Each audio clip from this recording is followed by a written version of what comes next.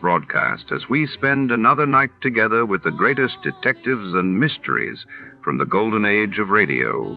Before we begin, I have a question for you. What first brought you to old-time radio? Was it a parent, a grandparent, an old recording? Or did you discover it completely by chance? I'd love to read your stories, so tell me in the chat where you're listening from and how your journey into classic radio began. And if you enjoy these nightly broadcasts but haven't subscribed yet, I'd really appreciate your support. It helps the station reach more listeners who still believe that a great story only needs a voice and a little imagination. Now, the microphones are live. The signal is strong. Let's turn to the Escape Radio newsroom and take a look at the headlines from this day in history. Thanks, Stefano. July 11th is a date defined by exploration, power struggles, and artistic expression. In 1405, Chinese fleet commander Zheng He set sail for the Spice Islands on his first major expedition, commanding a massive fleet of 208 vessels, including 62 legendary treasure ships, carrying nearly 28,000 sailors. Turning to 1533, the political and religious landscape of Europe shifted dramatically when Pope Clement VII excommunicated England's King Henry VIII. And in 1818, the English poet John Keats captured his experiences on paper, writing 3 of his notable works: In the Cottage Where Burns is Born, Lines Written in the Highlands, and Gadfly. Stefano, the floor is yours for the first detective episode of the night. Tonight, in the rain-soaked city streets where secrets glimmer under neon lights, a private eye is drawn into a case that smells of trouble and desire. When the enigmatic owner of the Heart of Gold nightclub seeks his help, he finds himself entangled in a web of betrayal, stolen fortunes, and a woman whose beauty might be his undoing. What price will he pay to uncover the truth? Shadows deepen and the clock is ticking. Before we begin, let's see what happened on the day it aired. It was April 3rd, 1949. That day, the world reeled as the North Atlantic Treaty was signed in Washington, forming NATO, while in the United Kingdom, the Royal Navy launched the world's first completely jet-propelled aircraft carrier. When I got the crisp $50 bill in advance, I figured my client had a heart of gold. But after I was beat up, double-crossed, and shot at, I realized just how hard a heart of gold can be. From the pen of Raymond Chandler, outstanding author of crime fiction, comes his most famous character as CBS presents The Adventures of Philip Marlowe.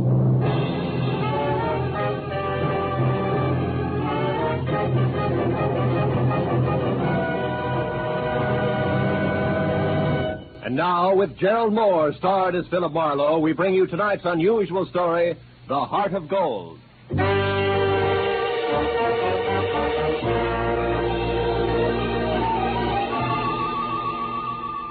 I had spent the day trying to decide how to spend the day, and finally convinced myself Sunday afternoon was a good time to catch up with neglected bookkeeping. But I only got as far as the office door because a special delivery letter was stuck in the mail slot. I ripped it open and watched a crisp $50 bill flutter to the floor. Pinning it down with my toe, I turned to the letter, which was dated Saturday. Dear Mr. Marlowe, kindly investigate the party who lives at 1903 North Ogden Street to find out if his name is really Elliot Perdue and what his occupation is. Then please come to my residence at 5 tomorrow, Sunday. I live at the home of a friend, Arthur Stewart, 33 Lemonwood Drive in Bel Air. I sincerely hope that $50 will be a sufficient retainer. Truly yours, Helen Asher. Judging from the tone of her letter, it was obvious that Helen Asher didn't hire private detectives very often. Nevertheless, I glanced at my watch, which said I had to work very fast, and I headed for 1903 North Ogden. It turned out to be a small house near Selma Street. I got out of my car and walked up to the door.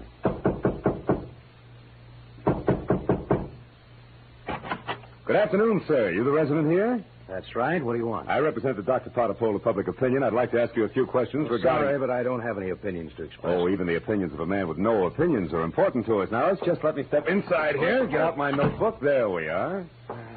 All right, but make it fast. Right. Now, what is your occupation? I'm an investment broker. With which firm? I'm independent. I see. And what is your name, sir? What do you need my name for? Well, for my personal records in case I have to come back.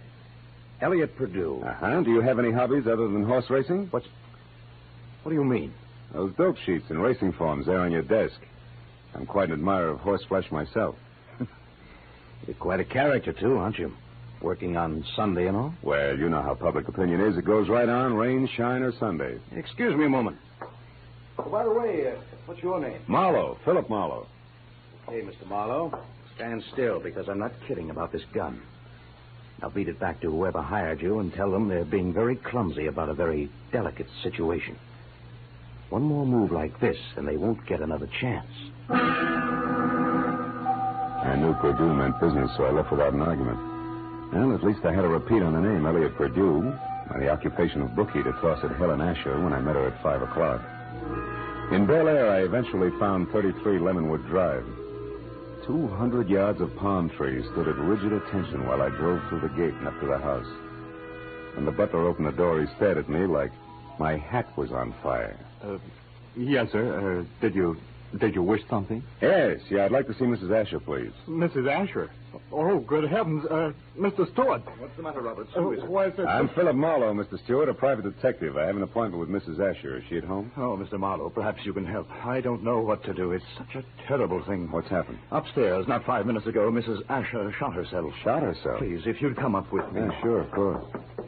I'm certainly grateful for your help, Mr. Marlowe. Yeah, this is her room. She's in here. There. Yeah, she's dead, all right. Shot herself in the left temple. Whose gun is that, Mr. Stewart? Well, it's mine. I kept it in the desk downstairs. Did you find her? No, Roberts did. I was out in the hothouse working with my orchids. You see, I've been out of town. I just came in this morning on the super chief from Chicago, and I wasn't expected back until Wednesday. Yeah, look, Mr. Stewart, do you mind telling me how well you knew Mrs. Asher? Oh, very well indeed. Ever since the accident 3 years ago, she lived in my house under my care. The accident? Yes, that's how she got those scars on her cheek and neck. As you can see, my hands were burned at the same time. Would you mind telling me about it? Well, I was living in Canada at the time. One day, my wife Florence and I went to a camp near Quebec, and we met Helen Asher our first day there. She was a pathetic, lonely woman, a widow. Oh? That very night, while she was visiting us, the oil stove in our cabin exploded. Oh. Florence, my wife, was killed. And Mrs. Asher was severely burned. It was ghastly. I can imagine. Mrs. Asher had no one, so I thought the least I could do would be to care for her, since I knew the accident had been caused by sheer carelessness on my part. You took over full responsibility for her? Yes, I did everything I could think of, but she never quite got over the shock of that night, and now this. It's horrible. Have you notified the police yet? No, You no. better do it right now. Yes, I'll go right downstairs and call them. The dead woman on the floor had been beautiful once. No doubt about it. This was my client's, and a certain $50 bill was burning a hole in my pocket. I wandered over to a writing table, and as I looked down, I noticed that the Sunday sheet had been torn off the memo pad. It bothered me. Tomorrow should mean nothing to a suicide, yet Mrs. Asher's memo pad showed Monday already. The sheet was blank, but on a hunch I tore it off and stuck it in my pocket. I was about to turn away when I saw a book of matches from the Conga Club. So I picked that up, too, and then I left. I drove around for some time trying to figure things out. Then I went down to police headquarters to see one Lieutenant Ibarra. It's suicide as far as we're concerned, Marlowe. Everything checks. Mrs. Asher was despondent and she killed herself. She didn't leave a suicide letter, but they don't always. How'd you get in on this? Well, she paid me $50 in advance to air out a small-time bookie or worse named Elliot Perdue.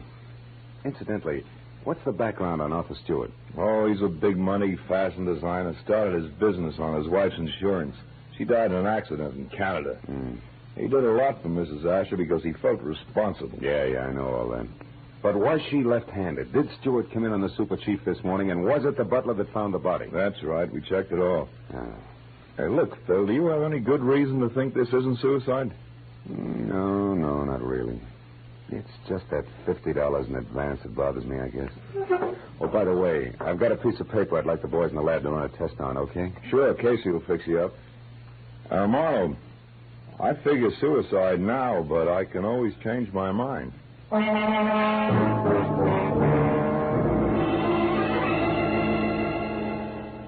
went down the hall to the police laboratory and handed the blank page of the memo pad to Casey. 10 minutes later, he explained that the impression showed a left-handed person had written a number, Bradshaw 711, with a wide point fountain pen, probably on the page just above the one I'd given him. Well, I thanked him, dropped 4 bits in the Christmas fund bottle, and found a phone. I dialed Bradshaw 711 and waited.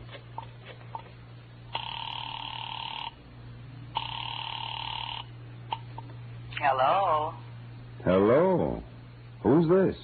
The man in the moon. Come up and see me some other time. Hey, wait a minute. I like your voice. And besides, 711 is a very lucky number. Uh-huh. 3 passes in a row. But don't let it fool you, Jack. The answer is no dice. Goodbye. Yes, well... I gathered she was in no mood for playing, so I decided to be strictly business and dialed again. There was no answer. I let it ring for some time, but Miss Golden's voice obviously wasn't taking any more anonymous calls. I'd left only the long shot, the book of matches I'd found on Mrs. Asher's desk. The Conga Club was on the Sunset Strip, so I drove out there, found a parking space on a side street nearby, and went in. I didn't know exactly what I was looking for, so I paid $1.10 for a scotch and soda worth 40 cents, just to help pass the time. An amber spotlight was glistening down on a set of sequin contours that would have melted the Ice Age down to a fortnight. And she was singing. For wherever my man is, I am his forevermore.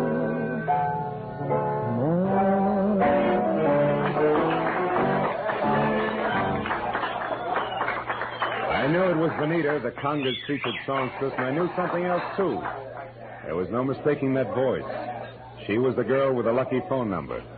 I wrote her a note, called a waiter to the table to deliver it, and then sat back to watch her as she glided over and sidled into a chair opposite me. It was your penmanship that intrigued me, Mr. Malone. It was your voice and so forth, mostly the so forth, that got me, Bonita. Would you care to decipher the Sanskrit you call the note? The waiter said you wrote it. Sure. It says important business. That's an idiom. If you wanted to talk turkey, how would you translate it? Do you know a woman named Helen Asher? Not that I remember. Why? Your phone number showed up on a memo pad. How do you account for that? How should I know? Maybe she intended to call me up. Look, you're quite a handsome man, Mr. Marlowe. But you look silly with your nose bent. Why do you keep sticking it into other people's business? Because besides being paid for it, it sometimes leads to meeting interesting and beautiful people. Present company included. What do you want? Mrs. Asher killed herself tonight. Mrs. Asher's dead? Yeah. And considering you said you didn't know her, you look very put out about it. All right. Marlowe, you win. But let's not talk about it here. Finish your drink while I get out of this costume. Then meet me outside by the front door in 10 minutes.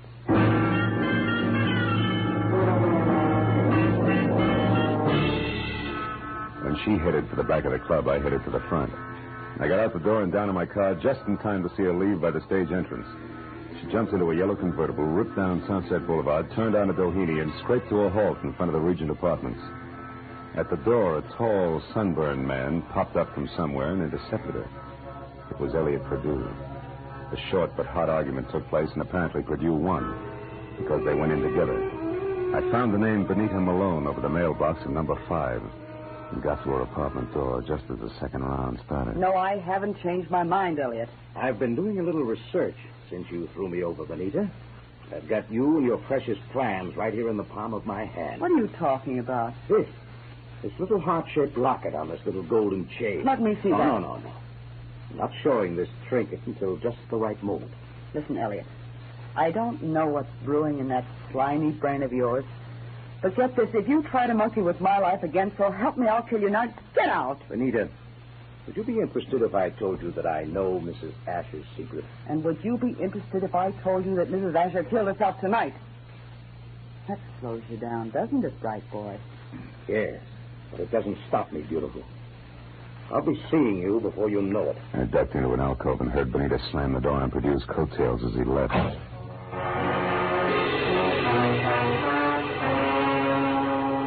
So, now I knew that Perdue, a locket, and Benita Malone added up some way to a bullet in the head for a scarred woman with a secret. I went back to my car and drove out to Stewart's house in Bel Air. When you were here before, Marlowe, I was so upset I hardly realized you were a private detective. You had an appointment with Mrs. Asher. Had she hired you? Yes, to investigate someone, but she didn't live long enough to give me the details. Now, what sort of trouble could she have been in to have needed a private detective? I don't know. But perhaps you can help me find out by answering a few questions. Anything at all, Mr. Marlowe.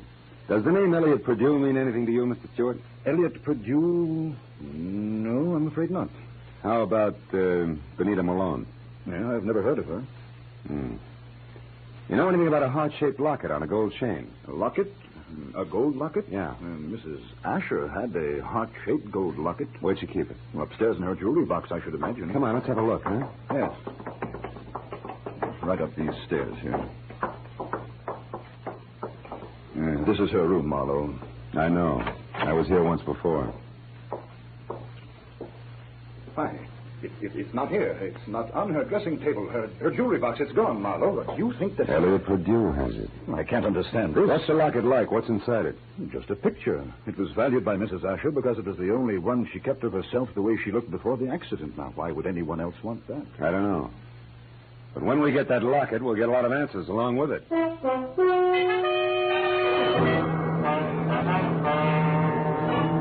Now I was more convinced than ever that Elliot Perdue, Benita, and the late Mrs. Asher's secret were all dangling from the same chain that supported the gold locket.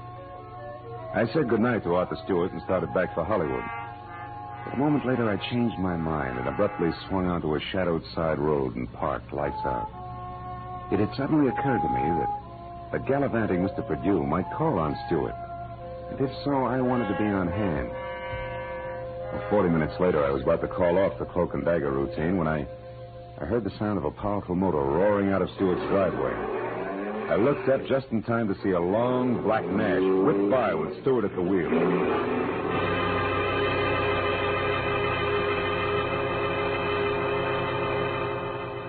From the speed of the car, I was certain he wasn't going out for the morning papers.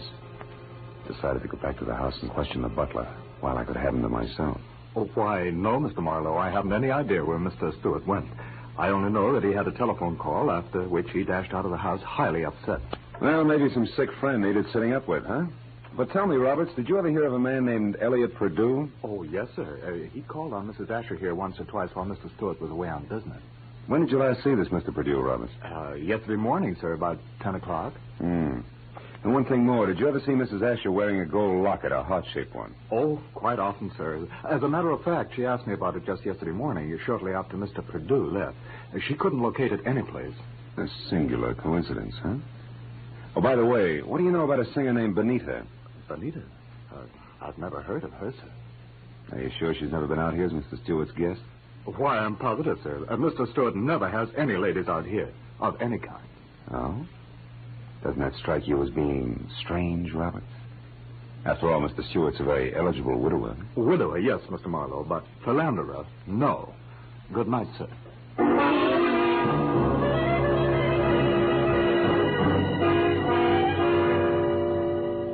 As I drove back to Hollywood, I tried to figure out where Arthur Stewart had gone. But I had about as much to work with as Gypsy Rose Lee after a third encore. Well, after discounting Benita's place in the Conga, there was only Elliot Perdue's house on North Ogden.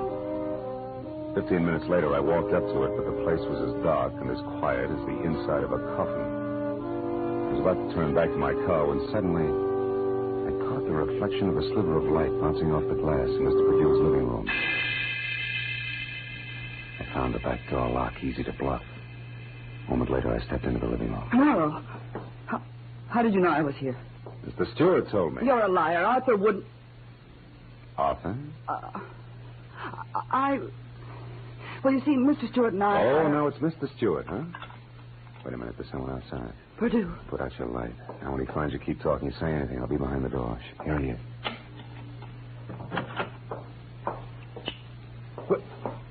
Well, Benita. What a waste of time, my dear. While you've been here rearranging my socks, I've been talking to your boyfriend with the locket safely tucked away right here in my breast pocket. How clever of you.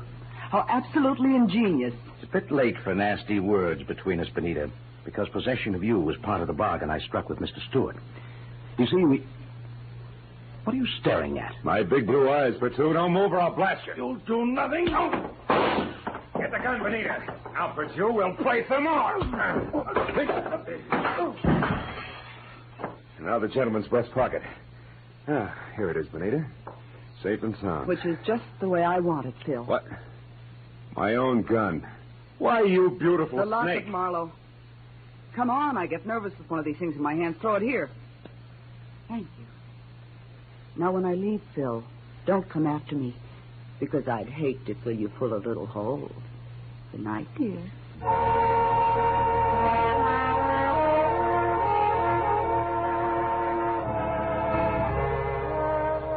When Benita stepped out of that house, I solemnly swore I wouldn't trust another woman for the next 100 years. But a groan from the body on the floor brought me back to 1948 and Elliot Purdue. I knew that he had seen the picture in the locket, so I went to work on him. Come on, Purdue, snap out of it. Come on. Huh? Oh, it's you, Marlowe. Who'd you expect, St. Peter? What was in the locket, Purdue? I don't remember. Maybe a call on Lieutenant Ibarra will refresh your memory. I doubt it. Then we better start playing games again. We'll start with one called Slap, Slap, Purdue. No, let me alone, Marlowe. Get your hands off me. You ready to start singing, huh? All we need now is the right lyrics. No. Come on, Purdue, talk. Stop it. I'll talk. Good. Now, why did Mrs. Asher kill herself? Because she had a good reason. Like what? No, it's a long story. Make it short. Okay, Marlowe. Here goes.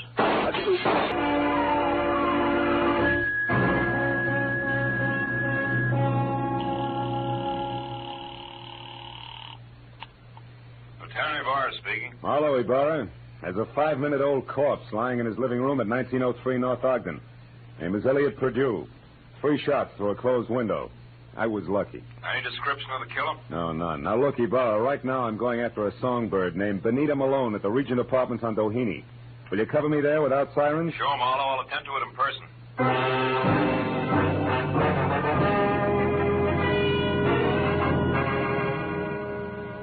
It was only a healthy center fielder's peg from Perdue's house to Benita's.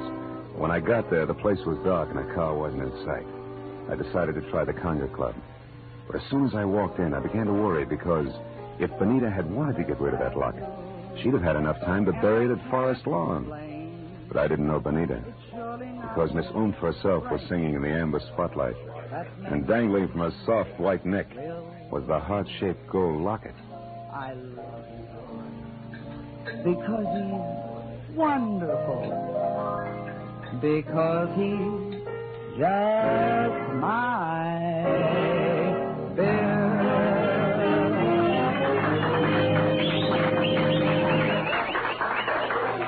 When she caught my eye, she smiled like a maitre d', and the moment she was through with her song, she headed back in my direction.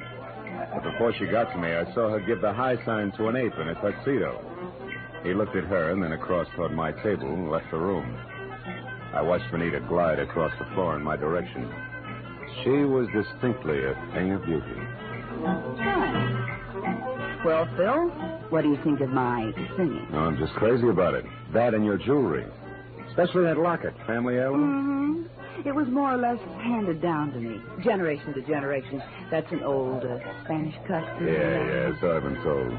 And I imagine tradition prohibits your parting with it, huh? That's right. Unless, of course, someone with oodles of money offers me lots of it in exchange. Then naturally I'd be obliged to part with it. I don't think you'd feel obliged to your mother on the second Sunday in May. Besides, I don't have oodles of money. Oh, you should have told me that earlier. Goodbye, good looking. Hey, wait a minute. We couldn't do any business in a minute. And don't follow me if you want to stay pretty.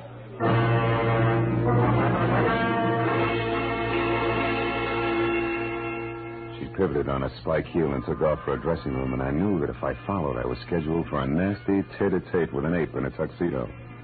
When I made the lower floor and saw that the long corridor to a room was empty, I knew the setup. The ape would be on the other side of the door waiting. Benita still had my gun, so I got the nearest substitute for a blackjack, a full bottle of Paul Masson champagne. Then I walked noisily down the corridor as far as her door and knocked. Turned the knob slowly, kicked the door open, and stood clear. It worked. The ape's hairy hand was wrapped around my gun, and it came down in an arc that was never interrupted. And that left him off balance. The ace hit the floor, and before Benita had a chance to close her mouth, I ripped the locket from her neck, picked my gun up, and ran. I didn't stop until I collapsed against the store window. Then I opened up the locket. 2 minutes ran out on me before I realized what was wrong with the picture. Then I knew. Arthur Stewart's home in Bel Air was my next stop.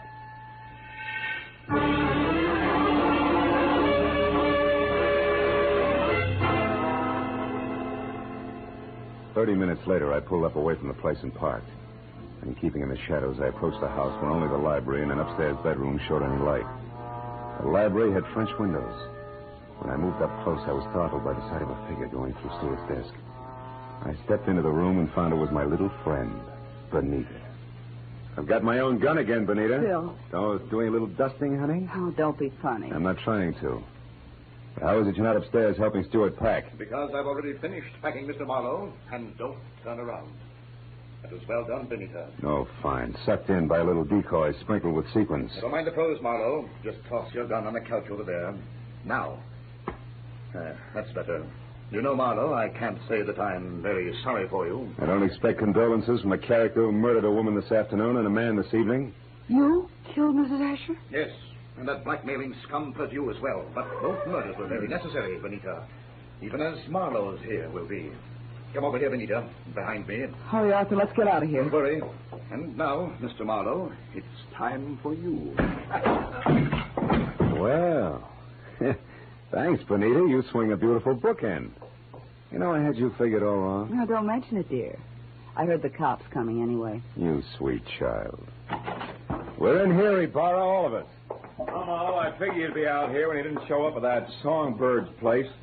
Well, what's this? A little man on the floor with a large bump on his head is Arthur Stewart, the man who killed Elliot Purdue to keep him from telling me the truth about Mrs. Asher, and the man who killed her this afternoon.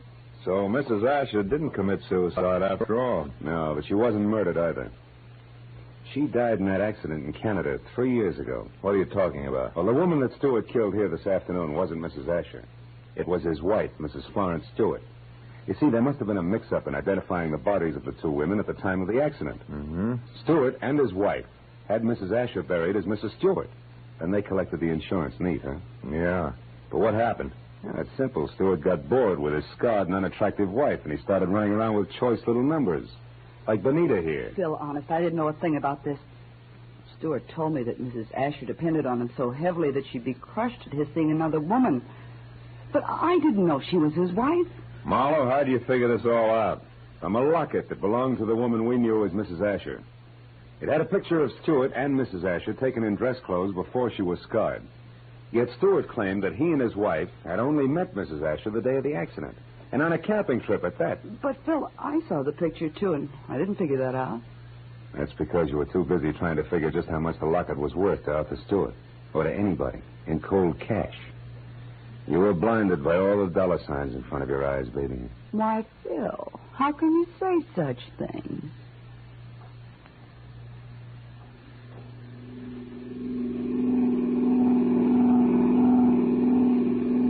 Now, Marlowe, just so I don't toss and turn all night, tell me just why you were hired in the first place. Well, Ibarra, it goes something like this. When Purdue knew that he was losing Benita to Stewart, he decided to check up on the opposition. And he not only found out what he wanted to know, but he found out a lot of things, too, that he didn't want to know. Mrs. Stewart, the late Mrs. Asher, became suspicious of his questioning, and incidentally of her husband. So she sent for me. Well, Marlowe, Stewart certainly had me fooled. I doped him out to be a very generous guy, a great benefactor who was doing the right thing for a lonely, unfortunate woman. Yeah, looked like he had a heart of gold, all right. But a funny thing, Ibarra, in the end, it was this heart of gold, this locket here, that got him. Mind if I keep it? Not at all. You had a tough enough time getting hold of it. Good night, Phil.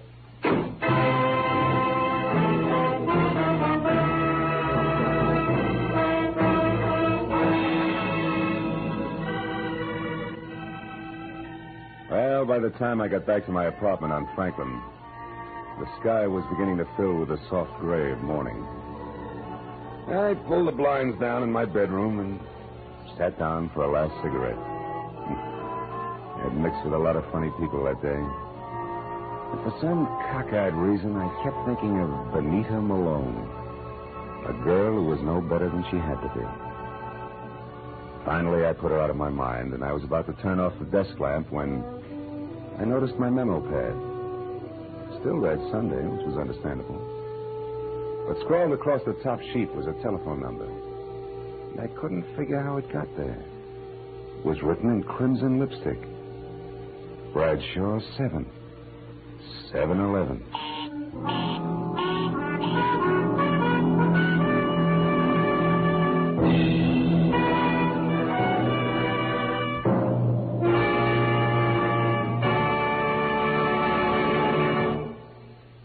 The Adventures of Philip Marlowe, created by Raymond Chandler, stars Gerald Moore and is produced and directed by Norman MacDonald. Featured in tonight's cast were Gloria Blondell, John Daner, Jack Moyles, and Ben Wright. Detective Lieutenant Ibarra was played by Jeff Corey. The special music was conceived and conducted by Richard Orant.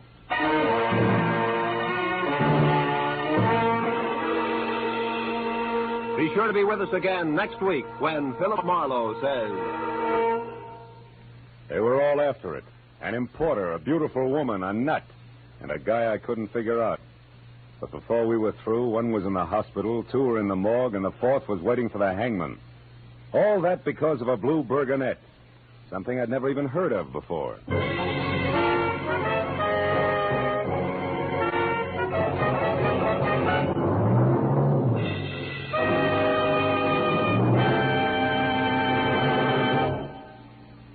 Dr. Fabian, the ship's doctor in cabin B-13, tells a new story of danger in far ports tonight over most of the CBS network stations. Tonight's story, The Island of Coffins, is another original drama by John Dixon Carr, famed mystery writer. You can hear it when the ship's whistles sound outside cabin B-13.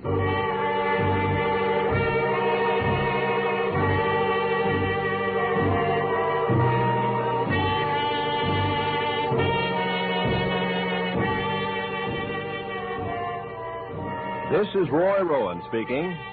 This is CBS, the Columbia Broadcasting System.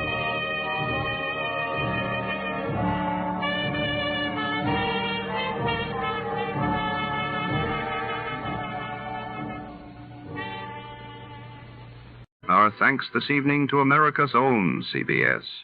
And before the orchestra strikes up again, let's see who among you really knows the golden age of radio.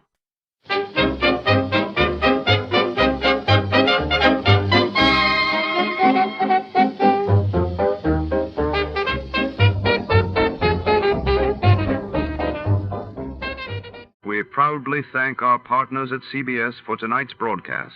And now, before our next mystery comes alive over the airwaves, here's a touch of music to set the mood.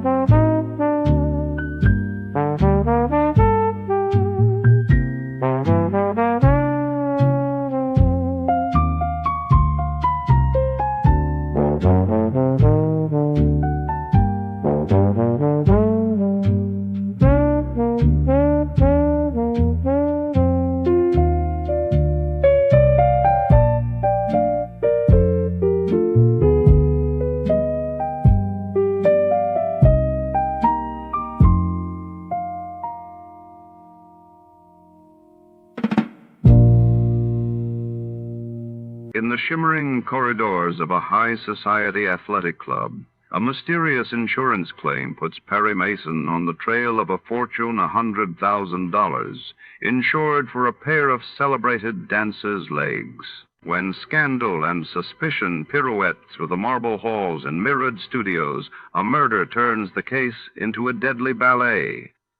Secrets hide in the locker rooms and shadows cross the parquet floors. Before to start, let's see what happened the day it was aired. It was December 28, 1957. That day the world watched as the United States announced its successful test of the Atlas intercontinental ballistic missile while in Europe. Pope Pius VIII delivered an urgent plea for peace in his annual Christmas message broadcast from Vatican City.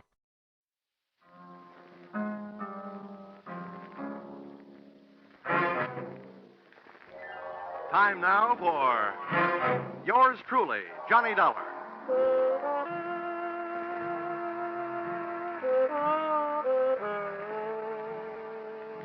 The next half hour has its baggage packed to take a trip with America's fabulous freelance insurance investigator, Johnny Dollar.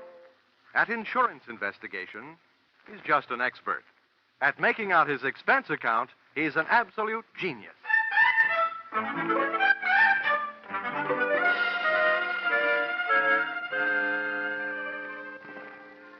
Expense account submitted by Special Investigator Johnny Dollar to Home Office, Highworthy Insurance Underwriters Association, Hartford, Connecticut. Attention, General Manager Harvey Anthony. Dear Mr. Anthony, here is your problem. The following is an accounting of my expenditures in the case of the $100,000 legs, or who put your company out on the limbs. Expense account, item 1, $60. $20 across the board on a losing horse I was rushed into betting on when you had me paged on the public address system at the racetrack. This is Harvey Anthony, Dollar. Thanks for calling back so soon. Now, when they paged me, they said it was an emergency. It better be. Why? What's the matter, Dollar? This is my day off. And if I know you, this call is going to make it an off day. If I know you, my friend, you won't mind this assignment. I want you to go out to Hollywood. Act as a bodyguard for a big movie star, Marilyn Major. Oh, not a bad body to guard. What's the deal? We've issued one of those publicity policies. Insured her legs for $100,000. Policy will only be in effect for 48 hours. We want you to stick with her. Just see that she doesn't get mixed up in any hockey games. I get it. She's been notified, so she expects you. Now, when do the 48 hours start? Tomorrow noon. Can you make it? Yeah, with the help of American Airlines. Got enough cash with you to buy your tickets? About that, I'll know right after the next race. I'll call you from Hollywood.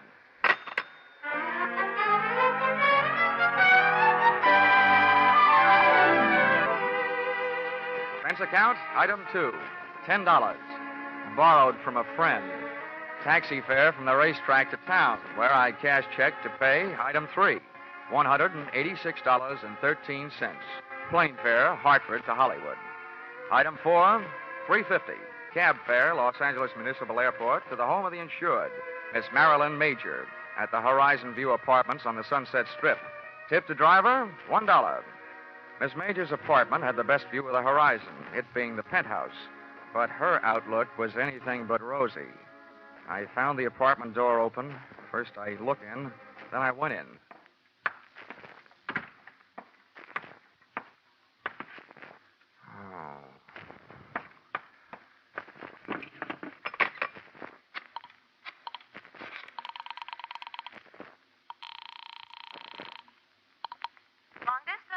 I want to place a person-to-person call, please, to Mr. Harvey Anthony at Hartford, Connecticut.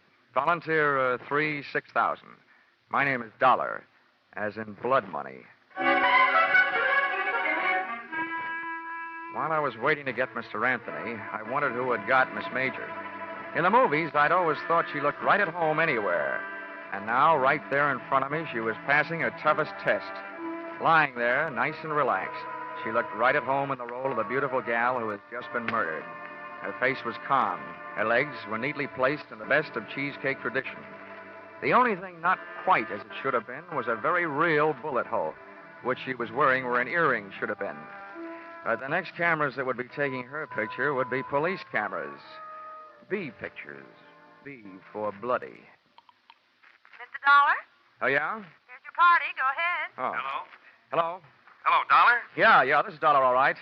Anthony, first I want to tell you those legs you insured are still in beautiful shape. Good, fine. I only hope you didn't also insure Miss Major's life. She's dead. What? Marilyn Major dead? That's right. Oh, we certainly do insure her life.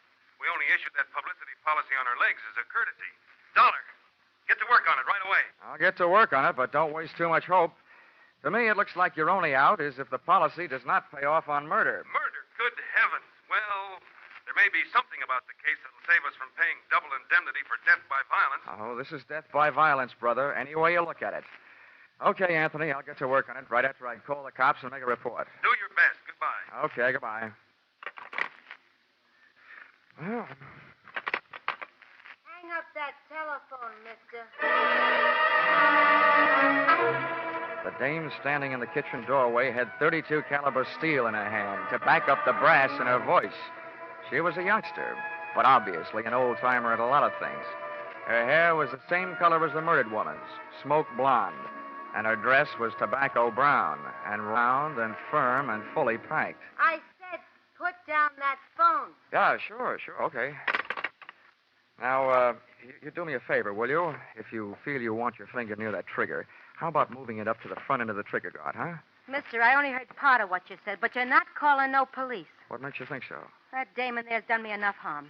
I came here to kill her, but somebody beat me to it, and I'm not taking the rap. Okay, so beat it. Who cares? Then I'll call the police. Somebody's going to eventually. Before I go, I'm finding a few things and taking them with me. Now, come on, get up on your feet, mister. You're coming with me in the bedroom. Okay, don't get excited.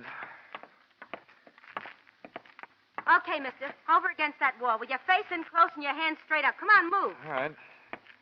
You learn this at the movies or by watching your friends work? Don't be a wise guy. I'm not as dumb as I look. Now, hold still. Look, sister, by this time I shouldn't still like you well enough to warn you, but what you're doing right now will get you in plenty of trouble, even if you didn't commit this murder. I'll take that chance. If you don't get picked up for larceny, they'll still get you for tampering with evidence. As far as the police are concerned, at the scene of a murder, nothing gets touched. They like it that way. What I'm taking won't even be missed. There are plenty more here just like him. That's all she's gotten here. Love letters from men. Who are you covering up for? Your boyfriend? It's none of your business, mister, but it's my husband I'm covering up for. Well, then you're just plain nuts. If he knew her, they'll find that out. And then if they want him, they'll find him. Yeah, and they'll find him dead. Huh? My husband committed suicide over that no good dame this morning. Oh. No, I've had enough out of you. Back up. 2 steps. Okay. Now get over there and into that closet. Come on. Too bad. What's the matter? I always feel sorry for a sucker. I felt around in the dark. It was a small closet. That meant not much air. That meant doing something about it. I took my fingernail file, stood it on edge, and slipped it under the door, pressing down the nap of the rug. I did the same with my fountain pen. That would at least allow a small supply of air to sneak into my stuffy little cell. And then I glued my ear to the thin wooden panel that separated me from the bedroom. It wasn't long before my captor apparently completed her search. I heard her pass the closet door and head for the front room. I didn't hear her dial the phone, but it didn't take me long to realize that's what she was doing and who she was calling. Give me the police. This is an emergency. Hello? Hello, police. I want to report a murder. All right. Hello? There's been a murder. The movie star Marilyn Major in the penthouse. The Horizon View apartment on the Sunset Strip. Never mind who I am. I've caught the murderer. You'll find him locked up in the closet. From the moment she hung up, I could only guess what was happening. I heard a man's footsteps rush in and then his voice. Blackmail me, will you, you cheap little fraud? That's what I'm paying you for these letters. Now I'm taking them with me. I didn't think I had the time to spend picking the lock on the closet door, so I started kicking. The girl who had just tried to turn me into the cops was lying on her face in front of the telephone stand, and a covey of bullets had turned the brown silk on her back into wet red lace. She'd been shot in the back, and if she'd succeeded in finding her letters, her killer had taken them with him. I made a quick search myself, and took a look through the remaining sets of letters. One from a guy who signed himself Baron, and the other one from a guy whose autograph read, "With all my love, Lawrence." My instincts were trying to pull me out of that apartment, but one look down the street threw them into reverse.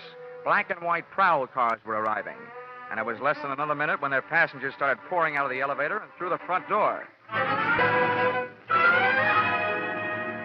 right, watch out. I'll take you.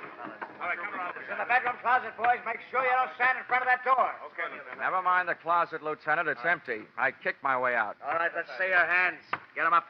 I swear I'm going to buy some stock in a gun company. Everybody's got them. Miller, get around behind him. Check him for weapons. Yes, sir. He's clean, Lieutenant. Okay. Who are you? Johnny Dollar.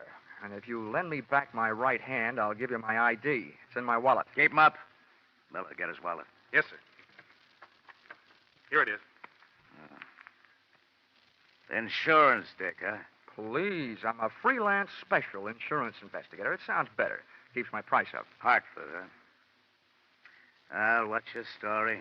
Well, first, I'd like to go on record as saying I didn't commit either one of the murders. Either one? What are you talking about? Well, this one here is the girl who phoned in the report that brought you here. The one she was talking about, Marilyn Major, is lying just as dead on the floor in the bedroom. Miller, get in there and take a look. Yes, sir. While he's looking, you keep on talking. Okay, I'll start from the beginning. I was sent out here by Highworthy Insurance. They just issued a policy on the legs of that dame in the other room. $100,000. Publicity stunt. I was supposed to protect their interests. What do you mean by that? Well, what do you think? I was supposed to see that she didn't attempt any Hindu fire dances or try walking any tightropes during the next 48 hours. Well, your worries are over in that department, at least. What else? When I got here, the door was open. I walked in and found her, dead. Any way to prove that? Any witnesses? Just one. She's lying there behind her. Uh-huh. Over the phone, she accused you of the murder. That's the wrong kind of a witness. No, Lieutenant. The wrong kind of dame. She knew I didn't do it. She was somewhere in this apartment when I arrived. Then why did you say it? I can hardly ask her. Listen, Lieutenant. She did tell me that she came here to get some letters. Her husband had written them to the Major dame. She said she was trying to protect him. From what? Who knows? Maybe she just wanted him to rest in peace. The guy committed suicide this morning. We can't check your story with him, can we? You've got a lot of dead friends. How did this one here get that way? I'm not sure. While I was in the closet, I heard her call you. And then a man came in and yelled something about blackmail at her and shot her. And naturally, he had disappeared by the time you kicked your way out of the closet. That's right. This story of yours may win some kind of a prize, Dollar, but not from me. I'm not a judge. That's one thing in my favor. Hey, Lieutenant, I got something. The dame is dead, all right.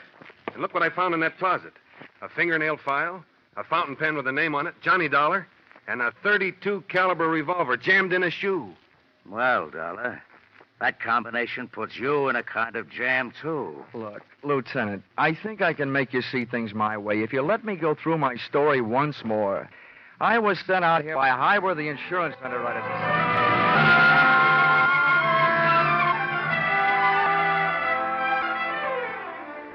Expense account, item 4, $3. Candy, gum, cigarettes, and magazines to make cell number 36, Los Angeles City Jail, less like a no place and more like a home. There's something about a jail door closing on you that sounds very final.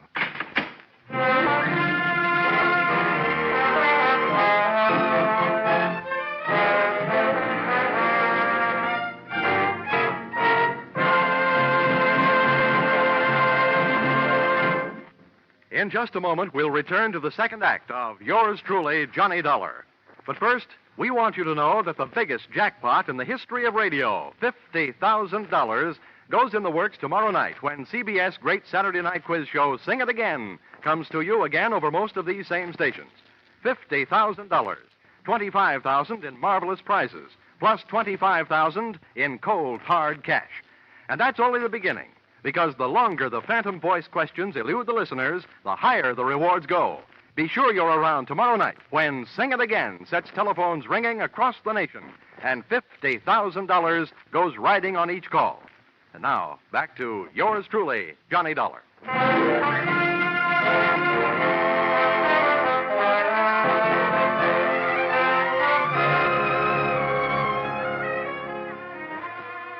accepted this Hollywood assignment, I visualized spending much of my time gazing upon bars, but not the kind offered by cell number 36.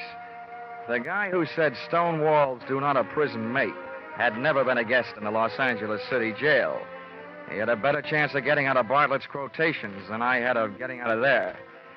But, as we keep saying in the insurance racket, never say die.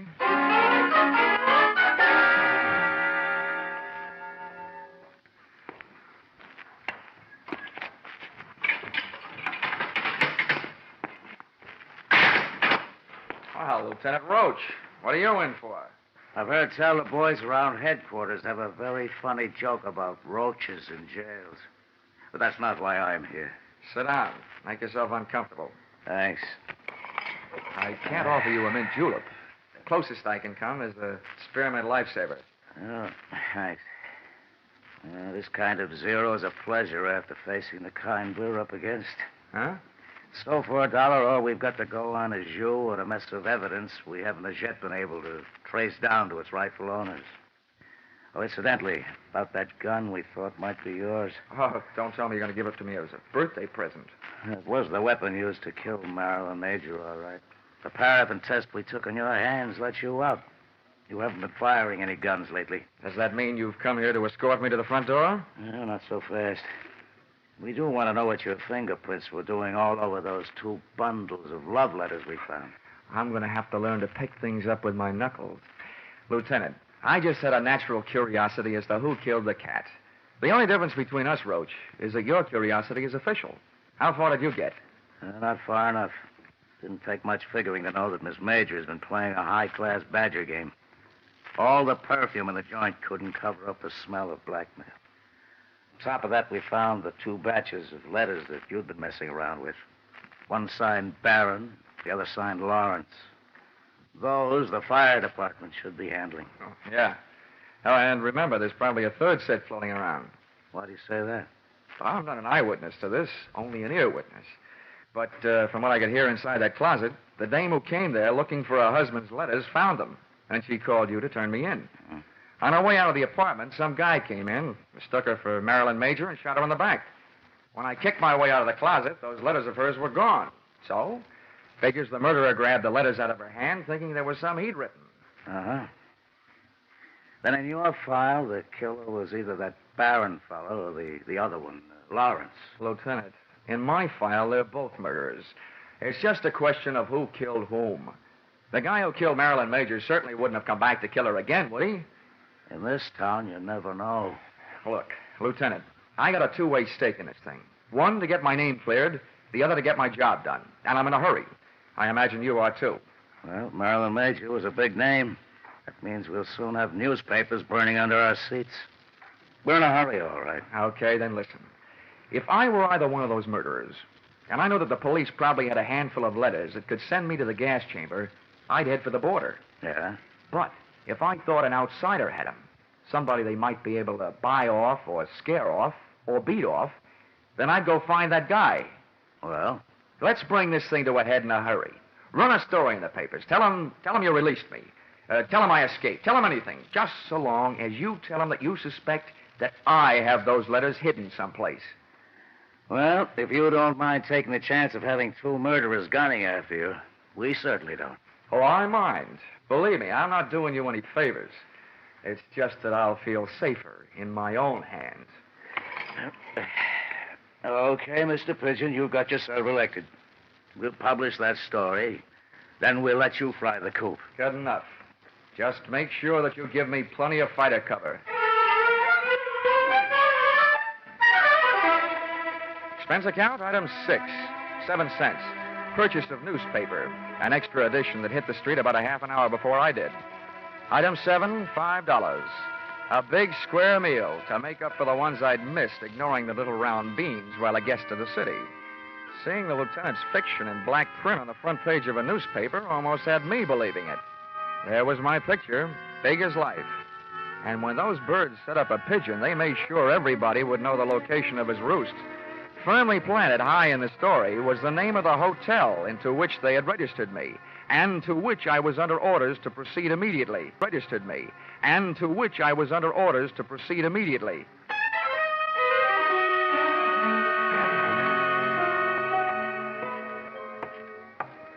As I walked down the hotel corridor to my room, I felt an icy chill and a flight of goose flesh headed south down my spine. Come in, darling, and close that door.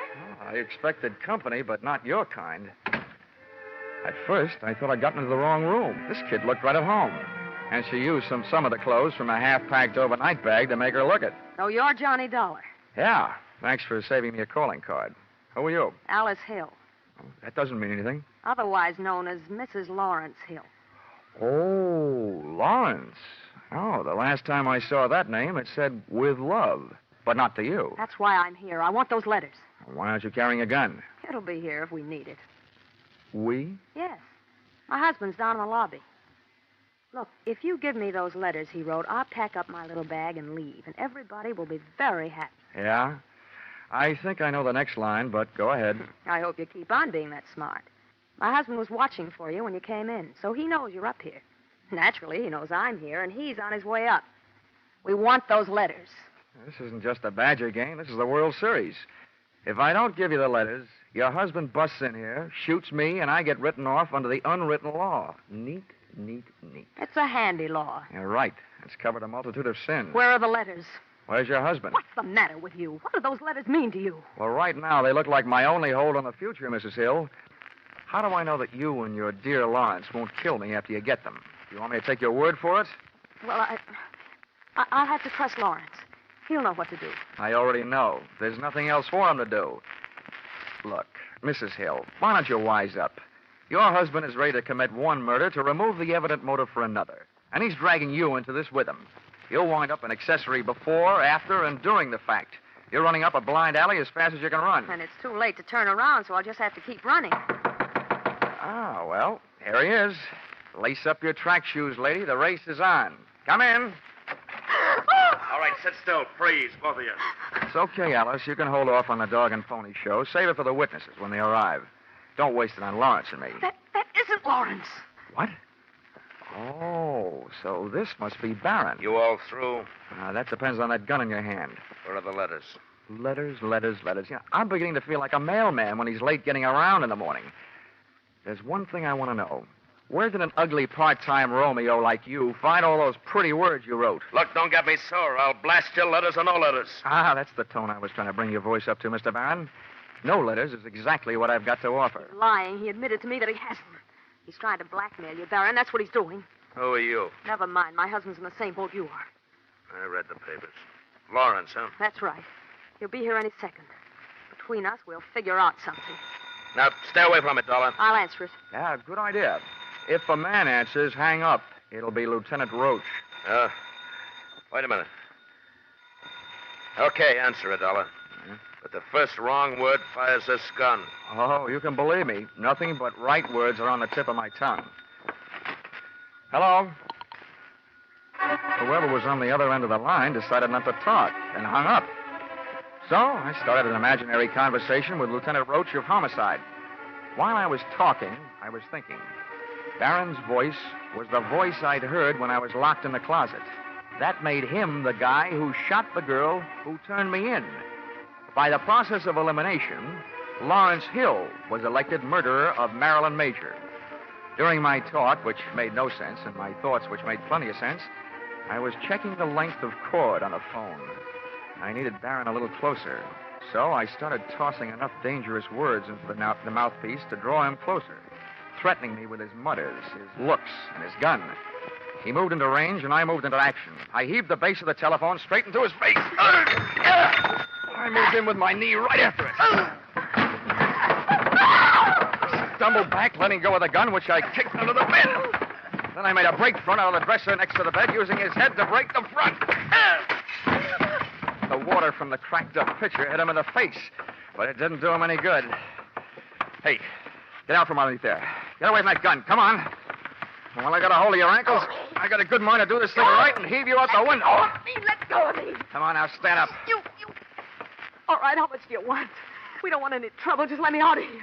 We'll pay you anything. My husband's an important man. So am I. I've had all the pushing around I'm going to take. From now on, I'm the dealer, and your hand is to shut up. All I want to do is get out of here. Oh, no, you don't. I baited you. You tried to bait me. Now we'll both sit here and bait your husband. That must have been him that called this room and hung up when he heard my voice. One thing I didn't bother to tell you. Your husband couldn't have known I was up here until then, because I came in the hotel the back way and came up here the back way. Elevator and all. What do you mean? You baited me. Why do you think the police put my name, my address, and my picture in the newspapers? To draw autograph on us? Oh. Oh, is right. Now get over there in the corner while I retrieve Mr. Barron's gun from under the bed before some mouse crawls out of the woodwork and tries taking a shot at me. Go on, get going. Turn around. Okay. Now, if you don't want me shooting runs in your stocking, don't make a move while I'm under the bed. I feel like something that old maids hope for. Lawrence! Where is he? On the floor. He's got a gun. Shoot him. Kill him under the bed. No, Lawrence, not him. Dolar, he's under the bed. Under the bed and taking no chances.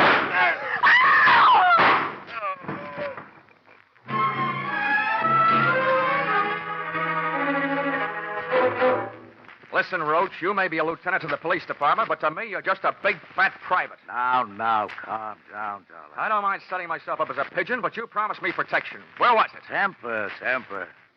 Now, who's who here? Let's get these stiffs sorted out, then we can talk. There's only one stiff. The other one, the one near the door, is Lawrence. He's only wounded. I had to shoot his pins out from under him. He came crashing in and killed Barron by mistake. That's Barron over there by the bed. Ah, another case of mistaken identity? How did he miss you? I happened to be under the bed at the time. Oh. And I wasn't hiding. No? I was looking for a gun, and I found it, and I used it. And if I had one right now, I'm not so sure I wouldn't use it on you. You still haven't told me why you left me here alone, holding the sack all this time. I'll tell you why. And I guess it was our fault. The men I had posted in the lobby didn't see you come into the hotel. Well, how do you like that? Johnny Dollar. Wise guy. Huh? Lieutenant, I got some news for you. Just to make sure I was taking no chances, I came in the back way.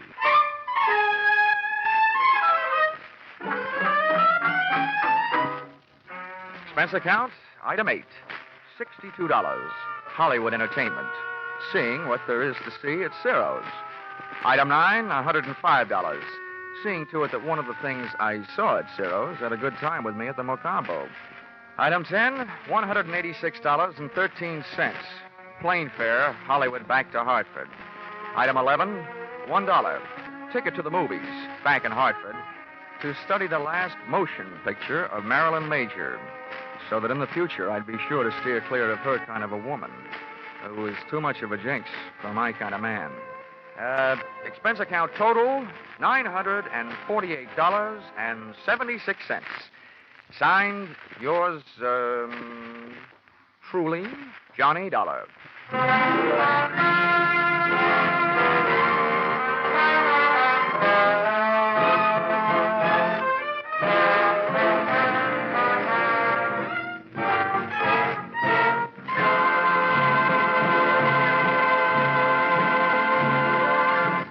In keeping with the Easter season, you'll hear a different kind of story on CBS Gangbusters tomorrow night. The authentic story of a former gangster's fight to go straight, broadcast in cooperation with outstanding parole authorities. You'll find this Easter Eve Gangbusters drama as gripping as any program CBS has ever brought to you. Tomorrow night, you'll also find a mid-April adventure with the intriguing title, The Heat Wave, on CBS Philip Marlowe program. Gangbusters and The Adventures of Philip Marlowe are regular Saturday night features on most of these same CBS stations.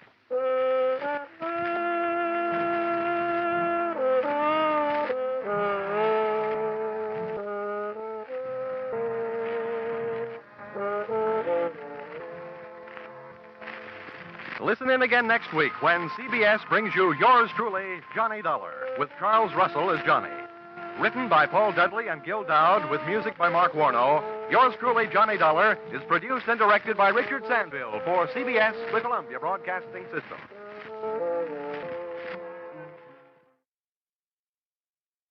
Ladies and gentlemen, we begin tonight by thanking our good neighbors at CBS. And now, before the next adventure reaches your radio set, a quick listener challenge.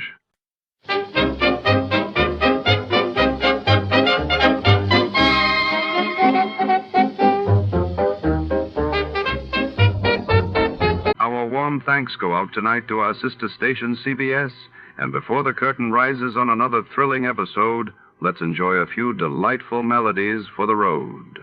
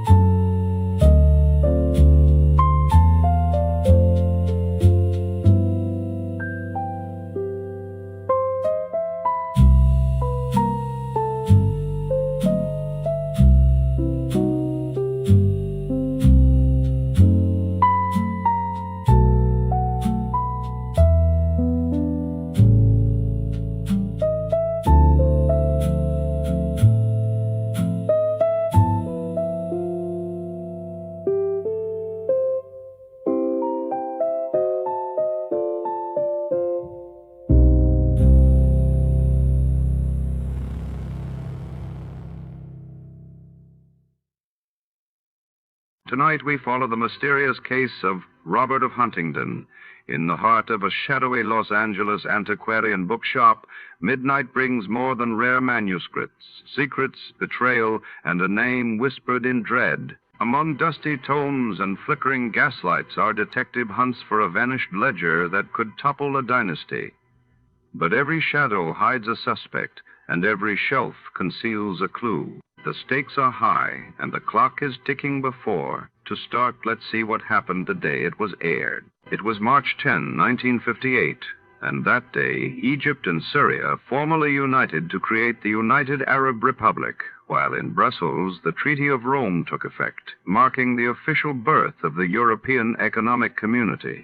Tired of the everyday grind?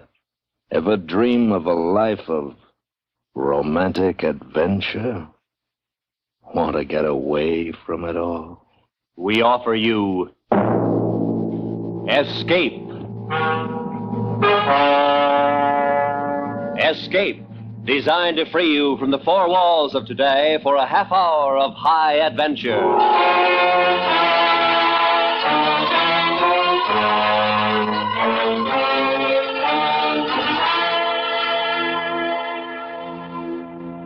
You are hiding in the middle of a great forest, quiet as a shadow, while closing in on you, hunting you down like an animal, is a silent archer who will kill you with an arrow through the heart. Listen now as Escape brings you Anthony Ellis's adaptation of the classic story, Robert of Huntingdon.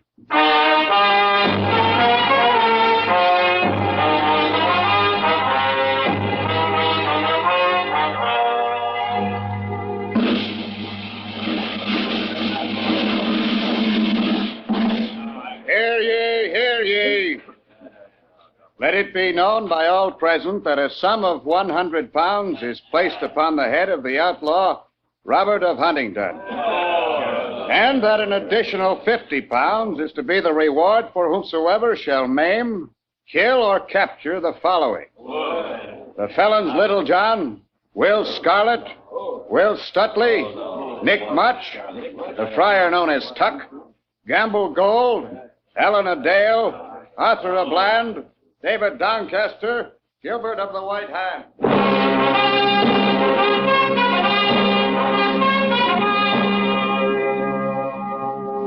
That proclamation was by order of His Worship, the Sheriff of Nottingham, in whose house a meeting was taking place. Robin Hood! Robin Hood! I'm sick of the sound of that name. Something's got to be done. It's gone too far. They shoot the king's deer in the king's forest. Why, they call it their forest. Nobody's safe anymore. Beggar, tinker, bishop, nobody. It's got to stop. Now, I want Sir Martin of Matlock to say a few words. He's offered his services in the name of the king and myself, Sir Martin. Well, lords, gentlemen, it seems quite obvious that your attempts to put a stop to this Robin Hood have been anything but successful. I've heard it said that more than once the sheriff himself has been tied backwards on an ass and sent trotting home. Quiet. We know all about that, Sir Martin. Do you mind getting to the point? All right.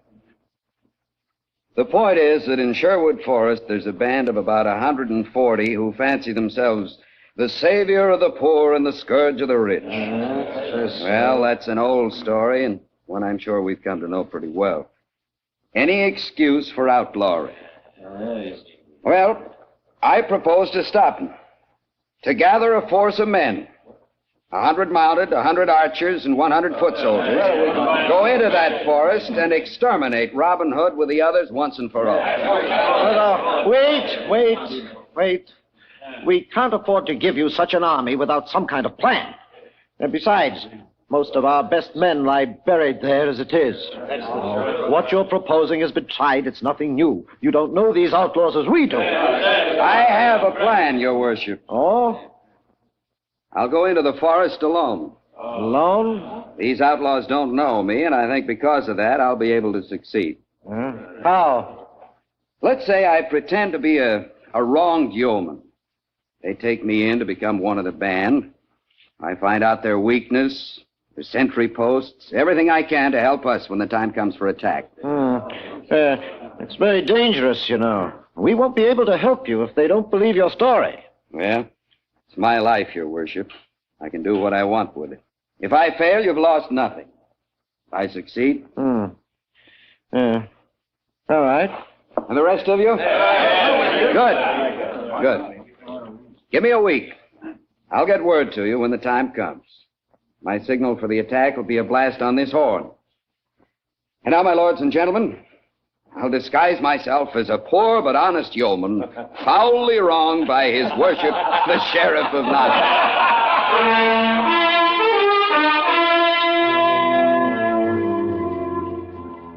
The sheriff had made an ally in Sir Martin of Matlock, and with him the hope that his worst enemy, Robin Hood, would at last be brought to justice.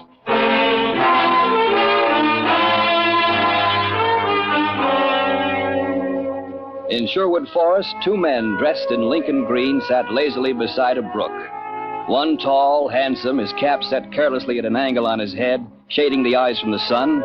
The other man, a giant, at least 7 feet, and an ell or more around the waist, chewing and sucking at the marrow of an entire oxen thigh bone.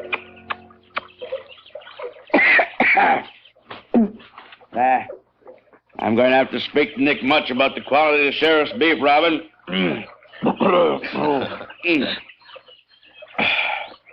Little John. And I've been thinking. Oh, sir. When was the last time the sheriff of Nottingham came to Sherwood? I remember. It was when Nick Much and I brought him. Remember we tied him backwards? Yes, I remember. It's more than a year ago, wasn't it? Doesn't it seem strange to you? Strange? Yes. Well, no, dull, maybe. Life isn't the same without that nasty little toad to worry. Robin, you've got an idea. We go to Nottingham, huh? We could do it again. 20 men storm his house. No, I wasn't thinking of that. But I have a feeling that something is wrong. He's up to something. I can feel it. The forest has been too quiet, and we haven't been bothered for a long time. I notice you're growing the beginning of a pot. Don't talk to me about pots, you great cumbersome hog. Little John. Wait a minute. What? Listen. To what? Someone's coming. Pick up your bow. Give me cover from the trees over there. I'll wait here. See who it is. Be careful, Robin.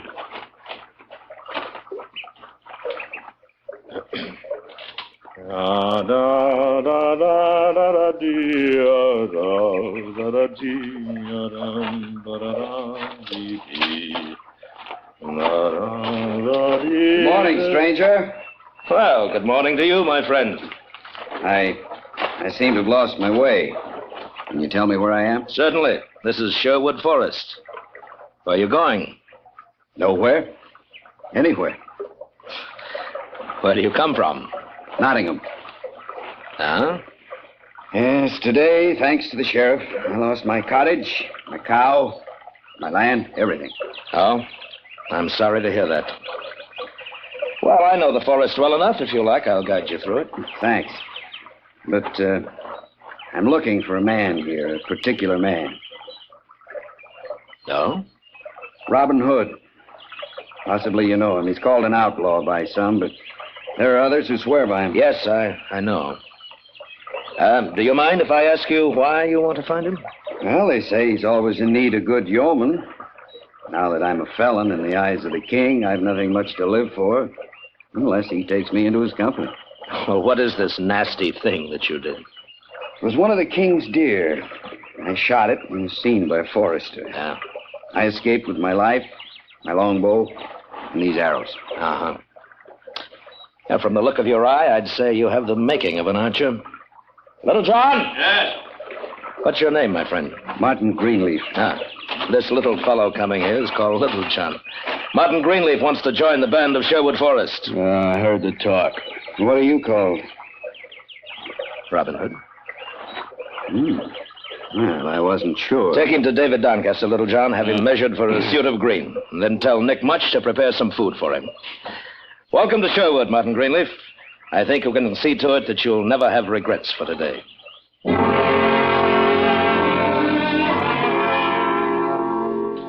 So, according to his plan, Sir Martin of Matlock was received with all the hospitality and kindness the outlaws could give. Only one looked on the newcomer with a jaundiced eye, Little John. Friar Tuck came upon the giant, sullenly whittling a shaving of wood.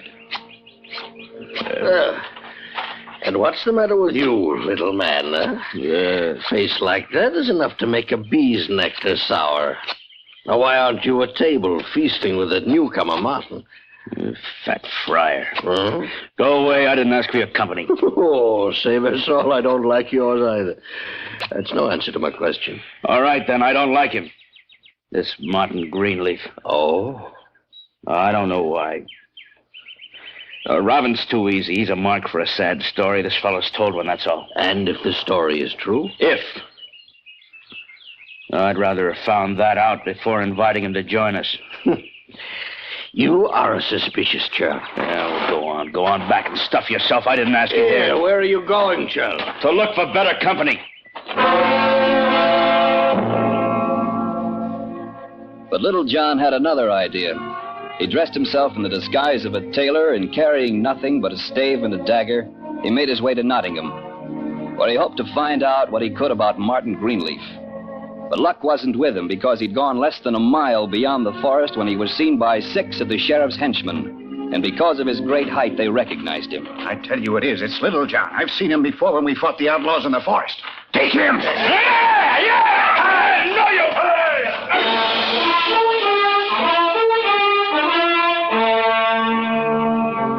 But the odds were too great, and finally Little John was taken prisoner into Nottingham, where he was locked in prison to await the sheriff's displeasure.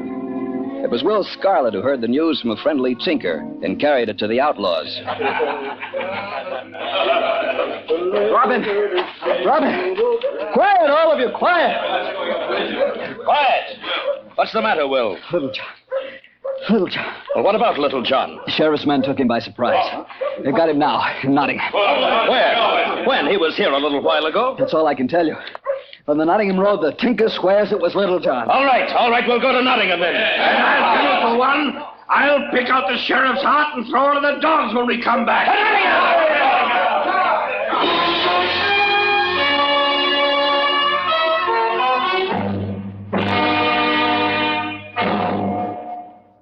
We will return to Escape and tonight's story, Robert of Huntington, in just a moment.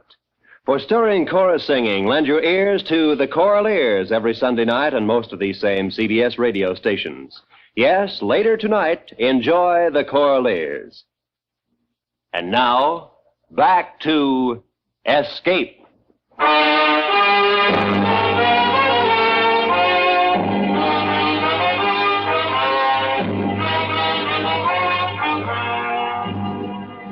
When Sir Martin of Matlock heard the news, he smiled. He hadn't expected things to work so well, so quickly. But also the suddenness of the event had taken him by surprise, and he had to find a way to warn the sheriff of Robin Hood's decision. Because every available man would be needed in the attempt to free Little John, Robin gave the spy a sword and arrows, and the men in Lincoln Green began the march through Sherwood to Nottingham. They stopped at the edge of the forest, and Robin called a council meeting. We'll wait until it gets dark. Oh, but every hour, Robin, every minute we wait, Little John has less of a chance. Chance? What chance do you think we'd have if we attacked in daylight? That's it, Will. That's why we've got to wait. Well, I say curse the daylight and curse the sacrifice. While we're talking, Little John may be dying. There's no other choice, Nick. Darkness is only about 2 hours away. With it, we'll have an element of surprise. Without that, we're finished. And so is Little John. No. Can I say something, Robin? What? Oh, Martin Greenleaf, of course. Wouldn't I be the least likely to be recognized among you? I mean, supposing I went to the prison alone, say as a pasty maker, selling my wares to the guards. You've got a lot of courage, Martin, but what? You know, it may be the thing. Oh, Robin, If you were to make yourself known to the guards, they might not suspect. When they're relieved of duty and replaced by others for the night, that might be our chance. While they're changing, if you could give us the signal to attack. 3 blasts on my horn. Yes, 3. Oh, right. If you are suspected, though, you know what it will mean. I'll take that chance. You took one with me, didn't you, Robin? All right, Martin. Do we all agree on it? All agree. You better leave your sword and bow with us. We'll have them for you ready when the time comes. And good luck, Martin. You naughty, naughty man. You're going to pay for all these years, you know. I've waited a long time for this. Perhaps you thought I'd forgotten your treatment of me the last time I was forced to go with you into the forest. Thank you, honest. Silence! You'll pay. You're going to pay. Slowly. Slowly. Having to listen to you is payment enough, you nasty little maggot. Silence! You wait. You won't be laughing long. First, there's a little matter of your master, Robin Hood. I've got a surprise for him, don't you worry. Couldn't be better. We won't have to bring him out of hiding. He'll come to us. I know if he'll try to do something heroic. Then I was right. Oh, yes, you were right. Well, come. When they do, we'll be ready. 300 men, you ugly pig. Waiting for them now, inside the gates of the town. What have you got to say about that? My little John.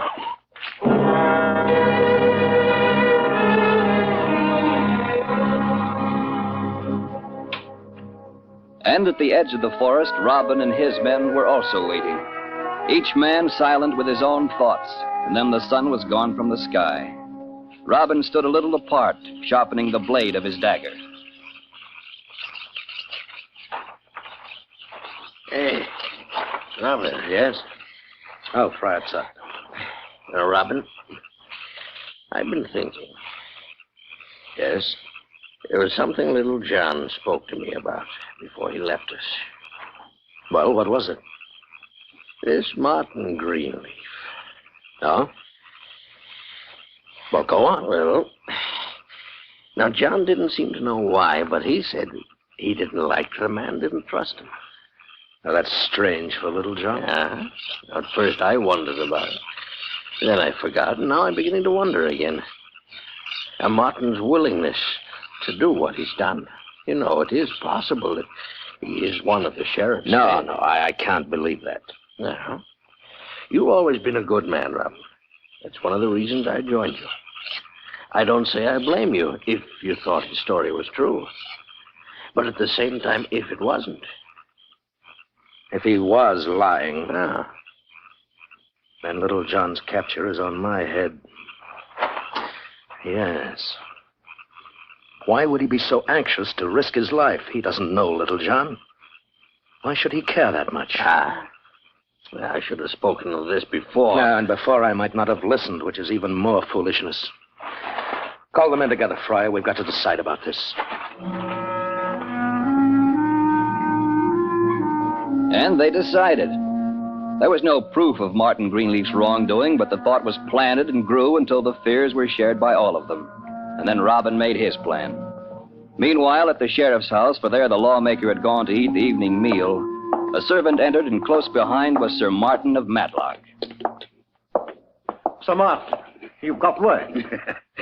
Better than that. I've got their plan of attack. You mean they're coming now? At nightfall. Better and better. We're ready. I never dreamed of such quick results. When the guards are changed in the prison court tonight, that's the signal for attack. I'm to blow 3 times on my horn. Good. The archers will be posted on the prison wall. Yes, and pikesmen inside the gates. And once the outlaws are in... Those that haven't been killed by the arrows... The horsemen can finish. We've got him. We've got him.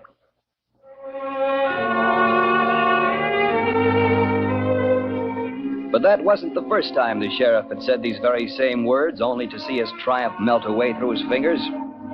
A little while later, as the last gleam of sunset was turning from gold to rust and clouds were tinged with purple, a ragged and forlorn figure was seen mingling with the soldiers inside the prison gates.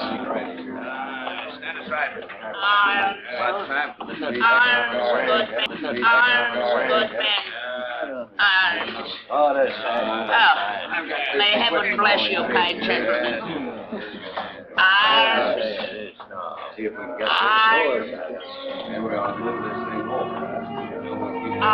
And slowly the beggar made his way closer and closer to the prison door. Then he was inside and sidling up to the guard who was watching the preparations in the court. Go on, get out of here. I haven't got anything for you. Get out. Kind sir, all I ask is that you... Don't make a sound or I'll cut your head off, and I mean it. Back. Get away from the door. All right, quickly. Take me to the dungeon where you're holding little John. And remember one sound and you're going to be a very dead man.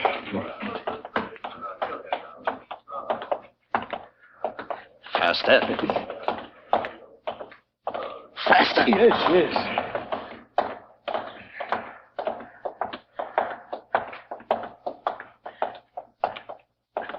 The key.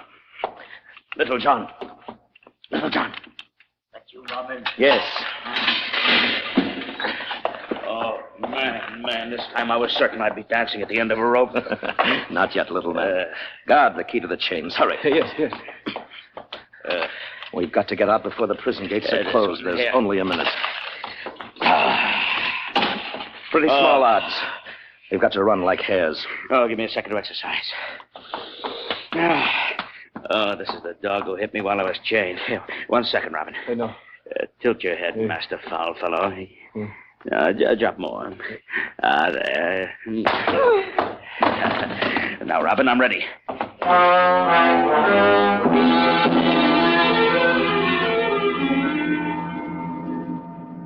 Robin and Little John made their way back to the great prison door, and outside into the court where the light of day was almost gone. 2 soldiers were approaching the gate to close it, and in the center of the square stood Sir Martin of Matlock, bugle in his hand. Astride away, looking pleased, the Sheriff of Nottingham. Walk as quickly as you can and as close to the walls as possible. Come on. Oh, I'd give my life for my sword or even my stave now. Oh, you shouldn't have come, Robin.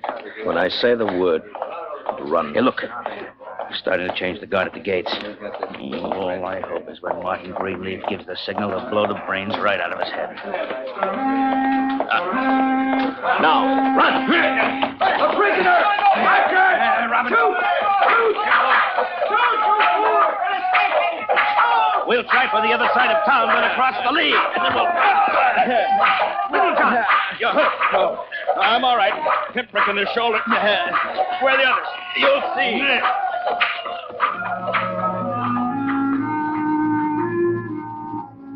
And because of the confusion, Robin and Little John escaped from Nottingham. And as he'd planned, Robin led the way across the lea to a long hedgerow some 200 rods from the town walls. And there they stopped because behind the brush was Robin's entire force. And each man had an arrow ready in his bow. Give me a sword, one of you, and a bow. Here, Little John. I had not much hope of giving them to you, but I brought them along in prayerful faith. Fat old devil, thanks. Quiet. Quiet now, men. They'll be coming out of the town in a moment. Be ready at the signal.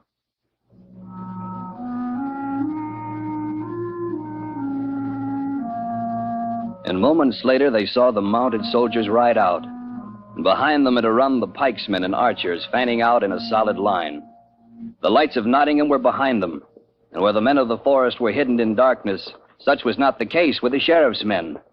The sound of hooves fell upon the stillness, and behind the hedgerow, every string pulled taut, every long bow bent.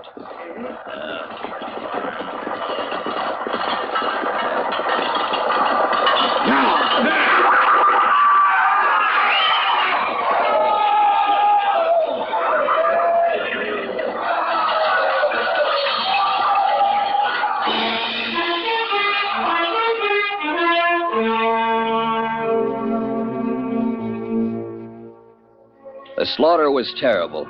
Almost every horseman had been unseated at the first volley, and the deadly cloud of arrows continued to fall steadily amongst the sheriff's army. And when finally in complete defeat the archers and pikesmen were falling back, the men in green with drawn swords charged and completed the rout. It was Robin who came upon Sir Martin of Matlock. This, Sir Martin, is for your treachery. This is for Little John. And this is for me.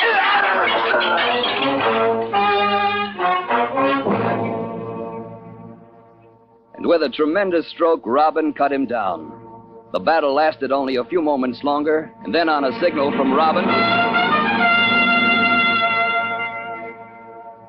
the men of Sherwood melted back into the darkness and the forest, leaving the field strewn with the sheriff's dead and hurt soldiers.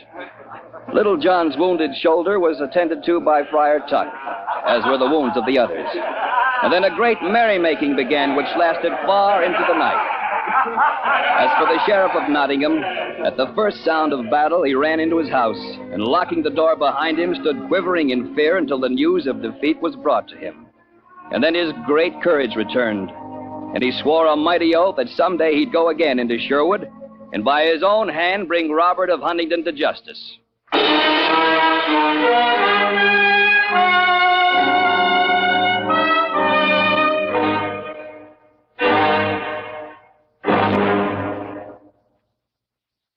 Under the direction of Norman MacDonald, Escape has brought you Robert of Huntingdon, adapted by Anthony Ellis, starring William Conrad as Robin Hood. Featured in the cast were Lawrence Dobkin, Edgar Barrier, and Herb Ellis, with Jack Crucian, Vic Perrin, John Stevenson, Harry Bartell, and Peter Leeds. Editorial supervision is by John Meston, and the special music for Escape is composed and conducted by Leith Stevens. Next week. You are standing at the entrance of a walled Arab town, while behind you, coming slowly through the night, are the shuffling footsteps of a blind beggar who will lead you into a harrowing world of darkness and terror.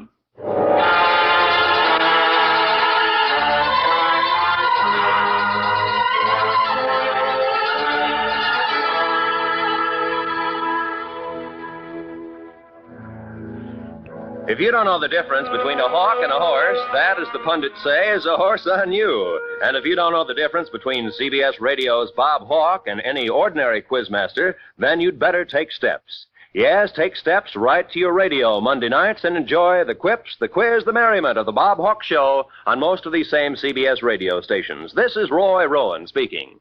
And remember, America now listens to 105 million radio sets and listens most to the CBS Radio Network.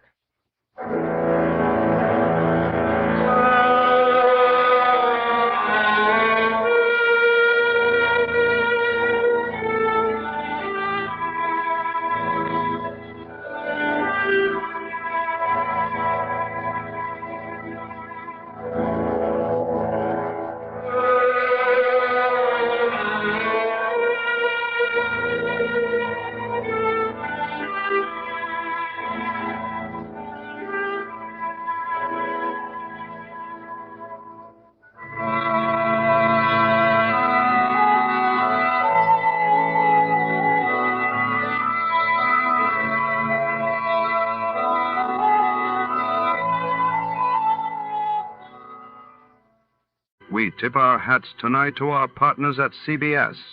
Stay tuned, folks, because before the next story begins, it's time for a fast and fun radio quiz.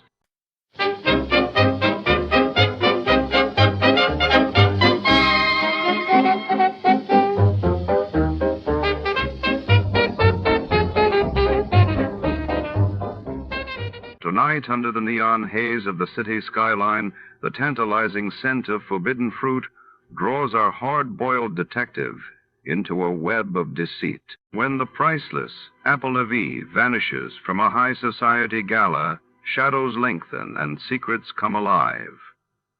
Who wanted it gone and why? With every step, danger and desire walk hand in hand.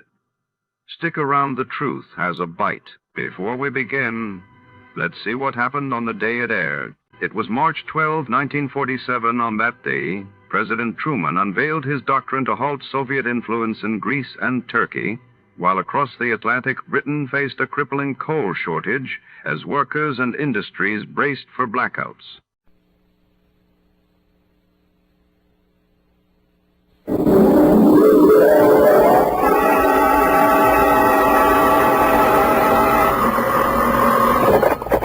Detective Agency?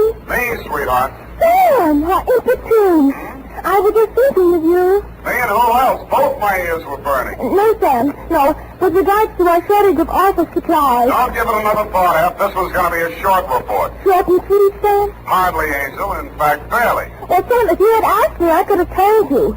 That girl was merely trying to stir up a tempest in her boyfriend's teapot. Again? It was perfectly observant to me, Sam, that she had sour grapes written all over her. Sour apples, Effie, but you're warm, and that's why I'm so fond of you. Oh, thank you, Sam. I'm glad I could be of help, though I must confess the apples are over my head. Well, don't feel bad about it. That's how Newton discovered the law of gravity. Stay where you are. I'll be right down to dictate my report on the Apple of Eve caper.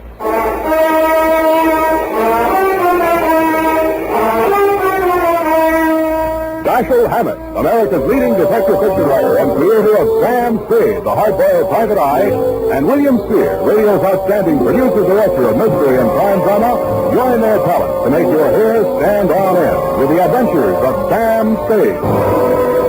Presented by the makers of Wildroot Cream Oil for the hair. Now, with Howard Duff starring as Spade, Wildroot brings to the air the greatest private detective of them all in the adventures of Sam Spade.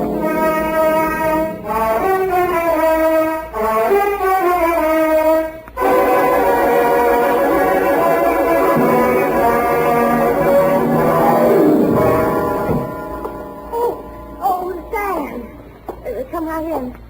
Sure. Why are you so nervous? Oh, nothing, really. I'm just glad to see you, dear. Oh, I'm glad to see you. That's all.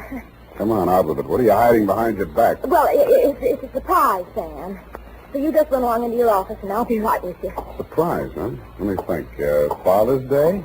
No, surely not. Oh, no, Sam, no. It's just as regards our shortage of office supplies. I do hope you'll be able to mince your words. What's all that junk you got stuffed in between the pages of your notebook? Where?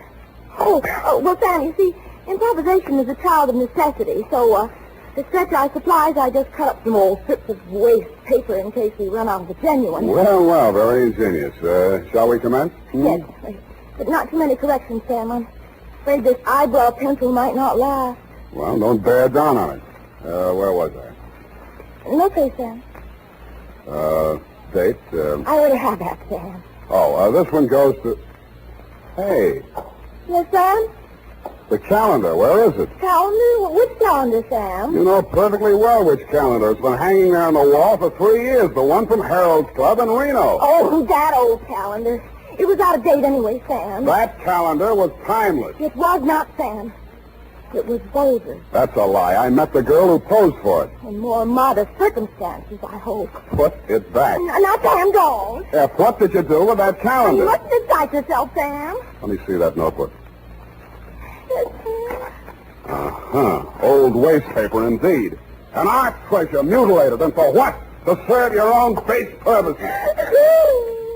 Just because you were too absent-minded to order a few office supplies. But I frequently alluded to our dwindling resources, Sam.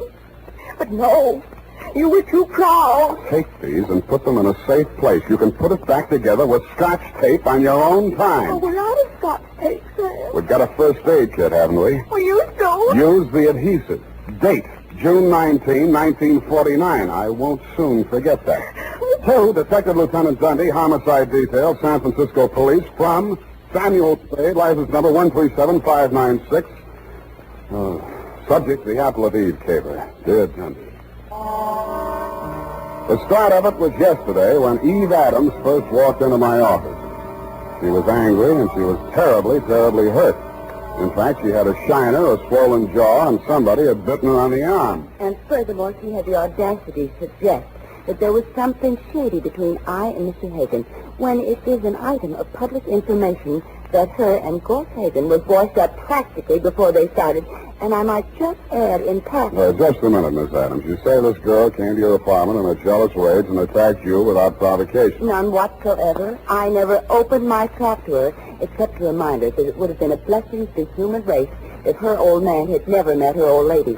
And if she thought those 3 layers of pancake on her puss could fool a blind man at her true age, and seeing as what her mouth was, she should never open it for fear of what might come out. I see. And the girl's name? Down at that flea bag where she works, she's billed as Dream of Love. And is she ever a nightmare? Dream of Love. That's D-R-E-A-M-A? It says there, but I do not intend to take this episode lying down on my chin, Mr. Spade.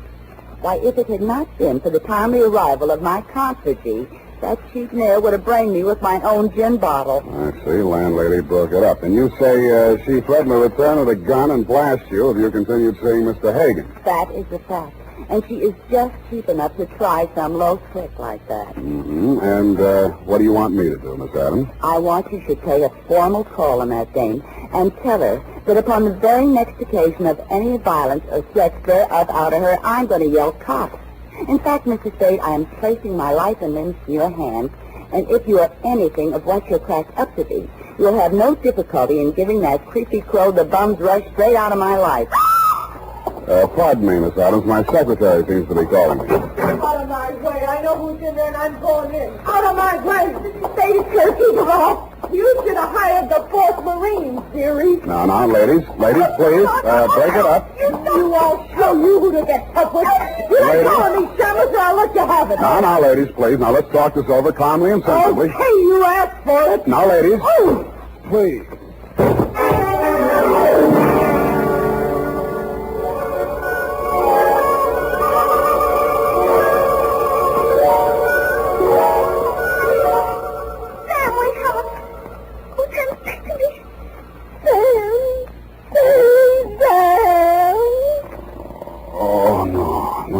Don't hit me again. Now, you can have the jewels. Oh, Sam, you poor darling.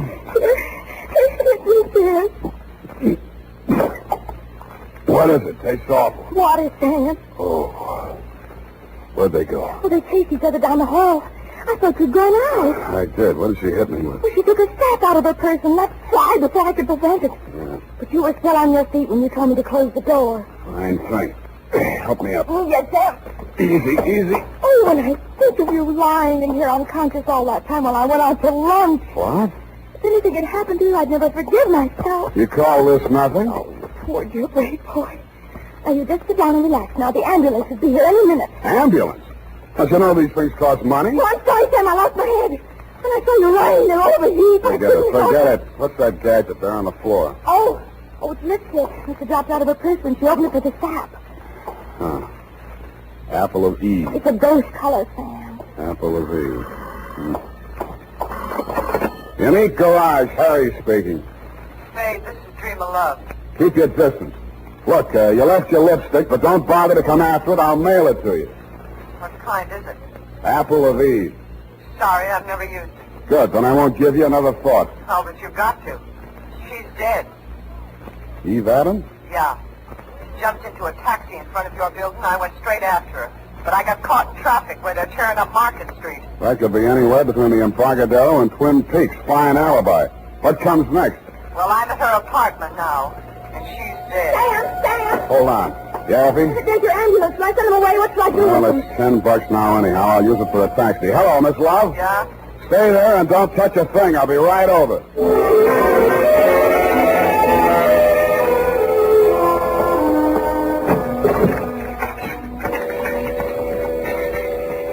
Dream I hadn't waited, if that was really where she'd called me from. Eve Adams was on the bedroom floor in front of a dressing table. There was broken glass all over the floor. The place reeked of perfume. The front of her negligee was splashed with red. I looked for the wound, but I didn't find any. Then I looked at her hand. All the nails on her left hand and 2 on the right were the same color as the stain on her clothing. Evidently, she'd been seated at the dressing table putting on nail polish when the murderer entered the room. The back of her head had been creased by the well-known blunt instrument, such as a heavy sap. I felt the bumps on my head and looked at the overturned nail polish bottle on the dressing table. It was called Apple of Eve.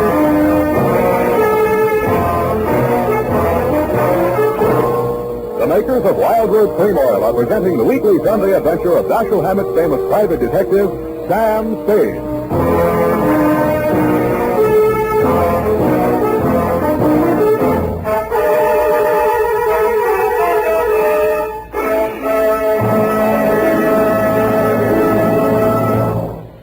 Now, important news on good grooming. If you want the well-groomed look that helps you get ahead, socially and on the job, listen.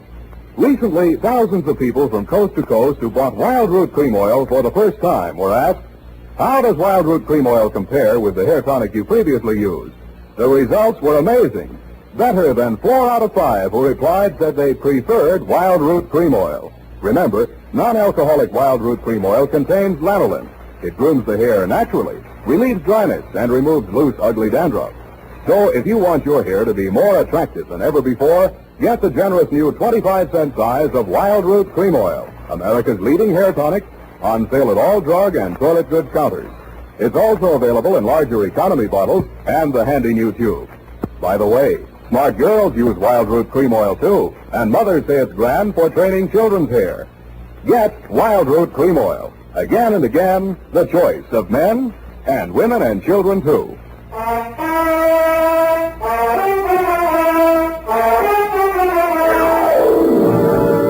And now, back to the Apple of Eve caper. Tonight's adventure with Sam Spade.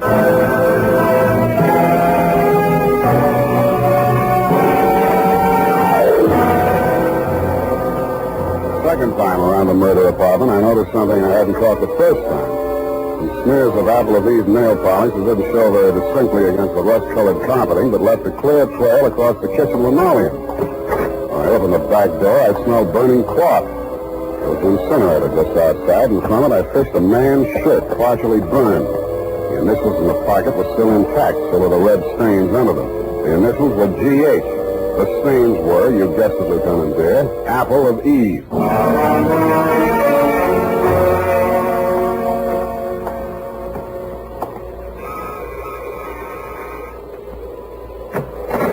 Yeah? I'm looking for Miss Dreamer Love. She home? No, she isn't. Thanks. I'll come in and wait. Hey, wait a minute. Okay, you're in. What do you want with her? She's in a little trouble. You a cop? When do you expect her back? I don't know. What's his trouble? She threatened to kill a woman, and now she's dead. Who? A girl named Eve Adams. Why would she want to kill Evie? The way I got it, they were locking horns over a guy named Gorse Hagen. You know him? Yeah, and I wish I didn't. Who is he? He used to run a gambling ship down at Malibu's, and the law turned it into a bait barge. Now he calls himself a yachtsman. But if you're trying to connect him up with my sister, it's a bad connection. She hasn't seen him in years. His idea or hers? Hers? And mine. And what was the beef? And who are you? I'm her brother. Eddie's my name. And why would there be any beef between those two? Evie was my sister's best friend, and she was engaged to me. And this news must be quite a shock to you. You're taking it like a little soldier. She was asking for it. I warned her. I begged her to leave town with me. But no, she couldn't sneak off like that without letting Gorse know the score. I told her he'd kill her before he'd let her go. Mm-hmm. You live here, Eddie? Yeah, whatever. Where do you keep your shoes? In a closet, kidder. Where do you keep yours? Under the bed? Which closet, in here? Wait a minute, Take your hands off of me. Let me see your warrant. That better be good or you're going out of here on your head. Take your hands off me, Eddie. Let's see that warrant. All right, I got a warrant, Eddie.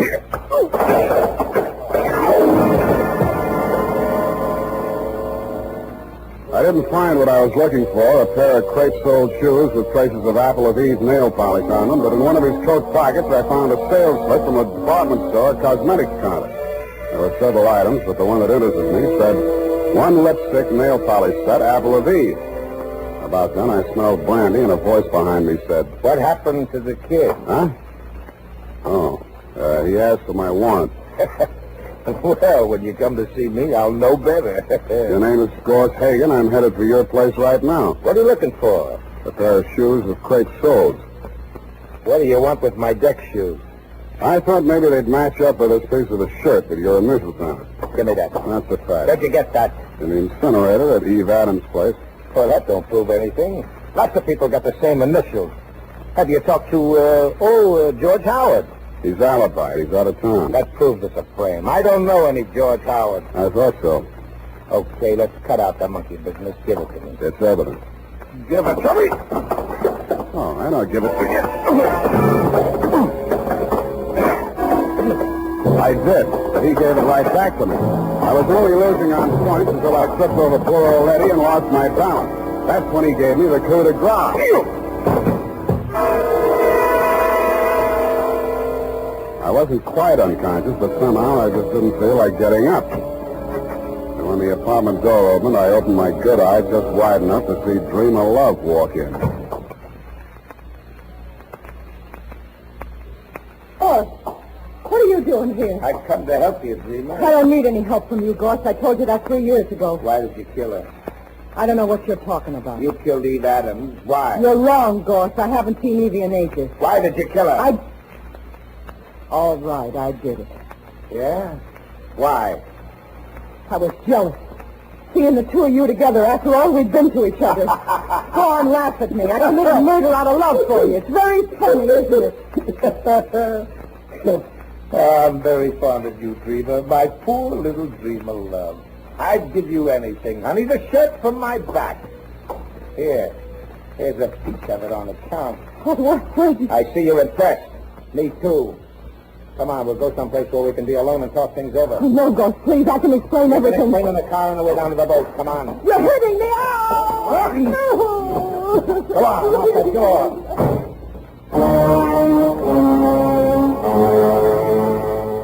Stupid me, I staggered to my feet and stumbled over to the door. I reached it just as Hagen's car pulled away from the curb. By the time I found a taxi, they were at least halfway to wherever they were going. I didn't know whether the boat he had mentioned was tied up at the Embarcadero, anchored in the marina, moored at Sausalito, or becalmed in Oakland. But there was a seafaring man in our town who knew about such things. My port of call was the Seahorse Bar and Grill just off the head of Pier 16, or is it the Foot?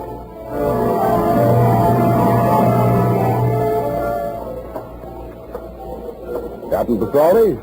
He is silent, son, as in facade. My mistake. Salty benave, salty benature. Only one salty thing I can't abide. Saltwater coffee and Matisse, you know. Here, have a lifesaver. Well, thank you, sir. You're very generous. No, it ain't money maker, but it's straight from the mint. A joke, wasn't it? What's up, Sonny? You in the hole again? You catch my drift? Yeah. What do you know about a yachtsman named Gorse Hagen? Oh, nicely put, matey. If there's nothing lower than a yachtsman, he's it. Mm-hmm. Where does he keep his boat? Well, now, she's still afloat. She'll be dragging her hook summers off Sausalito. Now, she's a converted PT, you know, because of the Sea Queen. Mm-hmm. He had her bottom planks ripped out in the battle of the Coral Sea, and he patched her up with plywood. Well, she's got 2 diesels, she has, and twin screws, 2-to-1 reduction gear. Yeah. What's the quickest way of getting out to her? Well, now, there's not much crowd for trout to hear about this time of night, you know. There's that Novak fella, but just at present he's sleeping 1 hour. Figures. Might not be worth your while anyway. Why not? If Hagen stopped by here 20 minutes ago looking for his engineer. Said he was casting off on-side engineer or no engineer. And what about your boat? My boat? Well, now, maybe on a plotted course you'll stand up to any double-ender Monterey Dory in the class. Yeah. Without a head sea, that is. Then on the other hand, you put her in the bottom rate. Buck and a quarter swell. Yeah. How much? How much? $5 an hour. And that's with you, man, in the bilge pump. Okay, let's go. This, Hagen fella now. You onto the trim of his sails? Sails on a PT boat? Not the boat. Send me the man. Cut of his jib. No, I didn't notice that, but he was wearing crate-soled shoes. I'll tell you about this Hagen, matey. Fella once tried to board him. A customs officer, no less. That's right. Picked him up 4 days later in a gill net with a fish gaff goes clean through his neck. Here, have another lifesaver. You may need it.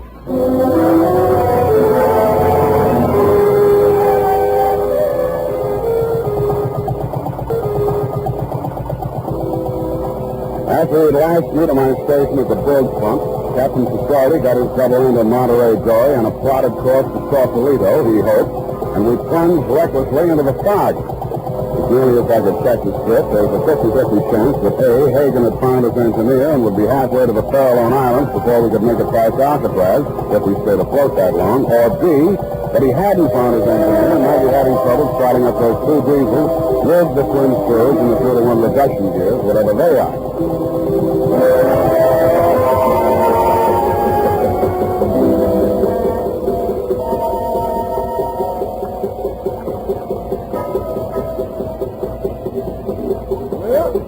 Lies, Major. Which one? About 5 points in port. The gray one with the high freeboard. You get up on the quarter, Major. The ladder's round on the landing side. Now swing round and put you on it.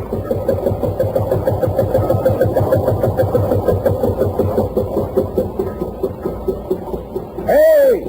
Anybody home? He's likely below, messing them diesels. You better rear back and holler, mate. You like this? Ahoy, the Sea Queen! I like that. I know the rhythm. Oh, Captain South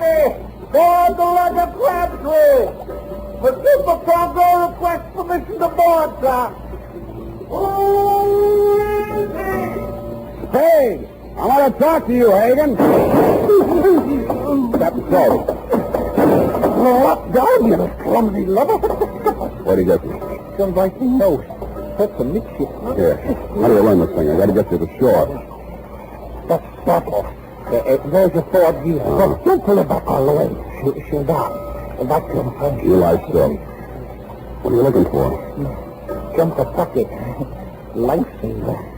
In case you need it. I don't know more. The wings on your after quarter make you remember Okay, that. take it easy, Captain. Keep them balanced. Don't let your jib ruffle. Keep it on course, matey. Keep. Hey, Captain. Captain Salty. Sour racket.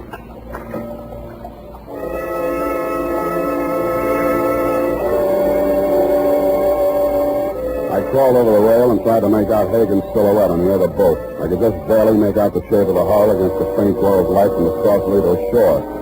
He drifted a few yards astern of Hagen's boat, but not out of rifle range. I wondered why. If he could see us well enough to drop Captain Salty, he'd let it go at that. And I got it. He was listening.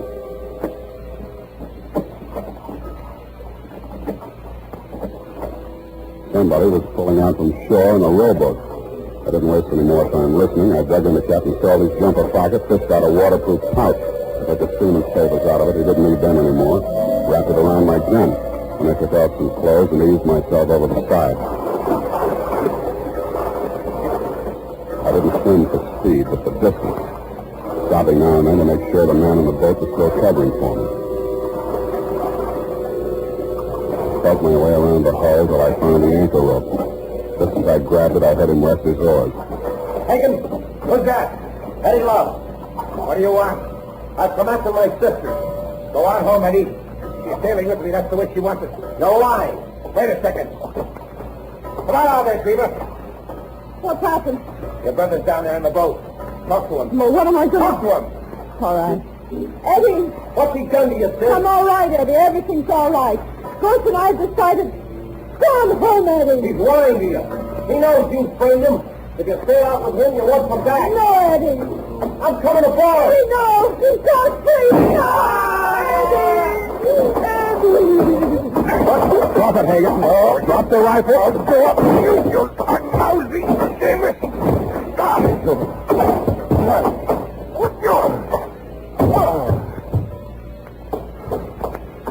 Sam, did he hurt you? No, I've been kicked in the stomach before. It takes a woman to kick you in the teeth. I'm sorry. I don't care what you did. What burns me up, you didn't do it right. I hit a bungler, especially a female bungler. I'm a bungler. You're the one. It would have worked if you hadn't gone poking in the incinerator. I should have called the police. They'd have known what to do with evidence like that. They've been wanting to get something on Gorse ever since repeal. Listen, Angel, any flatfoot could have seen through that setup. Eve Adams was sitting in front of a mirror when she was maced. She saw the murder into the room. She got it in the back of the head. That means she trusted whoever walked up behind her. That also means the evidence of a struggle was fake. But the nail polish on Gorse's shirt. You put that nail polish on her fingers after she was dead, laid that trail to the incinerator with a pair of Gorse's shoes where any flatfoot was supposed to think he'd try to destroy the incriminating shirt. But the dumbest thing you did was lying to me about that matching lipstick you dropped in my office. That made you look guiltier than anybody, because anybody could have planted that fake evidence. I didn't kill her. I'm not a murderer. Your brother might have got off easy. Crime of passion. Please don't say that. I can't bear the thought that after everything I did, it's all come to nothing. Here. Have a lifesaver. You may need it.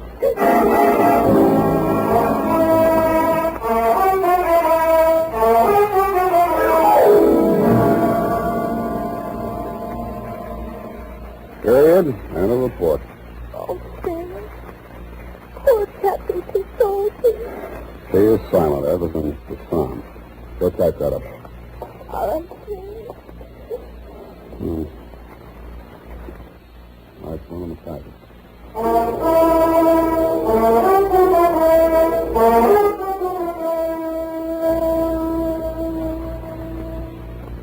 And now, listen to this.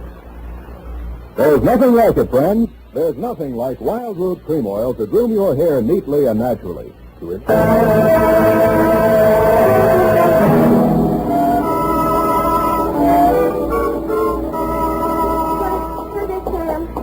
I got. What stopped you? The last page of my notebook were into our shortage of supplies, Sam. But anyway, I'm glad. Because I didn't have to go through it again. I mean, so Captain, you told me. Yeah, please. Please, now, honest, I'll buy you a new notebook, a nice stopping. Would you like that? Oh, yes, sir. There's always something so final about final pages of things. And when I think of all the risks you take... To say nothing of my client. I think I'll put a new sign on the door. Abandon hope, all ye who enter here. Oh, but I haven't, Sam. Where there's a will, there's a wish. There's a what? A wish, Sam. Small amount. Which reminds me, I've got the phone left. Join me, just a whisk? No, Sam. One of us has got to have a clear head. Well, it'll be me. All best. Good night, Sam. Good night, sweetheart.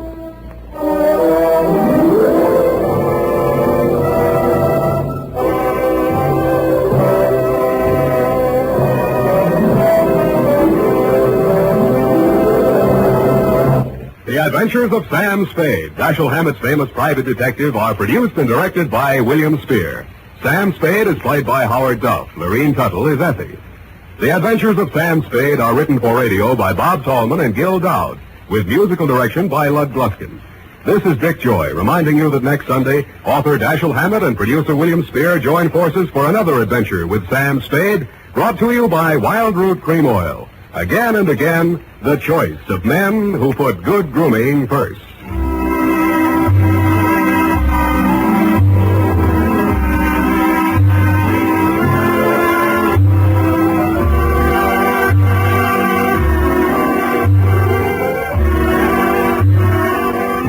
Smart girls use Wild Root Cream Oil, too, for quick, good grooming and to relieve dryness between permanents. Mothers say it's grand for training children's care.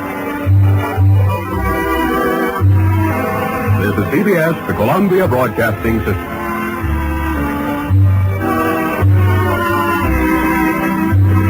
Here at Escape Radio, we proudly thank our partners at CBS. And now, folks, a quick challenge before the next thrilling chapter.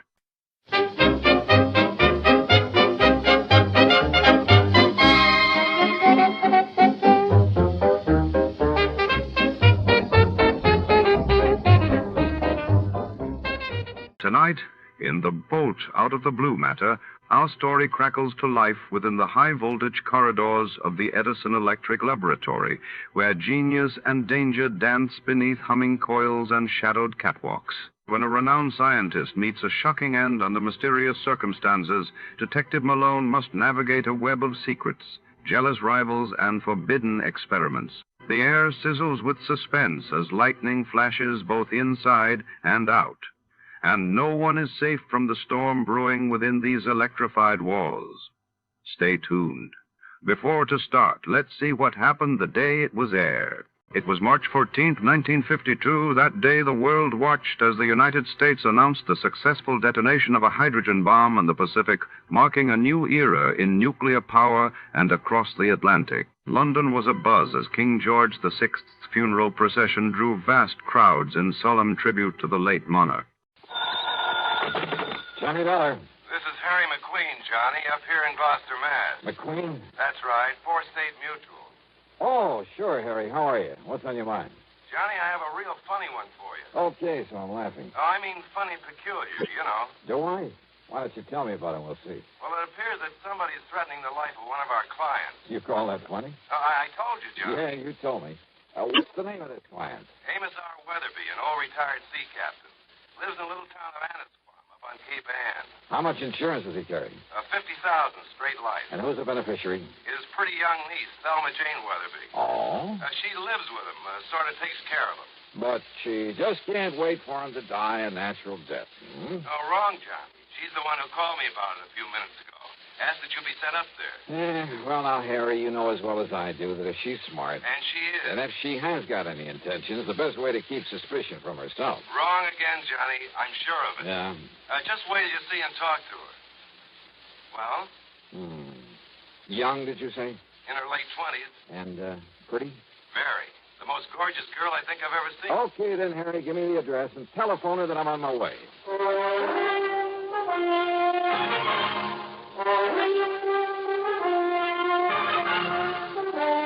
CBS Radio brings you Bob Bailey in the exciting adventures of the man with the action-packed expense account. America's fabulous freelance insurance investigator. Yours truly, Johnny Dollar.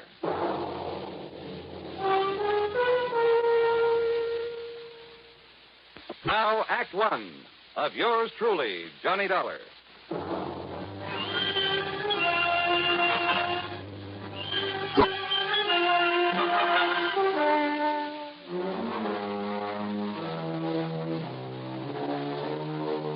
Expense account submitted by Special Investigator Johnny Dollar to the Four State Mutual Insurance Company, Gloucester, Massachusetts office. Following is an account of expenses incurred during my investigation of the boat out of the blue matter.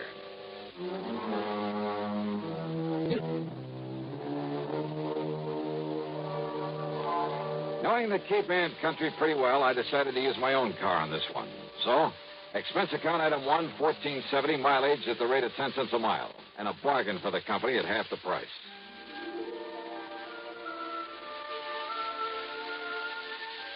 Annisquam, on the northwestern end of the Cape, is a pleasant little settlement, unspoiled by the vacation crowds. A kind of quiet summer haven for writers, poets, and painters, with a few large and very old homes. The address that Harry McQueen gave me turned out to be one of them. Set on a high, sandy knoll, it was a big frame house with hip roof, shingled turrets, and cupolas, half a dozen gables and dormer windows, all of it dripping with gingerbread and covered with Boston ivy. It looked out over the sparkling blue waters of Annisquam Bay. On one corner was a big tower with a platform on top surrounded by a heavy, well-polished brass railing. A flagpole carried not only the national ensign, but a couple of signal flags on separate lines below a sort of yardarm, I guess you'd call it. Another shorter pole supported a weather vane and one of those revolving things to measure wind velocity. The whole place, in spite of its weather-beaten age, was in good condition.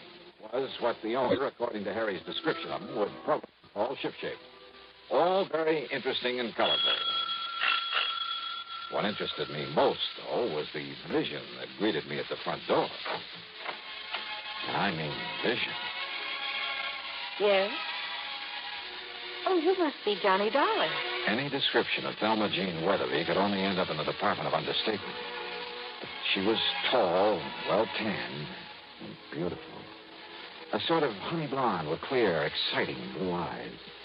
The sort of figure that you dream about. She was wearing a well-cut pair of blue silk capris. Johnny? And a blouse of lighter blue chiffon. The freshening breeze caught a wisp of her hair and gently flicked it across that beautiful face in a sort of caress. I caught the faint scent of arpege. Johnny, what's the matter with you? Huh? You are Johnny Dollar, aren't you? What? Oh, yeah, sure. I'm sorry, Miss Weatherby. Miss Weatherby? Thelma? Thelma Jean. But come in, Johnny. Yeah, sure. The captain has just gone up to the bridge to look for the weather so we can talk safely. The captain? My uncle, Captain Amos Weatherby. Oh, boy. And the bridge is on that tower on the corner of the house. I see. He spends most of his time up there. It was about Captain Amos that I called the insurance company. So McQueen told me. Sit down, Johnny. And would you like a nice cool drink or something after your long drive? Well, I take it you'd like to tell me what this is all about while the captain isn't here, so why don't we save the amenities for later, huh? All right. I can tell you all about it in 2 minutes. All right.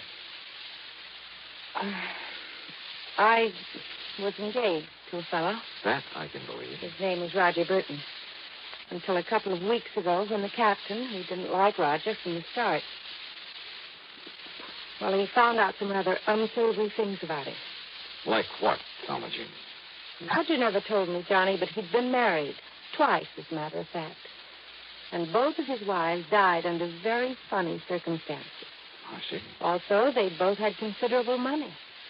Which I will, if anything ever happens to Captain Amos. So I understand. His insurance. So I not only broke off with him, but Captain Amos literally threw him out of the house. And believe me, in spite of his age, he could do it. And now? Well, before he left, Roger told Captain Amos he'd get even with him. He said that he'd kill him. You mean just like that? Yes. He even boasted that he could do it and get away with it. The same as he did with a couple of nosy wives. Those were his very words. Oh, you have no idea what a horrible person he became after the captain showed him up. It was like a maniac. Well, then you're lucky to be free of him. You bet I am. It'll be a long time before I fall for any sweet talk again. Oh, it'd be a terrible waste, Norma Jean. What? Yeah, like you. Oh, Johnny, not you. No, I'm just kidding. Where am I? You better be. And yet, if all the stories I've heard about you I don't are believe true... one of them. And to prove that I didn't come up here just because Harry McQueen said you're the most beautiful, the most gorgeous Mr. gal. McQueen told you that? Well, you're sure right, 1,000%. But Then now... if I'd known that, and if you hadn't come, I'd never have forgiven you. Yeah, but now let's get down to what... Especially after what he said over the phone about you. Like what?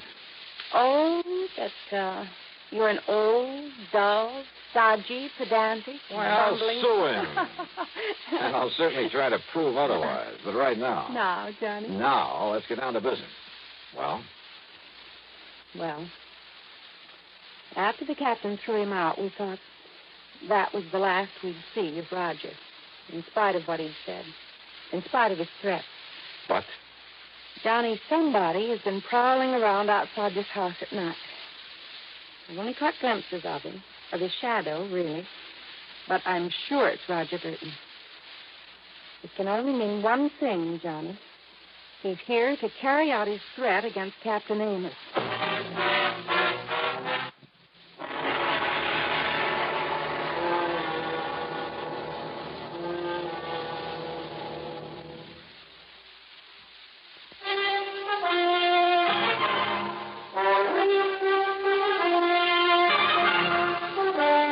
You're sure it's Roger Burton you've seen prowling around the place? Yes, Johnny, and only at night. And he's supposed to have left Anna's farm, to have gone out west or something. Now, don't you see what that means? That he's going to carry out his threat to kill Captain Amos. And he's got to stop him somehow. If you're right about all this. Oh, if only you knew what a terrible person he is. And yet you were engaged to be married to him. That was before the captain showed him up for what he really is, a wife killer. Well, you admit yourself it's never been pinned on him. Because he's clever. That's why he boasted that he could kill my uncle and get away with it. And now that I've seen him here... Johnny? He hasn't made his presence around here known to anyone else, though, Jean? I'm sure he doesn't know that I've seen him. But now listen... Just what has he done? All I know is that I've seen him, or his shadow, poking around outside in the yard between here and the cell. Then last The cell? night... What's that? Look, you can see it from this window. There. That concrete building, whatever it is, at the edge of the property? It used to be a kind of jail back in the days of the sailing ship. Now the power company uses it for transformers or whatever you call them. Yeah, I see the power cables leading down from the pole. I've looked for his footprints out there in the mornings, but there's always a wind at night, so... Maybe I'd better take a look in that cell, as you call it. Oh, it's all locked up, Johnny. And the tiny windows with the bars over them are so dirty you can't see a thing inside. Have you any reason to think he somehow got into the... Hey, that storm's really coming this way. Yes, and Captain Amos will love it. But now, Johnny... Well, hadn't you better get him down off that tower before it hits? During the storm? Why, you couldn't drag him down with a turning mule team. Oh. Take him back to the old days when he used to ride out a storm on the open bridge of a sailing ship. Thelma Jean, does he know about Roger showing up again? No, Johnny, I haven't told him. But listen, I've been trying to tell you. Tell me what? That I not only heard him crawling around last night, but this morning I found some ladder marks in the ground. Where? Out beside the tower. As though he'd used a long ladder to get up to it from the outside. Ladder marks? I don't know what else they could be. This feller, and for the moment we'll assume that it is Roger Burton. Oh, I'm sure of it. He's made no attempt to enter the house? Oh, he's too smart for that. And don't forget, Johnny, he doesn't know that I've seen him around again. Well, before this storm really breaks, Thelma Jean, I'm going to take a look at that transformer building out there and see if... And you better hurry, Johnny, before... Thelma Jean! Thelma Jean! Yeah, Captain? Where are you? In here. Where in tarnation did you put my sou'wester? It's up in the cabin just below the bridge where it always is. I told you Star was making up. It's going to be a big one. Now you got to get me back on the bridge, so... Well, now who's this, Thelma Jean? Captain, this is Johnny Dollar. Dollar, huh? Hiya, Captain Amos. Another crooked landlubber come here to trouble you? Oh, no, Captain. Johnny... Oh, just an old friend who dropped in. Yeah? With the storm coming up, Big one, I tell you. Been in all the papers. But me, I told you it was on the way 5-6 days ago. The way the barometer on the bridge has been behaving. Yes, I know. So I've asked Johnny to stay for the night. Oh? Well, whatever my little girl wants, Thelma Jean, you know that. But, Johnny? Yes, sir? You do anything to hurt my little girl, and by Jupiter, I'll kill her you. Don't worry, Captain. All right. Southwesters in the cabin up there? Aye, sir. Then I'll see you below here when the storm's over. I'll bring your dinner up to you. Oh, when I'm riding on a storm? Don't be silly, woman. Aye, sir. Johnny, if you're going out to look at that cell... First, I want you to show me where you found the letter marks, okay? Aye, sir.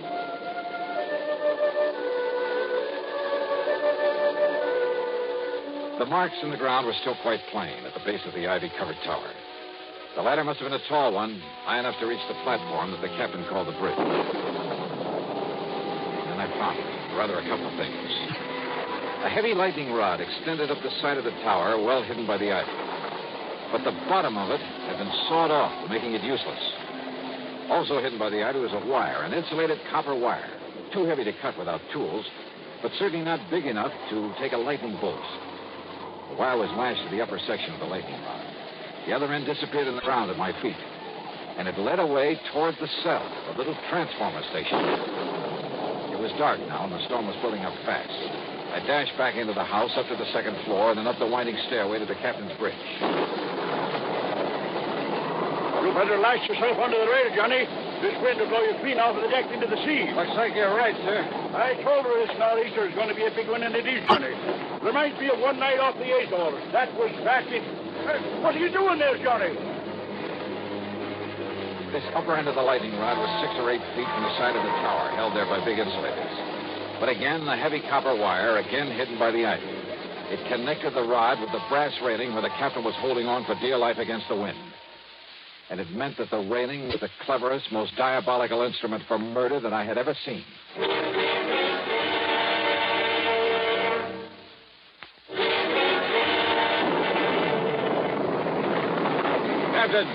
Captain Amos. Listen to her blow, Johnny. Listen, we've got to go below. Below, and Mr. Storm like this? Come on, Marge, it'll thunder like hysteria. Listen to me. Keep away from that rail. Let go of this rail, it'll blow us into the sea. I tell you, get away from that rail. Keep your hands off me, you blubber, you... Sorry.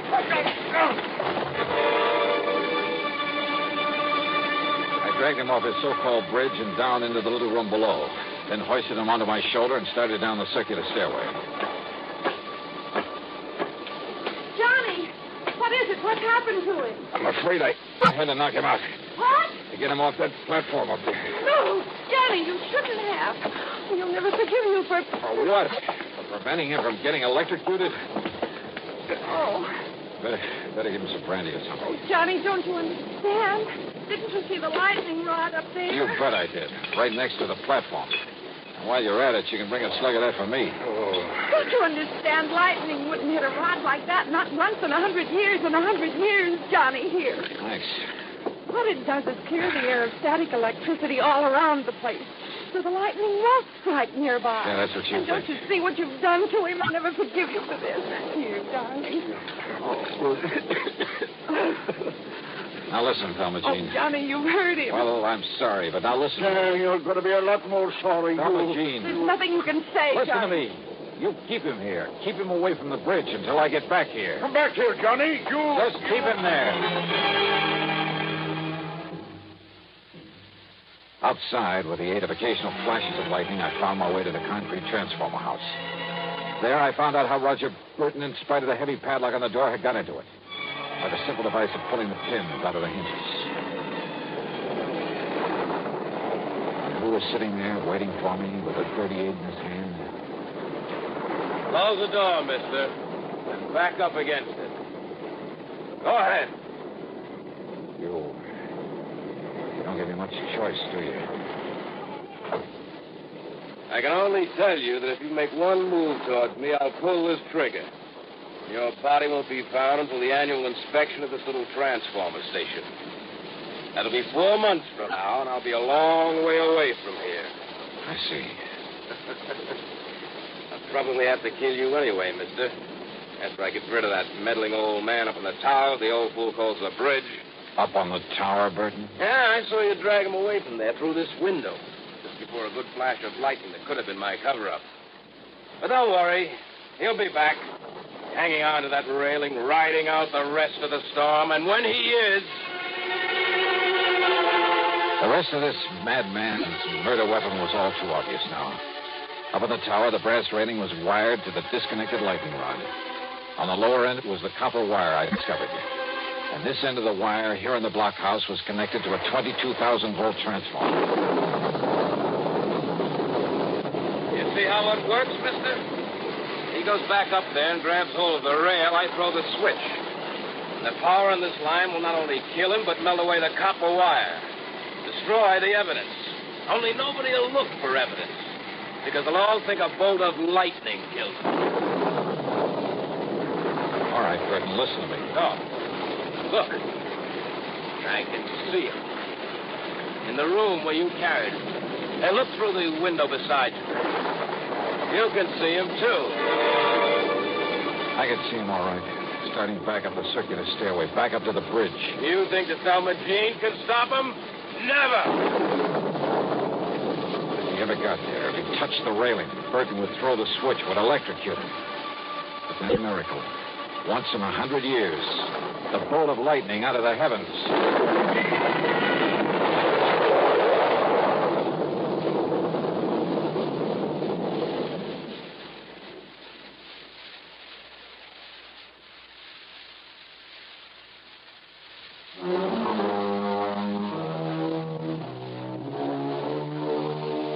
Yeah.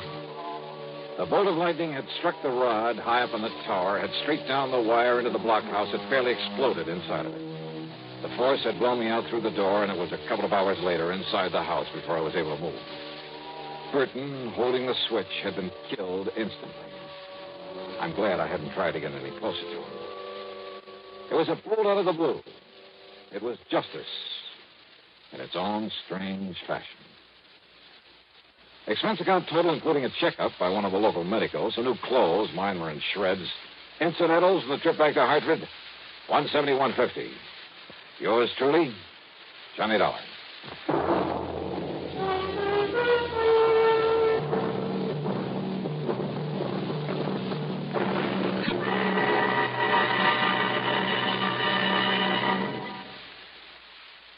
Star, to tell you about next week's story. Next week, a vicious racket that a lot of respectable people fall for, that you ought to know about. Join us, won't people fall for, that you ought to know about. Join us, won't you? Yours truly, Johnny Dollar.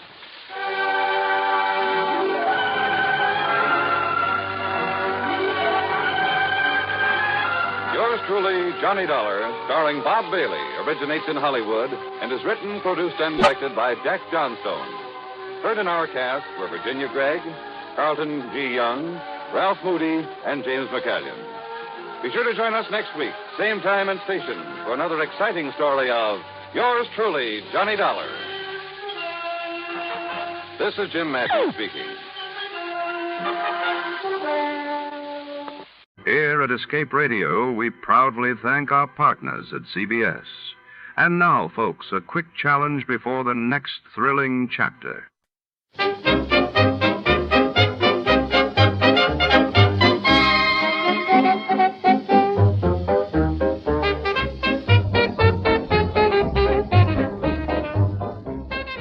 Tonight on the Rowdy Dowser Capper, a hard-boiled detective is drawn into the shadows by a mysterious beauty who claims her family's fortune has been stolen by a cunning water diviner with a knack for trouble. As the rain-slicked city streets echo with secrets, double crosses lurk around every corner, and nothing is as it seems. Will the truth surface, or will it drown in deception? Before we begin, let's see what happened on the day it aired. It was March 12, 1947. On that day, President Truman unveiled his doctrine to aid Greece and Turkey against communism, while across the Atlantic, Paris struggled with a crippling coal shortage, threatening the recovery of post-war Europe. The National Broadcasting Company presents The Adventures of Sam Spade, Detective.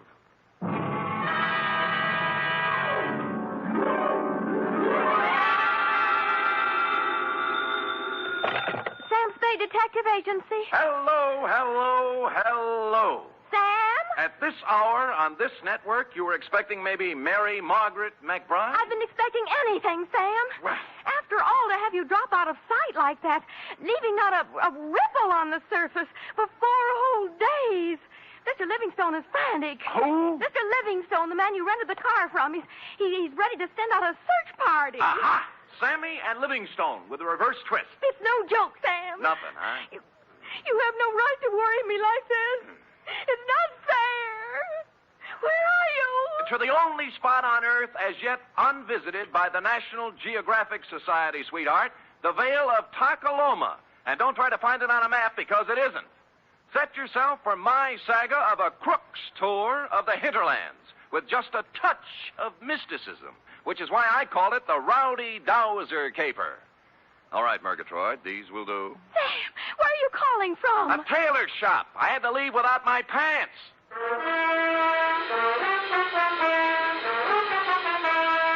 For NBC, William Spear, radio's outstanding producer-director of mystery and crime drama, brings you the greatest private detective of them all, starring Stephen Dunn in The Adventures of Sam Spade. Dum-da-da-dum-dum-dum. When you and I were young. Effie. Sam? Who else? Are you decent?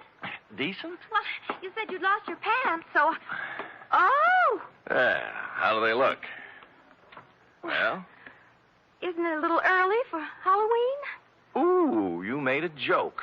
You ready, woman? As always, Sam. They fill it in. 2 Constable Ollie Shuttle, North Takaloma, California. From Samuel Spade, license number 1375596. Subject, the Rowdy Dowser Caper.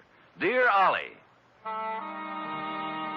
on Wednesday it was when I returned to my office of a fine spring morning to find a note lying on my desk like a big, juicy piece of cheese in a mousetrap. Quote, Mr. Spade, call North Takaloma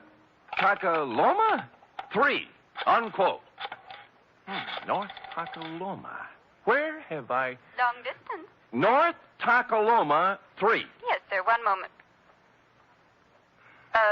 Would you repeat the number, please? North Takaloma 3. North Takaloma City. Nice diction. That is North Takaloma? I'm not kidding. Look it up, girl. Look it up. Yes, sir. North Takaloma City. Well, she must have found it in the book because soon we had encouraging buzzes and clicks.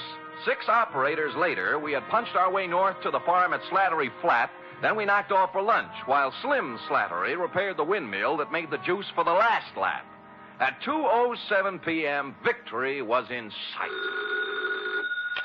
Yeah? Sam, this is Operator Nyan for the 10th time. Oh, fine. How we doing, Millie? Sam, boy, I am actually ringing at North Takaloma City. Oh, good girl.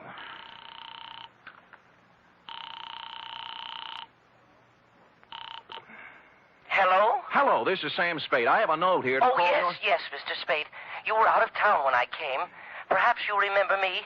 Wendell Wisby of Oak Tree Lane, North Takaloma, California. Wendell? I employed you a year ago to find a girl who vanished. The magician. You made the girl disappear and couldn't bring her back. Correct. Yeah. You may well ask, Mr. Spade, how anything could be worse than that. Well, this is...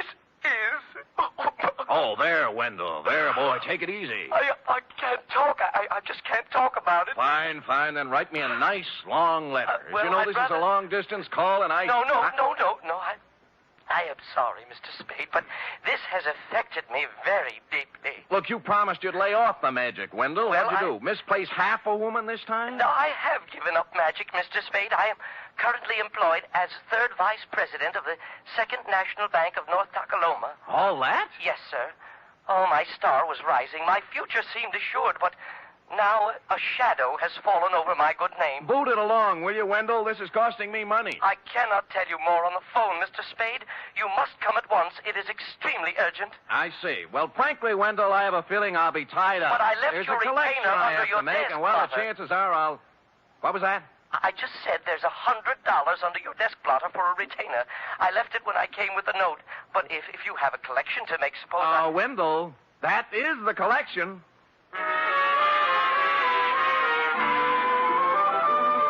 so it befell that shortly before lunch on the following day, I guided my rented hack across the ford at Clobber Creek, up the high road through Possum Notch, and down into the Vale of Takaloma, where I muscled my way through a flock of geese in the main street and tied up before the imposing stone facade of the Second National Bank. Inside, sitting in front of the door marked Urban Root President, sat a secretary whose facade looked colder and even more imposing than the bank's. She was shriveling one of the customers, a meek little milquetoast in a salt and pepper soup. But as I informed you, my good man, President Root is extremely tied up at the moment. Oh, I'm quite aware of that, miss. I wouldn't bother him for the world, but you see, No, I don't see. And since you refused to state the nature of your business... Did I refuse? You most certainly did. Oh, dear me, I didn't mean to refuse anything. It's just that, well, it's sort of personal, and may I go in? You may sit down until I tell you to go in. Is that clear? Yes, ma'am. Yes, I understand. I don't mind waiting. Don't mind at all. And now you, sir. What do you want? I have an appointment with Wendell Wisby. Mr. Wisby is in conference with the President Root. Thanks. If you'll sit down, I'll...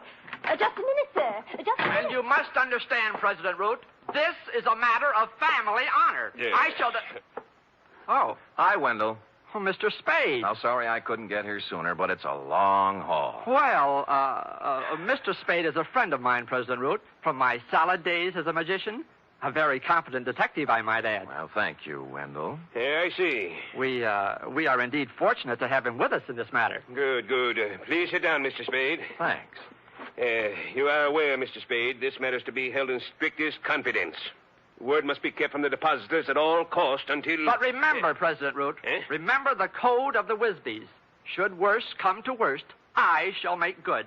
I shall make good if it takes me... I understand, Wisby. I understand. Well, mind if I admit I don't? What is it, Wendell? Snatcher.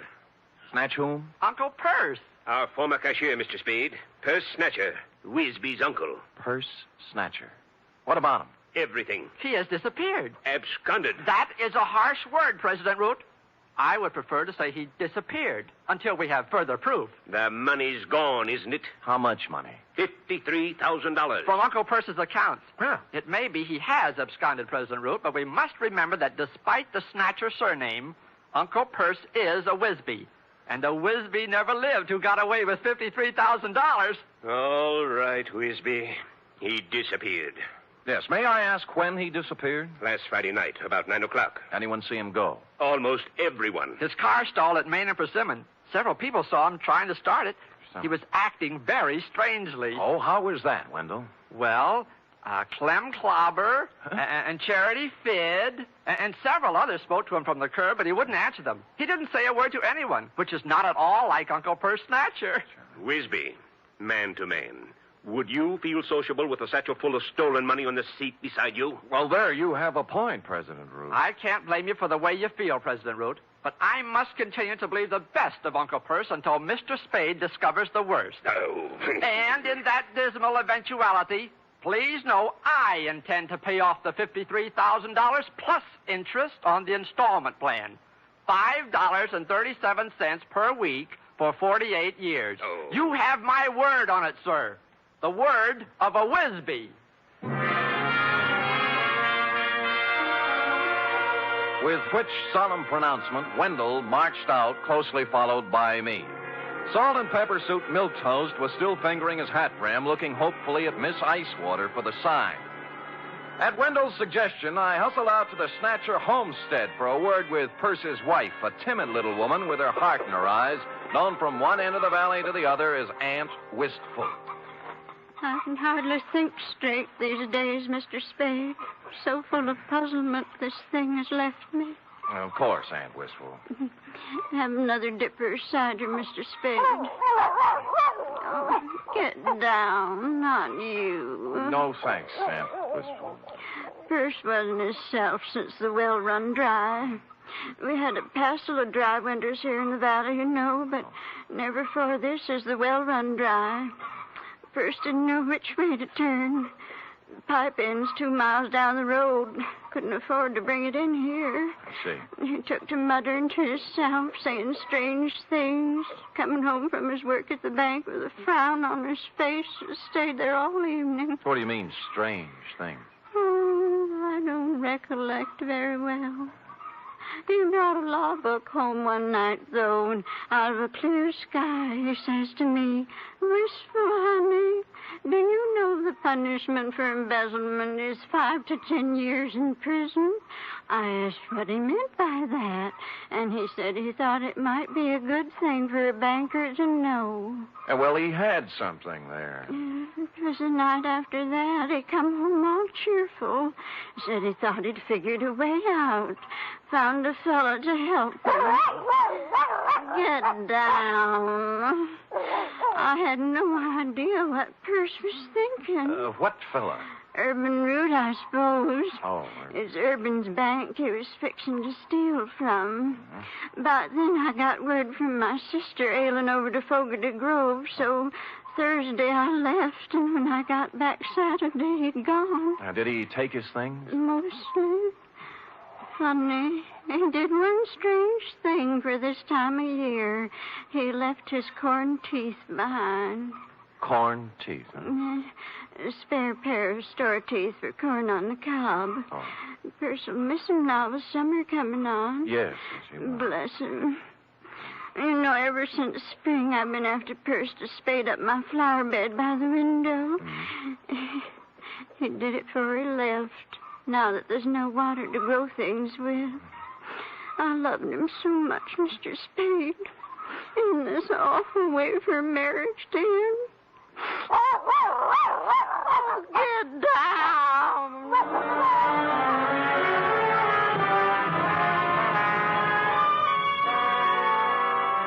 Well, I started at Main and Persimmon Streets and worked south, farm by farm.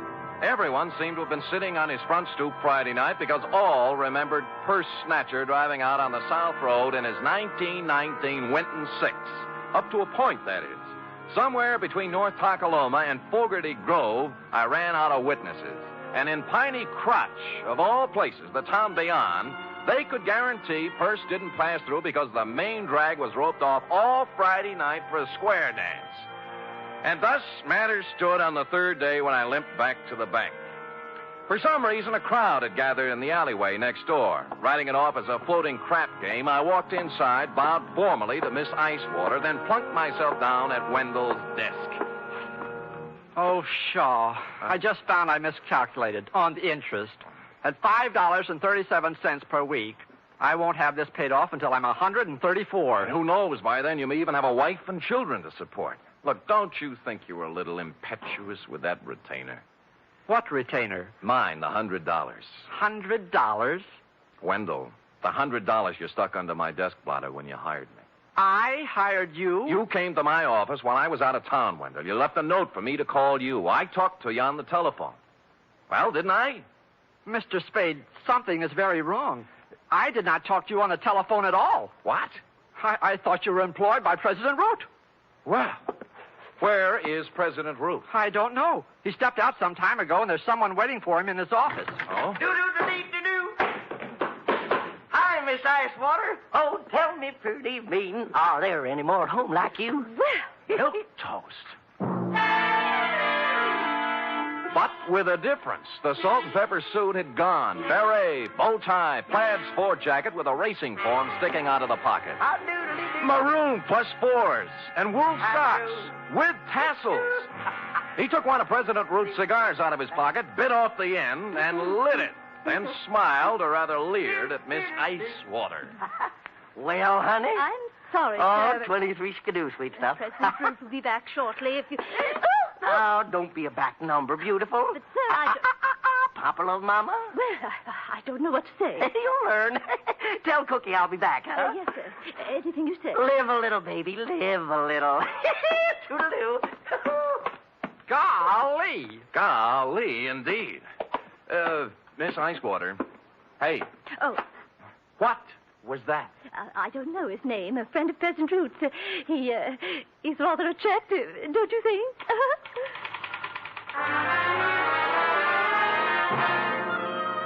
Only now, as I went outside in his wake, did I see what had caused the crowd in the alleyway.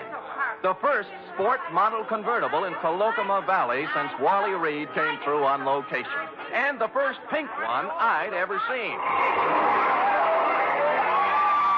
Pondering the new milk toast, I walked into the drugstore, found a phone book, and checked all 25 names.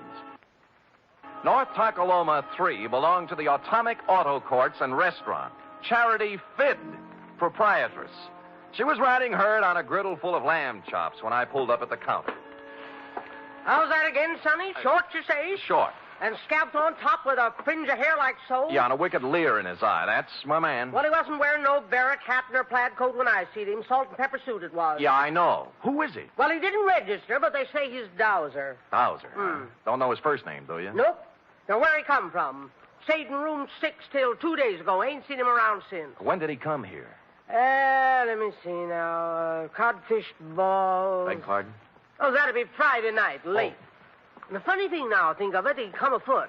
Not by the road from Fogarty Grove, mind you, but by the trail over the ridge. Well, where does it go to, Aunt Charity? Winds up the old clobber place, Banda now. Oh, thanks. I'll be back. You'll be nothing. You just sit right down where you are and you wrap yourself around this.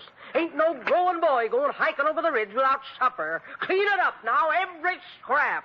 Yes, Ma.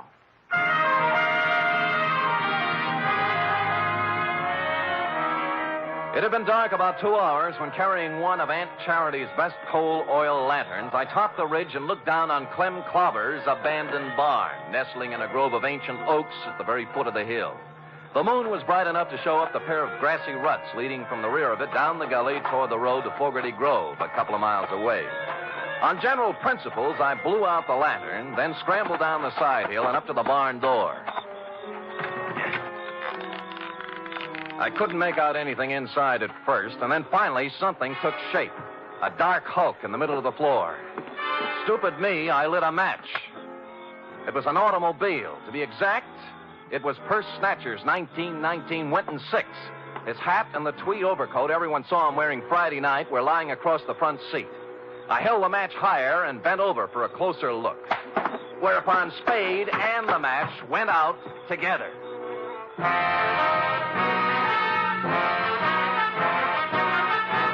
You are listening to the weekly adventure of radio's most famous detective, Sam Spade.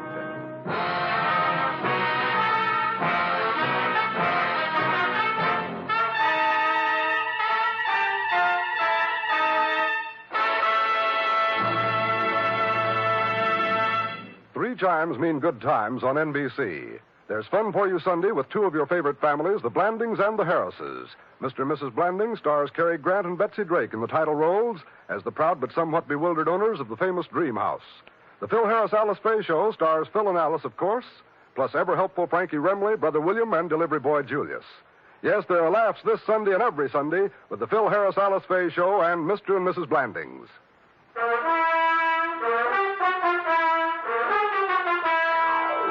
And now, back to the Rowdy Dowser caper, tonight's adventure with Sam Spade.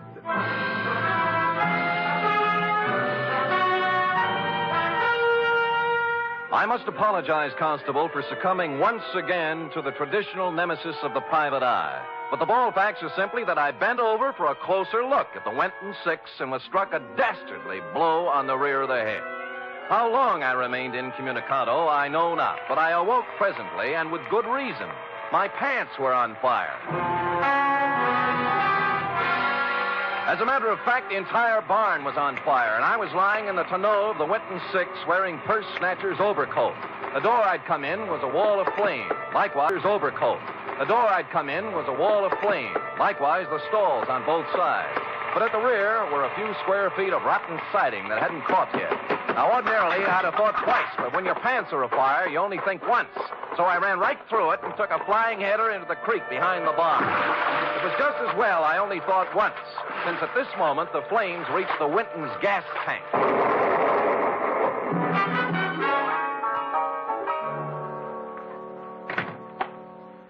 Hi. Good laws almighty, what have you been up to, boy? Smoking corn silk behind Clobber's barn. Match got away from me. Well, stay right there till I find my goose grease. No. Later, Aunt Charity. How about the key to 6? The Dowser fella? Yeah. Won't need no key, son. No door open? If he left it open, he's in there now. Barrett hat, plaid coat, and a 25-cent cigar. Help yourself.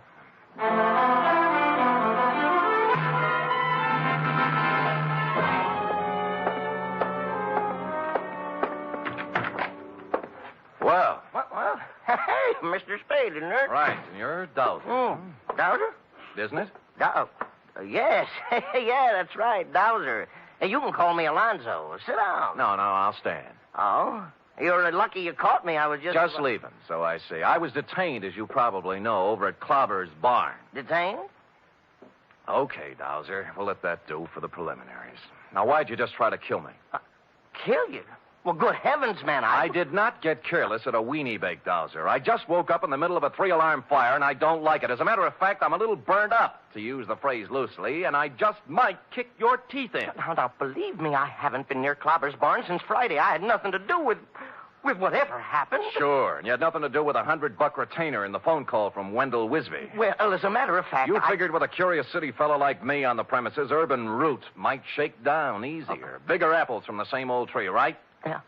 All I did was negotiate a personal loan. Stop it, will you? Root had his hand on the till at the bank. A big hand, $53,000 worth, and Snatcher found out about it. What about you? How'd you get into the act? The loan. The shakedown. Where's Uncle Purse, Alonzo? Out of town somewhere, I suppose. He...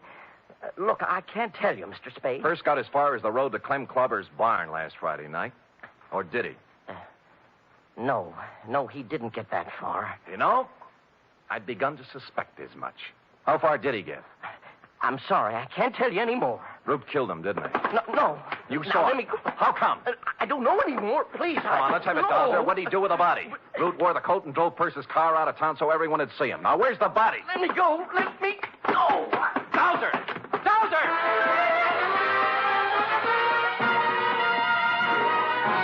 He squirted out of my hands like a watermelon seed, leaving me with a plaid coat, and took off down the line of atomic cabins toward the atomic restaurant. A nice high-knee action for a little guy. And what with my burns and contusions, I'm forced to admit he was widening the gap between us when he rounded the corner of the atomic restaurant, making possibly the gravest error of his career. Aunt Charity was rounding the same corner, coming the other way with an armload of wood.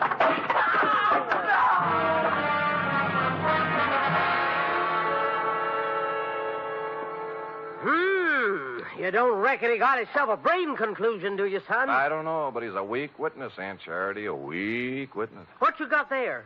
Oh, shoebox for $1,500. A few odds and ends. And this. Well. Yeah, looks like an oversized slingshot fork. Slingshot? What do you mean, slingshot? Well, who cares? So he whittles. Where'd you get the idea his name was Dowser? Huh? Driver's license in his wallet. Alonzo P. Scoggins. Who said his name was Dowser? You did. I never said his name was Dowser. I said he was a dowser. Oh. And what's a dowser, Aunt Charity? A guy who finds water for people, that's what. Well, that's nice. If you could... Finds water? Yeah. How? Well, I'm no expert, Sonny, but as near as I can recollect, you take this here slingshot fork so, and then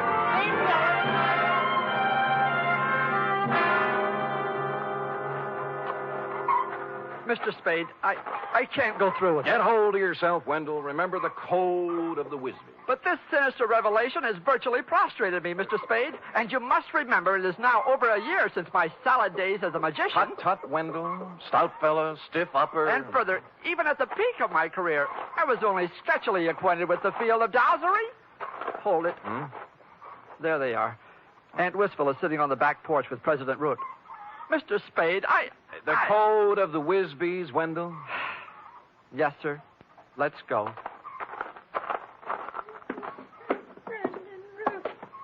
I just can't tell you how full up with gratefulness I am. Now, Aunt Wistful, don't take on so. It's nothing at all. It's, You remember Mr. Spade, President Root? Wait, of course. Of course. Hardly seems any time at all since we met President Root. Oh, Mr. Spade, President Root's going to buy the farm. Isn't that wonderful? Touching. And he's allowing me $10,000 on it against the money Purse stole. Well, that's a generous offer. I thought so. Considering there's no water on the farm. Purse said many times it wouldn't be worth $40 an acre without water. Well? Did you say something, Wendell? Yes. Aunt Wistful, I have great news for you. It may not be necessary to sell the farm. What do you mean, Wendell? We've made a deal here. Maybe the signals are off for now, President Root. You recall Uncle Purse said he'd found a man to solve his problem, Aunt Wistful? I am now ready to step forward and bring it into the open. I am that man. You? What do you mean, Wendell? Since entering the banking field, I divorced myself from magic and the allied dark arts, Aunt Wistful. So I wish to keep my other talents sub rosa. What are you talking about, Wisby? President Root, I am a part-time dowser. And he just happens to have his dowsing rod along, right, Wendell? Right. I have reason to believe there is water here, if I can just douse it out. Wendell, you're out of your... Shut up. Douse away, Wendell, douse away. Very well. Now, I hold the dowsing fork before me, thus. Then I turn, thus. Where does it point, Wendell? Let me see. Toward Aunt Wistful's flower bed. This is ridiculous. Shut up. Proceed, Wendell. Proceed with the dowsery. 1 step, 2, 3, 4. Well, the rod's pointing down. Oh, I never. Right in the middle of my flower bed. Listen, Aunt Wistful. I'll make that $20,000. $20,000 for the farm. Cash, see? Not credit. Cash. 20? Hold out. 25. 30. Right here is where we dig. 35. 35,000. Well, it's already been dug up.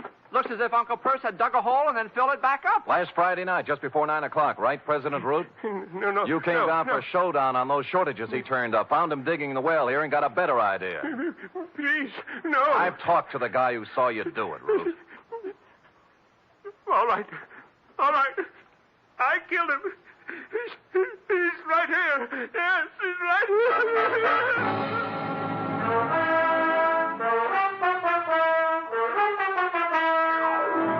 Which is where you came in, Constable, and since you can take it from here, I shall close, as always, with... Period. End of report. Right.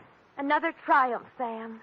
Another new sphere of effort. No field is safe from my talent, sweetheart. You will please preserve it for posterity during the following 15-second announcement.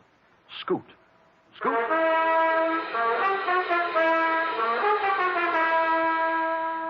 Three chimes mean good times on NBC. This Sunday, the glamorous and unpredictable Tallulah brings you another hour-and-a-half broadcast of The Big Show, starring Fred Allen, Judy Holliday, Joan Davis, Frank Warren, and many more.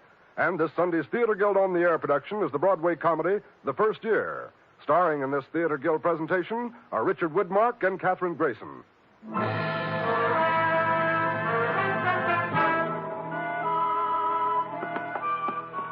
Here it is, Sam. Ah, efficient girl. Yeah? Yeah, Millie, this is Sam, boy. What's up? Oh? Oh. Thanks, Millie. Well, what is it, Sam? They just relayed a message from Fogarty Grove, F. Wendell is being installed as second vice president tomorrow night at the Moose Hall. Oh? He wants me to come. Oh! And bring a girl. Are you game, little one? Well, that's one way to get the report to Constable Ollie Shuttle. I'll do it, Sam. Good girl. Pack up an emergency ration of sorghum and hominy grits. I'll pull up at your doorstep in the morning at 8 o'clock. Well, I'll wear my sunbonnet and Mother Hubbard. Oh, good night, Sam. Good night, sweetheart.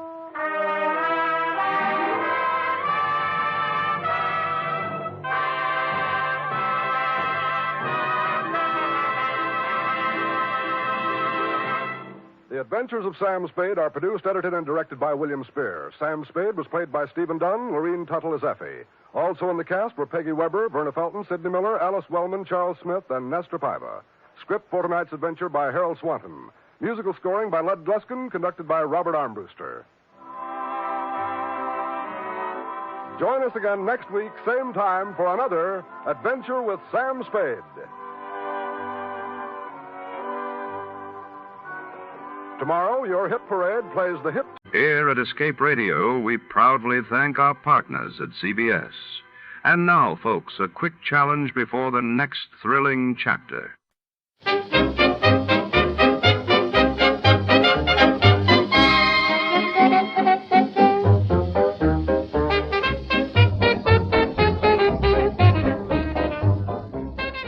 Step right up to the dazzling world behind the big top, where glimmering spotlights and the scent of sawdust mask a mystery. Tonight, our story unfolds inside the bustling animal tent of the traveling circus, packed with roaring lions, acrobats, and secrets that bite.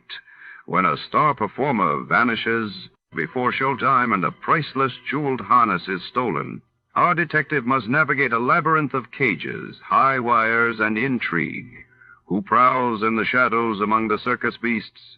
Stay tuned. Before to start, let's see what happened the day it was aired. It was February 10, 1952. That day, the world mourned as King George VI of the United Kingdom was laid to rest while in the United States. The Winter Olympics in Oslo captivated millions with dazzling athletic feats and tense international rivalry. They say big game hunting is a sport only for the wealthy. Well, it didn't cost me much, except almost my life.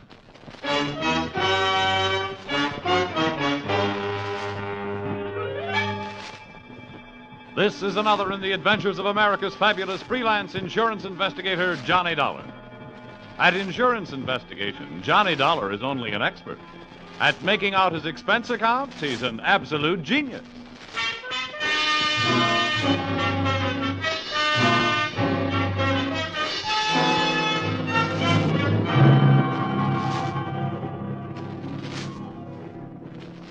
Expense account submitted by Special Investigator Johnny Dollar. To Home Office, Britannia Underwriters Association, Hartford, Connecticut.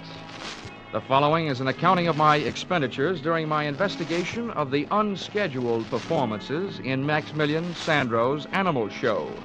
Or, all they needed was a clown, and then I showed up. Or, I once thought I'd run away with a circus. This one I wanted to run away from.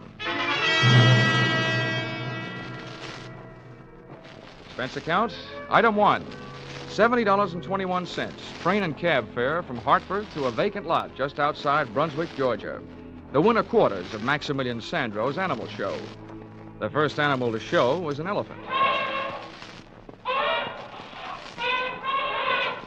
Bravo! Bravo! Hey, mister, where can I find Maximilian Sandro? Hey, mister, I want to ask you a question. Please, you're not so loud. You upset Blanca. I'm going to try to teach her an aria for next season. An aria? Well, that should set opera back 10 years. Sweet, Blanca, sweet. That's the only musical elephant in the world. The pachyderm chanteuse. Well, look, I'll stop interrupting rehearsal if you'll tell me where I can find your boss, Maximilian Sandro. My boss? Yeah. It is I. I am Maximilian Sandro. Oh, good. I'm Johnny Dollar from the insurance company. Oh, let's make it something else. Blanca, you rest. I'm going to come back when I'm through with Mr. Dollar. Well, as I understand it, Mr. Sandro. Oh, that's a poor Blanca. She don't like to see me go. You know, she's like a puppy to me. But it's the new black leopard that's the beginning of all of my trouble. I'm going to show you to her. Someone has tried to steal her. And that's what I don't want, Mr. Dollar. Well, since Britannia Underwriters insured her for $20,000, that is what they don't want, too. Monsieur, that cost me too much to get her from Africa. To lose her, that would ruin my financials. Everything would go. Ah, these are my monkeys. Yeah. Hi. Look, Mr. Sandro, how does anybody go about stealing a neat little package like a black leopard? And why? Why? Mm-hmm. Because she's a very special leopard. She's a very big, very shiny. I'm going to name her Ashanti. She's going to be my prize attraction.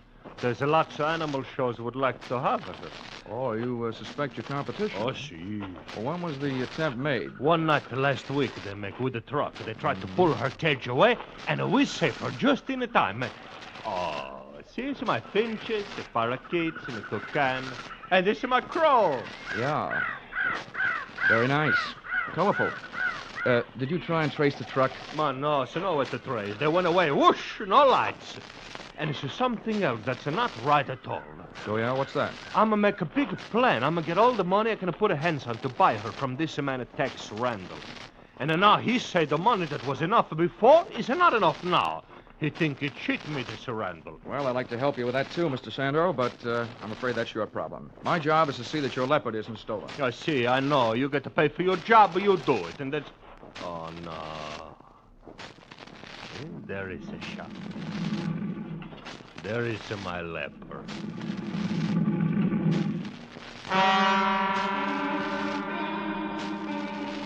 I guess somewhere way down in the taproots of my family tree, there probably was an ancestor with a low forehead, bearskin overalls, and a club who went into an unpleasant double take when he found himself face to face with a leopard. I know the feeling I had when I saw Shanty was inherited from somebody. My feet wanted to run, but my eyes wouldn't leave her as she paced back and forth in about a 12 by 12 cage. Baleful yellow eyes set in a sable-black face, ears laid back and tail lashing in anger, and lips that drew up showing the nastiest set of choppers I've ever seen. She was beautiful, all right, but my vote would have gone to the iron bars that separated us. They were downright gorgeous. Don't waste the time on the walk back in a Ford. You be a good girl. Pretty soon you and me will be good friends. You see, Mr. Dollar, right now, Shanty, she's a very angry. She's a boil inside. But I'm a know my animals. So not long, she's going to eat out of my hand. Yeah, well, she looked like she'd make a meal out of it right up to the elbow. Oh, hey, Stefano. What? Oh, you. Who's this hombre? This is Mr. Dollar. He's come from the insurance company. Well, howdy, Mr. Dollar. I'm Tex Randall. This is the man I tell you about. How are you? You mean you captured this thing? Yeah, I brung her in from the Togo territory in West Africa. I thought my racket was tough sometimes. What'd you use, catnip? Nope. I dug me a pit, covered her with a mat and some dirt, put me a fresh-killed goat in the middle, and when the cat fell in, I got some ropes on her and trussed her up. Well, you make it sound simple. Oh, see, so make it sound simple. Then why does it cheat to me? Why don't stay with the first prize? Hey, now you take a listen to me, Sandro. I told you I'd give you your money back and sell this cat somewhere else. The trip cost more than I thought it would. And I ain't about to lose dough on it just to make you happy. Sometimes I'm thinking you don't talk straight. I'm going to go back to my elephant now, Mr. Dollar. Okay, Mr. Sandro. I'll check with you later. He spent too much time talking to critters. He don't make no sense out of nothing. Right. I'm glad you're here, Dollar. I ain't been 20 yards away from this cat since I got her here. Been bunking in that sleeping bag every night right close to the cage. Now maybe I can get a break. Well, then you must have been here the night somebody tried to put the snatch on her. Did you spot anybody? Nobody I could be sure of, except maybe the little blonde guy. He left me something to remember him by. Wait till I pull my shirt up. Looky there. Looky there on my back. Just took the stitches out today. Oh, ouch. Ouch is right. The little runt caught me half in and half out of my sleeping bag. Doc says if that knife blade had gone in another hair's breadth, I'd have been spilt.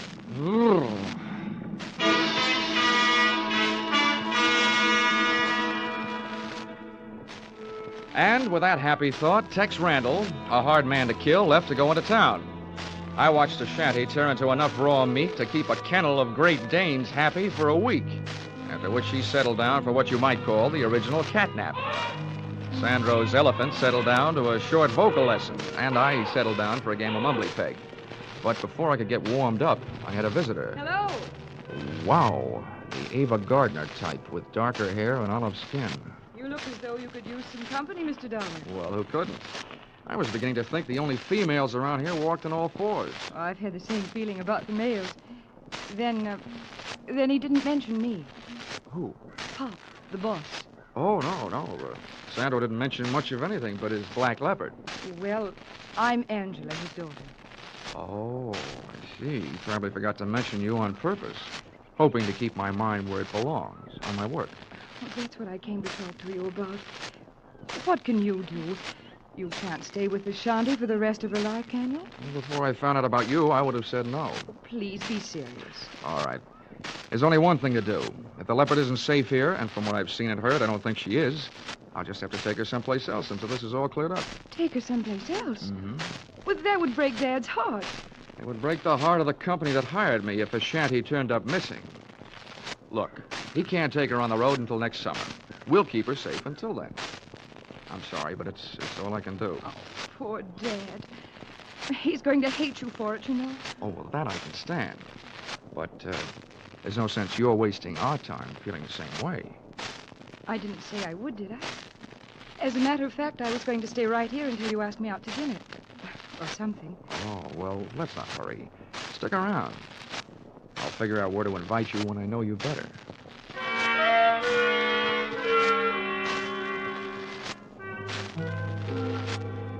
And there, during the waning hours of the Georgia day, I learned that up to a point, Angela was an easy girl to know. She liked cocktails, dinner, and dancing, so that's the schedule we set up for later. As soon as Tex Randall showed up to temporarily relieve me of my duties as leopard sitter.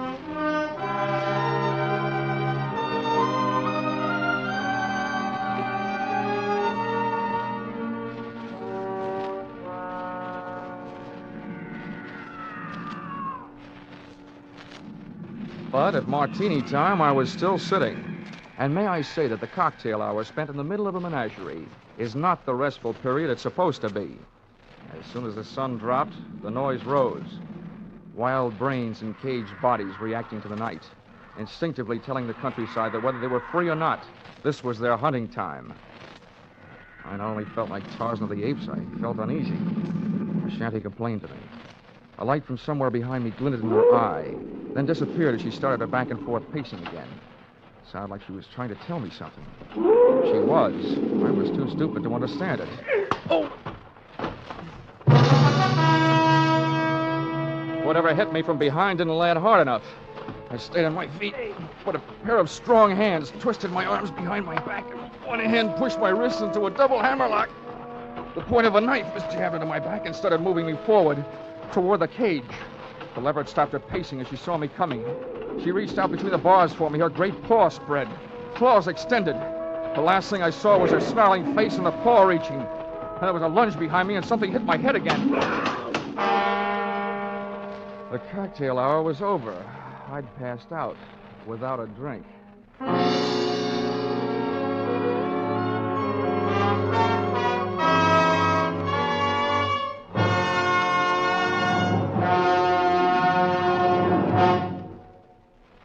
In just a moment, we will return to the second act of Johnny Dollar. But first, last week, Vaughn Monroe's Caravan saluted the Rose Bowl team.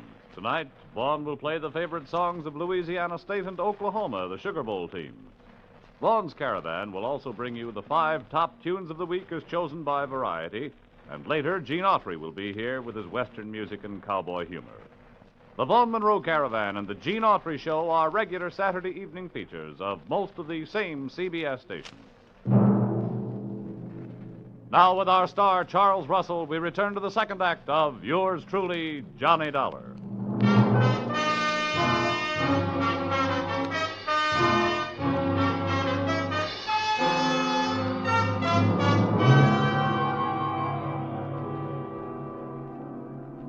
Well, sir, I don't know how I lived through that one, but as it turned out, I did. When I opened my eyes, I was still in Georgia, but that condition was about all that hadn't changed, for the worse. My head was not only aching in the back, but a new lump had been born above the bridge of my nose.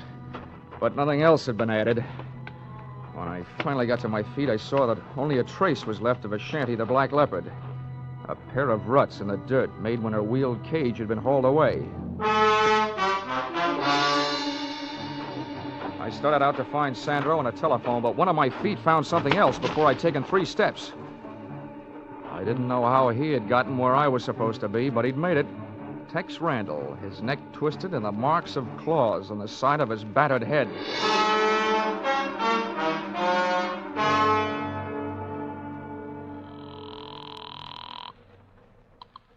Police Department, Central Precinct, Sergeant Miller. Hello, my name is Dolar. I'm an insurance investigator. I'm calling from the winter quarters of the Maximilian Sandro's Animal Show, from the owner's trailer. I want to report 2 things. Yeah, well, wait a minute. There's a body out here that your coroner ought to take a look at, either accidental or murder. Well, hey, Lieutenant, get on 2, this, will you? grand larceny. Somebody stole a black leopard. Oh, now listen, if this is your idea of a joke, fella, It's too late to joke, Sergeant. Just send some men out. I'll give them the rest of the story when they get here.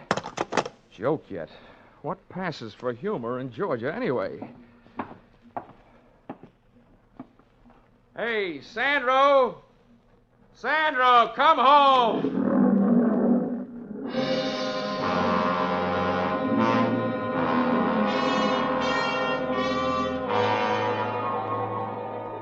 Nobody answered me but an old Libyan lion, so I shut up. I browsed around Sandro's trailer while I was waiting for the police. I wasn't looking for anything, but I found it. On a table, there was a small Christmas tree that had been transformed into what is commonly known as a friendship tree, meaning that about a half a dozen Christmas cards were hung on with cellophane tape. There was nothing else to read, so I scanned through those. And the third one I opened my eyes. It was inscribed, "Sorry, I can't be with you. Greetings from San Francisco. Your loving daughter, Angela." Before I could fully digest that tidbit, I heard a shoe scrape on the steps outside. Then the trailer door opened. Well, here he is, Ben. I told you we'd find him here. Yes. Very good, my dear. The man with the Angela by whom I had so recently been taken in looked 50-ish, capable, suntanned, and well-armed. Well, Mr. Dolar. You don't appear to be surprised. After what's happened already tonight, I wouldn't be surprised if General Sherman dropped in on his way back from the sea. Yes, splendid. I admire a show of courage, a sense of humor at the point of a gun. Oh, think nothing of it. Sometimes my jokes are so funny they kill people. I think we'd better get him out of here, Ben. I don't think it's safe. Yes, you took the words right off the tip of my tongue, my dear. Shall we go, Mr. Dolar? Should I ask where and why? I've taken a small place in town. There, at our leisure, we shall discuss a fascinating subject. Namely, the whereabouts of a splendid black leopard.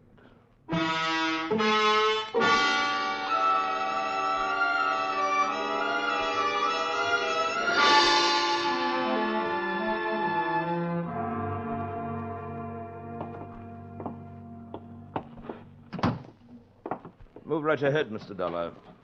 Oh, my dear, run up to Harold's room. Fetch him down. I may need him. All right, Ben. Into this room, Mr. Dolar. And please be seated. If you don't mind my asking, Ben, how do you manage... My dear sir, it just so happens that my full name and title is Sir Bennet Mountfort. The term of familiarity, Ben, is to be used only by my closest friends. Now, if you will couch your question properly... Oh, it wasn't important. I just wondered, since that gun seems to be so much a part of you, how do you manage without shooting yourself while shaving? You've a ready wit, haven't you? I know the proper time and place for a weapon, my boy.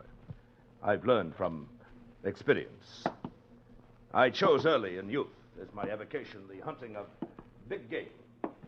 If you had faced the last desperate charge of a wounded lion or a maddened rhino as I faced them, you, too, would realize that a good weapon, properly aimed, is man's best friend. Which brings us to the subject of our mutual interest, the black leopard. Where have you hidden her? What makes you think I have? No. Let's have no deception, sir. The report brought back by my charming accomplice, who so ably posed as the daughter of that stupid showman, Mr. Sandro, was that you made no secret of your plan to carry off the cat to a place of safety. You will not deny that. Why should I? You wouldn't believe me if I did. Yes. An admirable attitude, sir. Now, once more. Where is the leopard? If I told you, it wouldn't be worth much as a hiding place, would it? If you do not tell me, sir, your life will be worth very little. Come now. Perhaps your loyalties are misplaced. What did that market hunter, Mr. Randall, tell you about the cat? Not much.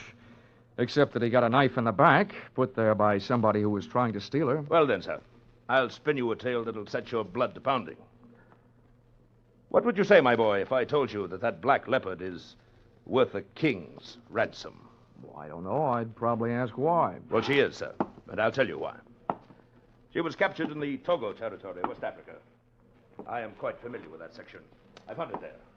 A district par excellence for elephant, buffalo, and Situtanga. As a matter of fact, I was there before and shortly after Randall's infamous trapping of that fine beast. Did he tell you that? Well, he did. Didn't make any impression. I hear there are a lot of people in Africa. Well, to continue. The Togo territory is inhabited by the Awe tribe, a group of long-headed patrilineal people whose most interesting characteristic at this moment is the fact that they are animal worshippers. Now, does the point sink home? Vaguely. That leopard Randall snagged is important to them. Is that it? Yes, precisely. You've struck it. And they'll pay a veritable fortune for her return. $100,000 in gold. And now that I've let the cat out of the bag, so to speak, let the cat out of the bag, so to speak. Do you have a price in mind? In return for which you will share with me the hiding place of the animal? Yeah, you go on back to Togo, and I'll cable you the address. Ah, it's obvious, sir, that you are not in full command of your senses. Harold! Harold! Yes, hold your horses. I'm coming. Look, if Harold is your violence department, Ben, you can save your breath and his muscles. I'm not having any. Stay where you are, sir.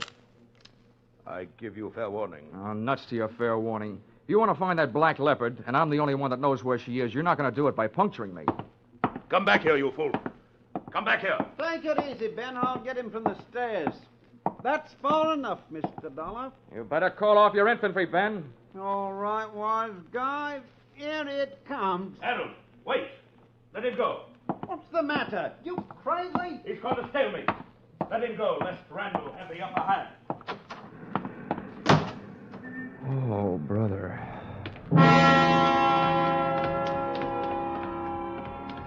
As I went out, I caught a glimpse of the man Mountford had called Harold, the same little blonde runt Randall had talked about.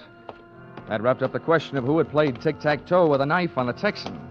But 10 yards of Sir Ben's front walk later, I suddenly remembered Mountford's last words. Lest Randall have the upper hand, he said. It sounded like he didn't know Randall was dead, which shook my head and in a strictly nonsensical way made sense. Well, there was only one place for me to go, so that's where I went. Back to Maximilian Sandro's Animal Show.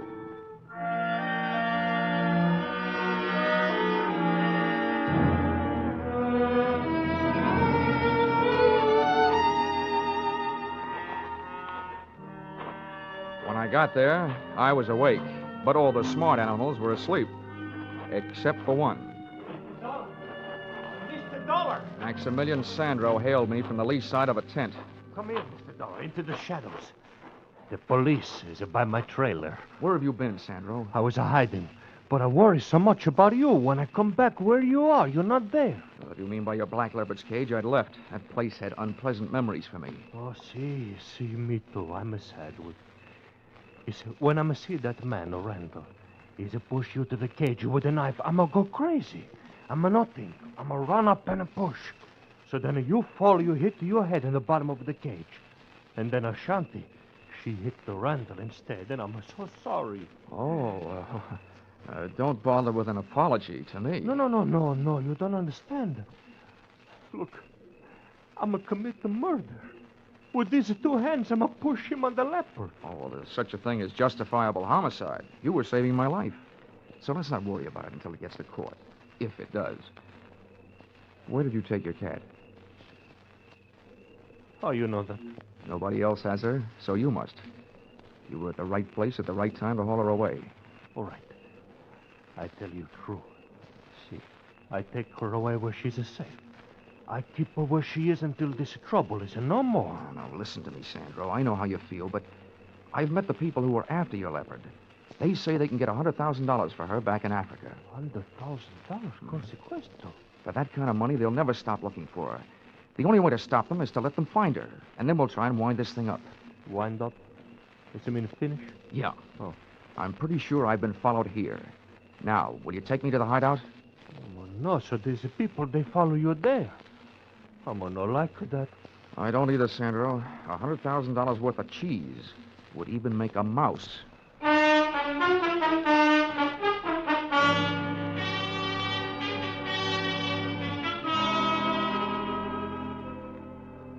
Sandro was a hard man to convince. I wasted more words than a Republican campaigner, and then I used blackmail. Then I told him I'd turn him in for Randall's killing and testify against him instead of for him. He saw things my way.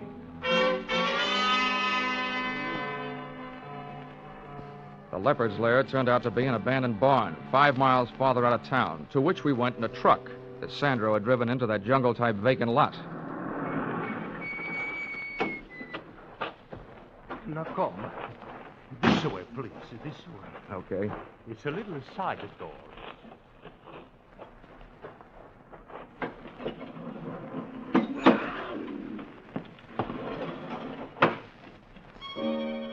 Ashanti was performing that old dance of hers again, pacing the length of her cage, back and forth, her head swinging rhythmically each time she turned. We'd made ourselves easy enough to follow on the way out. but my neck was getting stiff from helping my eyes follow the leopard's movements before I heard a sound outside the door. It sounded like a bolt jamming a shell into the chamber of a rifle. And that's what it was, because a rifle was what Sir Bennett Mountford was carrying when the trio came in. Close the door, Harold. I just did. You, my dear, stay here out of harm's way. Yes, Ben. I'll be all right. Well, Mr. Dolar, I would say that the long stalk is successfully completed. The search ended. You're quite a hunter, Mountford. Somebody should crown you with a coonskin cap, with a raccoon still living in it. Yes. I'm glad to see you enjoying yourself, sir. Since the time for levity is on the wing, so to speak. Harold. Yeah, name it. Keep these two in your sights with a ready finger on the trigger. I'll set about putting this vicious cat out of existence. No, he's not shooting my Ashanti. Hey, Mountford, are you crazy? Put that rifle down. Shut up, Dollar. You aren't running things. Mountford, if that cat's worth $100,000 alive, why kill her? Because we shall realize a much greater profit with her dead. Namely, $500,000 in uncut diamonds that are hidden in the floor of her cage. Diamonds? Well, they couldn't have been safer, could they? Precisely Randall's idea when he put them there in Africa. Now stand aside, sir. I don't wish to fire through your head, but I will if I must. No, he's not shooting my Ashanti. Hey, watch that maniac. He's going to let that cat out. Ben, stop him. Not fast. Don't move. I'll meet her charge. No, Ashanti, run. Run for your life.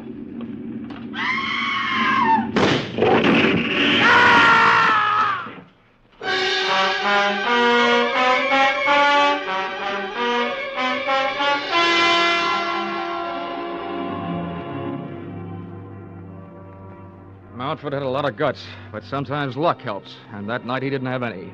Ashanti sprang straight through the little door of her cage. She was still in the air when she went past him, head high, and as she did, one of her fatal front paws reached out for him. It looked almost delicate, but the force of the blows sent Mountford clear across the barn, and when he landed, he didn't move. Ashanti streaked toward a square of night sky showing through a window, and she was gone. Ashanti, come back.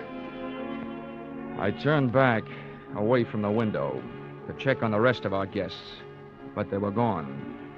Apparently, there was something about a leopard on the loose that had made $500,000 in diamonds not as important to Harold and the phony Angela as distance between them and that barn. So, there I was, suddenly left with nothing to worry about.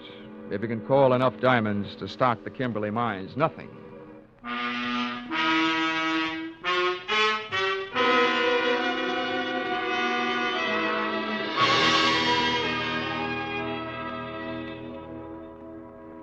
Expense account, item 2. Item 2? A case like this and I haven't laid up a cent. Oh, well, Christmas is coming. Item 2, $3. Cab fare from Brunswick Police Headquarters to hotel, after giving them my statement, which they didn't believe until they saw those diamonds. Then they sent out a 3-state alarm to pick up the phony Angela and Montford's shiv man, Harold. And expense account, item 3, $70.21. Train and cab fare, Brunswick to Hartford. Oh, and this advice I'll toss in for free. At last report, Ashanti was seen headed west toward Okefenokee Swamp, and Sandra was organizing a group to go after her. My advice is this: don't insure the lives of those men. If you want to throw your money away, throw it to me. Let's see, expense account total, $152.70. Signed, yours truly, Johnny, Frank Buck, Dollar.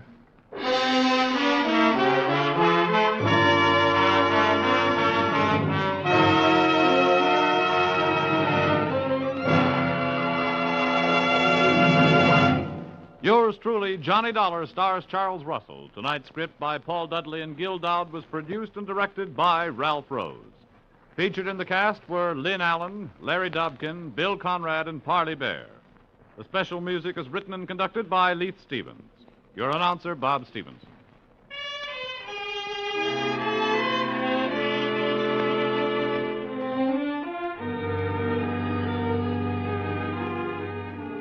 Be sure to be with us at the same time next week when another unusual expense account is handed in by... Yours truly, Johnny Dollar.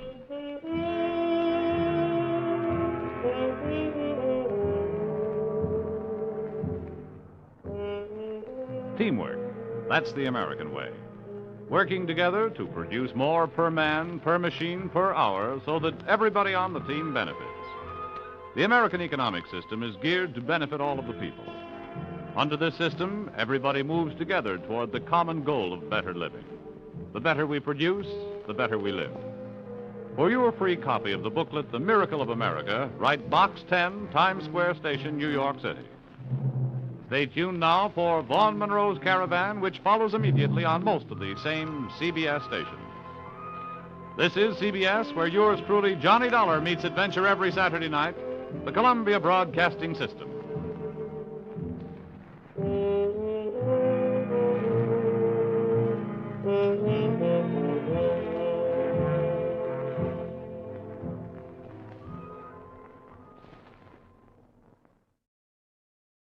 Good evening, friends.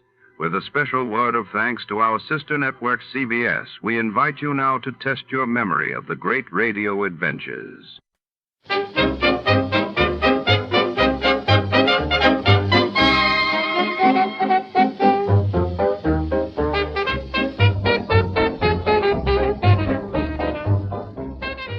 Tonight, under the shadow-raped streets and flickering neon, a mysterious book, Edith Hamilton's mythology, vanishes without a trace. Our hard-boiled detective is drawn into a labyrinth of secrets, lies, and dangerous allure, as a glamorous woman with secrets of her own enters the picture. What's hidden between the pages, and who will risk everything to possess it? Stay tuned for the Edith Hamilton capper. Before we begin, let's see what happened on the day it aired. It was March 18th, 1950. That day, the world read of Belgium's King Leopold III returning to power amidst fierce national debate, while in the United States, scientists announced the successful creation of artificial snow in a laboratory, sparking hope for new weather control technologies. The Adventures of Sam Spade, Detective.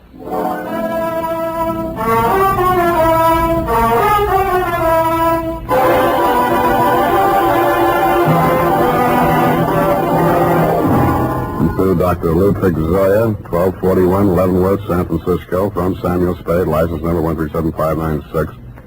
Subject, Edith Hamilton. No paper? No caper.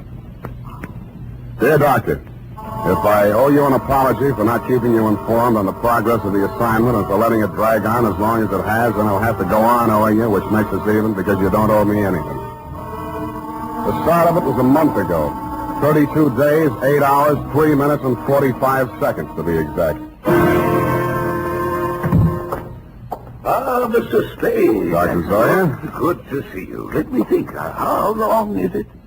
3 years since I visited your office. That was when you were my leading suspect in the Denov case. Ah, yes, poor Denov.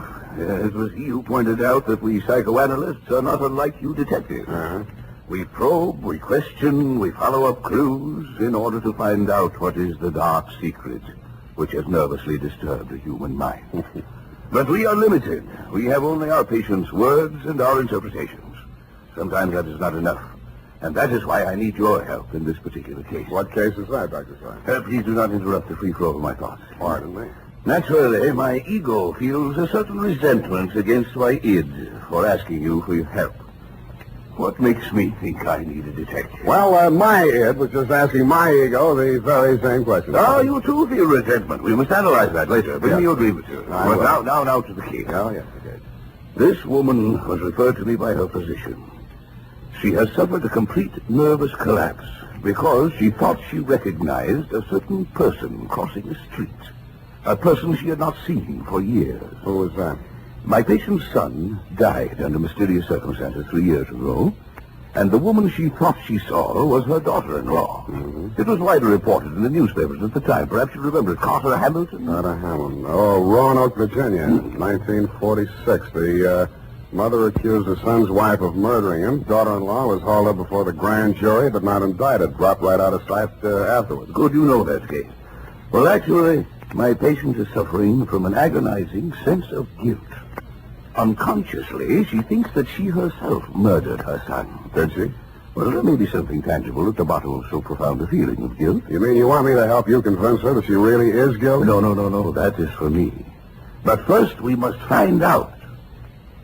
What we must find out is somebody else, whether they are guilty. What? Go all the way to Virginia, solve a crime that's been off the books for 3 years? No. The daughter-in-law is actually here in San Francisco. Well, if I remember right, she wasn't the only suspect. Well, whether she is innocent or guilty is of no importance. It is only important that we know. What? Excuse me. Yes, Miss Case. Mrs. Hamilton is here, Dr. Zoya. Oh, good, Miss Case. Send her in. This is my case. I mean, my patient. I want you to meet her. Oh, good afternoon, Mrs. Hamilton. Good afternoon, Doctor.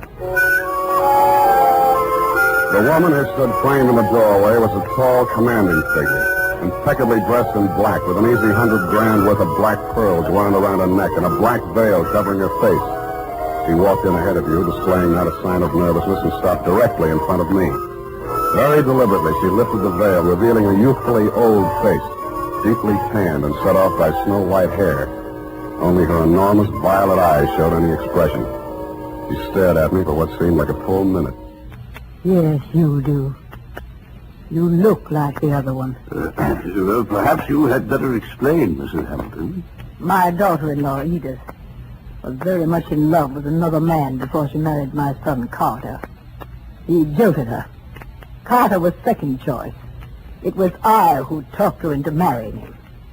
That's why I'll never rest until my son's death is avenged. We must analyze this desire for vengeance. Oh, yes. Yes, I had a dream last night. I dreamed that Edith was dead, stabbed with the same bone-handled hunting knife she used to kill my son. Yes. Well, no. You just lie down on the couch and relax, Mrs. Hamilton. I'll be with you in a moment. Come, Mr. Spade. This is the most disturbing new development, her dream. You must get to that girl as soon as possible. Her life may be in danger. You mean the old lady is mixed up enough to take a shot at her?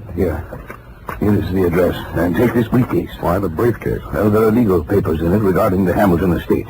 They require her signature.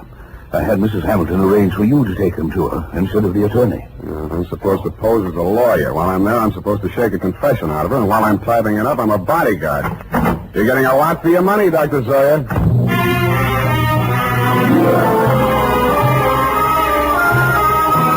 I spent the next hour or so in a newspaper morgue briefing myself on the old Hamilton case.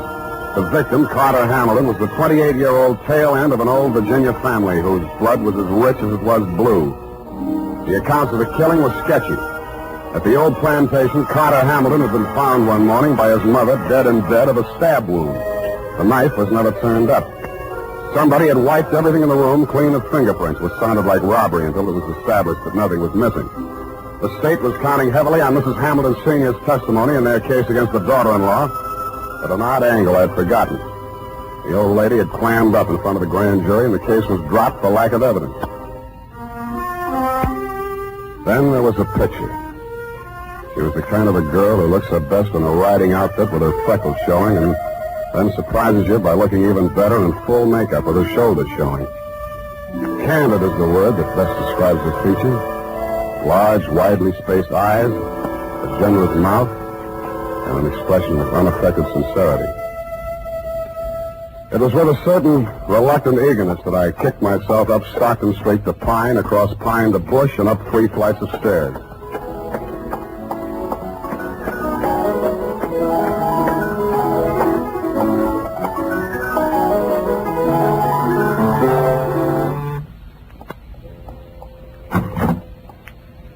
Yes? This is Edith Hamilton? Yes. You must be from the attorneys. They wired me you were coming. Come in. Thank you. Not that I'm in hiding, but I'm curious as to how they got my address. Would you like a drink?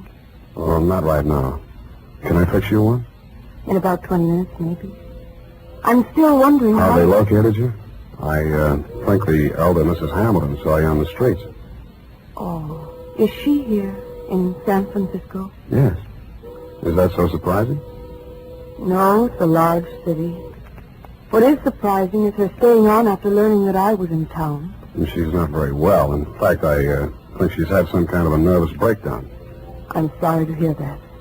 I'm very fond of her, you know, in spite of everything. No, I didn't know. Maybe I should explain. I'm a private detective local. I was hired here in San Francisco to bring these papers to you. Oh, you found me. I seem to be a little slow introducing myself. I'm sorry. Sam Spade. Well, if it had to be a detective, I'm glad it's you.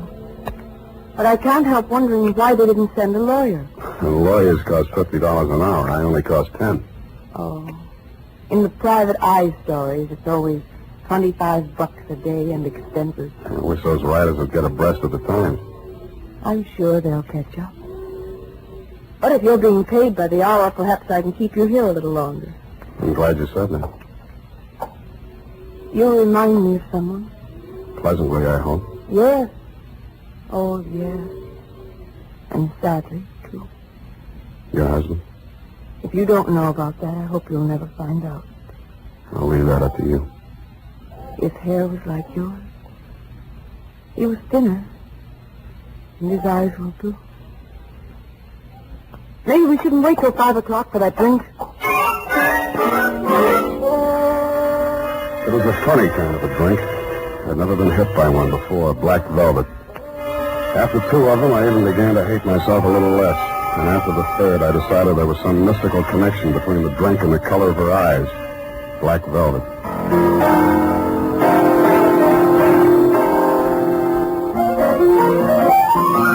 I don't know much about music, but the way she went at the piano, you knew she wasn't afraid of it, and probably wasn't afraid of anything. The pieces she played were like her, bold and at the same time delicate. Simple, but with a web of complexities in the background. Brilliant, but always colored with sadness.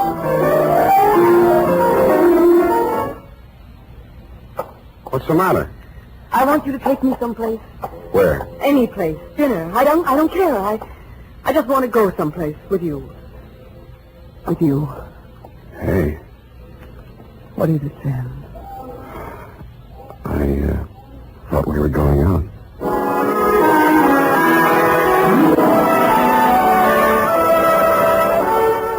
I never paid much attention to San Francisco before I met her. It's quite a place.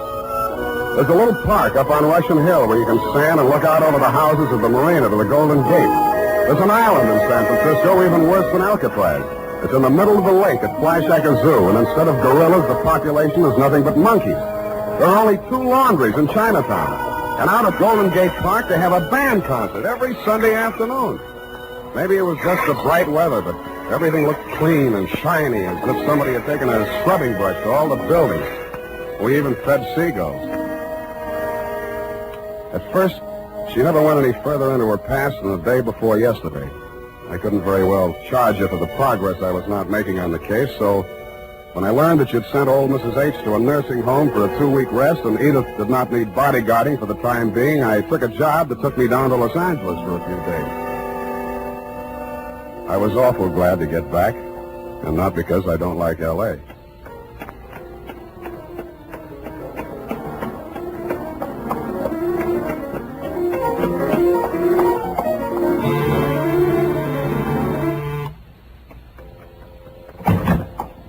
Sam. Oh, darling, you were gone so long. Hey, the posies. Oh, give them to me. Well, I like that. This is the last time I make a fool out of myself buying flowers. I'll love them later. Hey, you're trembling. What happened while I was gone? What happened to me happened before you went away. You know that. Sam, while you were gone, I had a lot of time and I did a lot of thinking. And I came to a very important decision. There was something I knew I had to tell you. And I wasn't so sure I could get through it. Now, look, Angel, it sounds serious. I don't think this is the time. Oh, but it is. Yes, it is. Here, take it before I change my mind. What is it? I wrote it all down. Sit here, facing away from the piano. And don't say anything until you've read it through. Oh, okay.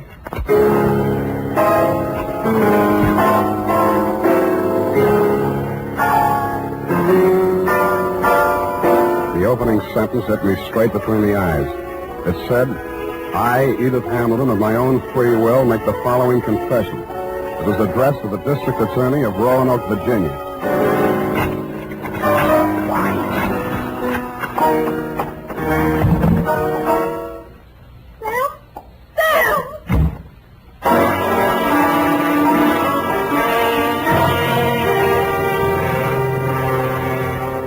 And that, Dr. Zoya, was when I headed back to your office. Not to have my head examined, it was too late for that, but to tell you that I was resigning this caper. On the way, I placed 2 ads in the classified sections of 3 papers. One under office space for rent and one under situations wanted. Ex-private detective desires position as night watchman, prison guard, asylum attendant, or any more pleasant line of work. And I really meant it. The United States Armed Forces Radio Service is presenting the weekly adventure of Dashiell Hammett's famous private detective, Sam Spade.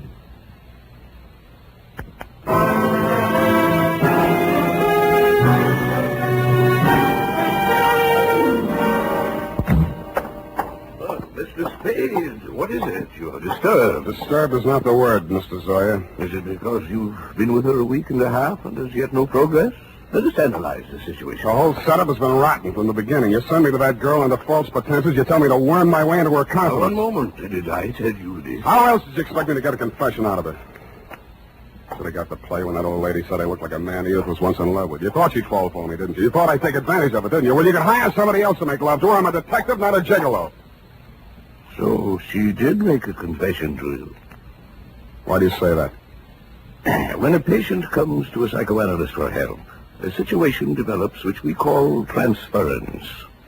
Now, this means that the doctor represents to the patient someone in whom he can confide, to whhom he can unburden himself, such as a parent or a loved one. Well, then let's don't go on with it.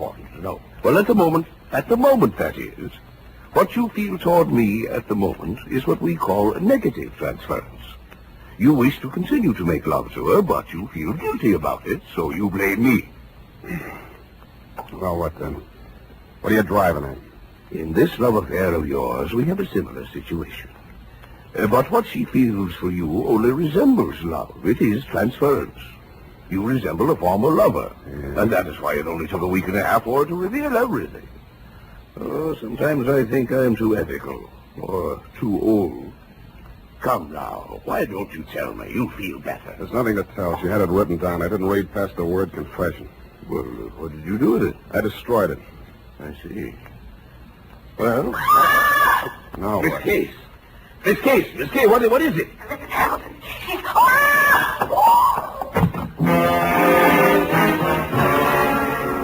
It was Mrs. Hamilton, all right.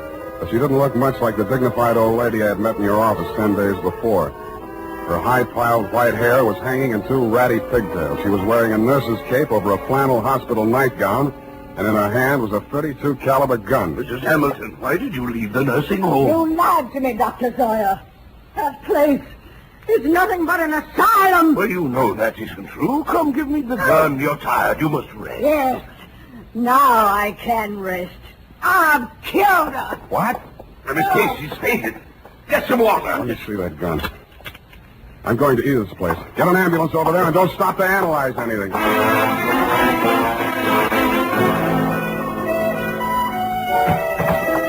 Edith was slumped forward over the piano keyboard. She was barely breathing.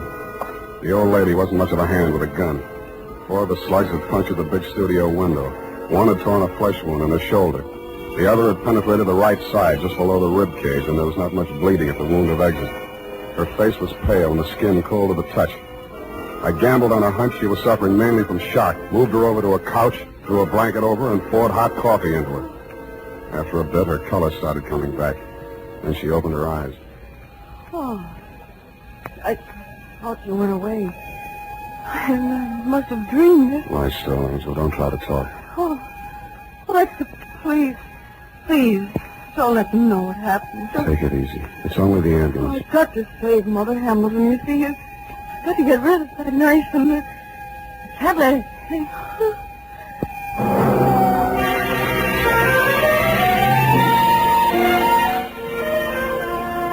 I rode in the ambulance with her. She was still unconscious when they carried her into surgery. They told me she was out of danger. When they threw me out that night, I went back to her apartment. What she'd said about saving old Mrs. Hamilton and getting rid of the knife gave me a new slant on that confession I hadn't read. The pieces were still on the floor where I'd thrown them. It took me nearly an hour to put the jigsaw together, and when I did, it was still a puzzle. In her story of that morning 3 years ago, she confessed to finding the body before the official discovery, to hiding the knife and wiping the doorknobs and surfaces in the death room to get rid of fingerprints. She couldn't remember anything that had happened in the 8 hours between 1 a.m., when she had left her husband drinking in the library and gone upstairs to bed, and approximately 9 in the a.m., when she found herself standing over his body with a knife in her hand. I stretched out on the sofa to think it over, and then I drew a blank.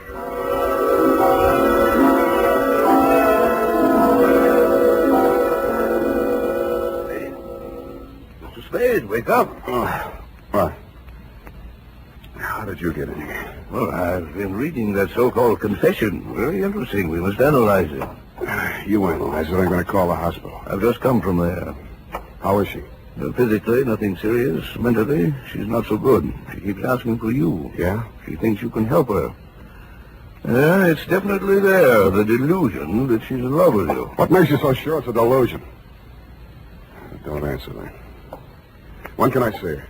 Well, it's best that you wait until she comes home. That will be next Tuesday. Look, you're supposed to be a first-class head doctor. Can't you cure this amnesia of Edith's? I thought I explained to you last night when we were discussing transference. Please, Dr. Zoya, please. I know you mean well, but don't, I beg of you. Well, it's not important. When she gets to know you better, she will realize that her love for you is irrational. And then realize that her love for you is irrational. And then she will remember everything.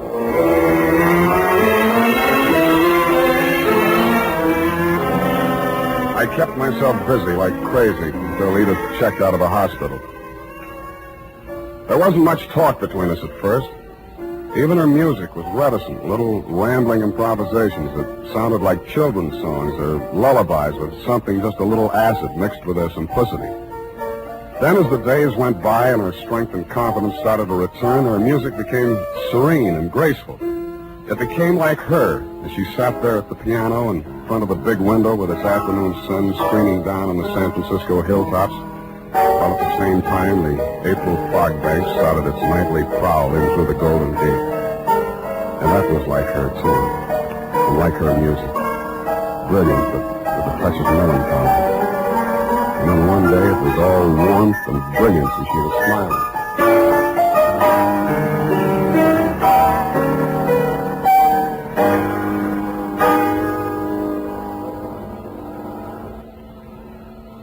Sam? Yeah, Angel. I remember now. So that's it. I woke up this morning feeling so happy. And then I knew I was on the verge of it. Because I knew that however bad the truth might be, it was worth not remembering it. Even if I was a murderer, you'd rather know, wouldn't you? No, I wouldn't. Why? I thought I knew you so well. Darling, are you angry? Yeah. But at me? Yes, you. The first time I came here, I tried to give you a fair warning. You should have figured the score when I told you I was a private detective. You'd even read the stories where in the end the detective doesn't have any choice but to turn in the beautiful dame, no matter what his personal feelings are. Maybe you didn't think they were true to life, or maybe you thought I was an exception to the rule because you are. Well, I'm not. Truth is, I was hired to get a confession out of you any way I could, and I think in the back of your mind you've known it all along. You want to have your confession and eat it, too. You probably learned as a child that it's smarter to tell all and be patted on the back than to be found out and get spanked. How can you be so smug and so self-satisfied and so... Whatever made me think I was in love with you? Just because you looked a little like someone who I... Zoya was right. Only you thought you were kidding yourself, too. Zoya called it transference. I call it baloney. Goodbye. You come back here. You can't just leave like...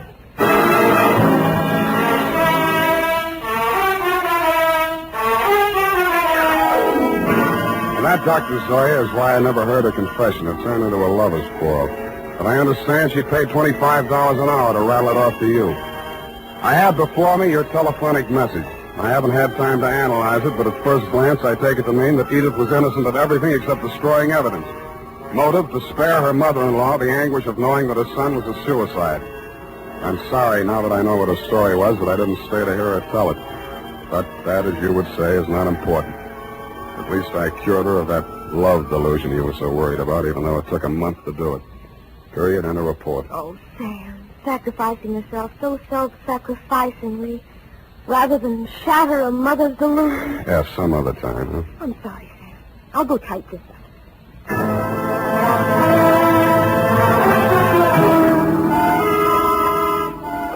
Well, here it is, Sam. Sam, where did you go? Sam State Detective Agency. It's space, sweetheart. Sam, where did you go? I'm downstairs in the bar. Sam, there's so much noise on the line, I can't... I'm drowning my sorrows. Well, you don't need to shout. Oh, hold the line a minute. Yes? May I help you? Oh, no, I'm sorry. I was hoping I might find Mr. Spade. Hello? Would you like to leave a message? Oh, tell him Edith Hamilton called. Oh. Ooh! F, are you still on the phone? Ooh. Oh, pardon me. Yes, dear? What happened? Are you taking a bath? Nothing at all. One moment, please. Miss Hamilton, I have him on the line. He's downstairs in the bar. And if you'll hurry, you can just catch him, I'm sure. Oh, downstairs. Well, I will hurry. Thank you. You're welcome. Sam, are you still on the line? What's the matter with you? Nothing. Just go ahead and drown your sorrows. But don't get loaded. Good night, Sam. Well, good night, sweetheart.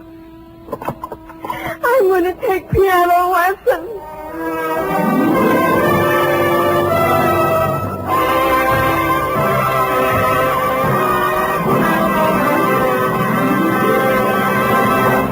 The Adventures of Sam Spade, Dashiell Hammett's famous private detective, are produced and directed by William Spear. Sam Spade is played by Howard Dove. Lorene Tuttle is Effie.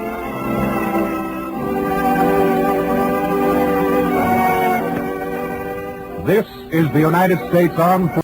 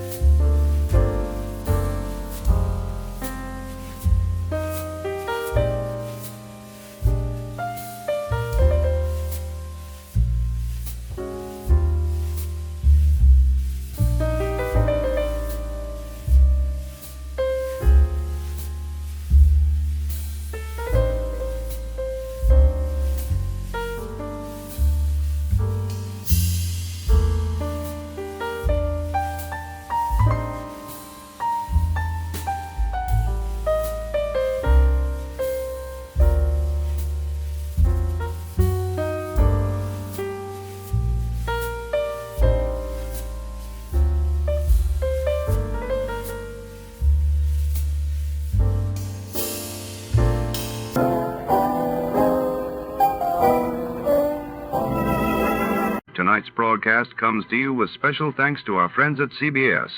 And before our next mystery unfolds, here's a question for the sharpest listeners in America.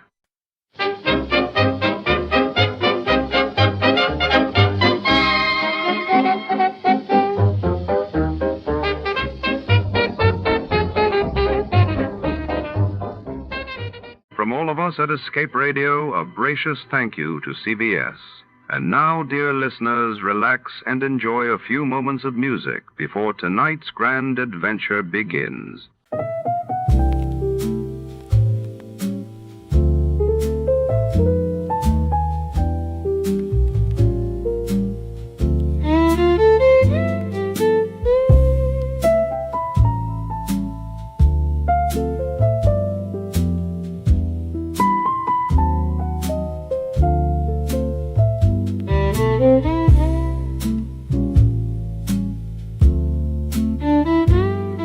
Mm-hmm.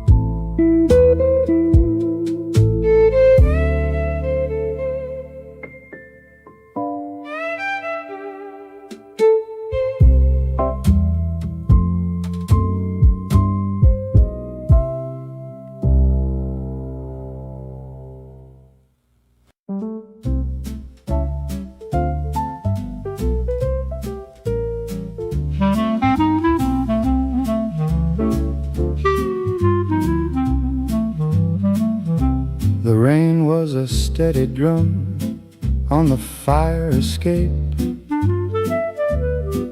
Another Tuesday, same as the last. She walked in, a shadow against the city's gray drape, said, "He's gone and the clock keeps ticking too fast." Her eyes held a story, worn and old, like a dime novel found in a dusty bin. A scent of jasmine and something cold, a secret she was trying to keep locked within.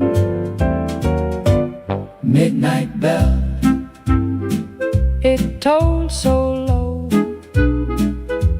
another soul lost to the undertow. Midnight bell, what did you see? Just shadows dancing, wild and free.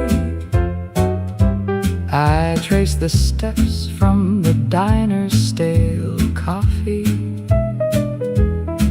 to the back room where the cards were always dealt. A whisper of a name, a broken key,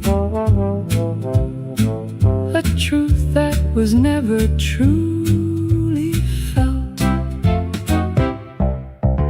The city sleeps or pretends to sleep, but its heart beats a rhythm dark and deep. Every brick, every alley holds a tale, a lonely siren's wail. Midnight bell, it tolled so low, another.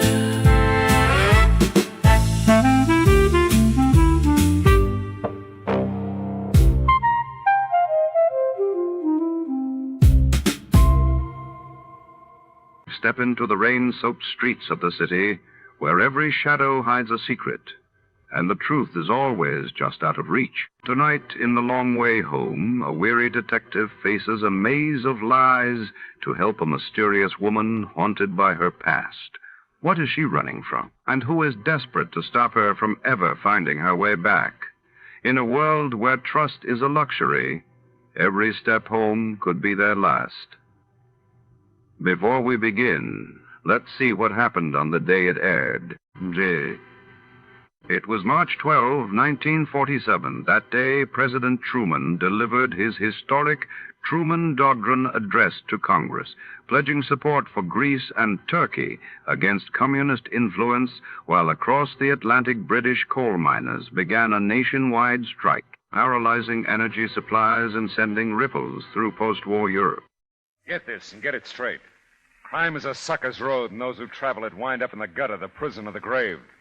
There's no other end, but they never learn.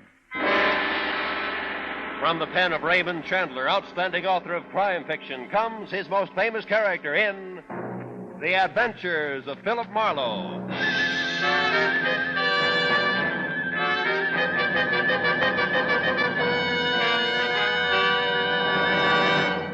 Now, with Gerald Moore, starred as Philip Marlowe, we bring you tonight's exciting story, The Long Way Home.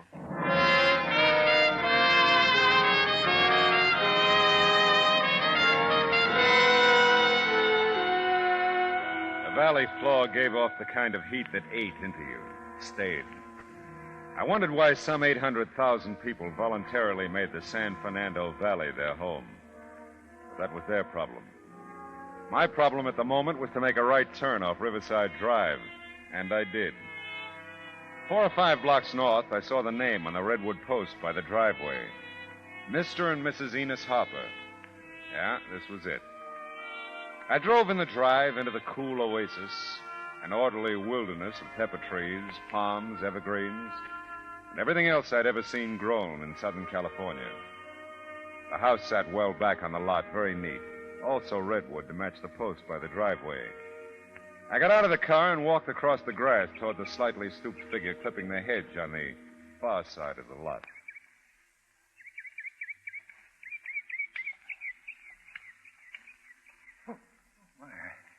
I didn't hear you coming. I'm sorry. Hope I didn't frighten you. I'm Philip Marlowe. You Mr. Harper? Oh, yes, indeed, Mr. Marlowe. I'm glad you're here. Here, I'll pull up this chair. Oh, that's for all you. right. I'll get it. It's all right. I've got it now. Oh. There. Sit down, Mr. Marlowe. Oh, well, how about you? Well, if you don't mind, I'll keep on clipping the hedge here while we talk. I feel better doing something, you know. Oh, sure. We could go into the house, I guess, if you'd rather. Well, it bothers me to be in there now. Yeah, I expect it does. How long's she been gone, Mr. Harper? Since Monday morning. Oh? About 9 o'clock, I guess it was. She got the laundry together, said she was going to the laundromat, and that's the last time I saw her. Monday, that's 2 days ago. Did she take the car? No, Amy doesn't drive. I offered to drive her. The laundromat's about 5 blocks from here, in that little community center on Riverside. You probably passed it. Oh, yeah. And she said no. She thought the walk would do her good. And she hasn't called or anything since, huh? No, nothing. Oh. Well, how about friends, relatives? Well, I've inquired around the neighborhood. You see, we haven't lived here long, Mr. Marlowe. We're not really what you call well acquainted with anyone here. You mean the valley? Well, in California, really. Oh. We're from New Jersey. Came out here right after the first of the year.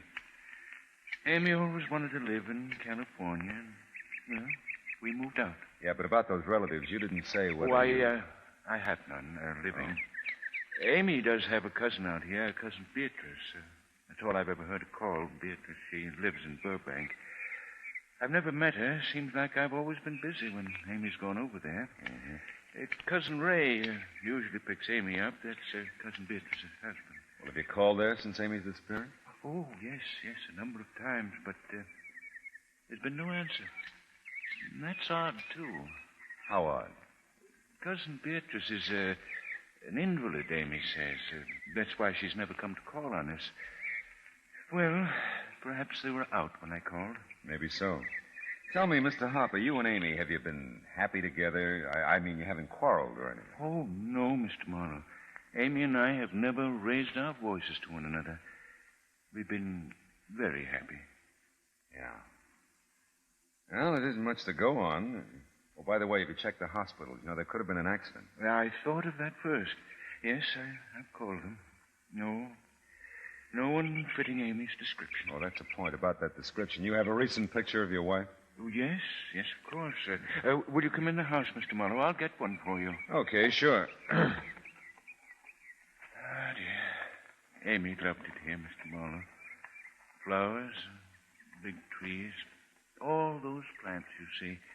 Amy cared for them, watered, cultivated them. Yeah. This is her garden, Mr. Marlowe. I'm just trying to keep it nice for her.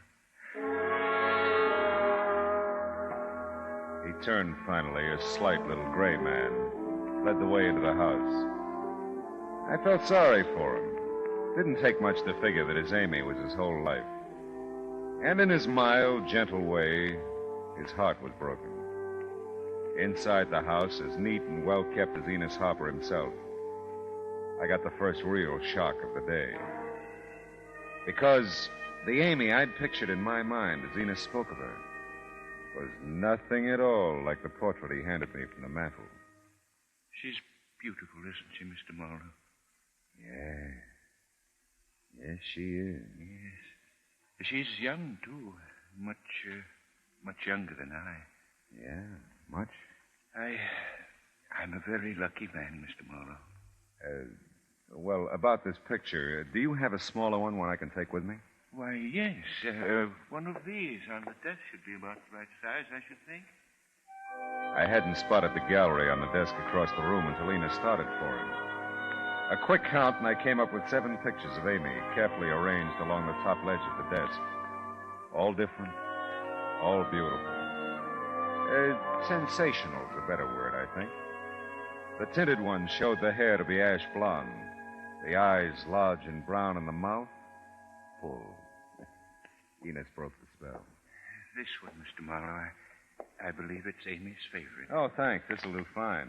I'd want it back later. Oh, sure, you bet. Now then, is there anything more? Anything else that might be helpful? Well, let's see.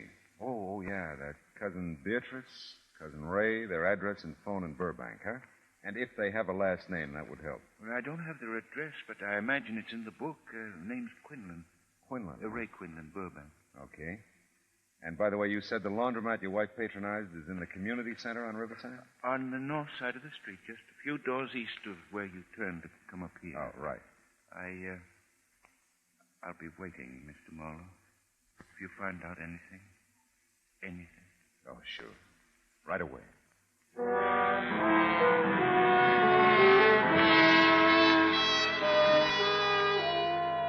The little community had no name, but it had everything else. A series of one of each shops and services, all the way from health foods to a branch bank. Well, I parked on the street in front of the laundromat and studied the picture of Amy Harper again. Tried to figure her with a laundry bundle and couldn't. Tried to figure her with Enos and decided to go back to the laundry bundle. Made more sense. I went inside. Never smelled anything so clean. Morning. Can I help you? Yeah, I'm trying to get a line on someone, a Mrs. Harper. Do you know her? Mrs. Harper. Mrs. Enos Harper. Oh, here. Here, look at this. She looks like this. Oh, Amy, sure. Yeah, well, when's the last time you saw her?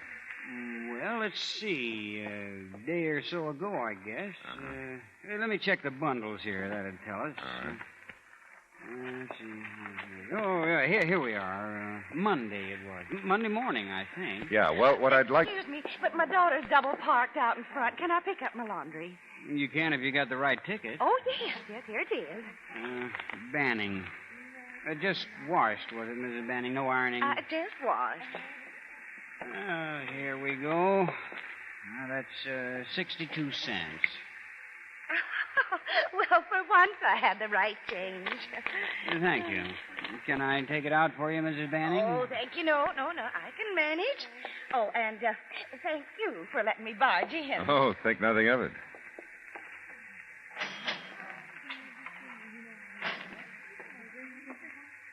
What do you mean, you're trying to get a line on Amy? Oh, well, just that. Anyone ever come in with her? No, can't remember anyone. Well, can you remember if you noticed anything special about her when she came in Monday? Yeah? What? You got her picture. Yeah, I mean beside that. No, she was just Amy. Uh-huh. You want to pick up her laundry? I don't have her ticket. I was doing great, huh? Enos had told me Amy went to the laundromat on Monday morning, and now I knew as much as he did. Well, I took a picture with me into all the transportation offices around, bus, train, plane, car rental. Everyone liked the picture, but no one had sold her a ticket on anything. The supermarket and the drugstore were every bit as helpful, and then I remembered her green thumb. Well, I must say I've seen her many times. Many times. With Mr. Harper, of course. Well, do you think you might have seen her Monday? No, not Mrs. Harper. I do believe Mr. Harper was in Monday, though. Seems to me it was about his zinnias. Yeah, well... or was it his asters? I really couldn't say. I believe it was his asters. Of course, it really doesn't matter too much. They're the same family, you know. Who? Zinnias and asters, same family. Oh. Compositae, you know, that's the family name. I'm impressed. But look, I'm going to tell you... Can you imagine they used to be called starwort? Huh? Starwort, what a nasty little name for an aster. Have you got a Burbank phone directory? No, I beg pardon? A Burbank phone directory. Oh, I thought we were talking about the Harpers. I thought we were, too. Starwort.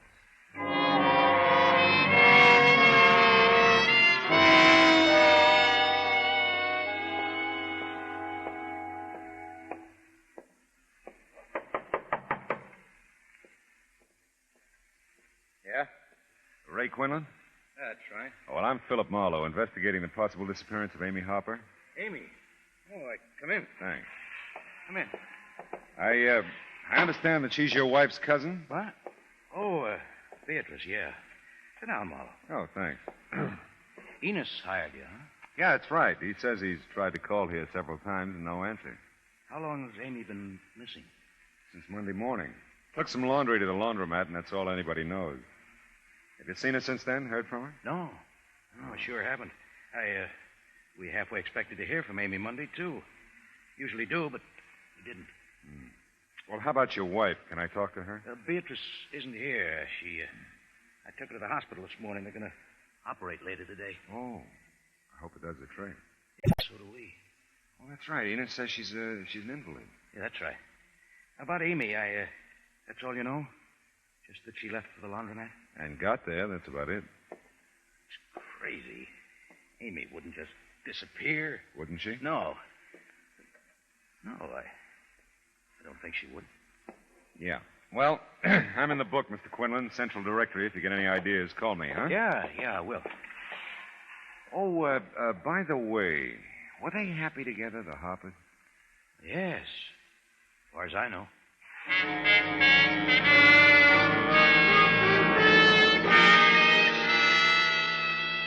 The late afternoon sun was just at eye level as I headed west again on Riverside Drive. Cousin Ray was a brown, solid man, not fat, but husky. Not too tall, 5'10" maybe, must be about 35 or so. Enos wasn't home when I got back to Amy's natural habitat, so on a hunch, nothing more, I checked with the next-door neighbor. Mrs. Brownlee, her name was spooning her yogurt straight and propelling her patio glider like she was closing in on the finish line of the Honolulu yacht races. Well, I saw her coming out of the laundromat and offered her a ride home. Monday was just real warm, you may remember. Poor Lulu, yeah. Well, yes, you might put it that way. Anyway, I told her I was driving right after her. I picked up some wheat germ and some blackstrap molasses. I'd be going home, and that she was welcome to ride with me. And she gave me that nice smile of hers and says, "No, thanks, Miss Brownlee. The walk will do me good." Now, just why a walk in the hot sun would do anyone any good is beyond me. But I'm not one to push myself onto other people. And the ride was there. She could take it or leave it. Yeah, tell me, did you see her after that? Yes, I did. This time from across the street. But there's no mistaking her for anyone else, you know. No, I don't suppose there is. Well, there she was, going into Pliny. Just a minute. Pliny's? The camera shop. Pliny Branstedter's place. Hocus pocus, out of focus. That's what Mr. Brownlee calls Pliny. But then they're in the lodge together, you know. Yeah. That makes all the difference. Well,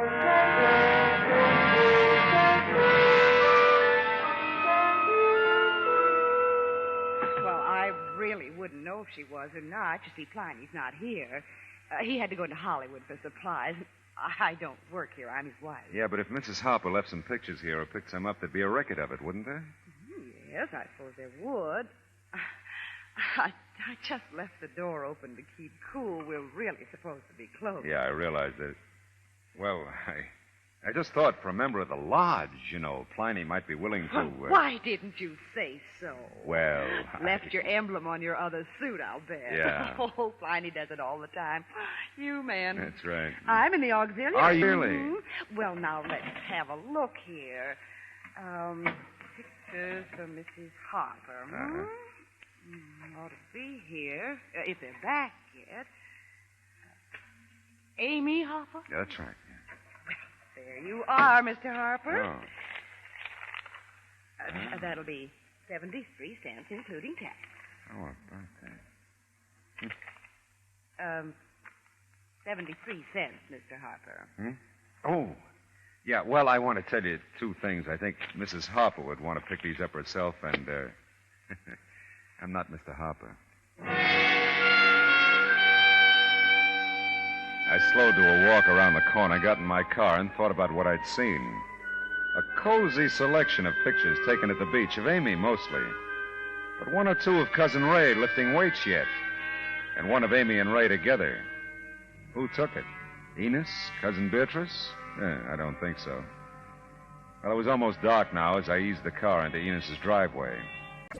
And when I got there, it was dark. The sky above still held the afterglow of early evening. But the web of compact trees and shrubs that surrounded the Harper house made patches of blackness all around me. I got out of the car and I saw a light somewhere in the back of the house. And back there, too, a faint sound I couldn't distinguish. There was a sudden movement from the hedge behind. Oh! Stay out of it, Marlowe. Stay out of it!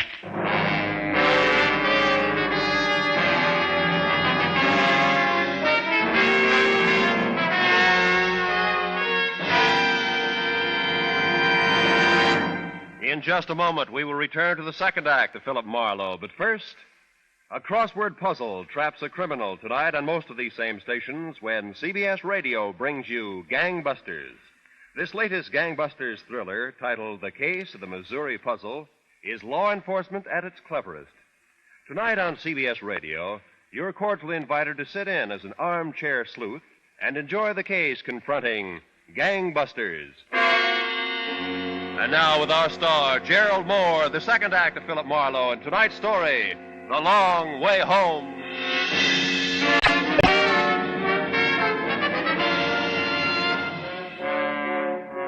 There was a sharp knot of pain at the top of my spine. But the bulldozer who jumped me from behind wouldn't settle for that. My face mashed into the dew-soaked grass, and I inhaled a lungful of wet Vigoro while someone with the strength of 10 flailed away at my back. Why I wanted to turn over and take it head on, I'll never know. But I kept trying to turn. I slithered instead, slid along the wet grass with a vice on my back. A vice with a voice that kept hounding me. Stay out of it, Marlowe. Stay out of it. Hey, Hopper. Hey, you had it, Marlowe. Hopper. Hopper. Get off my property now. Go on, get over here. Hey, Hopper. Yes? Why, Mr. Marlowe. What's left of me? Why, I don't understand, Mr. Marlowe. What happened? Who was it? 3 guesses. What do you mean? Skip it. Well, you better come into the house, Mr. Marlowe. I'll help you. Easy. Is it loud enough for you to hear out back? Loud enough? Oh, yes, I came running, didn't I? Yeah, you sure did. Well, come along now. I'll take care of you, Mr. Marlowe. Someone beat you to it, Enos.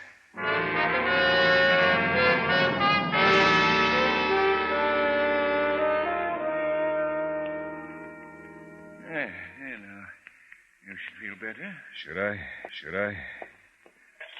Hey, Enos. Yes? You like the beach? Why, it's all right, Mr. Marlowe. I'm not much of a swimmer anymore. Well, Amy never cared for the beach, so we never went. Uh-huh. Now, why do you ask? I don't know. Why do you ask anything? Mr. Marlowe, I know you've been through a lot. I wouldn't blame you if you'd want to give up looking for Amy. If you would. Forget it, Enos. I don't give up anything.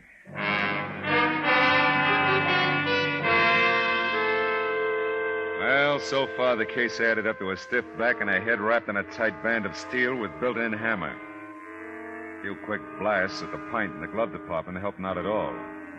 But something drove the car.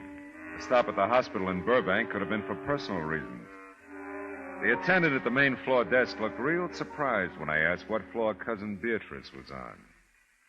It's nearly 9:30. Visiting hours are over at 8:30. Oh, well, I lost track of time, I guess. Can you tell me where she is anyway? I'll come back tomorrow. What did you say the name was? Quinlan, Mrs. Ray, or Mrs. Beatrice. Could be either one. Mm-hmm. Quackenbush, Quinby. That's it. No Quinlan list. You sure? I just looked. Are you sure? No, as a matter of fact, I'm not. Thanks for asking me.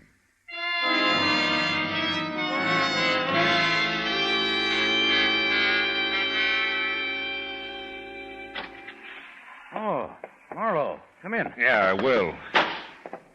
Hey, you look all in. I'm fine. What hospital's your wife in, Quinlan? Why? The one about 3 blocks from here, just up on Riverside? Yeah, Who yeah. made her up, Quinlan? You or Amy? What do you mean made her up? Amy never had a cousin Beatrice like you never had a wife of the same name.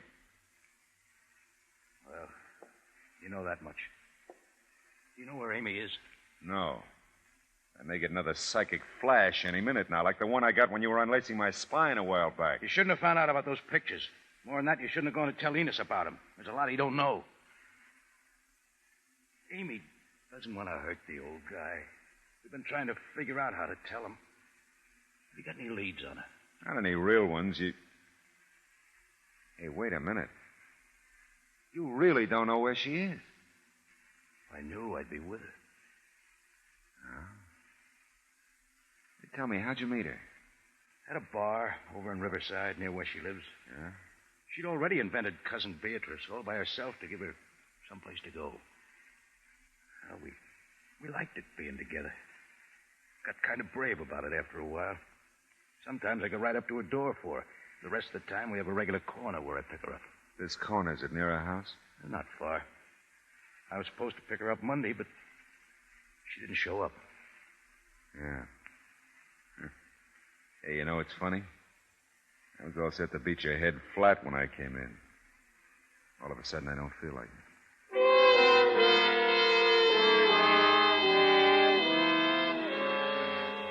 When I got back to the car, I thought my head would cave in. Every inch of me screamed with pain, and sometimes you got to give in to these things. I tried for home, but I only made it to a motel on Riverside. I was out before the light was.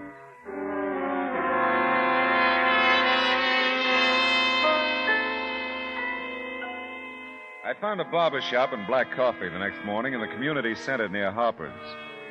It was a thick, fuzzy 10 o'clock when I reeled out onto the street and headed toward my car. That's the one, Clyde. The tall man. Hey, you there. Wait a minute. Me? Yeah, you. You sure, honey? I'm sure, all right. Oh, what's the trouble? I do something wrong, Mrs. Pliny? Pliny thinks so. Tell him. Well, posing as a lodge brother when you're not is pretty serious, mister. I don't like that. Well, I don't think much of it myself now that I think of it. But we'll skip that. What I want to know is what's the deal with those pictures of Mrs. Harper's? No deal? Why? Everybody's looking at them. Nobody's picking them up or paying for them. Wait a minute. Do that slow. All right. First, Mrs. Harper comes in. Monday it was, Monday. And they're not ready yet. She says she'll pick them up later that day. She don't come back. A guy does, though. He just looks at them, smiles, and says she'll get them. Who was he, do you know? Well, I don't know him. He, young guy, brown hair, got a tan. Uh-huh. Well? Well, in about an hour, another guy comes in, and he looks, but he don't buy. Then last evening, you... Oh, wait a minute. That second guy, Pliny, he's older. Small man, gray, about 60? Yeah. Now, here's my problem. Who wants those pictures? Not your problem, Pliny, old boy. It's mine.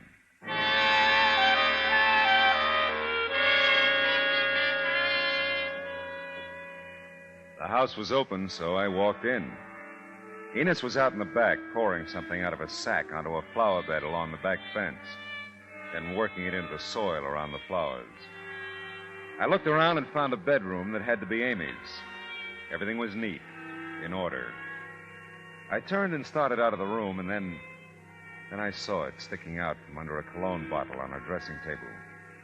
I picked it up, and as I turned to go out, 3 matched pieces of luggage pointed an accusing finger. And then I found my way back into the garden. Hi. Good morning, Mr. Marlowe. Have you, found out anything? Yeah, I think I have. This laundry ticket, Enos, I found it in Amy's room. Oh? Why didn't you tell me the truth in the first place? I don't know what you mean. Amy was here after she left for the laundromat. The ticket proves it. Well, You found out about Cousin Ray, didn't you, Enos? You looked at the pictures in the camera shop. Maybe you'd suspected for a long time, and this cinched it. So you picked her up on the corner instead of Ray, and you came home. Mr. And you had a big, fat fight about Ray, didn't you? Right. Yes, we did. I said some horrible things, Mr. Marlowe. Horrible things. Now you're sorry. You want it back, don't you? Right.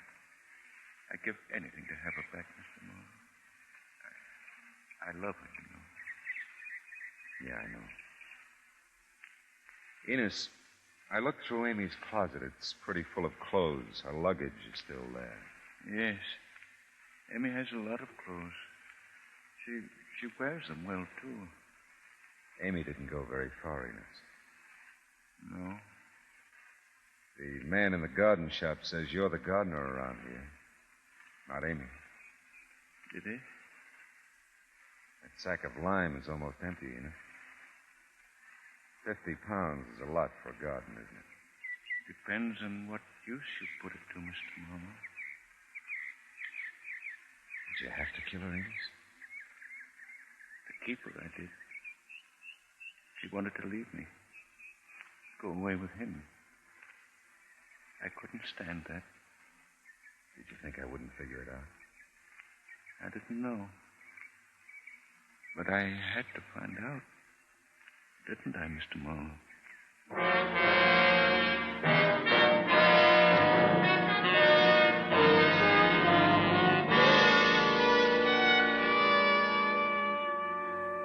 He came with me quietly. Everything about him was quiet and neat and gray. He was the mildest, gentlest man I ever met, and yet he had killed the thing he loved most, his Amy, for the oldest reason in the world. She wasn't his anymore. What was it the old man said? I had to find out, didn't I, Mr. Marlowe? Yeah. Curiosity killed the cat. It also killed Amy.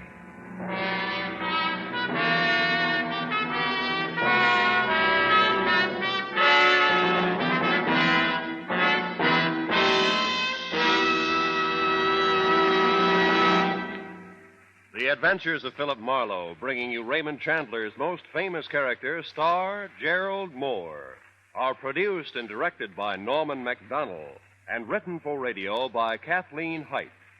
Featured in the cast were Bill Johnstone as Enos Harper and Jack Moyles as Ray Quinlan, with Mary Lansing, Sam Edwards, Junius Matthews, Vivi Janis, and Peter Leeds. Gerald Moore may currently be seen in the Santana production, Sirocco. The special music for Philip Marlowe is composed by Pierre Garrigank and conducted by Wilbur Hatch.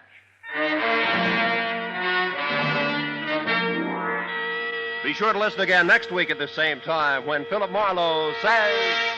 This time the parlay was divorce to kidnapping to blackmail. And everybody was a wise guy, the dame, the racket boss, and the private eye. But the wisest guy of them all turned out to be an 8-year-old kid.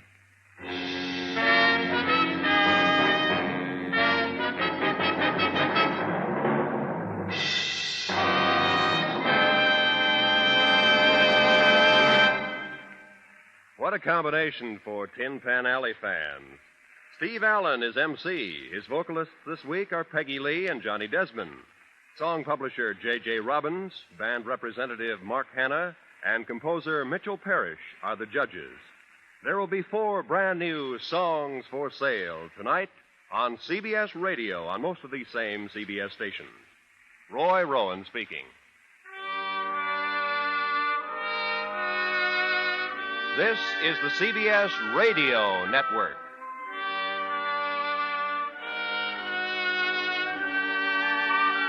Here at Escape Radio, we proudly thank our partners at CBS.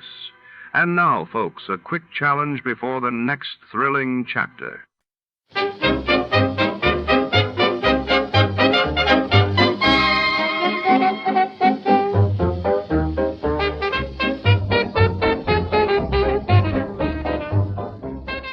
Tonight, under the flickering neon haze, a single thread leads our hard-boiled detective into the heart of darkness. When a famous violinist is found dead, strangled by her own string, the city's secrets unravel note by deadly note. Who pulled the string that set this fatal symphony in motion? Stay tuned. Every shadow hides a suspect, and every clue plays its own deadly tune.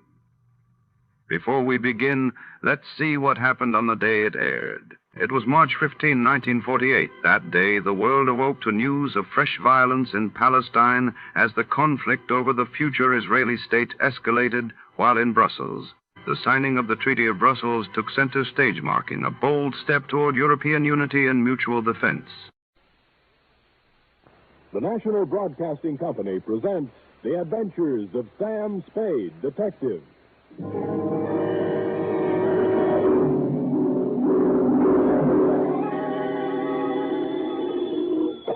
Sam Spade, Detective Agency? Me, sweetheart. Sam, do you know you're in all the papers? Don't think I'm happy about it. You were standing on the sidewalk pointing, and there's a dotted line running from U to X where they found the body. You mean where they found the last body, F? There were several before it. I know. All those poor, poor people. Tell me, Effie, how many dots were there running from me to where they found the body? Oh, let's see. 1, 2, 3, 6, 12, Sam. That's what I expected. What does it stand for? For 1, 2, 3, 6, 12. Death, Seth. Oh, no, not really. But definitely. We just got in on the big finish. This is a tale of deceit and intrigue that's strung through many islands and several countries. Yea, through a great many lives. So I am left with no choice but to call it The String of Death Caper.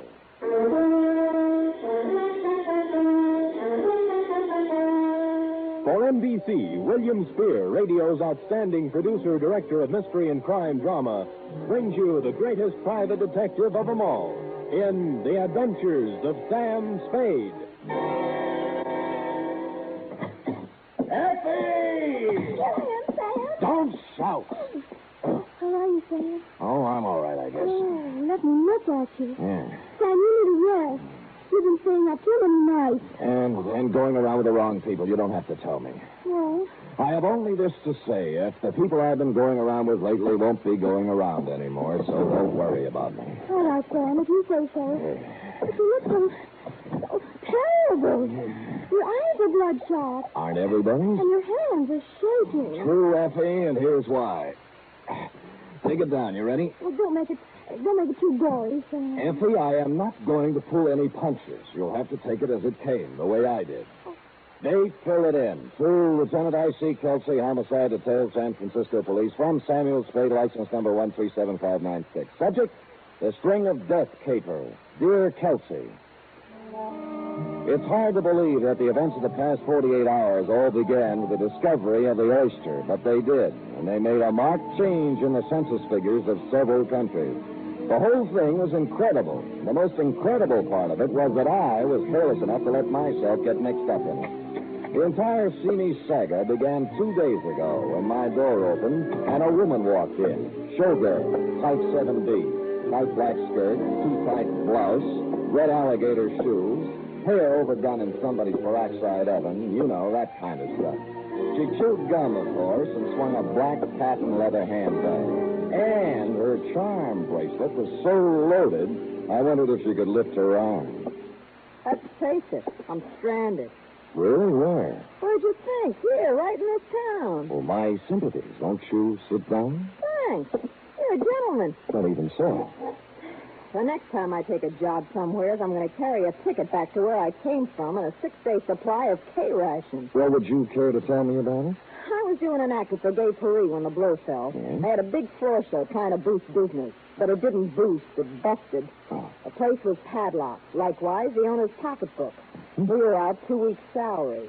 We? I was the Olga half of the dance team of Ricardo and Olga. And then? Ricardo, the creep, must have been tipped off, because the night we closed, at the end of his first number, he danced off the floor, out through the stage entrance, and was never heard from again. Well, I always say we're better off without those kind of people around anyway. Not when he buffaloes out with all your savings. I hate him already. Well, I sent a wire to my booking agent for help, and his answer came back something like this. Hmm? Here, they're starving in the street. At least you got a hotel room to do it in. Pardon? What a laugh. Oh, those agents are a shifty lot. They only like you when you're working. Ah, you're telling me. My rent's up at the end of the week, and after that, who knows? Well, now, madam, your story has touched me very deeply. Would it spoil your timing any if I asked you why you came to see me? Say, you know, you got a style there. It's unique. It's widely copied. Now, don't flash too much of that repartee and make me forget what I came here for. Just unburden yourself, Olga. No more repartee. The name's Kelly. Kelly Green. Oh. Wouldn't be seen on the street as Olga. Pardon, my mistake. Yeah. I came to ask you to find a guy named Captain Eric Nostrin. He's somewheres in San Francisco. An army man? He bought that title in a saloon in Tahiti. He's a beachcomber.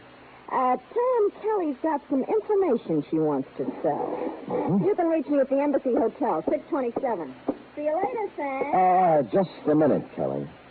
Yeah? I hate to mention this to someone in your position, but there's a fee for my services. Oh, they'll pay you. The kind of information I got he wants real bad. Well, ta-ta.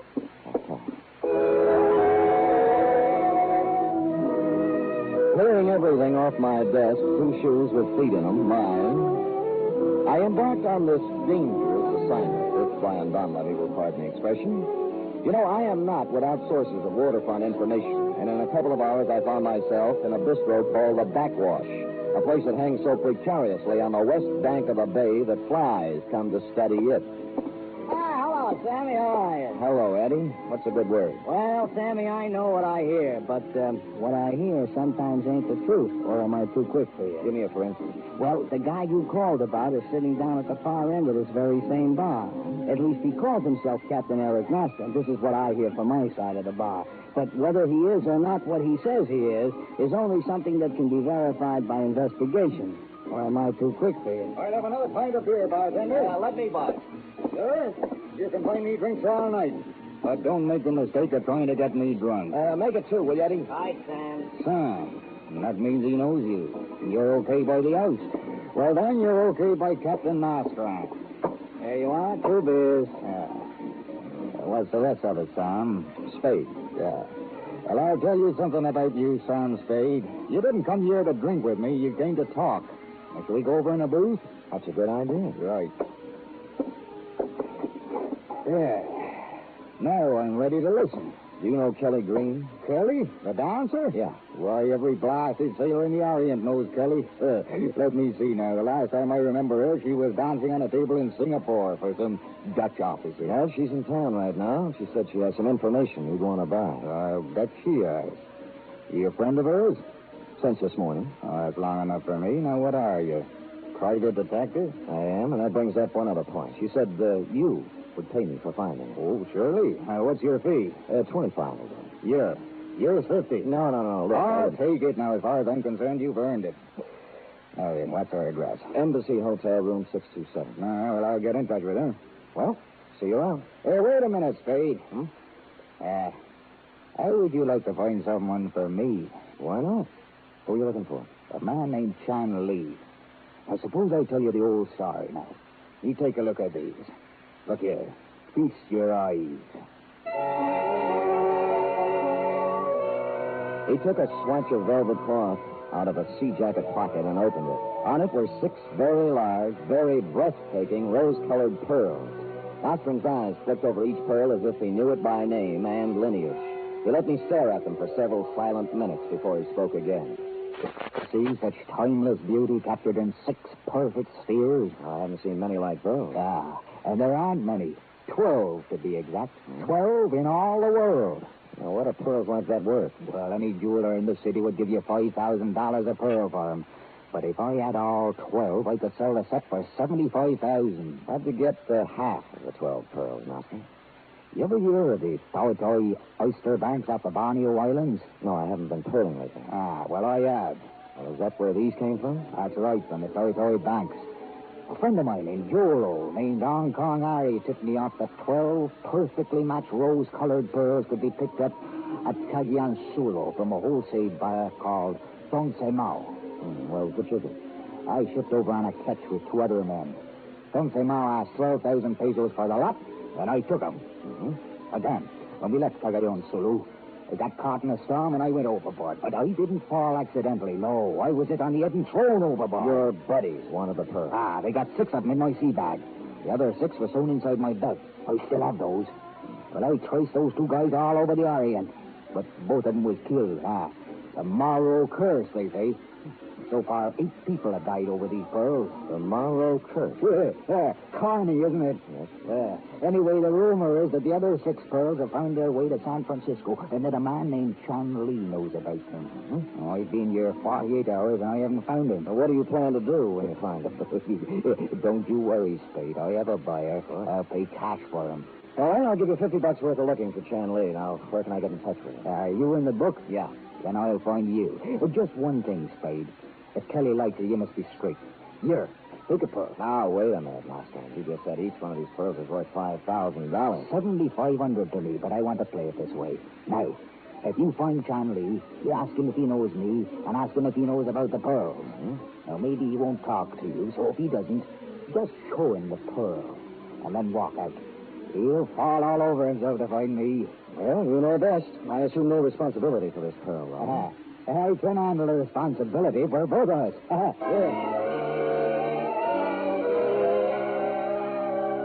Harry Ching, a friend of mine who has his ear to the Oriental grounds, put down his mother tongue edition of that great Chinese detective, Shylock Holmes, and directed me to a little food store just off Grand Street. There were a number of people in the store looking at merchandise. My man was small and fat and behind the counter. Good afternoon. May I assist you? Chan Lee? Oh, no. My name is Nguyen. Harry Ching told me Chan Lee would be here. Oh, before my name Nguyen, my name Charlie. The personal reason for change. You understand? Not fully, no, but I'm not here to inquire about that. Tell me, do you know a man named Captain Eric Nostrin? No. Never hear a name, Captain Nostrin. With his big, red-pointed beard, rough. Register? Sorry, no. Ever hear of the rose-colored pearls of Powhatan? You joke. Why you talk pearl with you young? I do Chinese food, not really. Well, I might have the wrong Chan Lee, but do you know anything about pearls? Oh, I can tell good pearl from bad pearl. My uncle was pearl trader. Well, take a look at this. Let me see. Well, don't put it in your mouth. I just did it to test skin. Oh, yeah. Surely a joke with me. Joke about what? I know where 5 more are just like that, worth $5,000 a piece. Somebody pull your leg. This pearl, Japanese culture pearl, artificial color, worth maybe $5. Really? Next time, don't play joke on Chinese. Lee, you in? Oh, yes. Got me bored.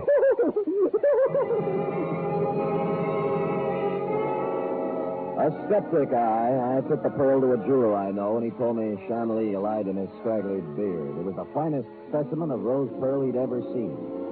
Well, I went back to my office to wait for Nostrin's call when and if it came. I say I went back to my office, but not directly in, because just as I was putting the key in my lock, something familiar pushed in between my shoulder blades. Mr. Spade, I know all the tricks, so don't try any. Just open the door and go in. You bet. Now sit down at your desk and put your hands on top of it. Yeah, you were looking at the tea in Chan Lee's store, weren't you? I was.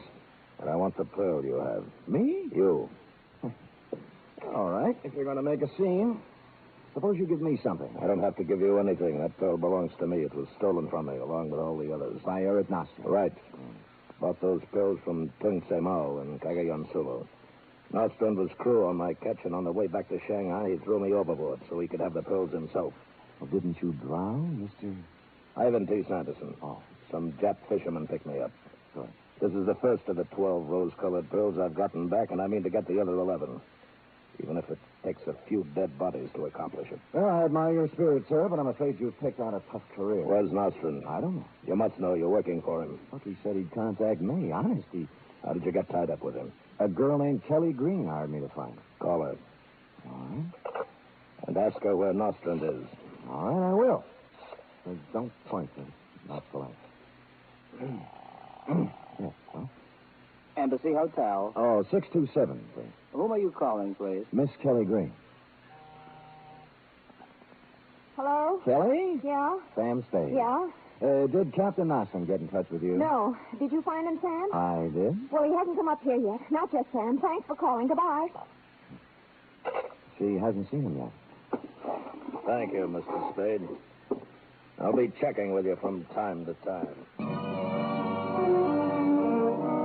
He pocketed his gun and stalked out with a $5,000 pearl in his hand. I knew he had heard the operator say Embassy Hotel, and I knew he heard Kelly Green's room number. So I let him get a small head start. He went directly to the Embassy Hotel. I followed him into the lobby. He got the one elevator, and I had to wait until it went up and came down before I got it. When I arrived at the 6th floor, the door of 627 was slightly open, and there was a sharp odor in the air. Ivan T. Sanderson wasn't there. Neither was Kelly Green. Dragging himself across the floor, trying to reach the door, was Captain Eric Nostrin. He had 2 bullet holes in his back. I tried to help him, but it was beyond help. He collapsed, dead. As his body relaxed, his mouth slowly opened, and 5 rose-colored pearls rolled out.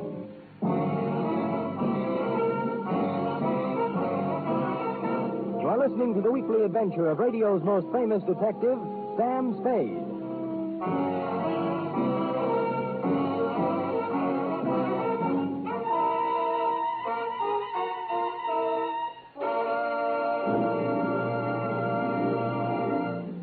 3 chimes mean good times on NBC. There's music and mystery with the chimes every Saturday.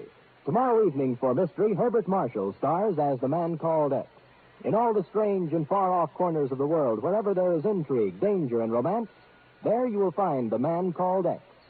For music, there's your hit parade with the top tunes in the land as selected by you and brought to you by Snooky Lanson, Eileen Wilson, and the Hit Paraders. Last week, Tennessee Waltz and My Heart Cries for You were the top tunes across the country. Will they topple?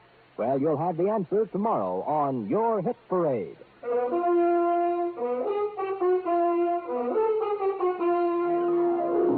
And now back to the String of Death caper, tonight's adventure with Sam Spade.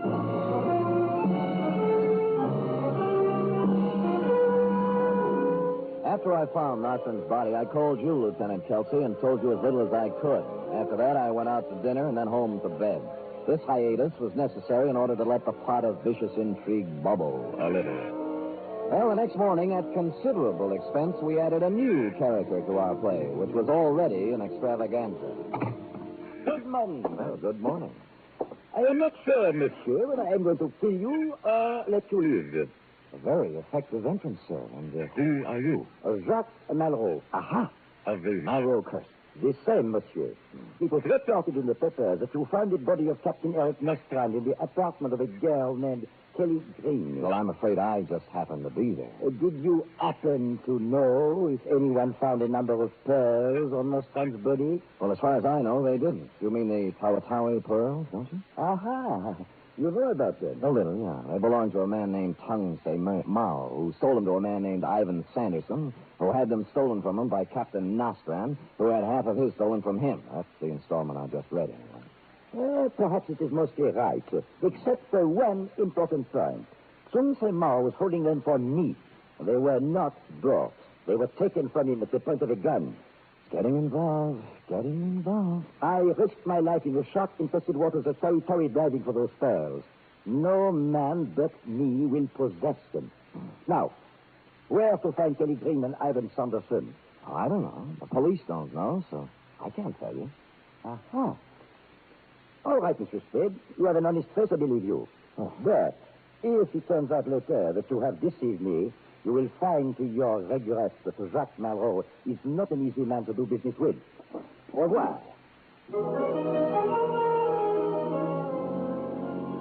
Following his exit, I allowed a pause for dramatic effect, and then dissolved into the next scene.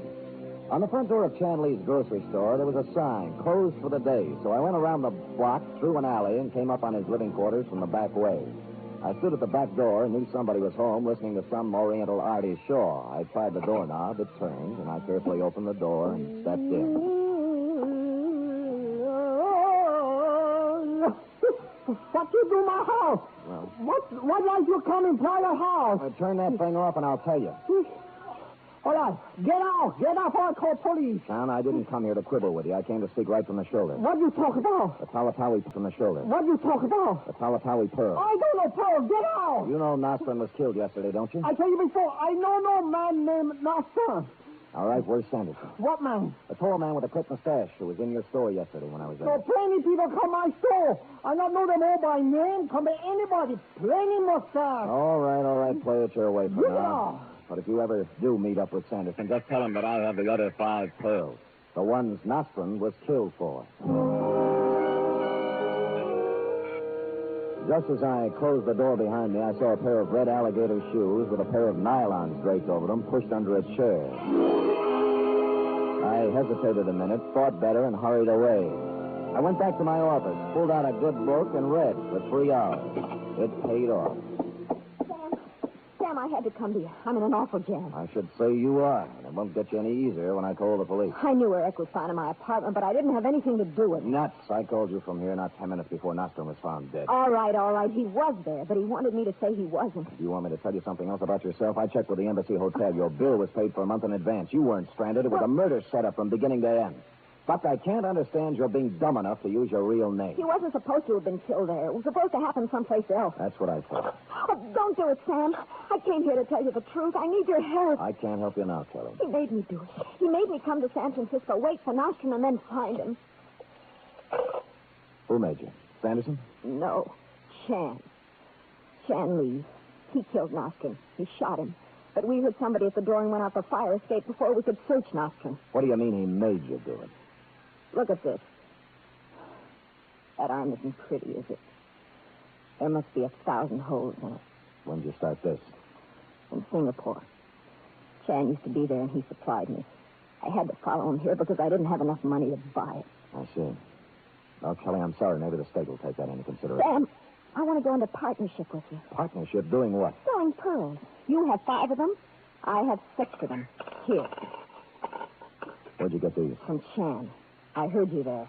After you left, he got excited and had to take something to quiet himself down. I grabbed these and beat it while he was still under. What do you say, Sam? Let's sell him and go someplace. Well, it might be arranged. Where's Sanderson? Ivan Sanderson? Yeah. He lives on a boat. It's a yawl, a trader anchored at Pier 32. I don't worry about him, Sam. You can take care of him. I probably can. Did you ever hear of a guy named Jacques Marlowe? Marlowe? Jacques Marlowe? Yeah. Was he in San Francisco? He was in here yesterday looking for you and Sanderson. Sam, the deal's off. I don't want to have anything to do with it. Here, keep the pearls.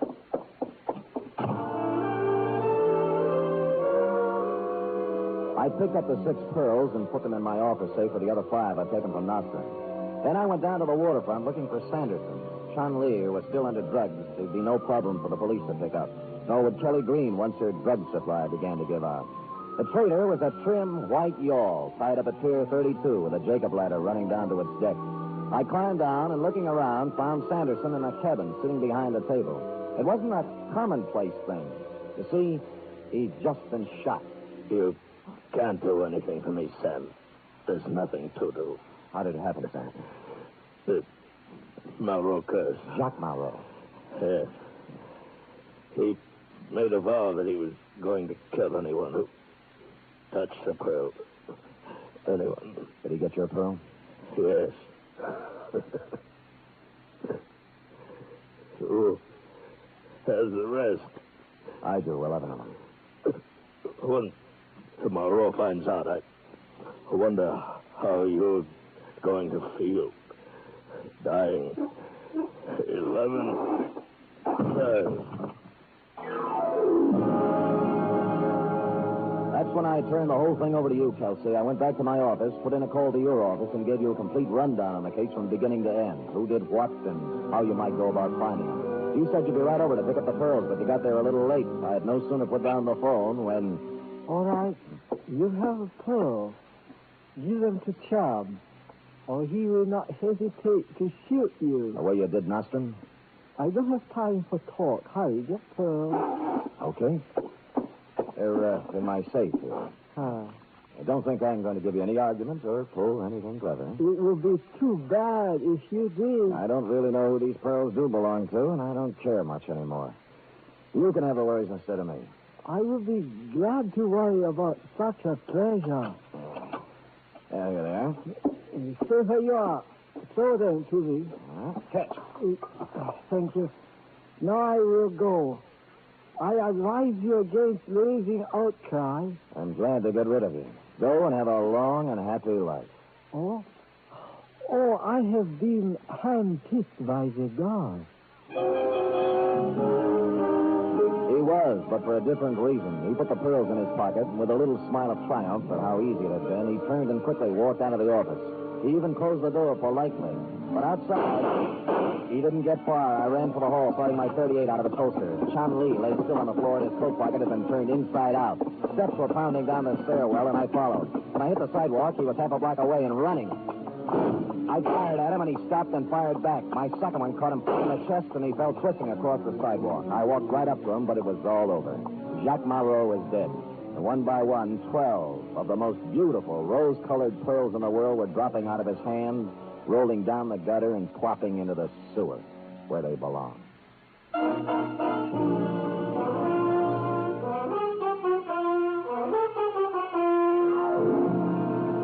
Period. End of string. Sam, did they all go down the sewer? Every pearl, Effie. Who knows where they might be now?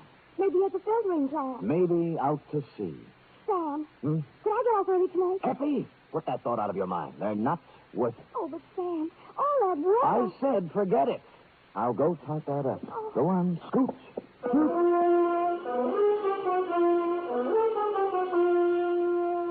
3 chimes mean good times on NBC. There's music and fun in the air tomorrow evening, styled to suit your Saturday night of merriment. Dennis Day brings you songs and comedy in his charming, boyish manner, and then Judy Canova gets together with her frolicsome friends for Mountain Melody and Mayhem, followed by Grand Ole Opry with singing MC Red Foley and his gang. It's a Saturday night of fun designed for you.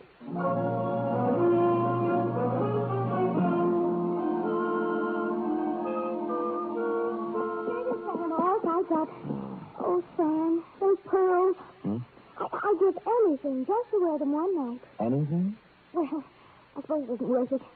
But someday, somehow, I want to wear expensive jewelry. Effie, I'd rather see you with a sparkling light in your eye any day. Looks much better on you. And of course it's cheaper. Effie, is that a slur on my character? Oh, I don't get paid too much. Or too often. All right, let's settle this thing right here. You say you want some pearls? Oh, I'd love some. Well, here you are, 6 oysters. 3 boys and 3 girls. You can grow your own at home. Sam, are those really oysters? They are, indeed. I picked them up at Fisherman's Wharf just this afternoon. Well, what do I do? Well, I'll make it easier for you. I also bought a bottle of cocktail sauce. So which will it be, pearls or oysters on the half shell? Oh, Sam, you're so different. Let's eat them. Not until you say... Good night. Good night, sweetheart.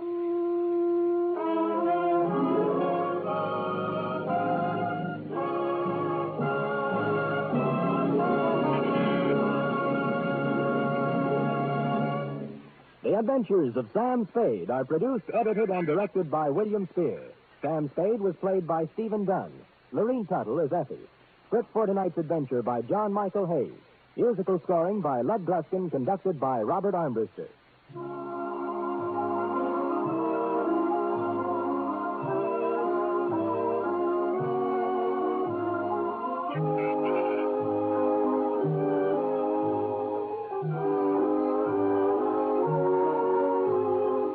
Join us again next week, same time, for another adventure with Sam Spade. Now the Magnificent Montague, then it's Duffy's Tavern on NBC.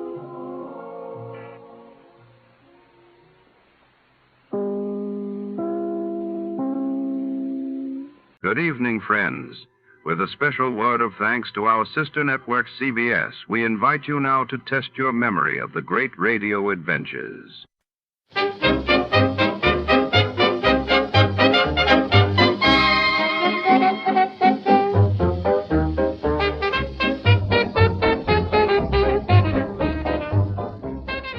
Tonight, under the dim chandeliers and polished mahogany of the city's most exclusive yacht club, scandal is about to set sail. The captain's table, reserved for only the elite, has become the epicenter of whispers and suspicion. After a priceless artifact vanishes during a stormy gala, our detective navigates a sea of secrets among society's finest, where every smile hides a motive, and every toast could be a betrayal. Will the truth surface before the night is over? Before to start, let's see what happened the day it was aired. It was March 14th, 1952, that day. The world learned of the acceleration of nuclear negotiations between the United States and the Soviet Union, while in London the great smog billowed in early, causing alarm and citywide disruptions. Johnny Dollar. Mr. Dolar, this is Barton H.B. Hollister at Greater Southwest Insurance Company. Oh, not Hollister in Phoenix, Arizona. That's right. Oh, here we go again. What was that, sir? Nothing at all. Just go right ahead. Yes. Now, Mr. Dollar, I want you to arrange airplane transportation for yourself out here immediately. Oh, you do, huh? What's your problem? You are to protect the life of one of our clients. Now, Mr. Hollister. His name is Henry Kirkham, and I shall expect you out here in Arizona without delay. Now, wait just a minute. Let me be perfectly honest about this. Please do. I have never liked, do not now like, and never will like these bodyguard assignments. As far as I'm concerned, they're for the birds. I beg your pardon. What's more, you have a whale of a good police department out there in Phoenix, and if somebody needs protection, why not call on them? Mr. Dollar. Yes? Did I say that Mr. Kirkham lives here in Phoenix? No, I guess you didn't. And did I, in any way, imply that you wouldn't be paid most handsomely for this service? Oh? Like maybe how much? Sizable extra consideration if you can turn whoever is threatening our client's life over to the proper authorities. Is that so? Yes. Well, Mr. Hollister, you have just struck a very responsive chord. Yes, I thought I would. So I'll expect you here immediately. Well, it's pretty late in the day, but if I can get a night flight, maybe I'll see you first thing in the morning. Not before? I'll look into the plane schedules. Yes, I suggest that you do. But first, why don't we discuss just how much this extra fee is Goodbye, going... Mr. Dollar. What? I said goodbye, Now, sir. wait a minute, I'll Mr. be expecting you. But unless we can agree... Hello? Hello? Okay, friend. Just wait till you see my expense account.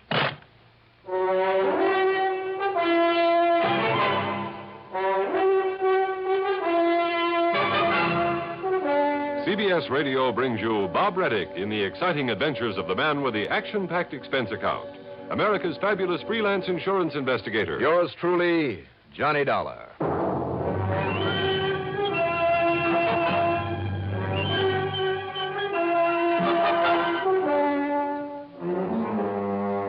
Expense account submitted by Special Investigator Johnny Dollar to the Greater Southwest Insurance Company in Phoenix, Arizona. Following is an account of expenses incurred during my investigation of the captain's table matter. Up till now, I had always managed to avoid any assignments from Barton H.B. Hollister. He was an egotistical, finicky, penny-pinching stuffed shirt who always demanded rather than asked, had no patience for anybody else's opinion. Still, I had no other assignment at the moment, and he had promised an extra fat fee. So, expense account item 1, $4 and... No, let's get this thing started right. Call it $6 even for a cab to Bradley Field. Item 2, $150.70 plane fare, plus $10 for incidentals. As promised, it was early next morning by the time we circled for a landing at the Phoenix Sky Harbor Airport. Item 3, well, let's say $5 for a cab into the office on Adams Street. The day was young, the weather clear, people along the way were bright and cheerful, and I felt pretty good myself. But Mr. Barton H.B. Hollister, wow. All right now, Dollar, where have you been? Sit down. Where have I been? I might have known this would happen. Sit down, I said. Do you mind telling me what you had for breakfast? What I had for breakfast? Well, it's obvious that something has got you all upset. Quite true, you have. I phoned Mr. Kirkham last night and told him you'd be here right away. I took the first plane I could get. Well, you're too late. Too late for what? A few hours after I told him you were on your way, Henry Kirkham was found dead. No kidding. Didn't need your protection, eh? I didn't say that, Mr. Hollister. You certainly implied as much. All I said But was... that's neither here nor there now. The simple fact is that Henry Kirkham, insured by our company for over $70,000, has been murdered. Or has committed suicide. Oh, now I get the picture. What do you mean? You hope I can prove it was suicide. Of course. Then this company of yours won't have to pay off the insurance. Over $70,000. You said that. There's far more to this matter, Mr. Dollar. Like what? The police apparently believe it was murder. Well, if they can prove it, you're stuck. Wait, please. The only suspect they're holding is a man by the name of Walter Pinkley, who happens to be Henry Kirkham's beneficiary. Well, then what's your problem? If he did kill Mr. Kirkham and they can prove it, you certainly don't have to pay him the insurance. You're quite right. The money will go to whatever other person or persons are entitled to it under the laws of succession. But now, bear this in mind. Go on. Walter Pinkley is also one of our policy holders. That's interesting. So if he did commit this murder, as the police suspect, and he goes to the gas chamber... You're stuck with the payment on his policy, too. Exactly. If it was suicide, you pay nobody. Right. But if it was murder, you stand to pay off on both of them. Correct. Well, the police must have some reason for thinking it was murder. Oh, yes, they have. Well, then, if you don't mind, I'll pack up and head on back to Hartford. No, Mr. Dollar, you won't. Well, give me one good reason why I should get into a hassle with the police. I have assigned you to this investigation, and I have agreed to pay your expenses out here. Plus a nice fat bonus, remember? I remember. But that doesn't mean I have to accept the job. You'd rather absorb the cost of your trip out here yourself and the return fare? Oh, now, just a minute. Very well. Now, rent yourself a car at our company's expense and get over to Tuttle immediately. Okay. All right. You win. Who is Tuttle? Tuttle is not a who, it's a where. It's a small town, 30 or 35 miles north and east of here, where this murder, or this suicide, occurred. I suggest you contact the police first. His name is Alfred Appleby. His name? Then see the people at the Yucca Flower Rest Home. That's where both Kirkham and Pinkley lived. Rest home? Yes, it's a small, exclusive place on the outskirts of that little town, mostly for people with lung trouble. Okay. Good. Now, Mr. Hollister. Yes, my boy. Now that you've roped me into this thing... Well, hardly roped. That extra fee that we were talking about. If you can show that Kirkham was a suicide, thus saving us from having to pay out all that insurance, and I understand you're very good at this sort of thing... When it's justified. Well, of course. And I'm sure we understand each other. How much, Mr. Hollister? Prove it was suicide. $1,000. Only $2,000 for saving you all that money. All right. $1,500. And what if I find that Pinkley did it? And we have to pay on both policies? Well, there'll be no extra fee then. Of course not. But as I say, if it was suicide, and you can convince the police of it... $2,000. Now, Dollar. Or shall I hitchhike my way on back to Hartford? Very well, $2,000. In either case. Yes, in either case. Now get to work. You know, Hollister, a little urging, and you're not such a tight-fisted old coot at that. I beg your pardon. Granted. Item 4, $50 deposit on a rental car. I drove north through Glendale and Cave Creek, and then east and a bit south of the town of Tuttle. There were a couple of general stores, one of them closed, a gas station, and a rickety old one-story building marked City Hall. That's where I stopped. And believe it or not, its only occupant in a small corner room with bars on the door. That's right, young man. My name is Walter Pinkley. The police chief, who is also the mayor, has gone out to the rest home again. Well, I'm Johnny Dolar, Mr. Pinkley. I represent the company that insured the life of Mr. Henry Kirkham. Oh, poor Henry. Oh, it's a terrible thing. Terrible thing. Pretty terrible for you, sir, if you killed him. Now, isn't that the most absurd idea, Mr. Dollar, putting me in jail this way? Is it? But I suppose that policeman, that Chief Appleby, feels he has to point to someone as a suspect. Why did he pick on you, sir? Well, after all, Mr. Dollar, I was the only one to have visited with him there at his cottage at the rest home last night. And I'd told everybody I was going to spend the evening with him. I mean, everybody at the captain's table. Why did you call on Mr. Kirkham? Because he was my friend. Henry was the only one who appreciated my ability as a composer. A composer of what, Mr. Pinkley? Why, here. Let me show you. Here now. Do you see? This is the new concerto I'm working on. This will be my finest musical composition. Concerto. You understand music, Mr. Dollar? Well, not enough to appreciate this, I'm afraid. Oh, that's too bad. So few people do, and now that Henry is gone. By the way, did you know that he left all of his insurance to me? So I understand. That was wonderfully sweet of him. And now I'll be able to buy a piano for my little cottage and compose and compose and compose. I wonder. Oh, there's no need to wonder about it at all, Mr. Dollar. I shall. Just how much do you know about the circumstances of Mr. Kirkham's death? Well, not very much, I'm afraid. You see, I went round to his cottage after supper last night. Why, sir? Well, Henry'd been worried about something of late. I don't know exactly what. He never told me, in spite of our friendship. Had he any other good friends there at the rest home?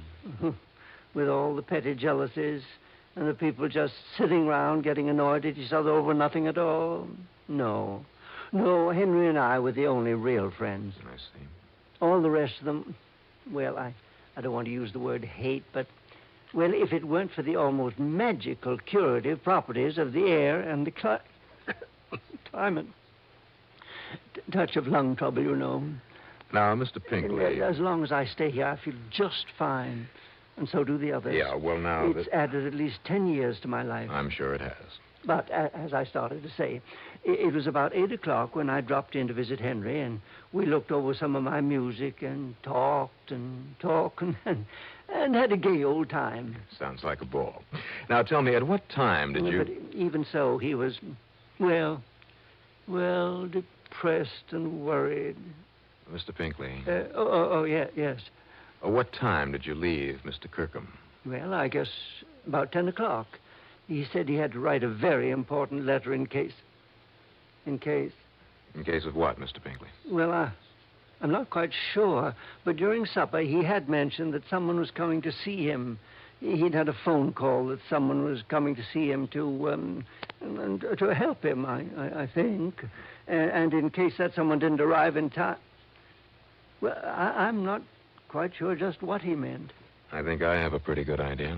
Then this morning, when they found him lying there in his cottage with that horrible pistol beside him, Mr. Dollar, I never dreamed that Henry would commit suicide. Suicide? Surely, you don't think that anyone would have killed him? Not even you? Good heavens, no. When he was always so nice to me, and changing his insurance to me and all. Well, apparently somebody thinks you did it. Oh, they'll find out. They'll find out, don't you worry. And meantime, it's so nice and peaceful here in this jail, and I can work all undisturbed on my concerto. I've been working 4 years on it, Mr. Dollar, and in another 4 or 5 years, Mr. Pinkley, I sincerely hope you'll be around long enough to finish it. What? What did you say? Nothing. I'll see you later.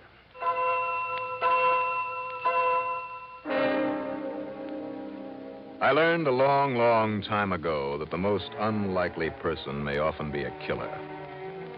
But this sweet old Walter Pinkley, never. At least not in my book. I got back into my car and I drove on out to the Yucca Flower Rest Home. In addition to a small office building, there were 8 or 10 neat little cottages on the side of a tree-covered hill. The car in front of the office had the word police badly printed across the side in nearly foot-high letters. And as I pulled up to a stop, a heavy-set man of about 50, wearing boots, jeans, a blue cotton shirt with a string tie, and a beat-up officer's cap with a badge on the front of it, came out to meet me. You must be Johnny Dollar, right? That's right. Chief Appleby? Howdy. But you got here too late, Dollar. How do you mean too late, Chief? Well, I mean, I got it all sewed up. Have you? Yes, sir. I suspected this so-called pal of his right in the beginning, right from the time I found out he'd just been named the new beneficiary of the dead man's insurance. Walter Pinkley? Yes, sir. He just couldn't wait to see Nile old crackpot. Didn't realize that trying to make it look like suicide might cancel out that insurance. Why do you think it was Pinkley? Think, Doc. Think. Well, that was only beginning. Now I know. You see, now I got what you'd call uncontroversial proof. You see, Mr. Dollar, it was all made up to look like suicide. I mean, in there all by himself, just laying there in the middle of the floor, shot right through the right temple, real close up, like as if he'd done it himself. Well, now, Chief. Yeah, and the old-fashioned 32 H&R there beside him, like as if it fell out of his hand. Did you check that gun for fingerprints? Not a sign of any prints on it anywhere. Now, you know he'd have to have his own prints on it if he'd done it himself. Yeah, I guess it would. Only one note to have been in to see him last night was that old Walter Pinkley, right? Well, now, Chief, that still doesn't prove that But what Pinkley didn't figure on was that Kirkham was already scared of him, that he'd sent for you. And Pinkley also didn't know that sometime last night Kirkham wrote you a letter just in case. Chief, I have reason to believe he wrote that after Mr. Pinkley... Now, wait now. Just let me finish, huh? Go ahead. This letter was there on his desk, and, well, I got to admit I didn't take a look at it until a few minutes ago, but here, look at it for yourself. See? Pins the murder on Pinkley and nobody else. Read it. I mean, if you can, that handwriting's kind of old-fashioned. Mr. Johnny Dollar, honored sir. So is the salutation, Chief. Huh? A bit old-fashioned. Honored sir. Yeah, real formal. There is within this place one who would avenge himself upon my life. How do you like that language? Sounds like an old Shakespearean actor. Well, that's exactly what he was, an old ham actor. Now, let's see now. Nor have I been remiss in my endeavor to assuage the passion that manifestly has provoked his wish for my demise. It means he tried to talk this other one out of it, out of trying to kill him. Yeah, fine. Thanks, Chief. But, alas, I had made it only too clear I could no longer abide his ridiculous Concertos? Concertos, that's what he meant. Well, maybe so, but it's spelled Concetettos. Concertos. Oh, it's that handwriting. He meant concerto. He couldn't stand that concerto anymore. It's all that old Pinkley ever talked about. But go on. And so, because of my resentment over his stupid concertos... Concerto. All right, concerto, whatever it is. He seeks revenge. Yeah. And lest he seek to destroy me ere you come to afford me protection, I tell you now that his name... turn it over. But hark, there sounds a knock upon my door. I shall finish this anon. That's all, huh? Well, it's all I need. He thought the knock on the door was you. He let the other guy in, got himself killed. I wish he'd had a chance to finish this, to actually name the man he suspected. Oh, now, wait a minute, Dollar. You want anything more clear than that? Nobody else had a concerto. Pinkley's guilty, and that's that. Maybe. Well, sure he is. The others at the captain's table, Pinkley said. What's that? They all knew I was coming here, so if one of them wanted to kill him, he knew he'd have to do it right away. Sure, and one of them was Pinkley. Same group of 5 at that same table. 3 meals a day, week after week, year after year. 5, huh? Who are the others? Did you check on that? Oh, I sure did. Kind of they were the only ones that would know the most about not only Kirkham, but Walter Pinkley, too. Well, who are they, those 5, the other 3 besides Kirkham and Pinkley? An old lady named Miss Sarah Sanderson, man who calls himself Captain Howard, another old fella named David Hesher. Well, get them together, Chief. I want to talk to them. What for? As long as we know who did it. Just as a favor. All right. Anything you say. Something had suddenly rung a bell. I picked up a dictionary in the office. I looked up a word in it. And then took it along to meet the group, one at a time, in one of the little cottages. Mrs. Sanderson, in her late 70s, was a sweet little soul who was so unnerved that all she did was cry during the interview. Old David Hesher, his mind failing, well, he was no help at all. But Captain Eustace Howard... Well, I certainly don't find anything mysterious about this case, Mr. Dolar. If you want my opinion... Which I didn't. After all, I speak from years of using this excellent mind of mine to solve far more complex problems than this. What a blowhard. But, of course, my extreme modesty forbids me to laud my own accomplishments. Unconscionable bore. Nevertheless, I am convinced. Like that insurance man, Hollister. I, out of my vast experience and confidence... I can assure you that Chief Appleby is entirely right in holding Walter Pinkley. Captain Howard. Pinkley and his ridiculous concerto. Now, Captain... I could have composed that for him in a month, in a week. I told him as much. I'm sure you did. But would he avail himself of my superlative musical knowledge? Now, wait a minute, will you? Will you wait just a minute? You don't want my opinion. I don't think I need it anymore. Really? Chief? Yeah, darling? You and Pinkley both told me that Kirkham changed his beneficiary recently. Sure, to name Pinkley. Which I maintain explains why Walter Pinkley killed him. Just hold it, Captain, please. Very well. Chief, who was the beneficiary before? It was this very group of people, darling. Mrs. Sanderson, David Hesher, and the captain here. And, of course, Pinkley, too. It was to be split up equal. Well, and that's it. Well, what is? These other people were cut off by the change. And I assure you, Mr. Dollar, to me that made no difference. Oh, be quiet, will you? Really? Tie that fact in with the letter, Chief. So that letter pins it on Pinkley, and that's that. Didn't you wonder why the killer left the letter on Kirkham's desk? He must have seen it. I am convinced that Pinkley overlooked it in his excitement over what he'd done. Well, I am convinced that the killer misread that letter the same as we did, that he left it there because he felt sure it would convict old Pinkley. And you, Captain, and this dictionary prove it. Well, I don't get you, Dollar. I am certain that I don't. That word, concetto. Only what he meant was concerto. No, that's just the point. Because do you know what concetto means? It's an old-fashioned Italian word that means conceit. Huh? Unusual term, but so are a lot of others in that letter. Well, sure. Concetto means conceit. So add 'em up. When the beneficiary was changed, this silly, conceited old Captain Howard here was cut off. I beg your pardon. Along with a couple of others. But I doubt if they cared. Only the captain did. Oh, see here. He didn't like the snub that it implied. Any more than he liked being turned down by Pinkley over that music, so he had to get even. Mr. Dollar. If he could make it look like suicide, he not only would get even, but nobody would get that insurance. So he knocked off Kirkham and set it up that way, and I'll bet he made sure that Kirkham's prints were on the gun. Keep talking, Dollar. But then he found the letter, that unfinished letter, and he thought that it put the finger on Pinkley.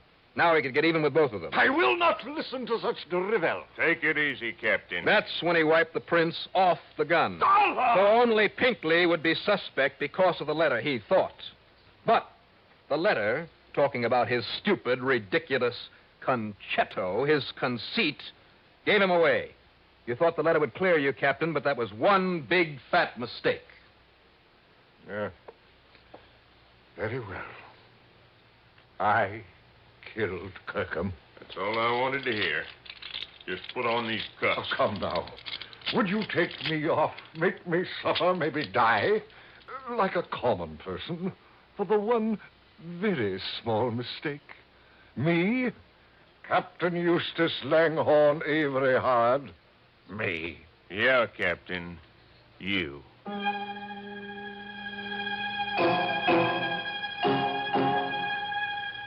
So, Mr. Barton H.B. Hollister, you'd better shed a bit of your conceit and pay me not only that fee you promised, but an expense account total, including the trip back to Hartford, and believe me, all the incidentals I could possibly cook up.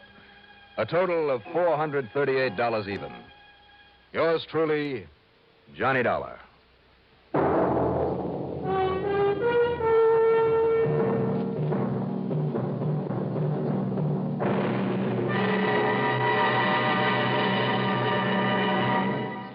Now, here is our star to tell you about next week's story. Next week, the fog, closing in over a dark, abandoned pier in San Diego. A killer on the loose. Join us, won't you? Yours truly, Johnny Dollar.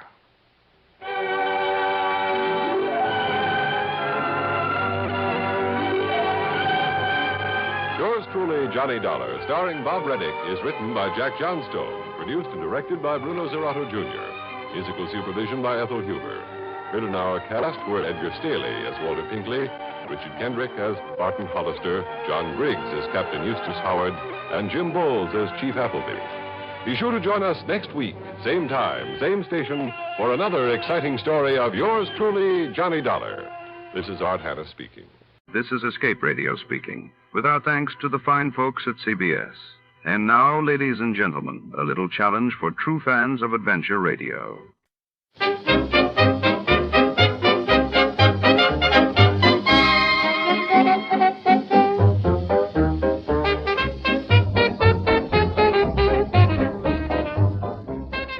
Tonight in the fog-choked streets of Calcutta, a mysterious trunk arrives at the bustling railway station.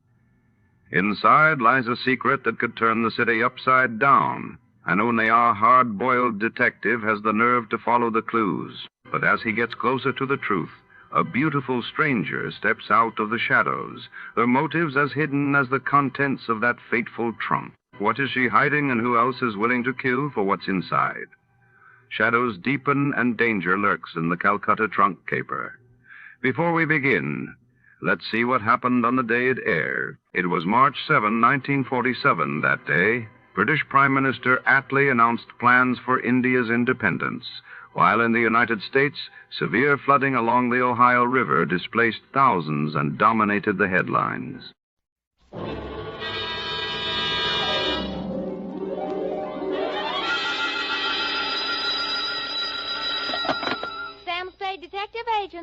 Ahoy! It's me. Just came ashore. From what? A boat? A ship, Effie, a ship. Anything over 400 gross tons is a ship.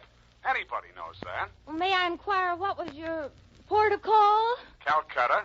My, that was a quick trip. Well, Effie, I'll tell you, I got so homesick for you I couldn't stand it, so I assembled my gear and jumped ship. Why, Sam, how sweet. Fast there, gal. I'll be right down to dictate my report.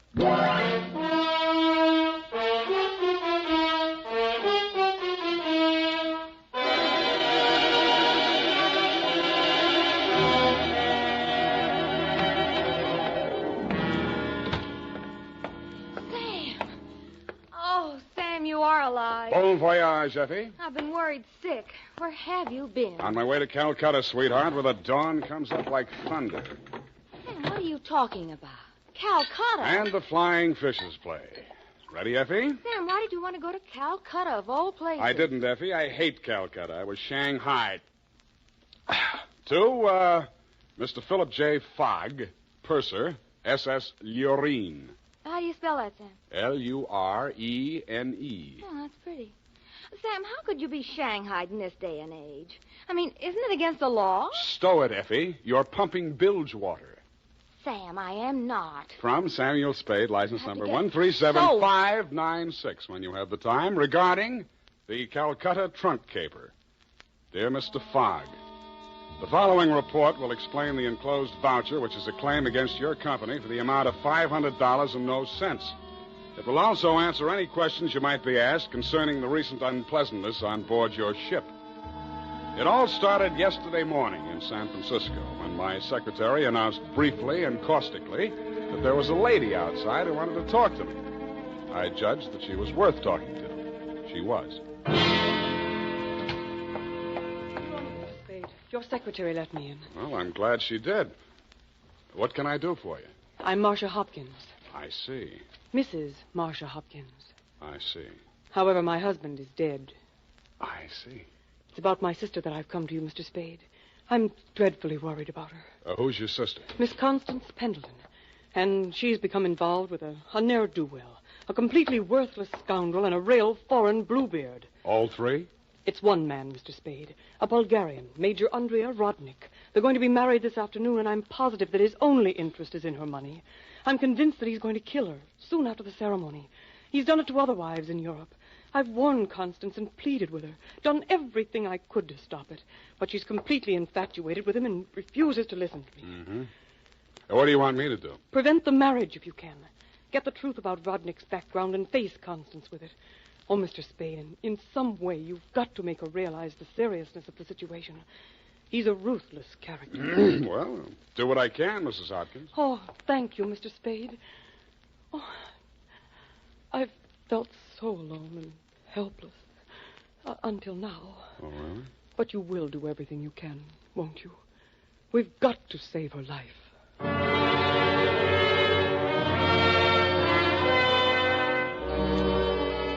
She daubed at her eyes with a stamp-sized handkerchief, patted the red-gold hair at her temples nervously, smiled at me bravely, and swayed out.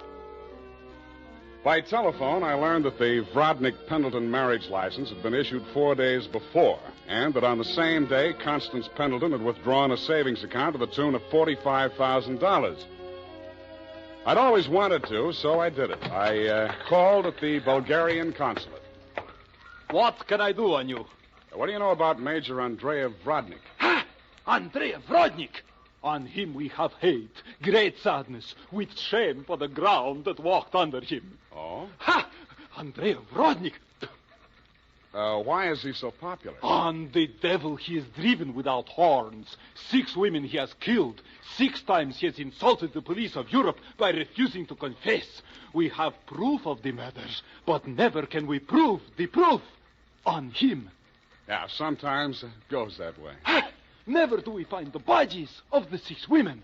Only their money in the name of Andrea Vrodnik. My pardon. Well, think nothing of it. You're just upset on you. You're interested on him. Why? You go to Europe? No, Vrodnik comes here. Ah, here on San Francisco. He marries again. So I'm told. Ah! Oh, By all the means, you must prevent it. Go to him, brave man. You do the world a service. Make violence on him. Even do you hang for it. Your name will live.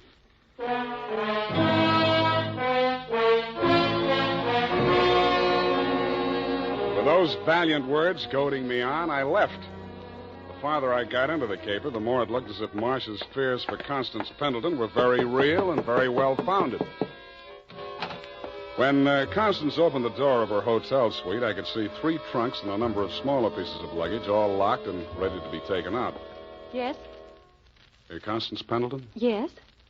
I'm a detective. My name is Spade. Detective? What do you want?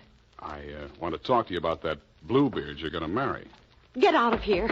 You listen, I'll talk, and then I'll get out of here. I just left the Bulgarian consulate. Vrodnik has been accused of the murders of 6 women in Europe. Each of them were wealthy. Each of them married him, and each time Vrodnik came into all their money. Are you trying to blackmail me because of the lies about my fiancé's past? If you are, you're wasting your time. Well, no matter what I'm doing, I'm wasting my time. But to put you straight, your sister hired me, and I am now resigning. She's worried about you, not me. Then you should spend more time investigating your clients, Mr. Spade. You could have saved both of us some time. I have no sister. This is my wedding day. Goodbye, Mr. Spade.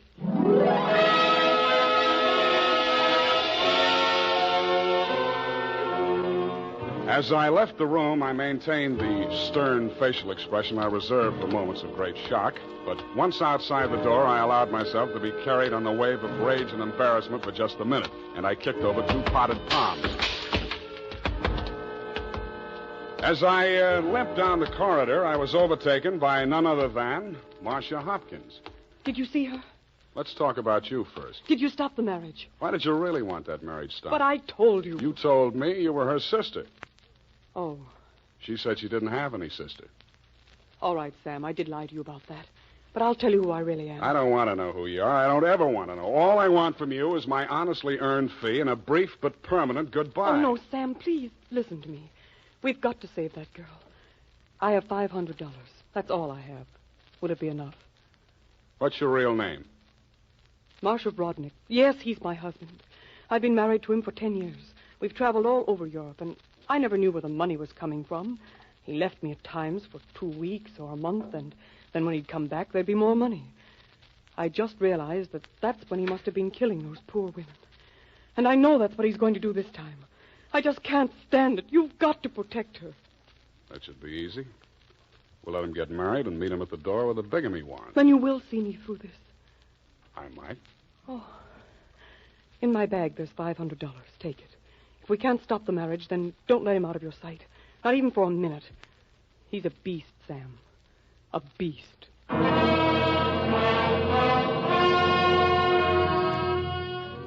Marcia dropped me in front of the Beast's Hotel, and I climbed some fake marble steps to the 2nd floor and knocked at his door. The man who opened it was heavy, handsome in a swarthy, coarse sort of a way, and glowing conceit through 2 eyes, one monocled, one not. You are facing Major Andrei Vrodnik, 1st Bulgarian Horse. What want you? You were facing Saul Fox of the law firm of Fox, Smedley, Van Dusen, and Grip. You overwhelmed yourself. I came here to warn you. If you go through with the marriage to Constance Pendleton, you're going to find yourself tangled with civil law. Warned. Andrei Vrodnik, who has personally led more saber charges than you have teeth in your skull. Yes. Who has personally split, slashed, and impaled on his own blade more men than you have fingers and toes. You warn me? What is this talk? You're going to have a bigamy charge slapped on you 5 minutes after you slip her the ring. The warrant signed by Mrs. Marcia Vrodnik. Bigamy? Ha! I laugh. This is not bigamy. Marcia's your wife, isn't she? That bigamy was committed when I married her. I had another wife then. You call yourself a lawyer, then you know that only the 2nd marriage is bigamy. The ones following that are nothing but interludes. Okay, Major, go ahead and have your interlude. I'm just warning you. Oh, speaks. We are being married on Redwood City from a justice of the peace 1 hour previous. Then we are sailing through the SS Lurin at midnight with our honeymoon. Already a droshky waits for the baggage and luggage. Go now before I'm losing my temper. If you're ever in Calcutta, look me up. Da!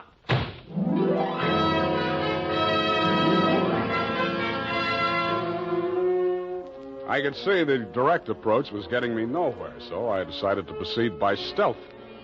I waited outside the building, and when he left, I tailed him. He made 4 stops at a second-hand store, a hardware store, a surgical supply house, and an undertaker supply house. At these places, he purchased the following items: an oversized steamer trunk, black with brass fittings, a large ball of rope twine, 2 large lead sash weights, a set of surgical instruments, and at the 4th and final stop, the undertaking supply, he bought 2 items: a 20-foot length of rubber tubing and a pump. He returned to the second-hand store with his other purchases, put them inside the trunk, and ordered it sent up to Constance's hotel immediately, and thereupon it took himself to the same place. Marcia was waiting in the empty lobby when he went in.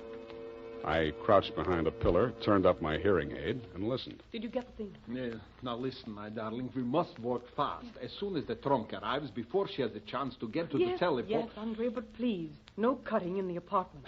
As you wish, my darling. Now, you know what you have to do. While I'm getting her into the trunk, you'll change her clothes, put on her traveling dress, the hat with the... What is it? What's the matter? Nothing. Come, we must make haste.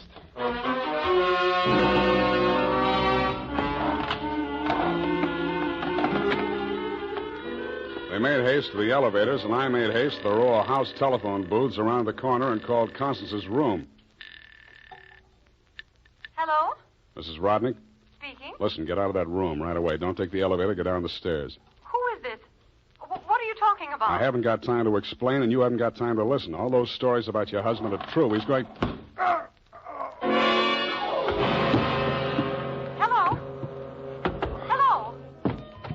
Are you still on the line? My hand clawed out to the door handle, but I couldn't reach it. I felt as if the walls were closing in around me, and just before it got dark, I had the crazy notion that I was inside Brodnick's big black trunk with the brass fittings. I could still hear Constance's voice way off in the distance, somewhere in the direction of Calcutta. I tried to shout to her, to warn her, and then the lid closed over me.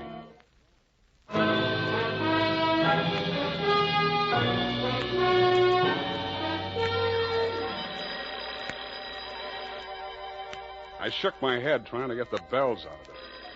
Then I remembered where I was and what had happened. I was still wedged into the bottom of a phone booth where I'd slumped when Brodnick sapped me. I got out of there somehow and grabbed a taxi for the Embarcadero. The time was 11:55. The SS Lorraine was scheduled to sail at midnight.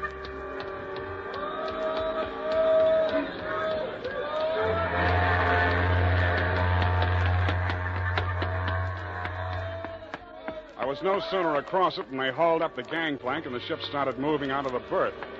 I didn't know where she was bound for, and I didn't much care. I checked the passenger list and found that Major and Mrs. Andreev Brodnick were in stateroom 12, A deck. 1 minute later, I was hammering on the door of stateroom 12. The woman in Brodnick's stateroom was Constance, and she was not in a trunk. I thought I told you to stop interfering in our affairs. Yeah, your husband told me to, but I didn't like the way he did it. Get out from here. Get out. I see you got your trunk in here where it's handy. Doesn't it make the stateroom kind of crowded?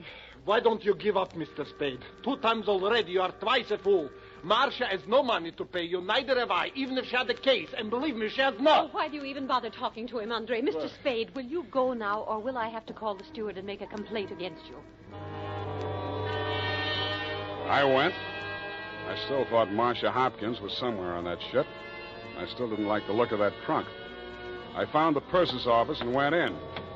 You looked at me as if you thought I was a stowaway, Mr. Fogg, and you were right. I'll have to make arrangements for you to ride back with a pilot, Mr. Spade. You realize, of course, that you're subject to a fine. Look, I don't want to do anything illegal. You know, it was just an impulsive thing. Couldn't I book a passage? Oh, there's the matter of your passport. We could arrange your visa and so on in St. Pedro. We'll put in there in the morning. Well, that's good enough. How much is the fare? Oh, let me see. That's $483.87, exclusive of tax. Oh, hey, now, wait, I wasn't thinking of taking quite such an extensive voyage, you know. I just wanted to get a little sea air, and... how much to Pedro? I'm afraid you don't understand, Mr. Spade. This is not a coastwise steamer. Our first official port of call is Calcutta. Yeah, I know, but... Calcutta? That's in India. Well, don't you have something a little less expensive, like steerage or... There is only one stateroom available, number 14A deck. Take it or leave it. Okay, Calcutta.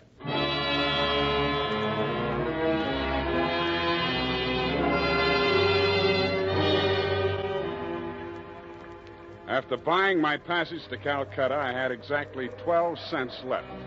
This I gave to the steward who showed me to my stateroom. He thanked me, kicked me in the shins, and left. Out on deck, a tall, red-nosed old gentleman in knickerbockers and a yachting cap was taking a turn around the deck. With him was a face I'd seen in the morning lineup down at the Hall of Justice a dozen times. He was a hotel thief by profession, name of Norman Gorman. He knew me, too, but he didn't give me a tumble. I fell into step with him. Ah, sea air. Nothing like it, am I right? Yeah, I guess it's okay, but there's so much of it. Brisk, bracing, salt spray. Nothing like it. Oh, hey, Norman, my lad. I hate it.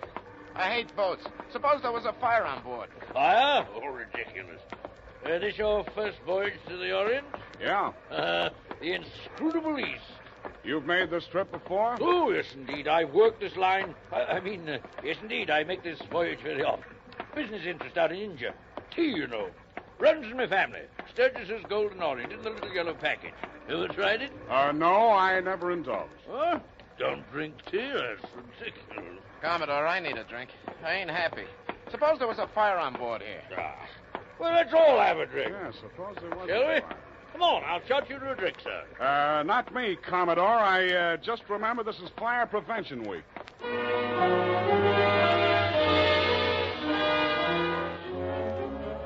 The nearest fire alarm to Brodnick's stateroom was on the companionway leading to the A-deck corridor. It was a glass-enclosed box with a small hammer hanging on a chain. I broke the glass and turned the key. In 3 seconds flat, the entire population of A-deck were shoving each other up the companionway, grabbing for life preservers as they went. The steward hammered on the door of stateroom 12, opened it, shouted inside, and Brodnick and Constance reluctantly came out. I ducked inside, grabbed the handle of the trunk, and started dragging it. When I got it into my stateroom, I broke the lock and lifted the lid. It was Marcia, all right. There was just time to see that before the stateroom door flew open and the ship's officer stuck his head in. I said move it, you. Didn't you hear the alarm? Why, no, I didn't. What's wrong? Never mind that. Here, take this life preserver. Get going now. Come on. Okay. Don't touch me. It makes me nervous.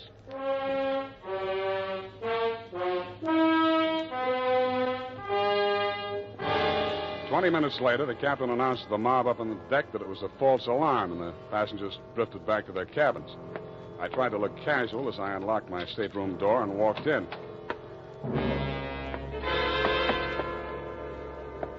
Then I stopped trying. The trunk was still there, but the lid was standing open, and it was empty. I went down to B deck and found the cabin occupied by Norm and the Commodore. That door was locked, so I kicked it in.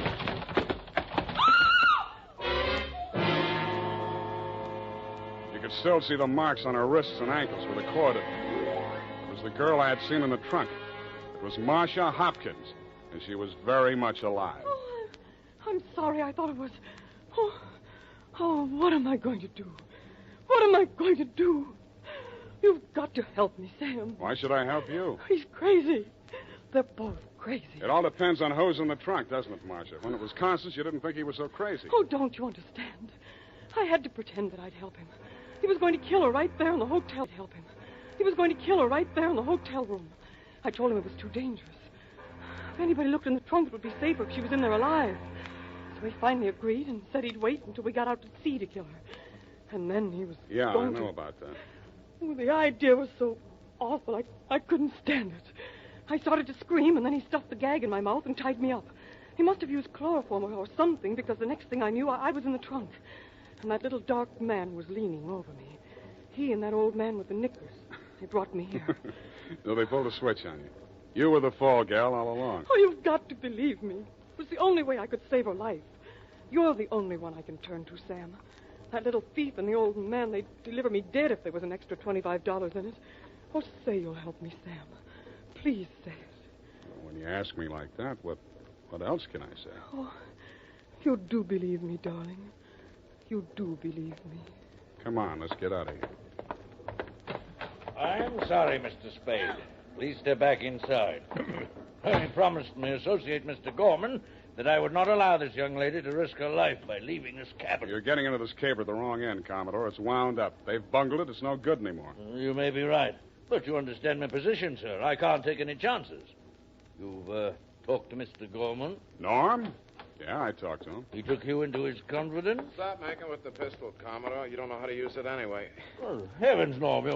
You're as white as a sheet. What is it? Oh, he's sick. Go get a doctor. Yes, indeed. Right away. Listen, Spade. Take her with you. Get out of here. I don't want no part of this. You got it bad, Norm. I'm sick, I tell you. The way I had it sized, this was a clean caper, a snatch. I figured the dame here's an heiress or something. Maybe they drop her off in L.A., connect some ransom, and go on. I figured there was enough for all of us. Oh, but that creep, that Rodnick, he's crazy. He's a regular Jack the Ripper. Stop babbling, Norm. Tell me what happened, exactly what happened. I get a sinking feeling in my stomach every time I think about it. Well, I go in, see? He's very smooth, very businesslike. He offers me a drink. I accept it. He mixes a couple of highballs for me and the dame, then he starts talking. I guess she don't know all about it before this, because she gets just sick as I do. First, I think he's kidding. Then he drags out this set of cutlery like a doctor uses to operate on people. Only he's got something else in mind. The porthole, you understand? Oh, please. I don't want to hear anymore. Being as it's you he has in mind, I don't blame you. My stomach. Hey, Norm. Norm. Here he is, the ship's surgeon. Oh, dear me. What? Stand away from him, please. Help me get him into the bunk. Sure, Doctor. Take the shade off that light, please. Yes. He's dead, isn't he? Oh, yes, he's dead, of course. Who poisoned him? I didn't waste any time answering him. I grabbed him by the arm. Before he could object, I was pushing him up the companionway to A deck. It was probably too late to save Constance's life. She'd drunk the same poison, and I was pretty sure she had, but if I was going to nail him for the murder of Constance, I had to get there before the evidence vanished. We got there just in time. I don't need to tell you what we saw, and I'd rather not. Rodnick rose slowly to his feet, clicked his heels military fashion, and bowed very low. The ship's surgeon. How opportune. Perhaps you could advise me, Doctor. After all, I am, in all honesty, even still, a mere amateur at this sort of thing.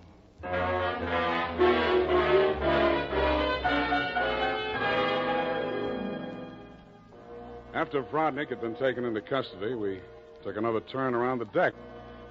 It was daylight, and the ship was lying to off San Pedro. This time, the fresh air really felt good, and so did Marcia. It's all over, Sam. Yes, sweetheart, it's all over. But not between us. Say it, Sam. Say it's not all over between us. How can it be? I knew it. I knew you felt the same way. All my life before, it's been like a terrible nightmare. It never really happened. But it did happen, sweetheart. Oh, but you can forget it, darling, can't you? Please forget it. I'd like to, Marcia. I really would. Hold me close, Sam. Never let me go. You're beautiful. Is that all, Sam? Nothing else? Yeah, lots else. That's why I think we better say goodbye right now. Because when I feel like this, I get foolish. And if I get foolish with you, I'm likely to wake up in a trunk someplace.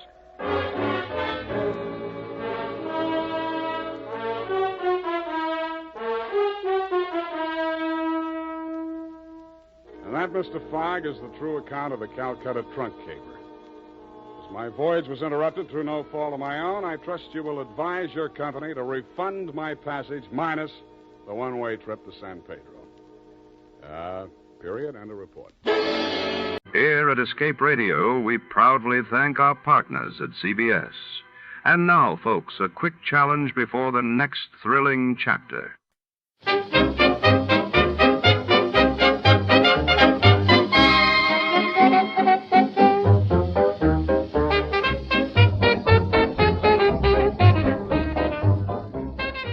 Up into the frosty heart of a small Colorado town where the snow is thick and the secrets run even deeper. Tonight, insurance investigator Johnny Dolar is called to a remote ski lodge, surrounded by towering pines and silent drifts, to uncover the truth behind a missing Santa suit and a missing man. Mistrust and danger swirl among the guests as the holiday spirit gives way to suspicion and deceit. What really happened in the shadowy corridors of Carmen Kringle's lodge? Stay tuned as we follow the clues. But before to start, let's see what happened the day it was aired. It was December 24th, 1956, and that day the world watched as Europe faced a tense Christmas amid the aftermath of the Hungarian Revolution, while across the globe Japan launched its first post-war Antarctic research expedition, marking a bold return to international scientific collaboration. Johnny Dolar. Pat McCracken, Johnny. How's the weather in Palm Springs? A blonde in a bikini just melted past my poolside window. Goodbye now. Oh, don't hang up. Johnny, this job's just a few miles north of where you are. It'll take maybe a day to clear it up. Yeah, you said that last Christmas, Pat, and I got trapped in a blizzard. This season, I soak in the sun. Happy New Year. John, boy, we have a bonus list in this office. Your name could be on it. Near where I am, huh? It's a ghost town named Calico. An old prospector named Kringle is breathing his last up there. I thought all prospectors never died. He wants to change the beneficiary on his $50,000 policy, but a nephew, Ned Kringle, threatens suit if we let him. So you contact our agent, Gene Craig, in Barstow. Who's the new beneficiary? Carmen Kringle. Carmen? A borough. A borough? Yeah. If I don't hear from you, Johnny, Merry Christmas.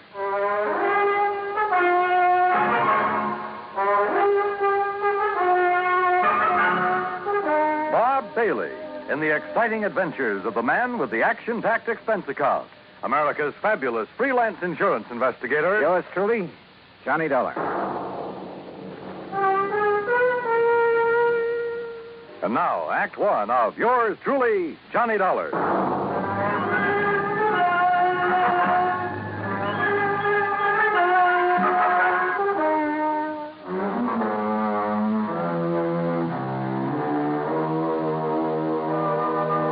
Expense account submitted by Special Investigator Johnny Dolar to the Home Office, Universal Adjustment Bureau, Hartford, Connecticut. Following is an account of expenses incurred during my investigation of the Carmen Kringle matter. Expense account item 1, $1.40. Telegram to Gene Craig in Barstow telling him where and when to meet me. Item 2, $50 even to Al Sterner for his charter plane to the ghost town of Calico. The guidebook says there's something about desert country that's good for the soul. And in spite of the air bumps, I got a panoramic view of the great Mojave that took my breath away. The sun's setting rays hit the weird mineral stratas of the Calico Range and turned them into a patchwork of beauty. Night comes quickly in this country, and I turned to Al when a Christmas tree cluster of blinking lights appeared under our wings. By way of answer, he put the plane into a glide and set us down on the smooth surface of a dry lake bed.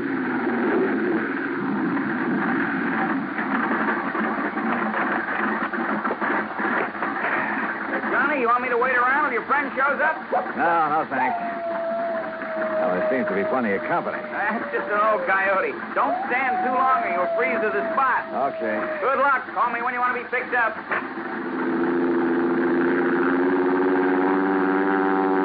I watched Al's plane until it was swallowed by the darkness. Then suddenly I got that feeling in the hair on the back of my neck that I wasn't alone. The moon was up enough to make out shadows, and silhouetted in a circle around me was a strange collection of figures. One of the pack moved toward me. And for a crazy second, I thought I'd bumped into Santa Claus's reindeer. Then a car without lights came rushing at me. The headlights slammed on, and I got a glimpse of a donkey herd scattering into the night. All right, mister. Walk toward me. Slow, with your hands high. I've learned never to argue with a Winchester 94, so I followed orders. I spotted the weaving headlamps of another car approaching and prayed it was the agent, Gene Craig. Close enough, Sonny. I can pop the rattlers off a sidewinder at 60 yards, so don't you make no sudden move. He was maybe 60 with gray sideburns and a frosty goatee. A marshal's badge was pinned to his leather jacket. All right, now, mister. Marshal, it's all right. That's Mr. Dolar. Huh? I'm supposed to meet him earlier. I'm awfully sorry, Mr. Dolar. I'm Gene Craig. Huh? I couldn't get here until I drove Doc Spangler up to Chris. He's had another setback, Marshal. Yeah, some darn fool let down a rail on his corral, and Chris Kringle's whole herd got loose. He don't give a chuck for most of them, though, except Carmen. Now he's fretting because she's running wild. Almost had him tracked down when this here fella showed up. If you vouch for him, huh, Gene? You are Johnny Dollar, aren't you? Well, a frozen facsimile. Come on, I'll drive you into Calico. You tell Chris that I'll have his Carmen back in the corral before the moon's full. And, Gene. Yeah, Marshal. Tell the old sourdough to stay alive, will you? We need him around here. Sorry about mistaking you, Mr. Dollar.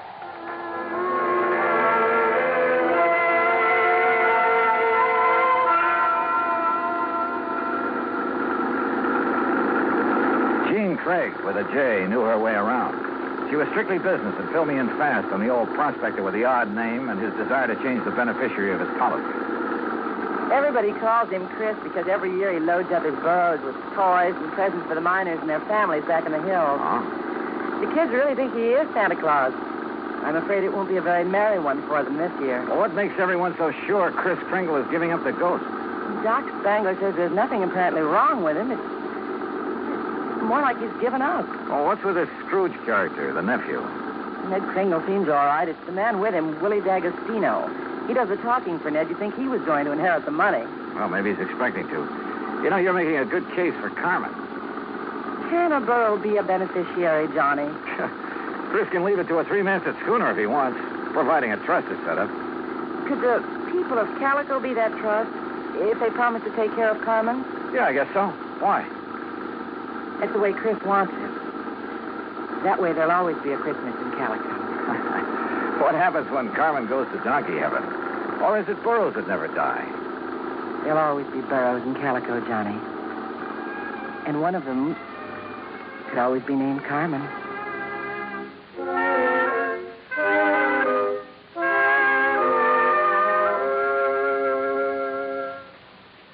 Act two of yours truly, Johnny Dollar, in a moment. Act two of yours truly, Johnny Dollar, and the Carmen Kringle matter.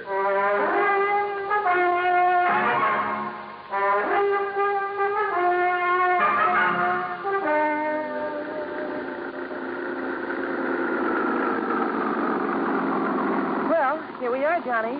Calico, once the richest silver city in the West. It was unbelievable. Like seeing a page from the past.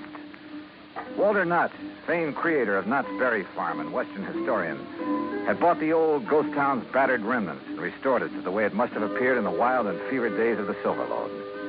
I could make out signs nailed to weathered batten boards that told of a flourishing and colorful past. Joe's Saloon, The Last Chance, Hyena House Hotel, Lane's Mercantile, the Calico Prince.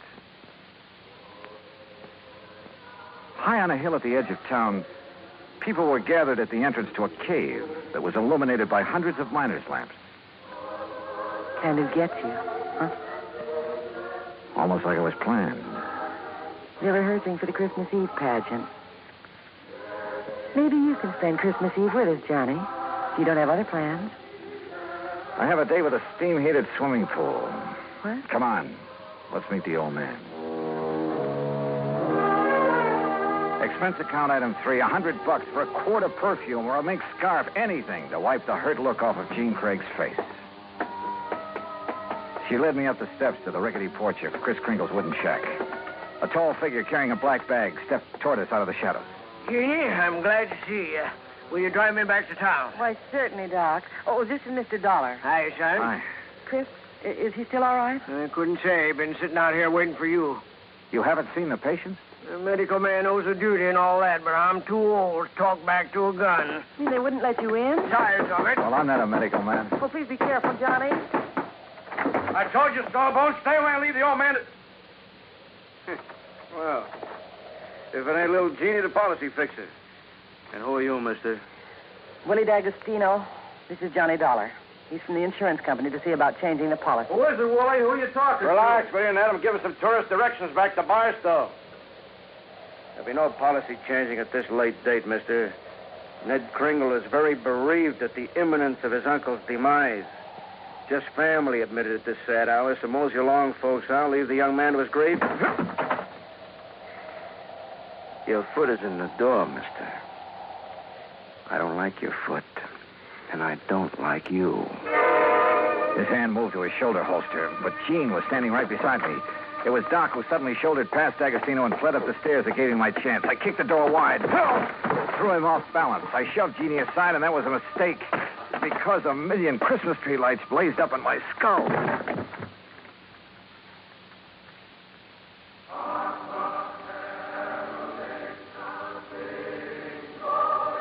Then slowly the tree lights faded away, and I saw Jeannie fussing over me and looking worried. A young, nice-looking fellow was seated next to a marble-top table. D'Agostino leaned against the stone fireplace and dangled his gun, smiling like he had a stacked deck. He's all right, Doc? A nasty cut, but no fracture. I know how to pull my punches, Doc. The old man. How is he? No better, no worse. Just lying up there staring at the ceiling. I want to see Chris. I have a right to, Ned. I'm an old friend. Wooly, wouldn't it be okay if Gene just went up? No, let him die in peace. He's past carrot hoe season. Wooly, these people have a right. I said no. I'll get a hero boy in his feet and shove off. Go on. Come on, Johnny. Help me, Doc. How's it going to feel, Ned?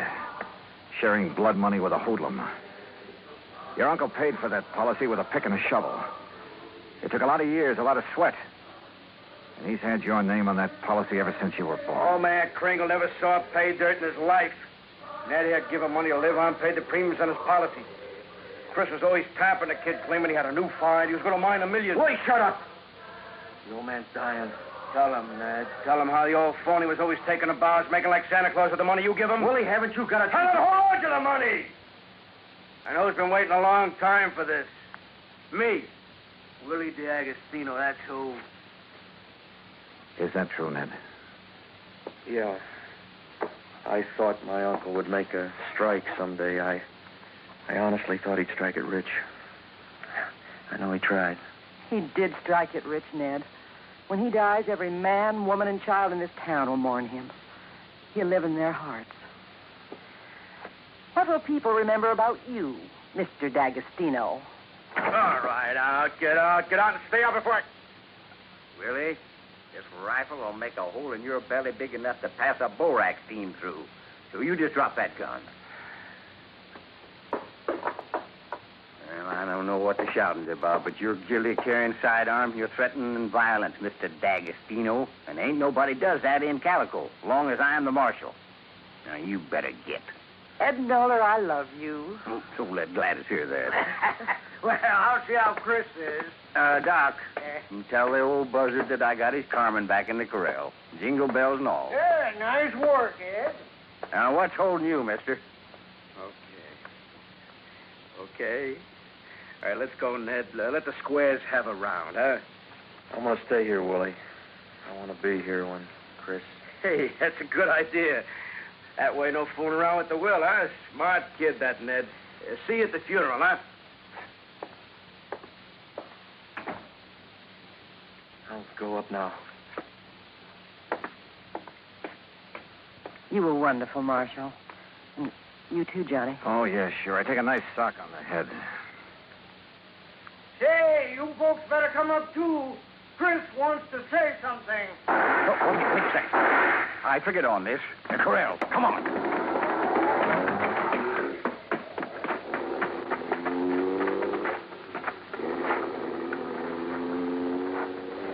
D'Agostino must have had another gun in his car. One of the bullets had found the mark he intended. Willie Boy wasn't taking any chances that Carmen Kringle would inherit $50,000. We found the burro lying on her side, quite dead. Jingle bells and all.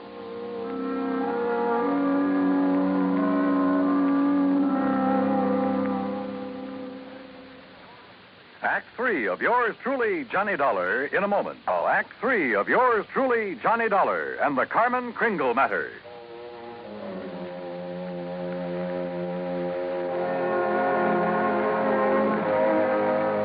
Oh, Marshal. Johnny, how could he have been so cruel?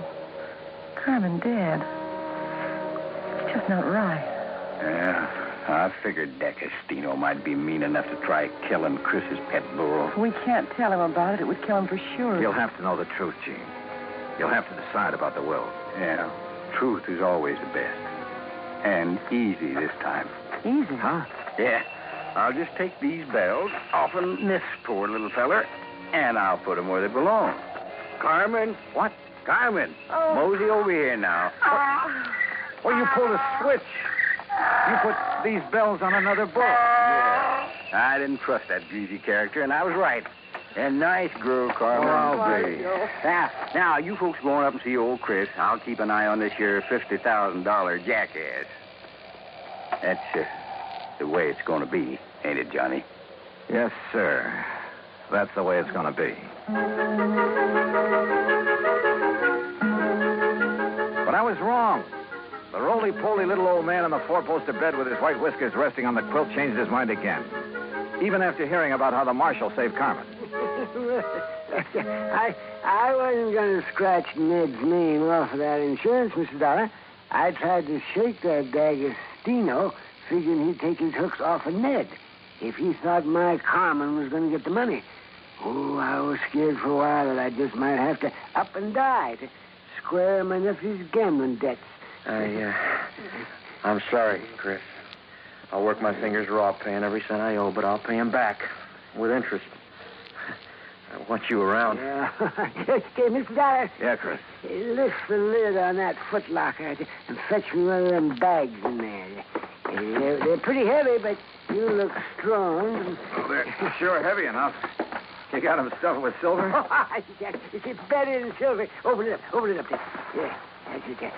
You recognize the dot? Yeah. Maybe you'd better have a good sleep, Chris. This here's plain old gravel. Oh, plain gravel.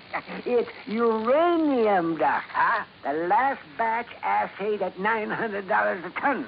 And I got a mountain of it staked out. In both our names, Ned. You don't care. Why, Chris? Mr. Dollar, if you and Jeannie check with the Barstow Bank, you'll find that they'll extend credit on the strength of that assay. You reckon you can spend 2 days buying enough presents so as we won't disappoint the folks hereabouts?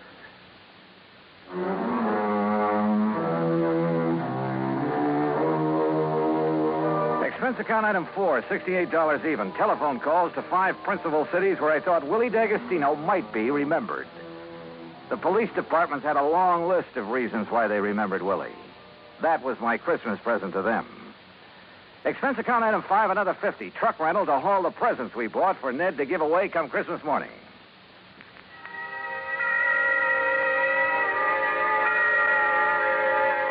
And then it was Christmas Eve. We sat on the Kringles' porch and watched the procession up to the Maggie mine. The flickering lights from the miners' lamps reflecting on the faces of the happy children. Old Chris was bundled up in blankets, his little eyes twinkling, chuckling to himself like he knew all the answers to the universe. Jean was there, too. Kind of nice. Isn't it, Johnny? Kind of nice. Marshal Ed Nolar was one of the wise men in the procession. I recognized the sideburns. And Doc Spangler couldn't hide his height. Oh, he wore an awful beard. Ned Kringle led the burro that carried the Blessed Mother. Yeah, you guessed it. The burro was Carmen Kringle. Expense account total, including return to Palm Springs and incidentals, $229.75. But forget it, Pat. This is the best holiday I ever had. And I was only cold at the start. From all of us to all of you, may this be your very merriest Christmas ever. Yours truly, Johnny Dollar.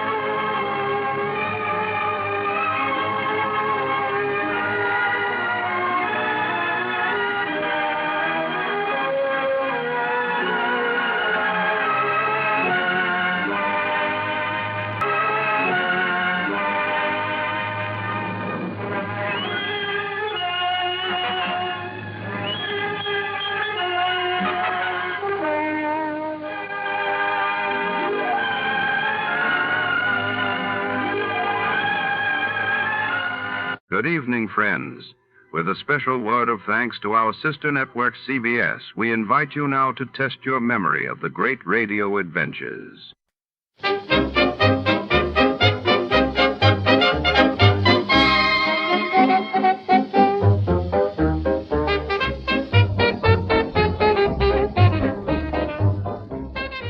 Tonight, in the shadowy alleys of the city, a trembling turkey vanishes just days before Thanksgiving. Our hard-boiled detective is on the case, joined by a mysterious woman whose secrets are as deep as her crimson lipstick. As the clock ticks, hidden motives surface. Who's behind the terrified turkey capper? Stay tuned as we peel back the layers of this feathery mystery. Before we begin, let's see what happened on the day it aired. It was November 20, 1947, and that day the world watched as Princess Elizabeth married Philip Mountbatten in a grand royal ceremony in London, while in the United States the House Un-American Activities Committee intensified its Hollywood witch hunt, subpoenaing more prominent actors and screenwriters. The National Broadcasting Company presents The Adventures of Sam Spade, Detective.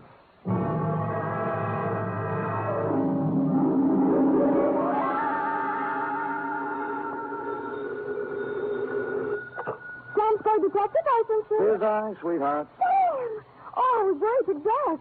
This office, glass all over the floor, holes in the wall. That was just business going on as usual during altercations, Eph. Well, what was it all about, Sam? They tried, Effie, just tried to pluck my feathers and cook my goose. On Thanksgiving, too. How could they? Oh, they were a mean lot. Are you all right? Hale and hearty, every giblet in place and not a feather ruffled. Did you have a nice Thanksgiving? Oh, it was heavenly. Mama had a turkey dinner, sage dressing, cranberry sauce, candy jams. Hard cider? A little. Come clean, Effie? Well, I had 2 glasses. Everyone was there. Cousin Gertie, Dwight, Mrs. Flash. I was disappointed when you didn't show up, Sam. Did you have Thanksgiving dinner? Sure. Where? At the Helping Hand Rescue Mission, where there's plenty of free parking and never a cover charge. For further details, consult the report, which I will presently be down to dictate on a tasty chronicle of foul play. The Terrified Turkey Caper.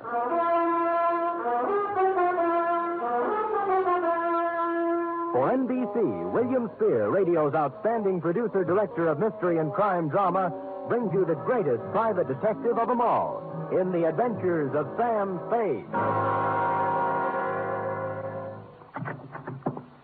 Sam Spade!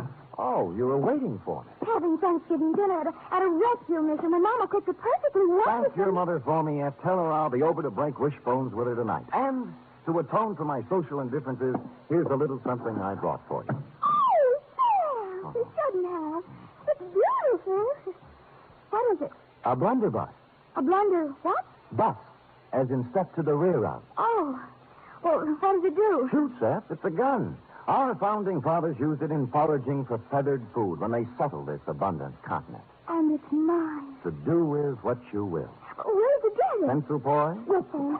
Who gave it to Pad me? open? Oh, yes, but I don't know. Knees crossed? Did you mean the founding fathers? Don't peek.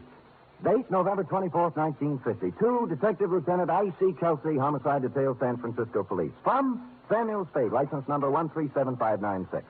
Subject, Turkey. Dear Kelsey, this was a big week for the cranberry pickers, the butchers, the sage makers, and the stomach pill people. But for private detectives, it was strictly from hunger. My office door opened only twice a day, once to let me in and once to let me out. And when on Wednesday I heard a knock on the door, I went into a paroxysm of delight. Come in! Come in! Come in! Entrez-vous! Entrez usted! Airlines! When I ran out of languages, I got up from behind the desk, walked to the door, and opened it. Standing there was a small, middle-aged man with a pink, bald head. His blue serge suit needed pressing, and he was nervously fingering a strawberry birthmark under his left ear. Mr. Samuel Spade? I am. May I have a moment with you? May have several, but not in the corridor. It's not in my lease. Oh, I'll come in. Good. Well? Well, you'll have to excuse me, Mr. Spade. I've had so few dealings with private detectives. I find it hard to begin. Well, Oh, perhaps I shouldn't have come at all. Goodbye. No, wait a minute. Maybe I can help you. What? Well, you see, Oh, what's the use? You won't believe me. Nobody does. I'd really better... Oh, now, wait. I'll believe you. All I ask is a chance. Now, let's start with your name. Oh, what, my name? Yes. Yes, my name. To begin with, you won't believe that. Oh, but I can verify it. Yes, I can.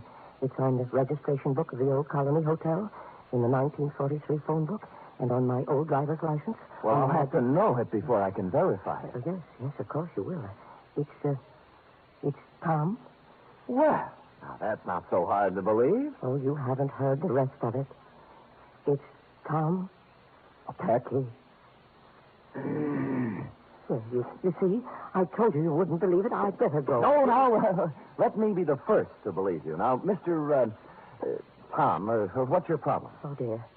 That's even harder to explain. Well, now that I don't believe. But take a breath and jump into it. Breath, yes. My name is Tom Turkey, and they're going to kill me for Thanksgiving.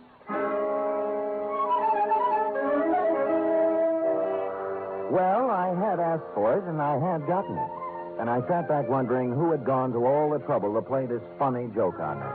I was looking at my hand to see if there was any itching powder on it where he'd shaken it when my phone rang. I lifted the receiver, swung around on my swivel, and gazed out onto the street. It was Al Cuccio calling, a private eye whose reputation was shadier than a mushroom cellar. Hi, Spady. Al. Haven't seen much of you lately, Spady. And I have to get together. Yeah, well, so long. Wait, I'll tell you why I called. I've had a pest in my office, keeps coming back. Thinks he's a turkey somebody wants to dress. I brushed him, but your name came up, and I just wanted to warn you. He might be in to see you. I'm confused, Al. I never knew you to turn your back on a buck. Oh, I don't want any of this one. His buttons are loose. My advice to you is to bounce him. Well, we've never traded advice before, Cuccio. Why now? Well, after all, we're in the same racket. If we can't help each other... Oh, sure, Al, sure. I appreciate it. Give me a ring. We've got to get together sometime. Yeah, when I get a free night, we'll Jimmy parking meters. Yeah, we... Huh? Oh, yeah. Parking meters. I'll see you later, Spady. I turned back to the desk, and what I saw in front of me was an empty chair. Tom Turkey had taken wing. I got up and walked to the window, and a minute later, I saw him come out of the building downstairs and start to cross the street. And then I saw something else. A large 4-ton truck was tearing down the street, picking up speed.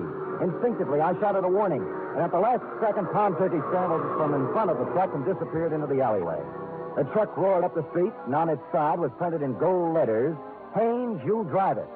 There was nothing to say it wasn't coincidence, this near mishap, but somehow I found myself intrigued and wanting to hear more of the little guy's story. He said the old Colony Hotel. On the way, I stopped at the library, found an old 1943 phone book, and looked. He was listed. Thomas Turkey, it said. Out of curiosity, I rang the number. Hello? I wonder if you can help me. I'm inquiring about a Mr. Turkey. Turkey. This ain't his number no more. I know. Haven't had any calls for him for years. Going name. Yeah, I know. I knew a woman named Rabbit once. Mrs. Rabbit. About Turkey, could you remember what he looked like? I don't. Hey, Manny, what Turkey look like? Yeah.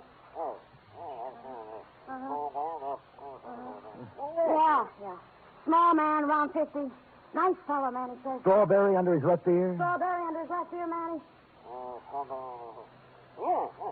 Yeah, strawberry under his left ear. Well, thank you, madam, for your information, and thanks to Manny. Well, you're welcome, but I don't know what you're going to do with it. Old man Turkey's dead.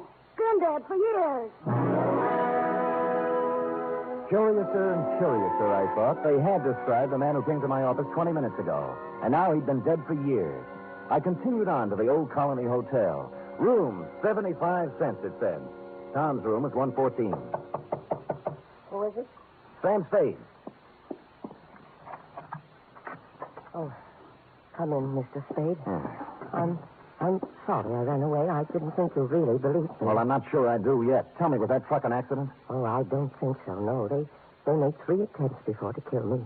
Somebody tried to push me in front of a train, and then a wheelchair full of cement dropped off a building and just missed me, and then I was shot at. Well, who were they, and why would they want to kill you? I don't know. I just don't know. Look, let's tack. Tack? Tack. I dialed your old phone number, and the people who answered said you're dead. Oh, a lot of people think I'm dead. Yeah. Look, do you still want me to work for you? Oh, yes, please. Well, you'll have to tell me more then. I can't... I guess I'd better tell you everything. Oh, it's hard to talk about, Mr. Spade. It's not easy to admit to someone you've been a foolish man. You see, I just turned 50. I was quite tired of the life I'd led. Proper, dull, and unfruitful, except in money. My business was wearing, and so was my wife, Henrietta. This has a traditional ring. Anyway, to make it short, I decided to run away. One day I drove to work. I parked my car in the middle of the Bay Bridge where the suicide note left it and disappeared. Where did you go? Oh, all over the world. I took a job on a boat. I did.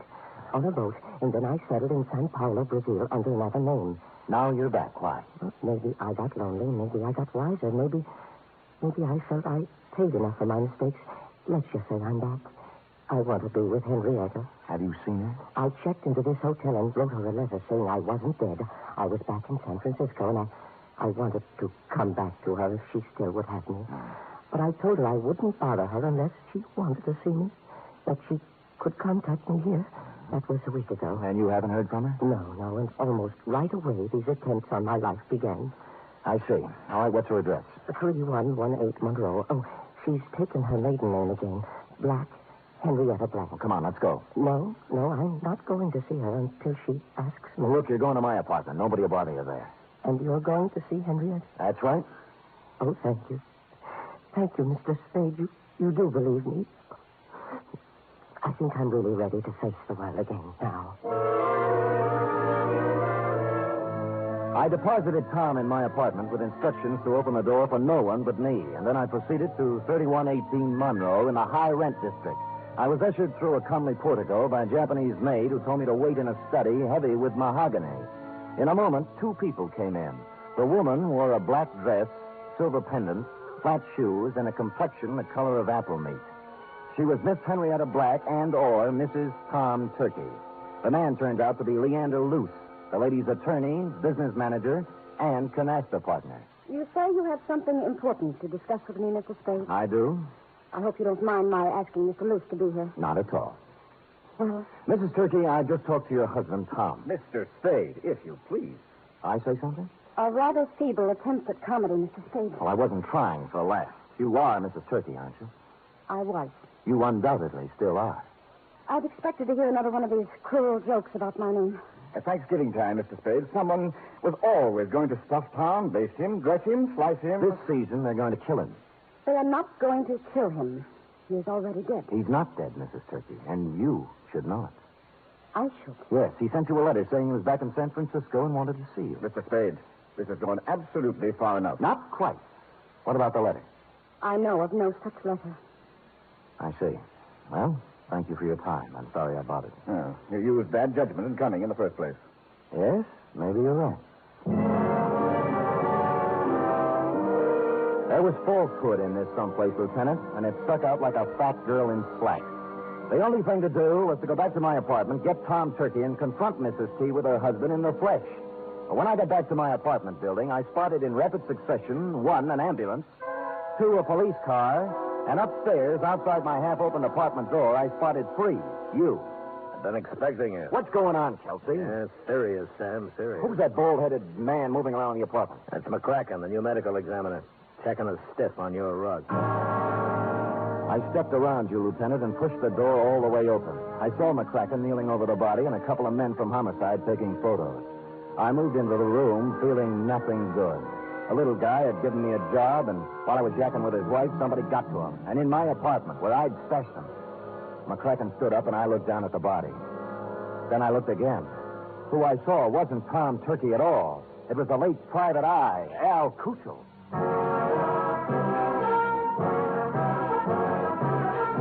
You are listening to the weekly adventure of radio's most famous detective, Sam Spade.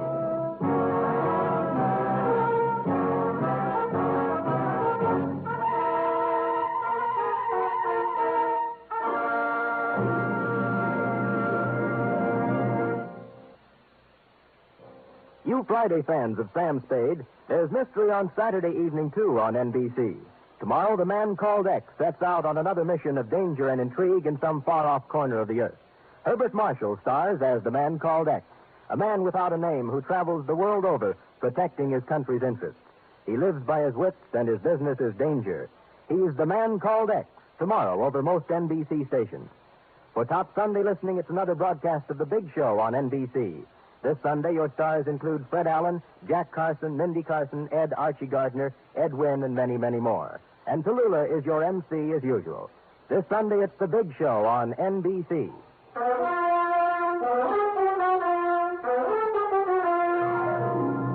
And now back to the terrified turkey caper, tonight's adventure with Sam Spade.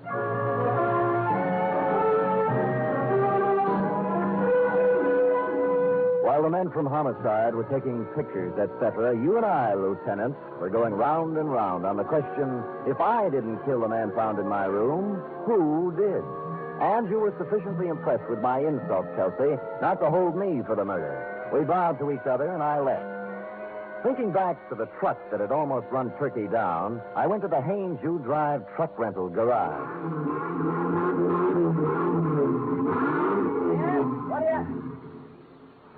What do you want? I'm a detective. Could you give me a list of names for everybody who rented a truck from you during the past few days? Sure. He handed me a big registration book, and I read every name for the past week. For the first 5 days, they all seemed to be nice, normal, abnormal names. And then, under the rentals for the day before, was the name of John Smith. John had given his address as 7200 Kearney. And I happen to know that Kearney only goes up to 2000. The dispatcher said that Smith had returned the truck about 3 hours before. And he remembered him as an ugly, heavy-set, and rough-voiced character who looked like an ex-longshoreman. They had already washed the truck, so the fingerprints were all loused up.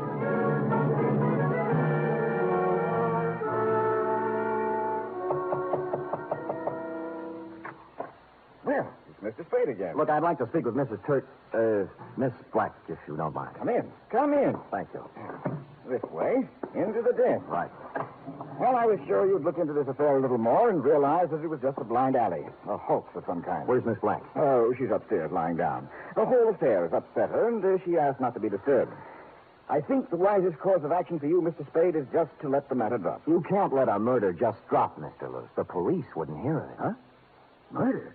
Who? An unfrocked private detective named Al Cuccio. Well, what does this have to do with Henrietta Black? Al Cuccio called me earlier today and said that Tom Turkey was a crackpot, a little man with delusions. He tried to top me off taking his case. He sounds like a perceiving man. Well, he didn't perceive ending up in my apartment with a bullet in his head. Well, that's too bad, but I still I left Tom Turkey in my apartment for safekeeping, and when I returned, he was gone and Cuccio was dead. Well, that explains itself, obviously. This detective knew that Tom Turkey was a phony, and Turkey killed him.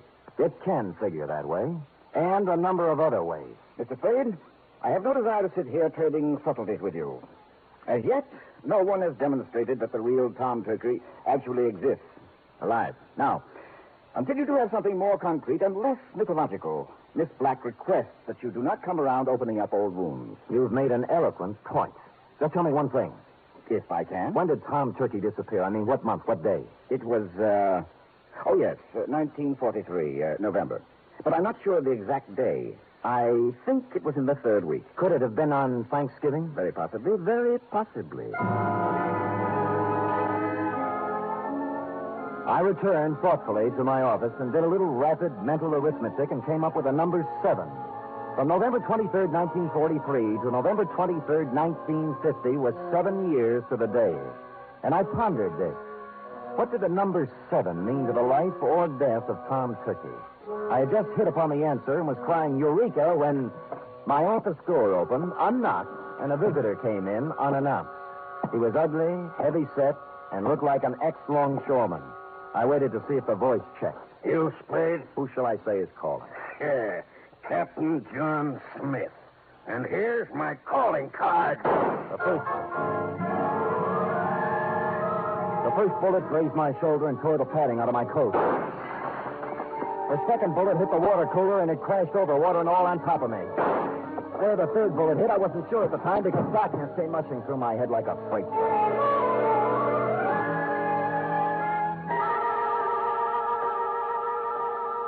When I opened my eyes again, I expected to see St. Peter checking my ID card. But all I saw were the dust balls under my desk and a fly bathing himself in a pool of water spreading slowly over the floor.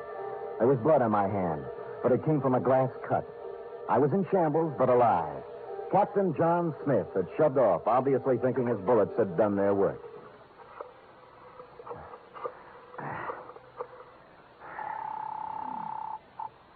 Homicide, Lieutenant Kelsey. Sam, Kelsey, have you found anything more about Pond Turkey? Nothing, Sam. Frankly, I'm beginning to wonder if there is such a guy. Well, clever, Kelsey. A few minutes ago, a gorilla by the name, believe it or not, of Captain John Smith just tried to kill me in my office. Oh, go on, Sam. I find it hard to think. You find it hard to think, period. Really, Sam?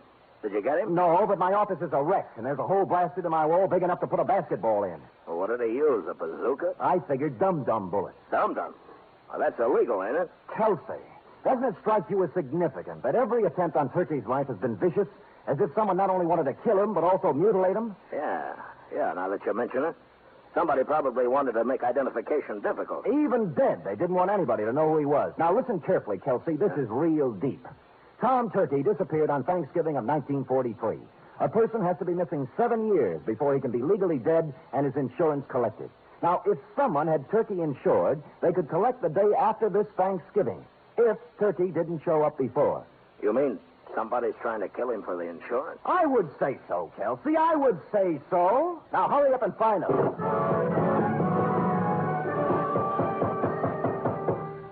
When I put down the phone, I heard a heavy pounding. For a minute, I thought it was in my head, until I turned to face the door, and standing there was a small pilgrim with bandy legs in black stockings, pantaloons, white-collared coat, and stovepipe hat. Hallelujah. He wore silver buckles, and what he was pounding on the floor was an 18th century blunderbuss. Hallelujah. Have I got the right place? Oh, offhand, I'd say so. If you're looking for Captain John Smith, he just left. Pocahontas is expected any minute.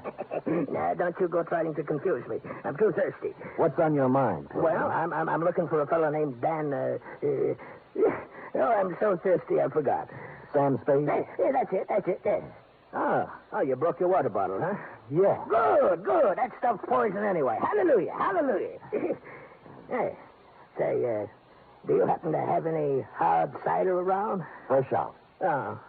I'm kind of thirsty, you know. Any type of corn squeezing? Here, try this, Dad. Well, yeah. Good, huh? Oh. You like that, huh? Oh.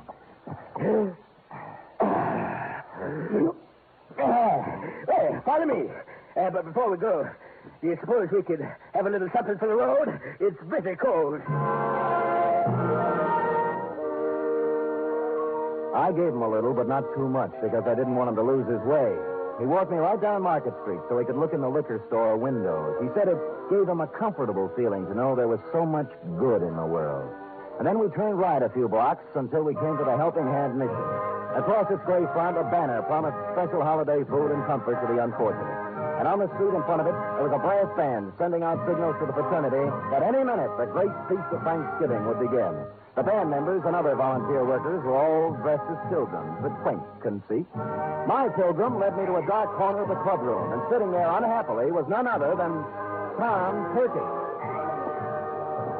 Hello, Mr. Spade. Oh, hello, Tom. What happened to my apartment? And why did you run away? Well, I was afraid. You told me not to answer the door until you came back. Well, somebody knocked on the door and said it was you, so I opened it, and 2 men came in. Tell me, was one of them Al Kuchel? Yes, the detective.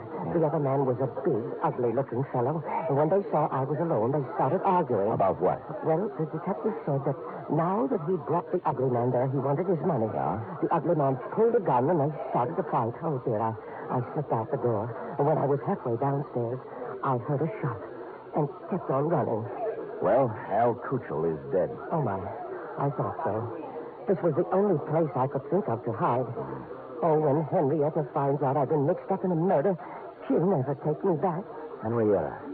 Hey, tell me, did your wife ever have any insurance on you? Oh, before I ran away, she did. A $50,000 policy, but, oh, that would have lapsed by now. Maybe. Did it have a suicide clause in it? A suicide? Yes. Well, no. No, it didn't. I remember. Yeah, you'd like to talk to Henrietta, wouldn't you?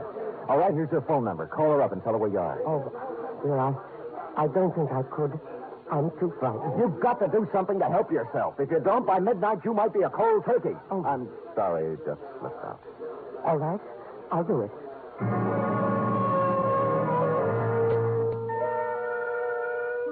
Well, he went and made the call. When he returned, he said that a man had answered who said Henrietta would come down and pick Tom up. He didn't want to wait, but I sat on him. The pilgrim brought us a dish of turkey dinner, saying he couldn't stand food himself, and we munched a spell. In a little while, a limousine pulled up in front of the mission with someone in back whom I couldn't see. The chauffeur stepped out and came in inquiring for Tom Turkey.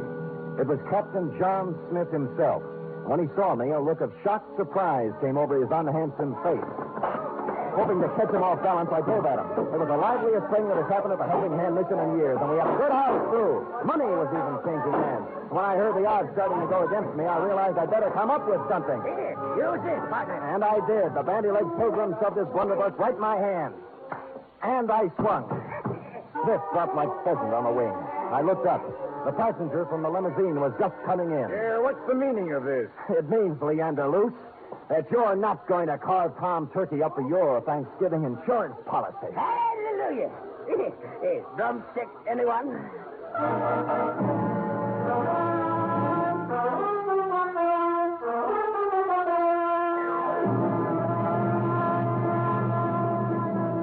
Period. End of report. Sam, I don't understand. Well, it's as plain as the cranberry stain on your dress, huh? Luce, as Henrietta's business manager, had her power of attorney. And secretly, he kept making the payments on Tom Turkey's insurance policy. Oh, and then he'd collect for Henrietta and keep the money himself. Effie, sometimes your lightning mind frightens me. Now, go type that up.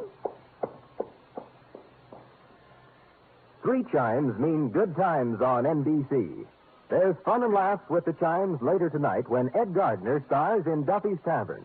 As usual, Duffy won't be there, but Archie the manager will definitely be on hand to serve his blue plate special of grilled English language. This Sunday, the big show comes your way again. Tallulah will be your hostess, and the stars include Fred Allen, Jack Carson, Ed Wynn, Meredith Wilson, and many, many more. It's the big show, Sunday on NBC.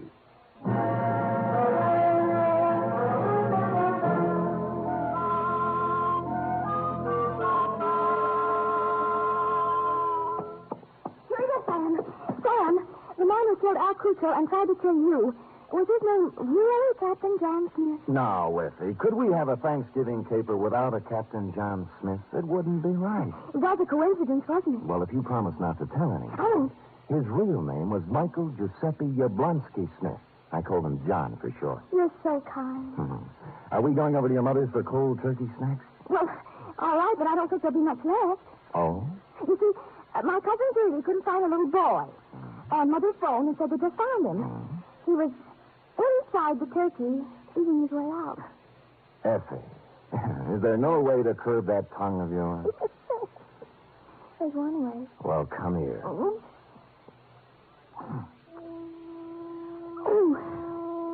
good night, Sam. Good night, sweetheart.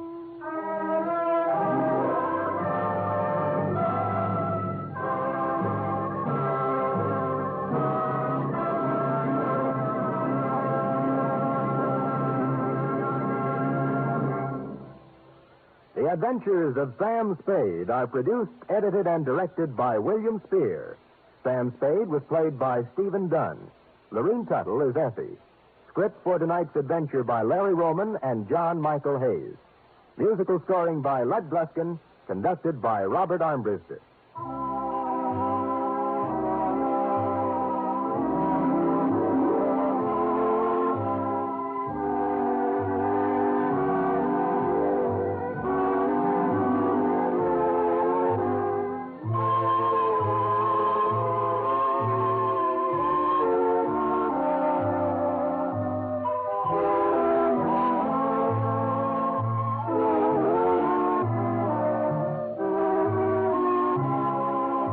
Join us again next week, same time, for another adventure with Sam Spade.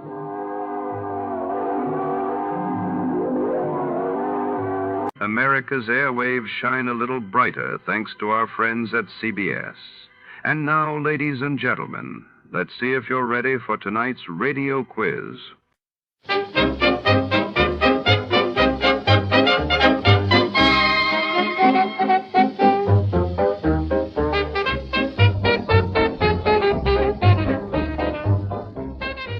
Tonight, we delve into the shadowy corridors of intrigue with Operation Fleur-de-Lis.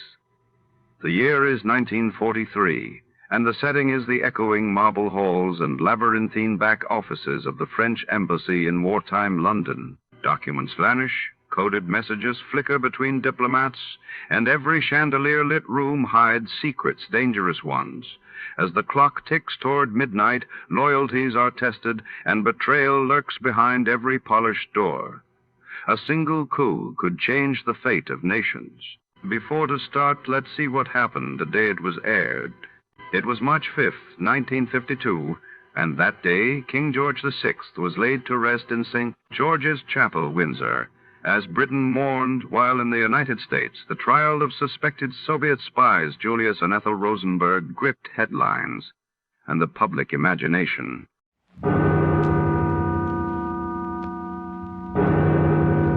Escape. Escape tonight to occupied France and the underground.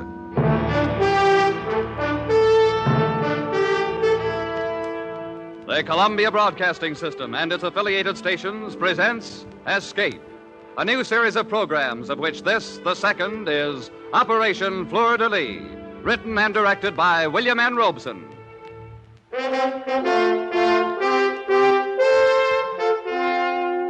Today, the 14th of July, the people of a free France celebrate the anniversary of their escape from the tyranny of the kings of Versailles. 158 years ago today, the people of Paris stormed the Bastille and let loose the French Revolution. The torch of liberty set afire that day never burned more fiercely than during the years when France was occupied by the Nazis. We escape tonight to occupied France, from which 3 years ago there was no escape.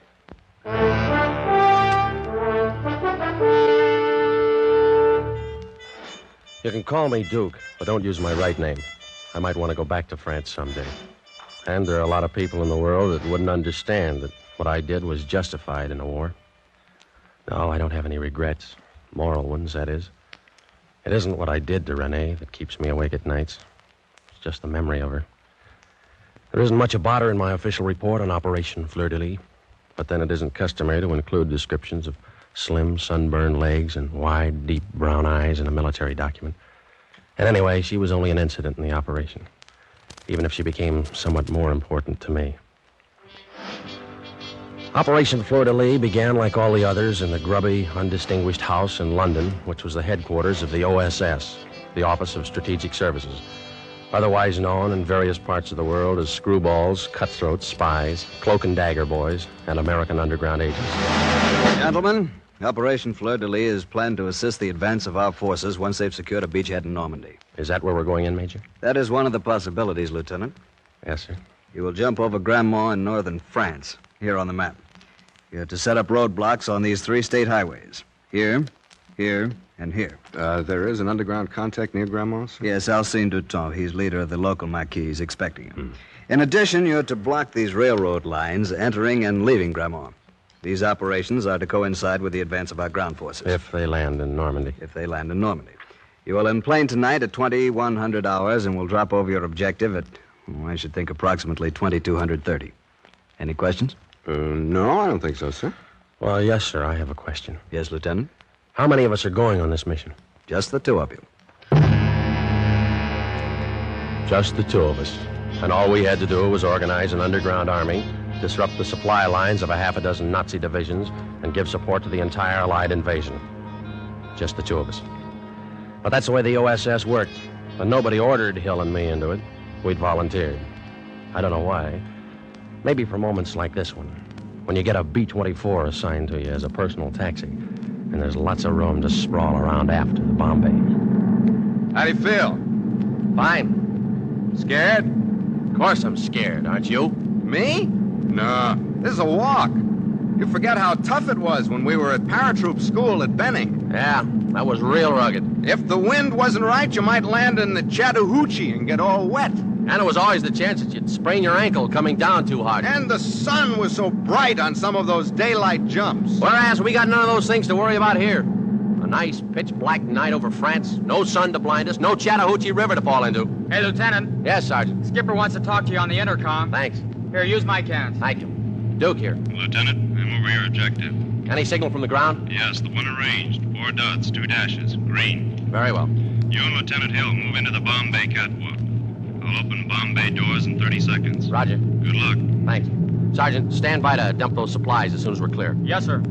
Come on, Ed. This, as someone has said, is it. So soon? Just as I was settling down to a good book. Bombay doors are opening, sir. Okay, Sergeant. All right, Ed, let's check your harness. It's a frightful mess. I just can't seem to do a thing with it. I know, but this is the last party you'll have to wear it on. Okay. How am I? Well, don't look now, but your chute's showing. Tuck it in. Let's get out on that catwalk. Why, what a refreshing breeze. And all of France on our feet. You see the signal? That's what I'm looking for. There it is. Over to the left. You got it? Got it. Let's go! You kid. Sure you kid. It helps. But for those 10 seconds while you fall free, nothing helps. You hang on to the ripcord and you count off the seconds and you try not to count too fast. Your hand on that ripcord is the only certain thing in the world as you tumble head over teacups with a wind-tearing sound from your ears. And there's only one thought, always the same thought, whether it's your first or your 50th jump. Will the chute open? It does. Yanking at your armpits, knocking the breath out of you, slowing you down, and you swing there like a rag doll trying to get your bearings. First, you make out the horizon. That's where the black becomes darker black, where the stars stop. And you wonder about Ed, but you can't risk calling out. And now that you're located where the stars aren't, you look for the signal light, and there it is, slightly to the left. So you tug at your shroud lines, spilling a little air to guide you toward it. And it's coming toward you awfully fast. And you hope this particular French patriot has picked out a field free of trees and church steeples. And then you try to remember all the things they taught you about hitting the ground and rolling with the wind and collapsing your chute. Because it's always like this. You always feel like you've never hit the silk before. And then you're down, and you roll just right, and you collapse your chute, and it's second nature to you after all. And then you hear footsteps running towards you. And you remember another important instruction. You whip out your automatic, and you hope your French is good enough to get you by. Qui va? Who is it? Alcine here. Fleur. Delis. Okay, Alcine, come on. At last you have arrived, Lieutenant. So it seems. You have no idea how long we've wished for this moment. Hold it. That's my partner. Come on. Hey, Ed. Ed. Over here, Duke. You okay?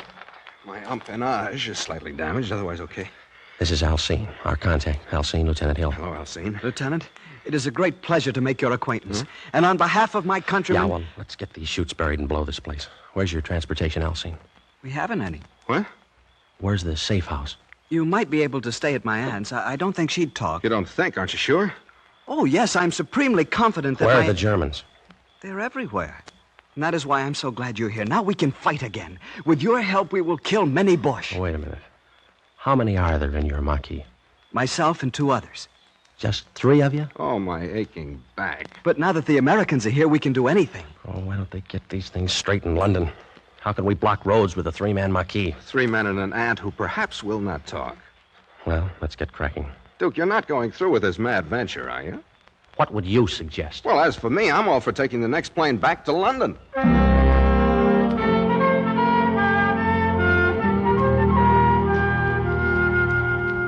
Another piece of bread, Lieutenant. No, thank you, ma'am. This boned chicken is delicious. How do you call it? K-ration. Supreme. We've had nothing like it since the Boche came. Yeah, well, you get used to it. And cigarettes, Tante Marie. Cigarettes made of real tobacco. Ah, you Americans have everything. Madame, Alcine, you are kind, you are hospitable, but the comforts of K-ration will not block roads. We need men. We must form a Marquis. But we have a Marquis. Look, Alcine, there are 3 of you and 2 of us. Sure, we've got guns and we've got ammunition and supply chutes somewhere out in that field where we landed. We've got arms for 50 men. But if we had those men, we still couldn't go to war against the German division. Now, you said yourself there's at least a division garrisoned in Grammont. What must we do? First, we must organize a Marquis. We need men. Can you get them? I can go into the village and talk to my friends. Should have done that a long time ago. Alcine, that would be most unwise. Why? Didn't you know? Alcine is a patriot. He's a deserter from the Vichy army, so he's wanted by the Gestapo. Oh, great. And there's a Gestapo headquarters in Grammont, of course. Of course. Alcine is not one to run from danger. Well, quite the contrary. I can get Renee to help. Who's Renee? Alcine's sweetheart, a lovely girl from Paris. Poor thing, she had to come down to the country because her house was bombed out. Let's leave her out of this. But, Lieutenant, she would be most happy to help. Alcine, you got a lot to learn about guerrilla warfare. You might as well study your first lesson right now. It's short and to the point. No dames.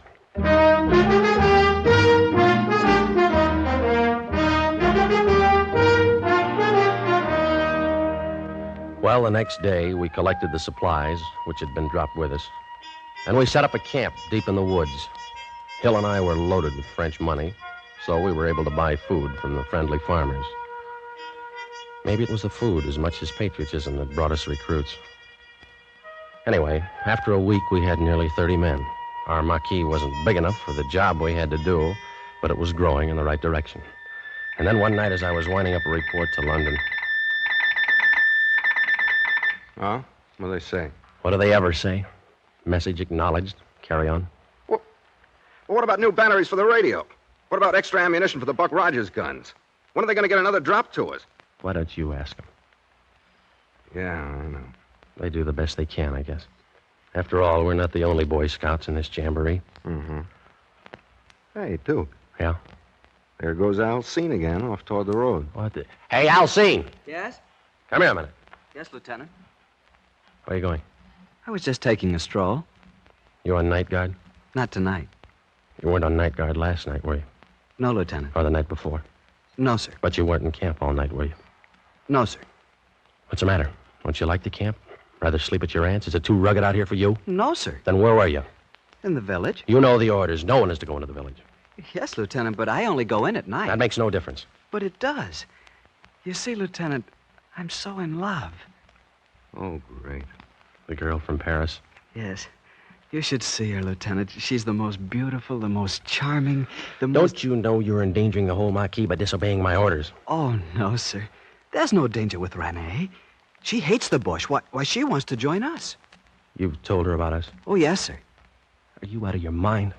How do you know she's all right? I just know that's all. She's the most wonderful person in the world. She's a real patriot. I told you, rule number 1 is no dames. Yes, but Renee is different. Yeah. Well, you better marry her before you bring her around here, or you'll have to share her with the rest of these wolves. Lieutenant, do I understand you? Forget it, Alcine. It's just an American figure of speech. May I tell Renee she can join us? Well, not quite yet. Later, maybe. Yes, Lieutenant. Is that all? Yeah, that's all. If you got to take it, Alcine, take it easy. I do not understand. Just another American idiom, Alcine. Good night. Good night, sir. Hey, Duke. You gonna let him get away with that? Well, what are we going to do? Slap him into the guardhouse for 30 days. Only this isn't the American Army. We haven't any guardhouse. Yeah, stinks from a security standpoint. I know. If we try to keep these boys from sneaking off home every now and then, we're not going to have any marquee. These French. An immoral race. I don't know about that. Remember Phoenix City, Alabama? Yeah. Oh, yeah, I see what you mean.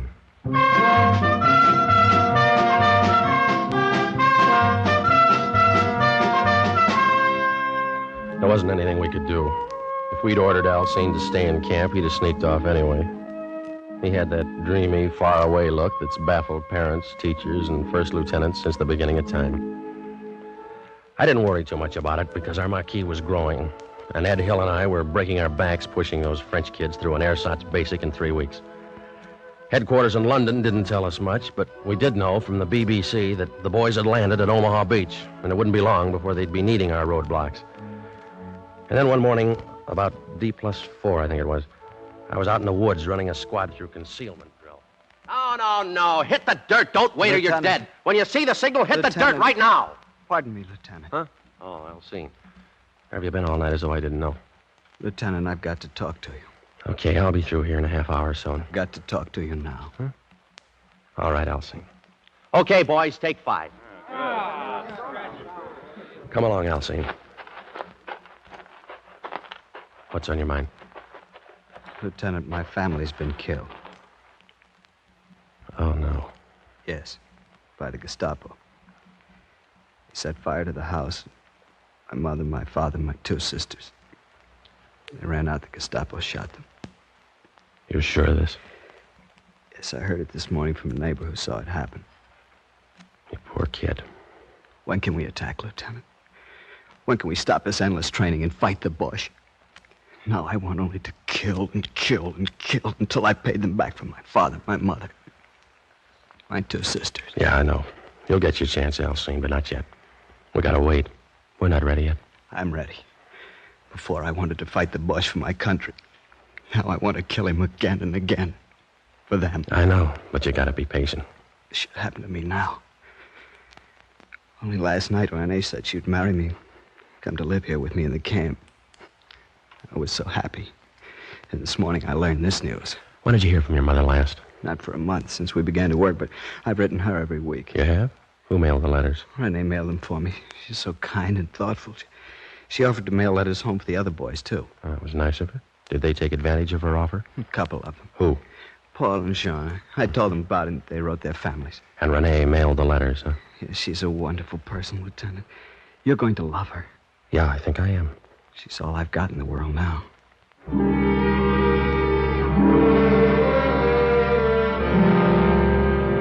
2 and 2 make 4 in occupied France, just the same as anywhere else. And sometimes it's just as hard to prove. But one thing was sure. Now I wanted to meet Renee in the worst way. But I had to postpone the pleasure because early that afternoon, one of the outposts broke into camp out of breath. Lieutenant. Yes, Paul. The Boche. They're coming down the road through the forest. How many? I did not stop to count them. Several truckloads, to be sure. Pass the word to Lieutenant Hill. Ask him to bring his detail into camp on the double. Yes, Lieutenant. Alcine. Yes, sir? Take 2 men and go down by the road and see what they're up to. Yes, sir. Just reconnoiter. Don't fire at them. But this is my chance for revenge. Listen to me. Don't fire at them. That's a command. Yes, sir. They may not be after us at all. Now get going. Immediately, Lieutenant. What's the order of the day, Duke? Plant scram? Yeah, looks like it. All your men here? President accounted for. All right, boys, now gather around, will you, and get this. There's a convoy of Germans coming down the forest road. Now, wait a minute. We're not going to fight them. You know what our job is, roadblocks. We got tanks, artillery, and airplanes that'll be along soon to do the killing. But we have guns. Now, look, our security's been pretty good. And those Krauts may be on a routine patrol. Chances are they don't even know we're here. They do now. Listen. Yeah, well, that does it. All right, you men got your weapons? Yes, sir. Good. Now, you know the procedure. Get lost. Before you leave the forest, bury your weapons, ammunition, and equipment. Rendezvous at the home of Alcine's aunt at 2200 hours tonight. Good luck. Come on, Ed, let's scram. Well, he who doesn't fight and runs away lives to fight another day. Or something like that. Who tipped them off? I'm not sure, but I got a pretty good idea. Who's down there at the road? Alcine, he's fighting a private war, the poor jerk.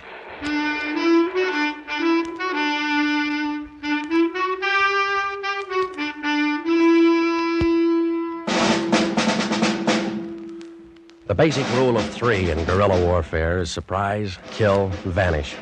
However, when you're surprised, the only rule is vanish, and we did. There were about 50 Germans and a half a dozen dogs to track our scent. They spent the day thrashing through the woods, firing into the underbrush, and finding nothing. It was a classic withdrawal, and Hill and I were proud of our little army, with the exception of Alcine, its self-appointed hero. When we arrived at his aunt's house that night for the rendezvous, a half a dozen of the boys were already there. Who is it? Fleur. Julie. Ah, Lieutenant, come in. Good evening, madame. Alcine is already here. I'm so proud of him. Ah, Lieutenant, I was just telling Tante Marie and the boys it was magnificent. I got 2 of them. I killed 2 Boche. Your orders were not to shoot. But, Lieutenant, what would you? What happened to the other boys who were with you? Jean was wounded and captured. Antoine became frightened and ran away. That blows the Marquis. They'll get the full particulars from Jean. They haven't got him already. I'm sorry, Lieutenant, but... Quiet. Answer it, madame. Who is it? Fleur. Julie. Open it. Good evening, madame. Come in, boys. Run in any trouble, boys? As you see, we are here. Yeah. But not for long. Lieutenant, Yes, Raoul Paul. and I wish to withdraw from the Marquis. Quit? Why? The risk is too great. You afraid? For myself, no. But after what happened to John. He was wounded and captured. We all take that risk. Yes, but last night the Gestapo got John's family. Like they did Alcine's. Stood them up in front of their house and shot them. Who knows who'll be next? My mother, Raoul's sister, Alcine's aunt. I wish to withdraw. So do I. All right, now, wait a minute. I don't blame you for being worried about your families. But whose families do you think the British and American armies up in Normandy are fighting to liberate? Their own? No, yours. Now, this thing isn't as bad as it looks. There's been a leak in our security. Somebody's been putting a finger on us, so we lay low until the leak's plugged. But the Germans are everywhere. Spies, perhaps, too, are everywhere. I think I know who's responsible for these murders. I'll make a deal with you. Give me a couple of days to work it out. We'll issue you boys some money, and all you've got to do is to get lost until Saturday night, and then meet me back here. If I haven't patched up our security by then, you can all quit the Marquis and become collaborators. Oh, it is not that, Lieutenant. No one wishes to collaborate. But one must think of one's family. Okay. Ed. Yeah, Duke. Give the boys 1,000 francs apiece. Right. Come and get it, boy. Come on. Alcine. Yes, my lieutenant? I'm going to have a little time on my hands for the next couple of days. Do you think you could arrange to introduce me to your girlfriend? Oh, but of course, Lieutenant. Maybe. Oh, but of course, Lieutenant. Maybe, if she's okay, like you say, we can let her sign up, huh? I am desolated with happiness, Lieutenant. One thing. None of that lieutenant business around her until I make sure she's all right. Very well. You think my French is good enough to pass as a native? But of course, Lieutenant. All right, then pass me off as a friend of yours. Let's see, I'll need a name. Let's call me Jacques Dufresne. Jacques Dufresne. Good, I will make the arrangements immediately. I thought you'd like an excuse to get into town tonight.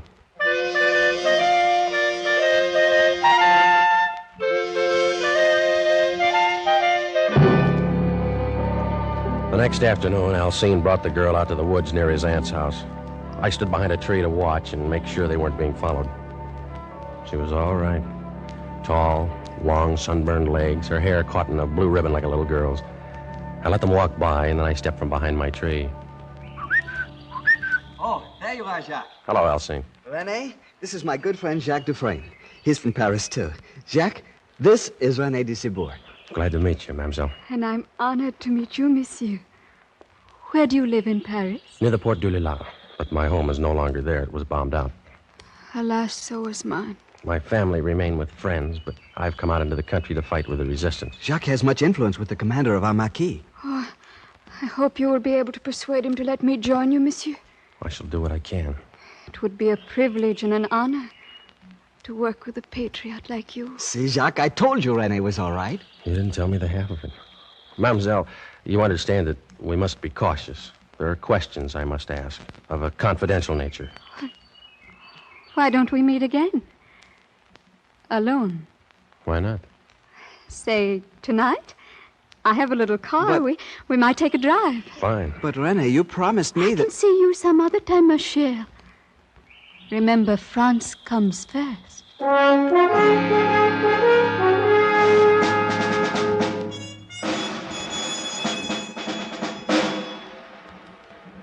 We just drove that night. She was wearing a white ribbon in her hair and a loose white dress and no stockings. We just drove around in her little Citroën with the top down and the wind blowing her hair like a girl in a magazine ad. Then we came back about midnight and parked by the bridge. I felt like I was back in high school in Illinois. Look at those stars, Jacques. Yeah. So many of them. So close you can almost reach out and touch them. Yeah. I had them all once, Jacques. I reached out and gathered them all in my arms once. Yeah? I want you to know all about me, Jacques. I want to. Don't think it's wrong of me. But I've been in love. There's nothing wrong in being in love. He was a soldier. Most everybody is these days. A German soldier. Oh, Don't you think that love is bigger than war or hate or anything? yeah, I guess so. He's dead now. That's good. I'm sorry. I mean, I didn't mean to hurt you. I'm not sorry he's dead. Jacques, I'm so confused. I want to understand things. I want to be intelligent about things. Then everything gets so mixed up. Like now. Like now? Yes. Jacques, I've never been so happy as I am tonight. Not even with the German? Not even with him. Why does it have to end?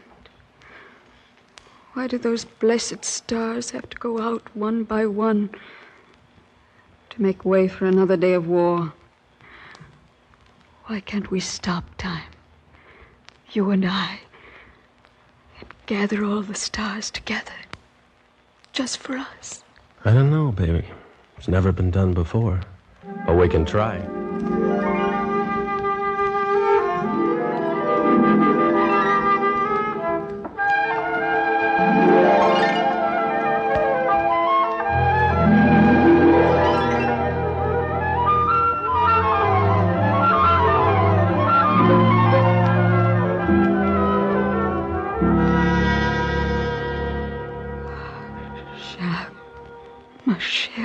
Jacques.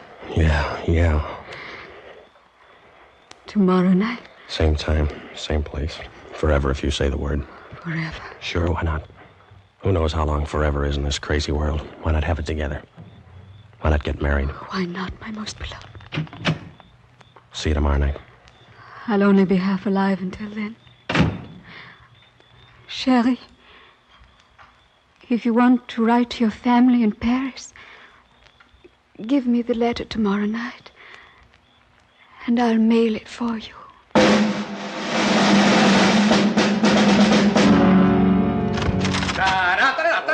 Oh, no.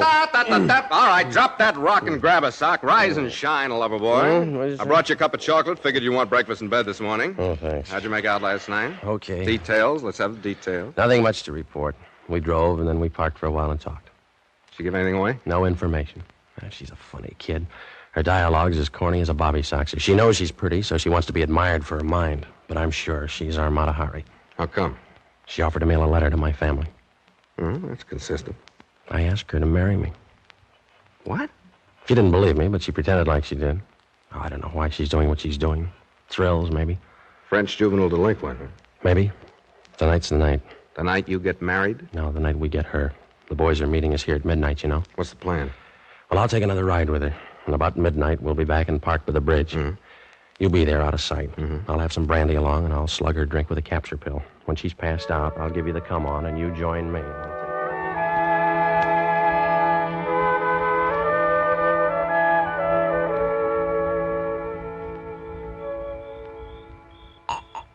Here, baby, have another drink, huh?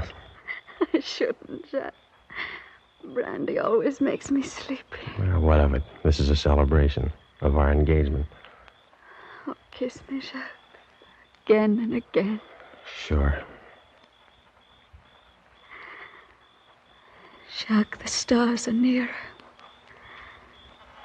Nearer than they've ever been. Nearer than you think, baby. I love you, Jack. I do love you. Kiss me again. Do it again. And again. Renee. Baby, are you asleep? You collaborationist pig, can you hear me? Okay, Ed. Is she out? Like a red light in an air raid. Here's her purse. Start through it while I untangle myself, will you? Now, take a look at this. What is it? A letter from Gestapo headquarters confirming receipt of 3 addresses. Let me see that. Well, that one's Alcine's family, and that one's Jean's. And here's a Gestapo identification card. Flash your light over there. Look at her. What a dish. Look at that kisser.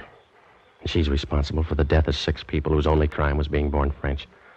She'd have wrecked our marquis, snafu'd our mission, and turned me over to the Gestapo with her lipstick still on my collar. That gorgeous hunk of double cross. Now we got the proof. Let's get on with it. Okay. I guess you'd rather I... No, this is my job. Gee, she's gorgeous. Yeah. So long, honey. Thanks. She ain't so gorgeous now. Release that handbrake. Got it. Come on, shove. Not yet. Keep that steering wheel straight. The river's deepest right at the center of the bridge. Yeah. Now, hard right on the wheel.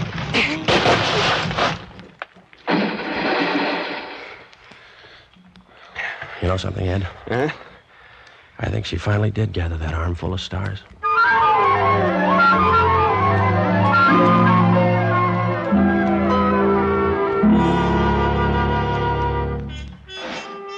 Sure, the operation was successful. When the time came, our roadblocks tied up 3 German divisions while Patton rolled on to the east. But I still lie awake at night thinking I should have married that dame. Yeah, the operation was successful, but the patient died.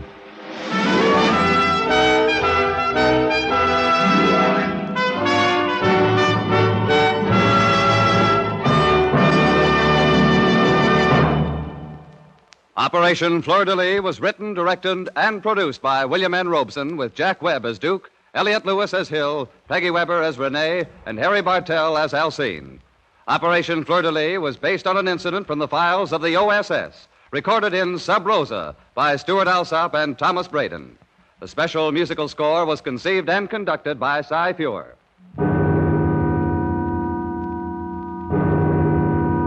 Escape is presented by CBS and its affiliated stations each week at this time. Next week, we invite you to escape with F. Scott Fitzgerald in his unforgettable story, The Diamond as Big as the Ritz. And so, good night, until next week, when again it will be time to escape. This is CBS, the Columbia Broadcasting System.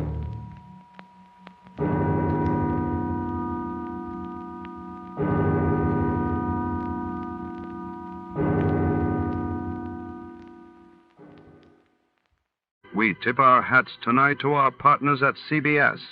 Stay tuned, folks, because before the next story begins, it's time for a fast and fun radio quiz.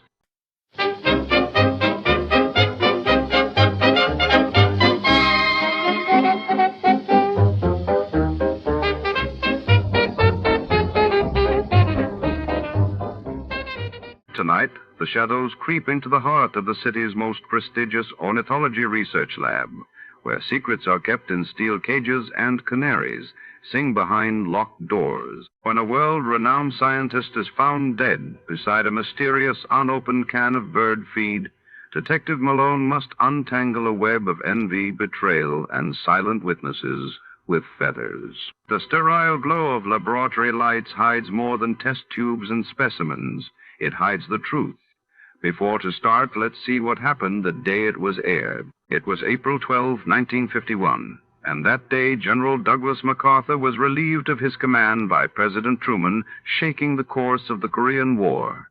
While in London, the Festival of Britain was officially opened with great fanfare, signaling hope and renewal across post-war Europe.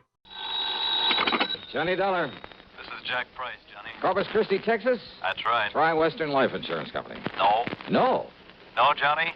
I've just taken over the office of Providential Property Insurance down here. Oh, that's a good company, Jack. Only I'm beginning to wish I had. Oh, what's the matter?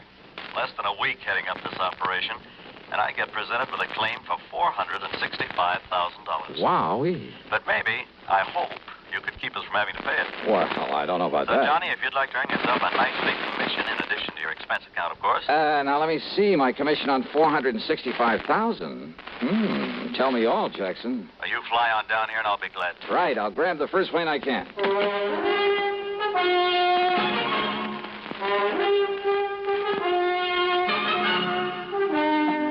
CBS Radio brings you Bob Bailey in the exciting adventures of the man with the action-packed expense account, America's fabulous freelance insurance investigator. Yours truly, Johnny Dollar.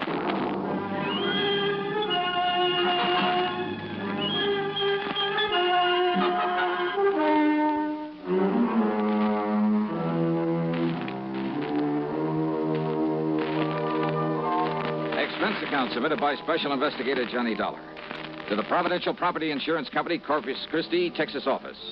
Following is an account of expenses incurred during my investigation of the canned canary matter. After hanging up on him, I realized that Jack Price hadn't told me a single thing about the case he wanted me to handle. But who cares when it means a commission on nearly $500,000? So item one on the expense account is $128, plain fare and incidentals, Hartford to Corpus Christi, Texas. Price met me at the Cliff Mouse Airport. We piled into his car and headed for town. Johnny, I've made a reservation for you at the Driscoll Hotel on North Broadway. Oh? You get yourself a good night's sleep, and you can start on this matter first thing in the morning. Well, what's the matter with right now? At least you can tell me what it's all about. Well? The Canary Diamonds. Canary? Yeah. You mean they're for the bird? Oh, now, wait. I'm sorry. Matter of fact, Johnny, they happen to be the most perfectly matched set of yellow diamonds in the world. A necklace, a brooch, and a solitaire and a ring. Called the Canary Diamonds because of their color. No. They were stolen from Mrs. Clara Barnes Smithwick Tyson Brownfield. Oh, brother, that's a mouthful. Now, who is she? The reason she's so loaded with jewels, and about everything else an old lady could want, is that Tyson made a few $1 million in oil, and when he died about 4 years ago, he left her a considerable fortune, mostly in the stock market. Tyson? J.R. Tyson. I thought you said her string of names ended in Brownfield. About a year ago, she married young Augustus Brownfield. Oh, I see. Brownfield loaded, too? He's been up and down over the years. Mostly down, I'm afraid. Until he married the rich widow Tyson. Well, yes. How old is he? 10 or 15 years younger than she is. About 45, I'd say. Uh-huh. So that's it. Now, Johnny, you and that suspicious mind of yours. What, Jackson? You'd make a suspect out of your own mother. Oh, look, where there's nearly $500,000 involved. But you're wrong if you think he had anything to do with the loss of these jewels. I'm sure of it, Johnny. Yeah, we'll see. I've known Gus Brownfield for years. I'm sure he's on the level. That's why, in spite of all his wife's money, he's trying so hard to make a go of his little cannery business. Cannery? It's just a small operation for the luxury trade. What do you mean? Oh, kumquats, guavas, lychee nuts, things like that. For the fancy restaurants. Real expensive stuff. Oh, I see. His customers are mostly places like Antoine's in New Orleans, Romanoff's in Beverly Hills, the Chambord in New York. Even some of the fancy cafes in London, Paris, and Rome. But now, how and when and where did these canary diamonds disappear? Well, it was several weeks ago. They'd gone out for the evening. No servants? Only the deaf old cook in her little room in the basement. The others were all off duty, out of the house. And? Well, when they got home, she went to the wall safe to put back a pair of earrings she'd worn. When she opened it, she found the canary diamonds were gone. Anything else taken? No. In spite of the fact there were other valuable things in the safe. They called in the police, I hope. Oh, of course. Well, what did they find? Nothing. Fingerprints? Whatever prints may have been on the dial of the safe have been carefully wiped off. The only thing the police are sure of is that it was a professional job. Hey, Jack, who knows the combination of that wall safe? Only the two of them, Mr. and Mrs. Brownfield. You're sure of that? That's what she told me when she reported the loss. Oh, she reported it? Yes. And he was the only other person who knew that combination? Johnny, they were out together that evening. Where do they live? Let's go over and see them. At this hour? Sure, why not? Well, besides, I told them I'd bring you over in the morning. So what? And if they don't expect us, well, who knows? Maybe we'll learn more than when they do. Johnny, if this is because you suspect Gus Brownfield... Now, did I say that? It's what you mean, isn't it? Come on, Jackson, let's go see him. Well? All right, Johnny. Whatever you say. The Brownfield home was a mansion, a beautiful place, worth plenty of money. Mrs. Clara Barnes Smithwick Tyson Brownfield was about 60, I'd say. She was a lady in every sense of the word, with the sort of quiet dignity that goes with wealth and good breeding. Her husband, Gus, was at least 10 years younger, and, well, he seemed like just an ordinary, hardworking, nice, good-looking guy, sincerely devoted to his wife. Yeah, I must admit I liked him immediately, but then sometimes that's a danger sign. Anyhow, he pretty much repeated what Jack Price had told me, including the fact the police had gotten nowhere. So, if there's any way I can possibly be of help to you, Mr. Dollar? Not so much the money, Mr. Dollar. Though heaven knows the diamonds do have monetary value. That is the understatement of the week. Well, yes, I suppose it is. But when I think of some thief taking those beautiful stones out of their lovely mountings to dispose of them... Mr. Brownfield, you and your wife were together all the time the night they were stolen? Yes, we were attending a party at the home of... Oh, no, wait. Yeah? Why, yes, dear. You left us for a few minutes to go over to the cannery. Yes. Why? Well, when we'd passed it on the way to the party... Yes? Well, I'd noticed that someone had left the lights on. Probably someone who'd worked late. Who? Well, frankly, I don't know. Well, go on, please. Well, the party'd been rather dull, so I used that as an excuse to leave for a while. Yeah? I drove on over to the cannery, took care of a few odds and ends at my desk, turned out the lights, and then drove back to the party. Then we came home and found that the diamonds... Mr. Dollar. Yes? If you're thinking what I think you are... That your husband had plenty of time to come here during his absence from the party? Well, now, look here... Plus the fact that he knows the combination of the safe? Young man. No. What? No, Mrs. Brownfield. I was thinking of something you said a minute ago. About the thief disposing of those jewels. But, Dollar, if you think for 1 minute... Just hold your horses, please, Mr. Brownfield. Young man, this is outrageous. I refuse to listen to anything more from you. Yeah? Yes. Well, I think you'd better, Mrs. Brownfield. If you want the canary diamonds back.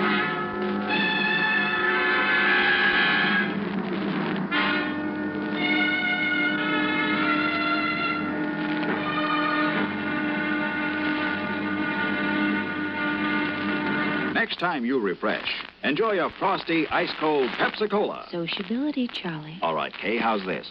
Pepsi is light, refreshes without filling. You like to refresh? Have a Pepsi right now. Well, offer it to everybody, Charlie. I will. Enjoy Pepsi at the fountain. It's delicious at home, too. Have one at lunch or with a snack. Charlie. At the beach or at dinner. Wherever you go, wherever you're thirsty, Pepsi is there. It's here, too, in our Be Sociable song. Be sociable, look smart, keep up to date with Pepsi.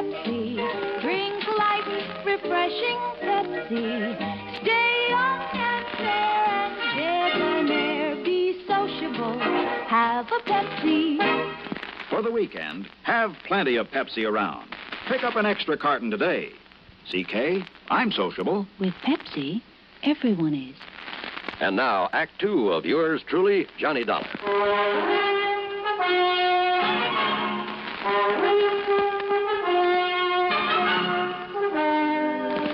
Dollar, this is ridiculous. Is it, Mr. Brownfield? And I suppose the fact that my cannery business is not particularly profitable. Oh, I didn't know about that. I suppose you've decided that that's a motive for the theft of the diamonds. Well, I suppose it could be, couldn't it? Now, listen, Johnny, this is ridiculous. Take it easy, Jack. This is not only ridiculous, it's insulting.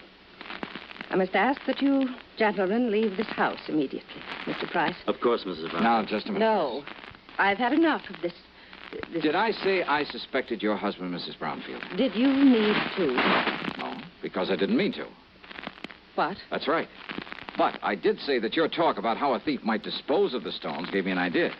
You mean about how someone else might have taken them and will try to get rid of them? Something like that, Jackson. But who, Johnny? Yes, Dollar. Young man, I still resent your implication, deliberate or otherwise. On the other hand, Mrs. Brownfield, since your husband might seem to be the one logical suspect... Young man. Perhaps I'd better play a little hunch I have before talking any further with you folks. Young man. Come on, Jack. Take me over to my hotel. My snide suggestion that Gus Brownfield at least could have taken the stones had got a reaction, all right. But it only convinced me that he was in the clear. The police had decided the whole thing was a professional job, and it would have taken a pro to crack that wall safe. And a pro would have sense enough not to try disposing of such distinctive stones in this country, in or out of the original settings. A pro would have some way of getting them out of the United States. But to where? And heavens knows he'd had plenty of time to get them almost anywhere. So there in my hotel room, still acting on a hunch, I was about to make a transatlantic phone call, but I didn't. Not then. Yeah? Johnny? Who's that? Doc. Doug Johnstone? That's right. Well, Johnny. Come in, Doug. Come on in. Ah, so you couldn't stay away from our fair city, huh? Yeah, oh, how'd you know I was here? Hey, sit down. Oh, thanks. Oh, I just happened to run into Jack. Jack Price. He told me he just dropped you off and told me why you'd come. Oh? I knew that if I didn't step in and give you a hand, why, that other Jack would never forgive me. The, other Jack? Yeah, Jack Johnstone, that wayward brother of mine out in L.A. Oh. Dramatizes all these wild cases of yours, puts them on the air. Hey, you know something, Doug? I've often wished I could drag that brother of yours into some of these cases to see what it's really like. You know, all he does is write them up and put them on tape. If he'd help me figure some of them out for a change. Won't I do? Huh? Matter of fact, I have figured this one out. Oh, so now I have competition. Hey, you're serious? That's right, Johnny. The man who stole the Canary Diamonds is now resting comfortably in a local Who Scout. You're kidding. Then I'll keep this clean. Oh, sure. Look, Johnny, Gus Brownfield's an old friend of mine. So when the stones were stolen and looked as though Brownie might be suspect, well, I decided to play detective. Yeah, well, keep talking, Doug. And I hope you haven't put me out of business. I've tried. Who knows? Maybe I have. Anyhow, I'm pretty familiar with Gus's cannery and the people who work in it. Yeah? And there was one man in his shipping department. Well, when I heard about the robbery, I started digging through old newspaper files down at the library. It took me weeks, Johnny, but I knew I'd seen that guy's face before. And sure enough, I found his picture alongside the story of a jewel heist that took place 15 years ago. Who is he? Les Murdoch. That means something to you, huh? Fingers Murdoch. Sure. Safe man for that International Gems gang back in 45. That's the guy. Yeah, but I thought he got 20 years. Well, good behavior got him off nearly 2 years ago. And he was working in Brownfield's cannery? In the shipping department. Oh. Well, I told the police about it. We descended on him a couple of hours ago, gave him a cock and bull story about having found some of his fingerprints around, and he confessed. Well, good. Good work. Well, now that I've solved the case for you, you can buy me a drink and be on your merry way back to Hartford. Sure. And the jewels? The jewels. Well?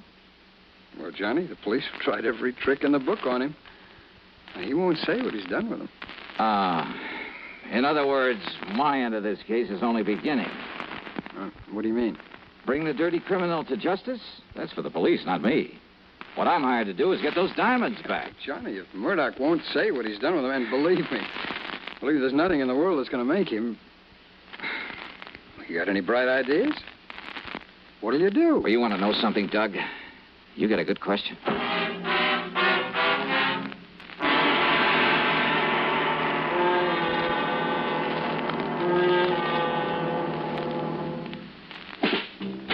smoking more now, but enjoying it less.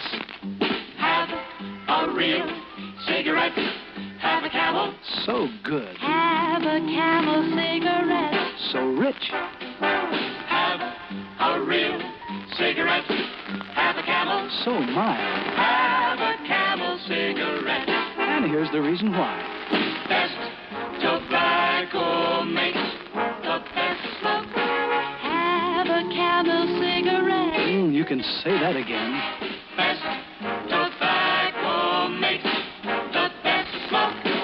Have a Camel cigarette.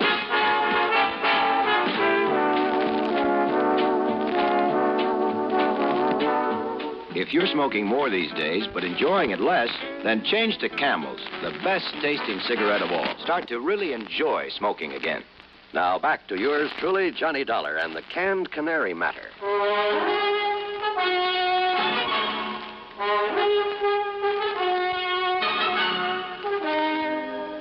I went down to the Corpus Christi Central Jail and wasted an hour trying to get something out of Fingers Murdoch. Go on, Dollar. Get out of here and let me sleep. Murdoch. And don't give me this bull again about going easy with me if I tell you where the rocks are, because I know better. Look, listen to me, will you? Instead, I'll just serve another stretch, and then when I get out... If you live that long. Then I'll pick up the dough for him and live on Easy Street. Then you passed them on to a fence, huh? Did I say that, Dollar? Now, go on. Get out of here. You bother me. Then I remembered about some of Murdoch's earlier activities, about his international connections, about the impossibility of successfully disposing of the Canary diamonds anywhere in the United States. Item 2, 10 cents for a phone call to Mr. Brownfield. Yes, there had been a shipment of canned goods the day after the robbery to an outfit in Paris called Imperial Import Company.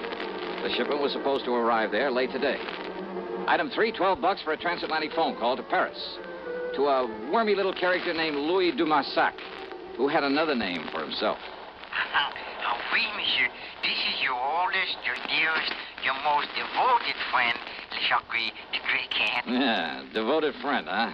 You mean as long as I keep forking over good American dollars for information? But of course, monsieur. Sure. If somebody else came along with a bigger bankroll, you'd sell me out in a second. Oh, no, mon ami. You touch me to the quick. Sure. I mean, to have you put it so bluntly. All right, now tell me just one thing. What do you know about canaries? Canaries? That's right. Uh-huh. Well? They are for the birds. Well, monsieur, that's not a very funny thing I've just said. Oh, very funny. So what about the Canary diamonds? Well, alas, I've never heard of them. But I'm sure that for a slight consideration, if I can find out all about them for you, say for $500. Now listen, your old pal, Francois Dubuisson, the fence. Yeah, Dubuisson. What? Oh, that miserable, that no good, that double-crossing. I love him dearly. Now, what's that mean? Millions he's made smuggling jewelry and paintings into this country from your United States. Now, with your help at times. But of course, monsieur. But now what has he done? What has he done? Closed up the antique shop that he used as a front for his operations. You mean he skipped the country? Oh, no. He's still here in Paris. Doing what? Is it not unthinkable that so clever a crook should turn to a legitimate business? Under another name? What kind of business? Produce. Produce? Oui. Caviar from Russia, cheese from Holland, fine sausages from Germany. And canned tropical fruit from here in the States. Oui. Yeah, but how did you know? And he calls it the Imperial Import Company. That is so. Then tell me where I can find him and I'll cable you $100. But of course.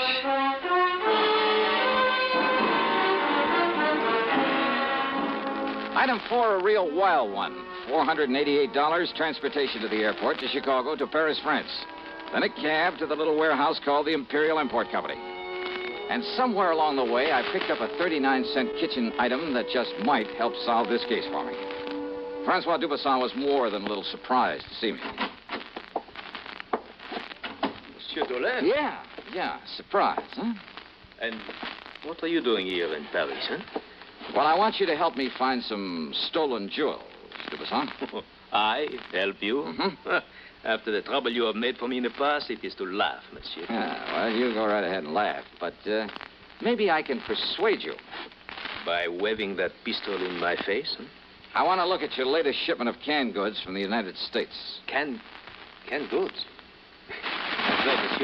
Come on now. Where do you store the stuff for this phony import business you're using as a front now? If you will put down that gun... Maybe through this door, huh? Well, we'll see.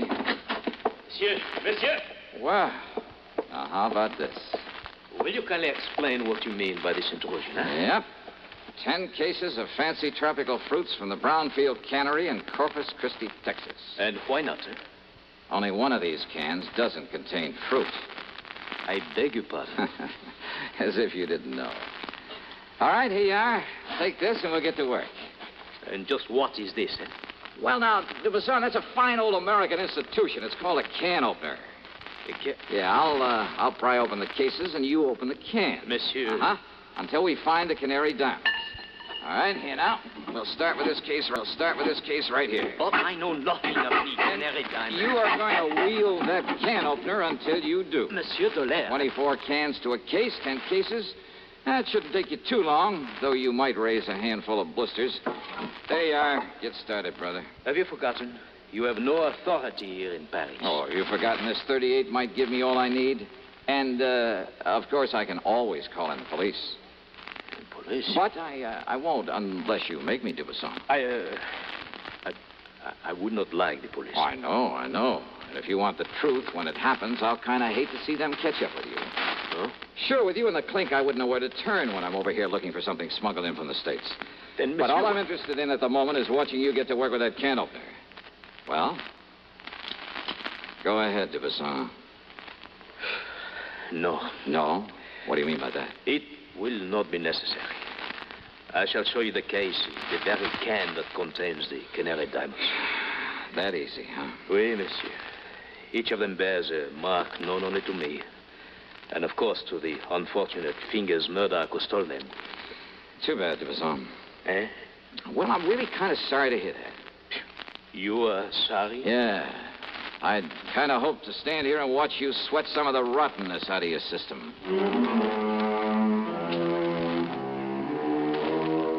Thanks to its Paris representative, the company was able to arrange for getting the stones back to the U.S.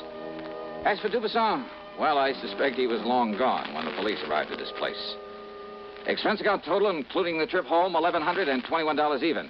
And, don't forget my commission on this one. Yours truly, Johnny Dollar.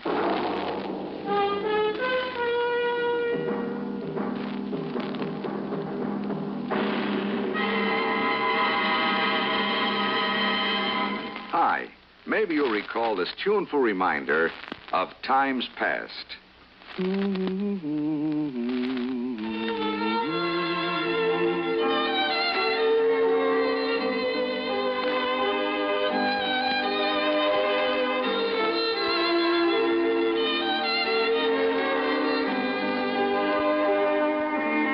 This is Dennis James with something else worth remembering. It's this. You're so right to stay regular with Kellogg's All-Bran. See, it's the normal, natural way to youthful regularity. The whole brand content of Kellogg's All-Bran supplies your system with all the bulk-forming food that you need every day. There's only one All-Bran. It's Kellogg's All-Bran. So relieve irregularity from lack of bulk, as millions do, with a bowl full of Kellogg's All-Bran each morning. ALL-BRAN.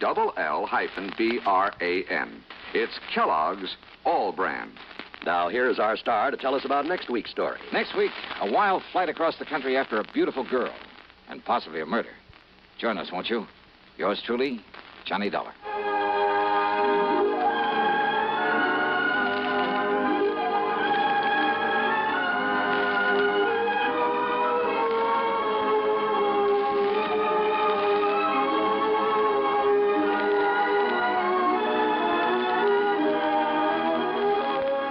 Truly, Johnny Dollar, starring Bob Bailey, originates in Hollywood and is written, produced, and directed by Jack Johnstone.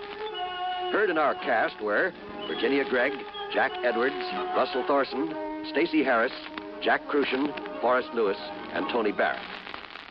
Be sure to join us next week, same time and station, for another exciting story of yours truly, Johnny Dollar.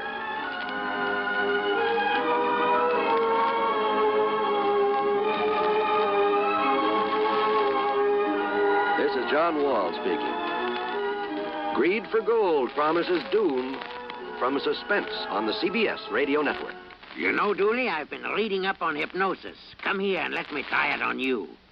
I'm an officer of the law and don't approve of making a man divulge his secrets. However, I'll stand by in case there's criminology involved. I just want to clear up some of his problems, Officer Suggs. But I haven't got any problems. I'm the soul of contentment. Maybe that's your trouble. You're too contented. Lie down, Dooley. You're going to sleep. I feel so good. He's under my influence. Now, little tyke, get up. Go straight to the beer of your choice. Astounding. He's heading for Utica Club. 'Cause Utica Club will still take the trouble to age beer the natural way. Utica Club, you see. He's got no problem. He's a happy, well-adjusted beer mug. Brewed by the West End Brewing Company of Utica, New York. You're tuned to 590 WROW in Albany. 5:30. Good evening, friends. With a special word of thanks to our sister network, CBS, we invite you now to test your memory of the great radio adventures.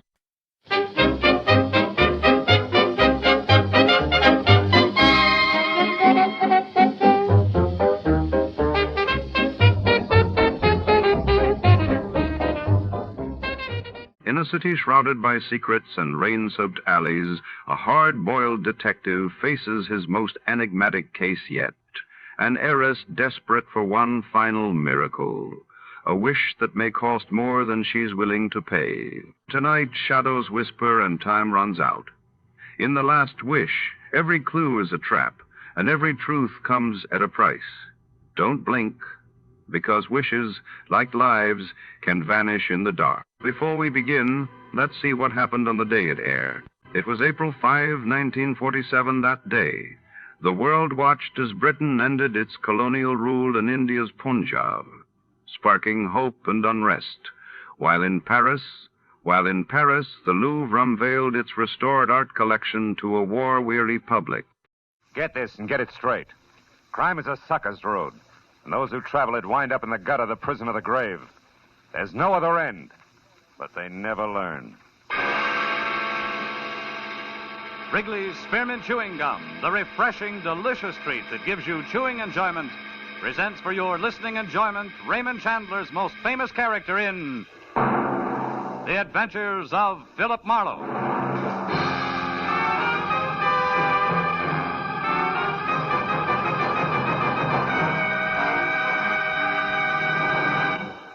To make every day more enjoyable, treat yourself often to refreshing, delicious Wrigley's Spearmint Chewing Gum.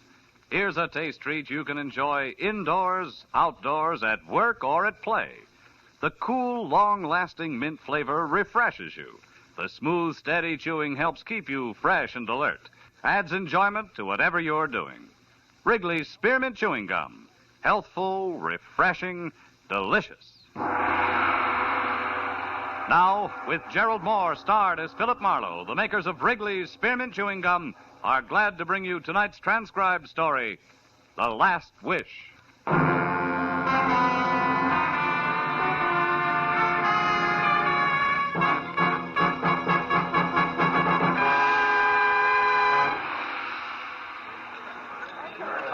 Flight 7 from Dallas, Texas, now arriving, gate 4.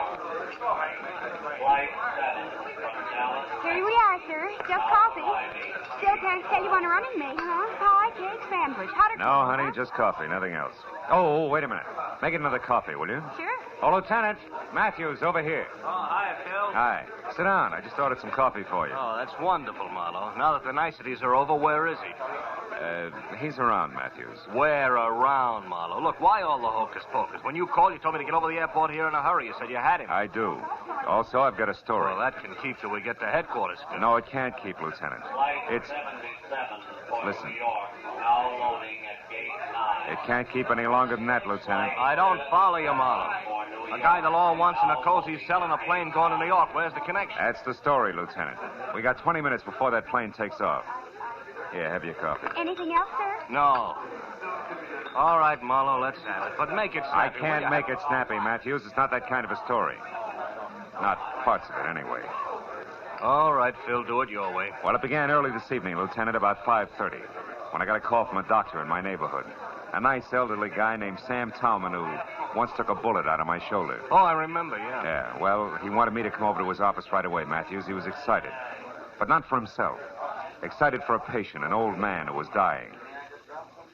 When I got to his place, the kind of old-fashioned doctor's office where the drab horsehair furniture sort of gets mixed up with the shiny new x-ray equipment, he met me at the front door.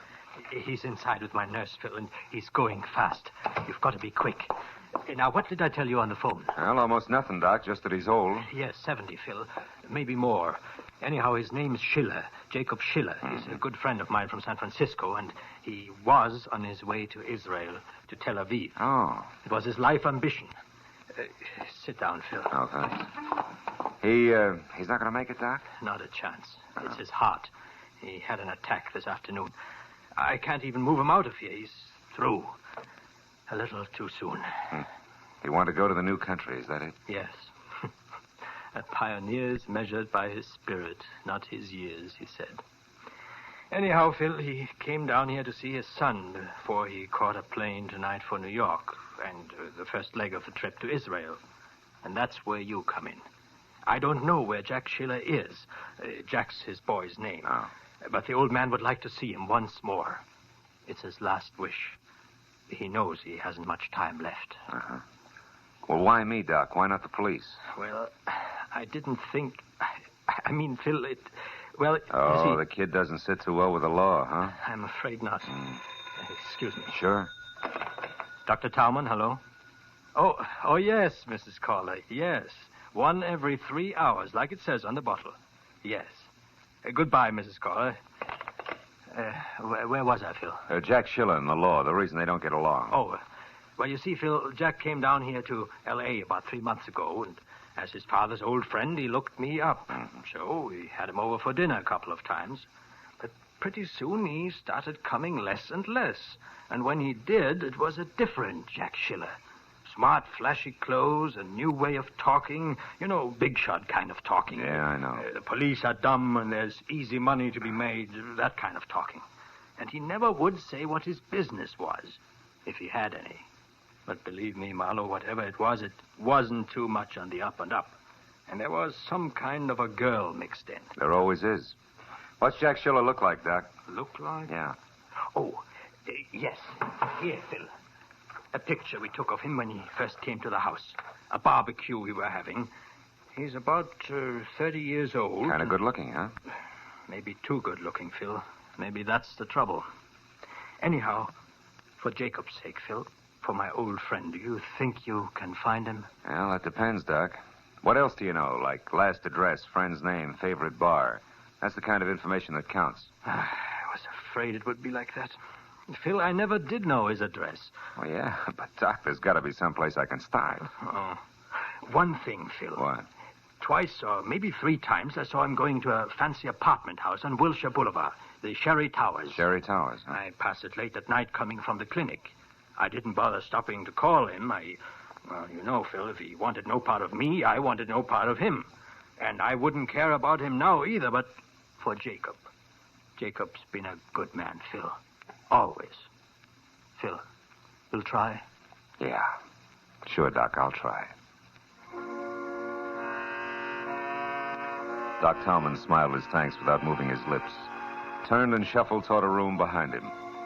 When he opened the door, I caught a glimpse of a lot of cylinders and tubes and gadgets I didn't understand. And something I did understand a little. The almost peaceful face of an almost peaceful old man who was dying. I didn't try to see any more. There wasn't time to waste. I suddenly wanted to get started in a big hurry.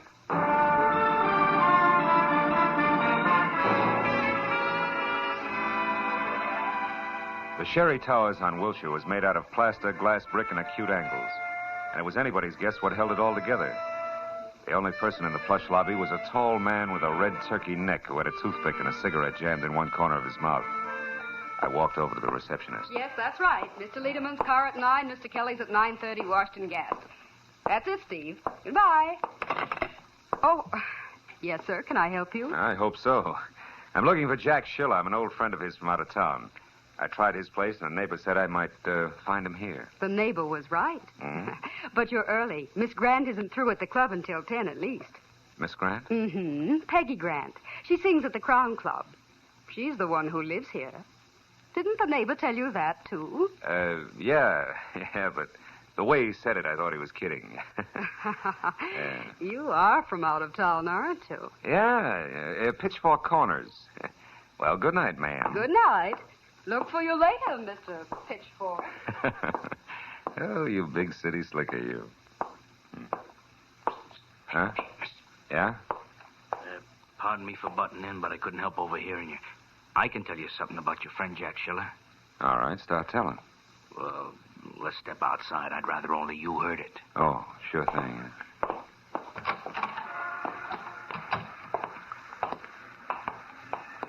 So you know Jack, do you? Yeah, a buddy of mine. That's why I think I ought to tell you. It's a bad night. For what? For old friends to bother him, Rube. He's busy. Oh!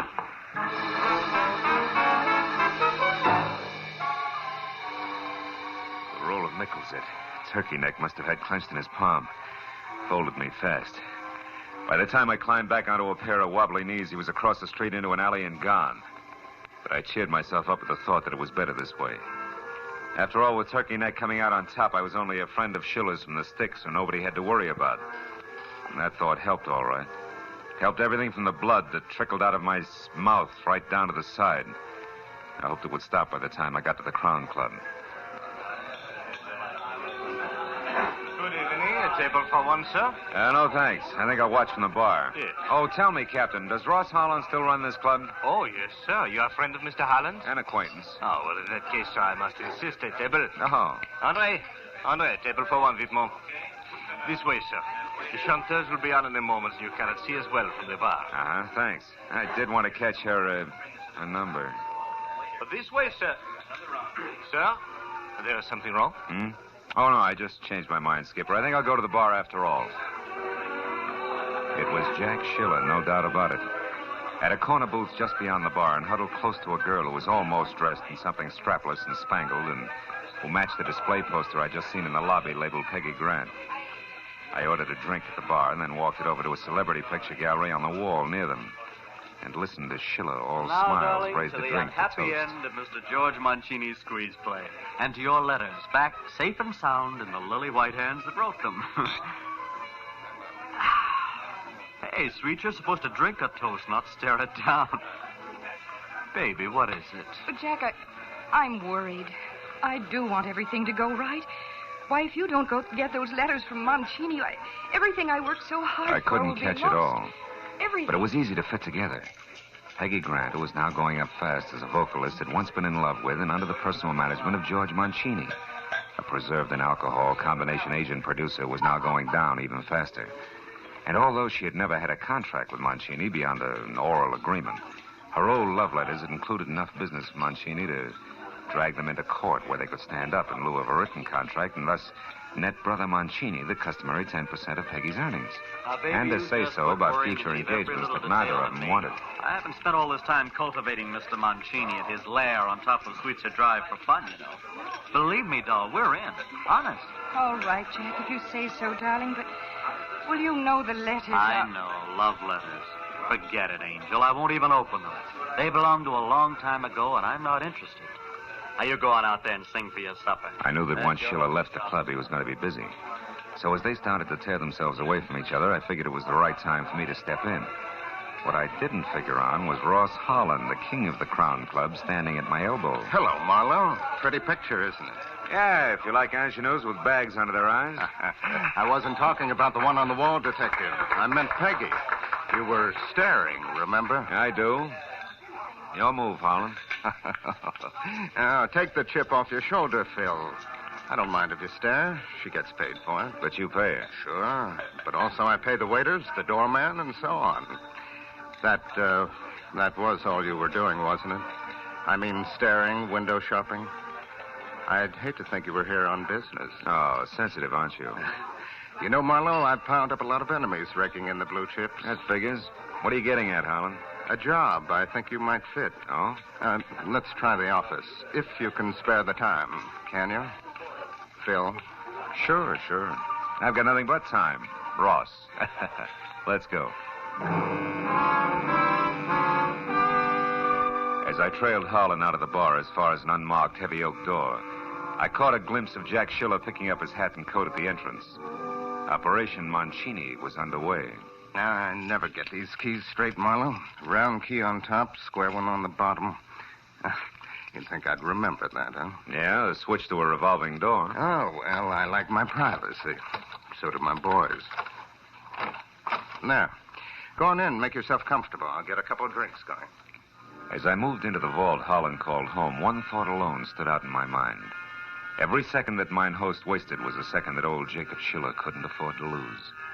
But finally, when I was just about ready to skip playing it close and take off, Harlan came to the point.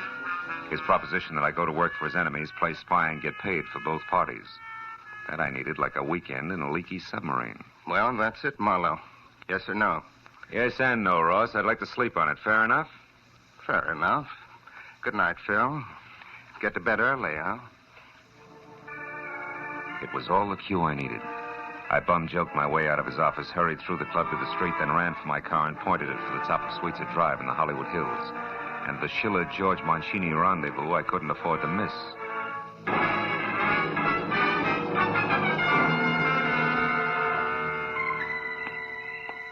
The place, which turned out to be bilious green walls under a shocking pink roof, stood out in that conservative neighborhood like a black panther in a snowbank. There was a car parked nearby, and the name on the owner's certificate wrapped around the steering wheel was Jack Schiller, which was no surprise. So when I knocked, I used the barrel of my .38. That was smart of me, but it would have been smarter if I'd pointed it the other way, behind me. Don't move an inch, mister. Oh, fine. And drop your gun right where you stand. Go on. Now turn around and answer up real fast. What do you want with George Mancini? Nothing. It's you, Hey, that blood all over you. What happened in there, Schiller? You didn't kill him for those lousy letters in that envelope under your arm, did you? Well, is that it? No, not quite, mister. He isn't dead. But what do you know about me? How come you know my name? Cops. Never mind. Just back off, mister. Fast. Open that door. Go on. Mancini's screaming must have disturbed the neighbors. Listen, Schiller, I'm working for Doc Tom, Skip it. Stay shut or you'll wish you had. Now go on. Get in there with him, or I'll kill you.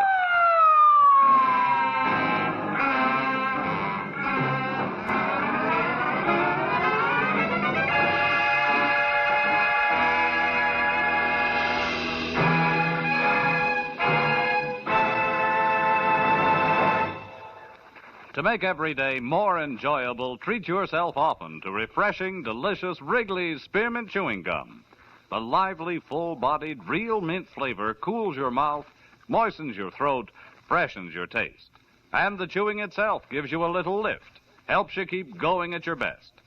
So for real chewing enjoyment that's refreshing and long-lasting, always keep Wrigley's Spearmint Chewing Gum handy. Healthful, delicious Wrigley's Spearmint Gum will make every day more enjoyable. Now, with our star, Gerald Moore, the second act of Philip Marlowe and tonight's exciting story, The Last Wish.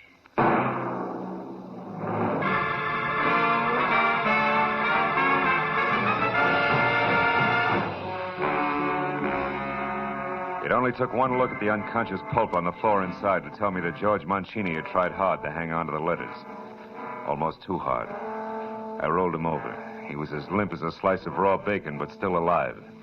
I just got his shirt collar loosened up when the door behind me opened again.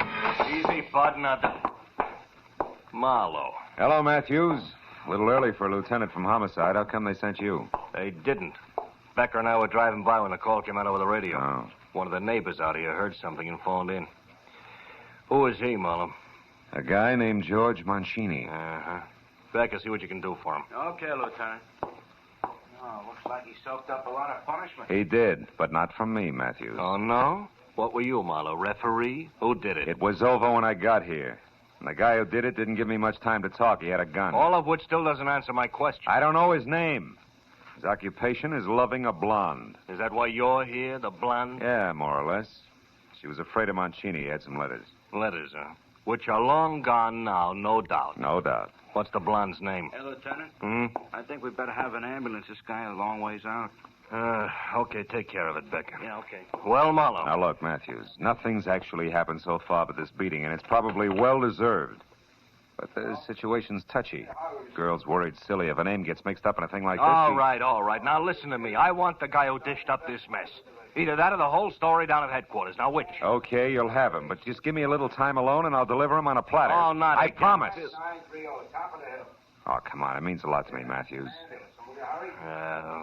Okay, Marlowe. Just see this doesn't blow up when you kiss her, and don't get lost, understand? Outside, after I found my gun, I climbed into my car and headed for Peggy Grant's lush apartment house again. When I got there, I parked away from the place and skirted the front entrance. I was sure that by now the pretty face at the switchboard would be well primed for a tip-off. I went along the side of the building toward the service entrance at the back. The glow of a match from the shadows in an alcove stopped me. It was the turkey neck, Jack Schiller's quick-fisted helpmate, lighting a cigarette. I eased my .38 out and moved toward him. When he finally heard me, he turned. Hey. But by then he was looking right down the muzzle of my gun. Easy now, easy, chum. Still sold it's a bad night for seeing old friends, chum? You got me nailed down, brother. You don't have to take my word for nothing. But listen, whatever your angle is, let it rest. Leave the kid alone for a while. Otherwise, you do for nothing but trouble in large doses. You're kidding. Yeah, you bet I'm always kidding. You got more nerve than brains, Buster. You can't pull that twice. You can't pull that twice. Go fry your ears. You're making a cloud on the skull almost fun. Hey, wait a minute. All that stuff spilled on the walk there, it fell out of your pocket, didn't it? Didn't it? So what? So you don't have to say another word, watchdog. I'm beginning to get the whole thing all by myself. Sure. And what's more, you yellow jerk, I don't like it! The two small items I just seen on the walk made swinging the flat side of my gun butt against his head a distinct pleasure. They also made getting in the service door and up the stairs two at a time to Peggy Grant's apartment a definite gratification. Because now I had a Jim Dandy hunch on exactly what to expect. Come on, Princess, open up. Who are you? A cop? Expecting cops, Miss Grant? Not exactly. The milkman doesn't carry a gun, and my friends all use the front door. I'm the informal type. Where's Jack Schiller? Right behind you, mister. Again. This time, lay your gun on the table. Go on. Sure. You're slightly better than the guy downstairs. I got by him with no trouble at all. What's that? What guy? Why, you mean Peggy didn't tell you about the watchdog? What is this? Go ahead, Princess. Tell him about the turkey neck character with orders to keep everybody away while Jack makes a fool of himself. Darling, get this idiot out of here. This is a trick. Why not also tell him who your real boyfriend is, baby? Why, you lousy dog! You should have learned a little from what happened to that skunk Mancini. Now go on back to him and tell him if he tries anything else like this, I'll go over him again. Right from the beginning. My. Aren't we spunky tonight? Now, look, Schiller, I want you to listen, and I haven't got all night. There's a guy downstairs who was sent out to see that nobody interfered while you played perfect pigeon. It was you who risked getting plugged when you went in after those letters. I want you were sucker enough not to read, and now it's you who's in a big jam with the police. And what's more, I found out that guy is one of Ross Harlan's boys. Oh, you liar, get out of here. Oh, Jack, make him go away, please. Wait a minute. What's Ross Harlan got to do with this? Nothing, Hal. Lay 10-1 those letters were written by Harlan, not Dreamboat here. And that they set him up for a squeeze and have nothing whatever to do with their dubious career as a singer. If you got any sense, Schiller, read one. Jack, you gave me your word. Oh, don't be a child, darling. Can't you see what he's trying to do to us? Just take one look at one signature, Jackson. If I'm wrong, you can split my other lip. No, Jack, don't. Get the letters, Peggy. At least I'm going to know who wrote them. All right. If that's the way you want it, Jack, that's the way it'll be. Jack, my gun. Don't move, either one of you. Drop it, Jack. I mean it. Peggy, what are you doing? Drop that gun. Well, mister, you sure wrecked a lovely setup. Why, I don't know. But it won't do you any good. I'm leaving, and I'm taking these letters with me. And it's true what he said. Of course it's true, all of it. These letters were written by Ross Harlan back when Mancini was his partner, and they're loaded. With them, Mancini could cut himself in for half of every cent Ross had. And Ross couldn't trust anyone but me to get them back for him. Stay where you are. Don't feel too bad, Jackie boy. You have to live to learn. Maybe you won't be a dope all your life. Peggy. Let her go. Oh, shut up. You were right, so you made your point. Now, whatever your reason was, get it out of here and leave me alone. No. I haven't been monkeying in your corny affairs just for laughs, Sonny. I was hired to find you by Doc Tolman. Doc Tolman? Oh, that nosy old goat. Why? Your father's in town. He's had a heart attack, a bad one. My father? Yeah. He wants to see you. I told Doc Tolman I'd bring you back, and that's what I'm going to do regardless. Now get going.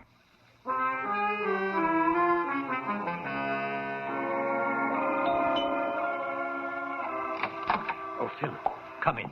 I finally got Jack, Doc. Here he is. Hello, Doctor. Where's my father? Back in the bedroom. But... I'll go right in and see him. Jack. What? What is it? What's the matter? Jack, your father's dead. He passed away 20 minutes ago. Oh, I'm sorry, Doc. Dead? Oh, Pop. Pop. Here, my boy. Sit down. 20 minutes. Just about the time it took to beat a chiseler out of a bunch of letters and argue with a cheap, two-timing blonde. Try to get hold of yourself, my boy. We knew you'd have come if you could have. Your father's last thoughts were of you, son. He was very proud of you. Don't, Doc, please. I'll run along, Doc. I got a phone call to make. Oh, wait a minute, Marlowe. Huh? You can't leave thinking like you do. Not now, with Pop dead. I don't know what happened to me these last few weeks. I can't understand how I got in so deep. She had me, I guess. I'd have done anything she asked. You're not the first guy that's happened to. I doubt that you'll be the last. Yeah, but I've got to square myself now. I've got to. And I want to start with the police. You really mean that? I never met anything more in my life. I'm not really a wise guy, honest. So what's this about the police? I'm in a jam, Dr. Tolman, a pretty bad one. Because you got too much nerve and too much energy. All you need is the right place to spend them. That gives me an idea. Is Jack your real name? No, it's really Jakob, like my old man's. Oh. Doc, where's that plane reservation for Jacob Schiller? Here. I have it right here. Wait a minute. You mean... Yeah, you're catching that plane. With luck, you may make it all the way. Oh, but you're letting me go, Marlowe. You'll be in a jam yourself. Well, I think I know a pair of strong shoulders I can dump the responsibility onto. Let's go, kid.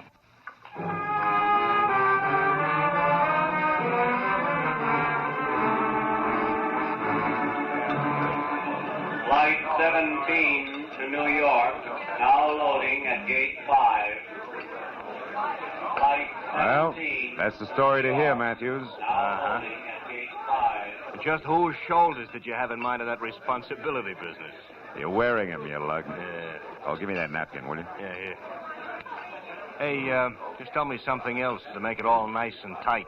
That turkey neck character, how did you know he worked for Ross Harlan? Oh, well, when I slugged him in back of Peggy Grant's apartment house, a lot of junk fell out of his pocket, including a pair of keys on a chain. One had a round head, the other one was square. Oh, duplicates of that set that opened Harlan's double-locked office, huh? Uh-huh. Tight enough, Lieutenant? Yeah, tight enough. Last call for Flight 17 to New York, now loading at Gate 5. They just called a New York flight, Phil. Yeah. Last call. Yeah. You know, I hear they're doing great things over there in Israel. Yeah? Building farms right out of the desert land, that kind of stuff. That's right. They can use all the help they can get, I understand. I was raised on a farm, did you know? Keeps you so busy you don't have time to get in trouble. Hey, Marlowe. Sit down. I'll buy you another cup of coffee. Thanks, Lieutenant. Thanks a lot.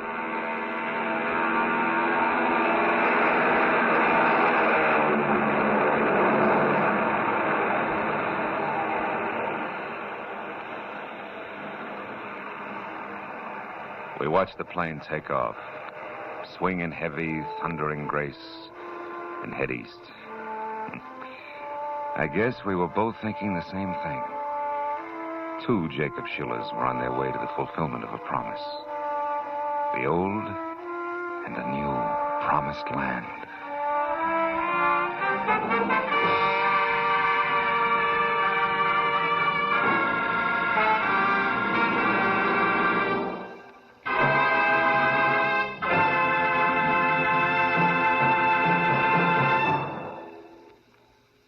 Remember, friends, to make every day more enjoyable, treat yourself often to refreshing, delicious Wrigley Spearmint Chewing Gum. There's lots of cooling, real mint flavor in every stick. And chewing Wrigley Spearmint helps keep you feeling fresh and alert. You feel better, work better, get more fun out of doing things. So indoors, outdoors, wherever you go, keep some healthful, refreshing Wrigley Spearmint Chewing Gum handy. To make every day more enjoyable, treat yourself often to delicious Wrigley's Spearmint Chewing Gum.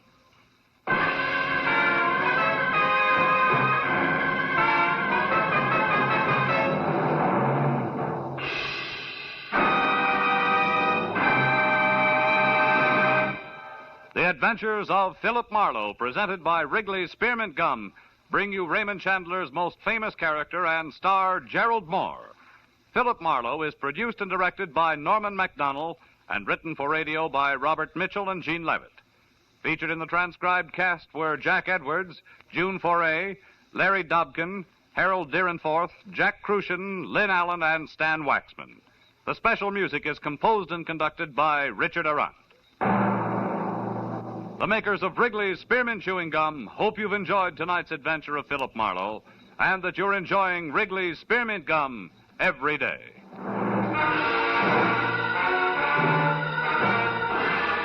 Next week, Philip Marlowe will be heard on Friday evening, so we invite you to be with us next week on Friday when Philip Marlowe says... This time I found an old friend in the morgue.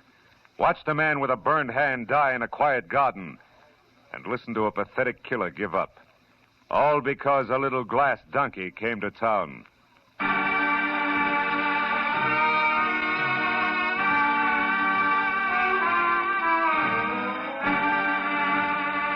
This is Bob Stevenson speaking, and this is CBS, the Columbia Broadcasting System.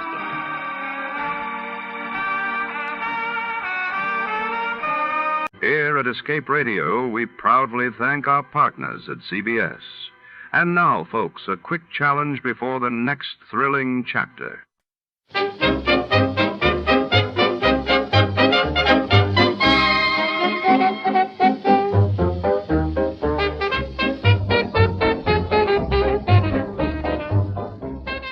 Tonight on The Missing New York Capper, when a hard-nosed reporter vanishes on the eve of a city-shattering expose, our trench-coated detective is thrust deep into a shadowy maze of secrets and lies. Every clue unreels a darker motive, and every alley whispers danger. Who's silencing the truth and why? Follow the shadows if you dare. Before we begin, let's see what happened on the day it aired. It was April 3, 1949. That day, the world awoke to the news of the North Atlantic Treaty being signed in Washington, creating a powerful new alliance, while in Italy, the first parliamentary election since the war drew record crowds and tense anticipation. The Adventures of Sam Spade, Detective, brought to you by Wild Root Cream Oil Hair Tonic, the non-alcoholic hair tonic that contains lanolin. Wild Root Cream Oil. Again and again, the choice of men who put good grooming first. Sam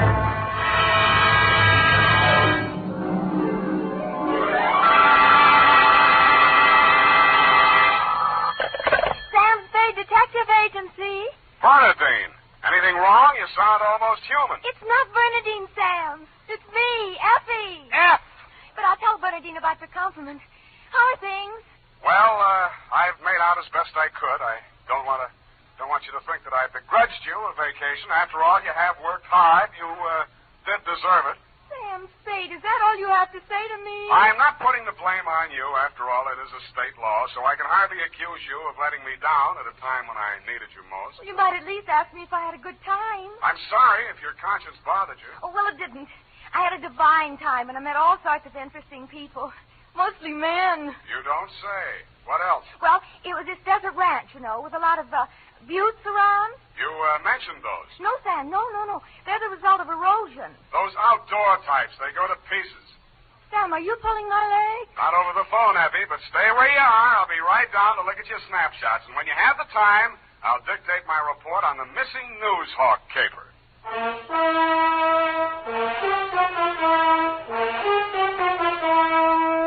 Dashiell Hammett, America's leading detective fiction writer and creator of Sam Spade, the hard-boiled private eye, and William Spear, radio's outstanding producer-director of mystery and crime drama, join their talents to make your hair stand on end with the adventures of Sam Spade. Presented by the makers of Wild Root Cream Oil for the hair. Wild Root Cream Oil. That's the famous name to remember, men, next time you buy hair tonic. And look what Wild Root Cream Oil does for you. It grooms your hair neatly and naturally. Wild Root Cream Oil also relieves dryness and removes loose, ugly dandruff. Yes, men, Wild Root Cream Oil is your shortcut to really handsome hair. So be smart. First chance you get Wild Root Cream Oil Hair Tonic. Again and again, the choice of men who put good grooming first. And now, with Howard Duff starring as Spade, Wild Root brings to the air the greatest private detective of them all in the adventures of Sam Spade.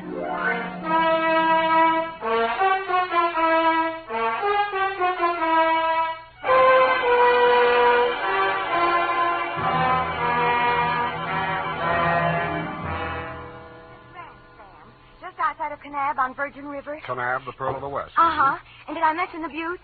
Oh, well, they're very interesting. The result of erosion. Yes. And it's authentic, too. Fay Hamlin's ranch. You, mean a working ranch? Yes. You see, that way you get into the spirit. Mm-hmm. My job was to feed the chickens. And that's how I met him. One of the buttes? Oh, Sam, he's a very cultured gentleman. Culture smulcher. What's he do for a living? He cures stammering. You don't say. What's his name? Charlie Shank. Charlie Shank? He's the founder of the Shank Institute of Articulative Correction, which I should learn. Articulative Correction. Where is this institute? Oh, I have the address here. General Delivery, Butte, Montana. Mm-hmm. You're sure you didn't help him break parole, Effie? Oh, no. We just went on long walks together. Where to? Oh, different points of interest. Like Wolf Canyon. Figures. Uh-huh. He invited me on this camping ship, a trip. Honorable, of course. Mm. But I couldn't go on account of my sunburn. Oh, it was awful. Oh, I've still got it, you see. Mm. And then he went back to Butte. He had to leave in such a hurry he couldn't even say goodbye. Wow. It was a pity, too, because an old friend he hadn't seen in years came looking for him just a few minutes later. With a warrant? No, he was an attendant in a nearby hospital. Mental? Oh, yes. Very intelligent. He read me some of his poetry. Maybe you've heard it. A loaf of bread, a jug of wine, and thou. Wait a minute. Isn't that the Rubaiyat of Omer Khayyam? That was written by a guy named Fitzgerald. Well, of course. That's his pen name. Quite a penman. Yes, but he's paid his debt to society. And the other time it was a bad beef. Oh, He told me all about it. Yes. He cried on my shoulder afterwards. Sweetheart, when you make a mistake, it's a beaut. Sam, nothing happened. Well, I'm glad he cured you of stammering anyhow. Ready? Oh, yeah. I got a brand new notebook. Know. Life goes on. I got a brand new notebook, Sam. I'll just turn over a new leaf. Not a bad idea, dear. Date July 18 to Mr. Alex M. Youngblood. Try that again. Mr. Alex M. Youngblood, P.O., Box 317, San Francisco. From Samuel Spade, license number 127596. Dear Mr. Youngblood, I need a vacation myself. You need Charlie Shank. Sounds hard, Sam. Fortunately, until I met you, my only experience with any of the men and women who make your newspaper run had been with one of your corner newsboys who shortchanged me 2 times within as many days. I have not read your rag since. But your name looked imposing, and so did the $300 check upon which you had written it.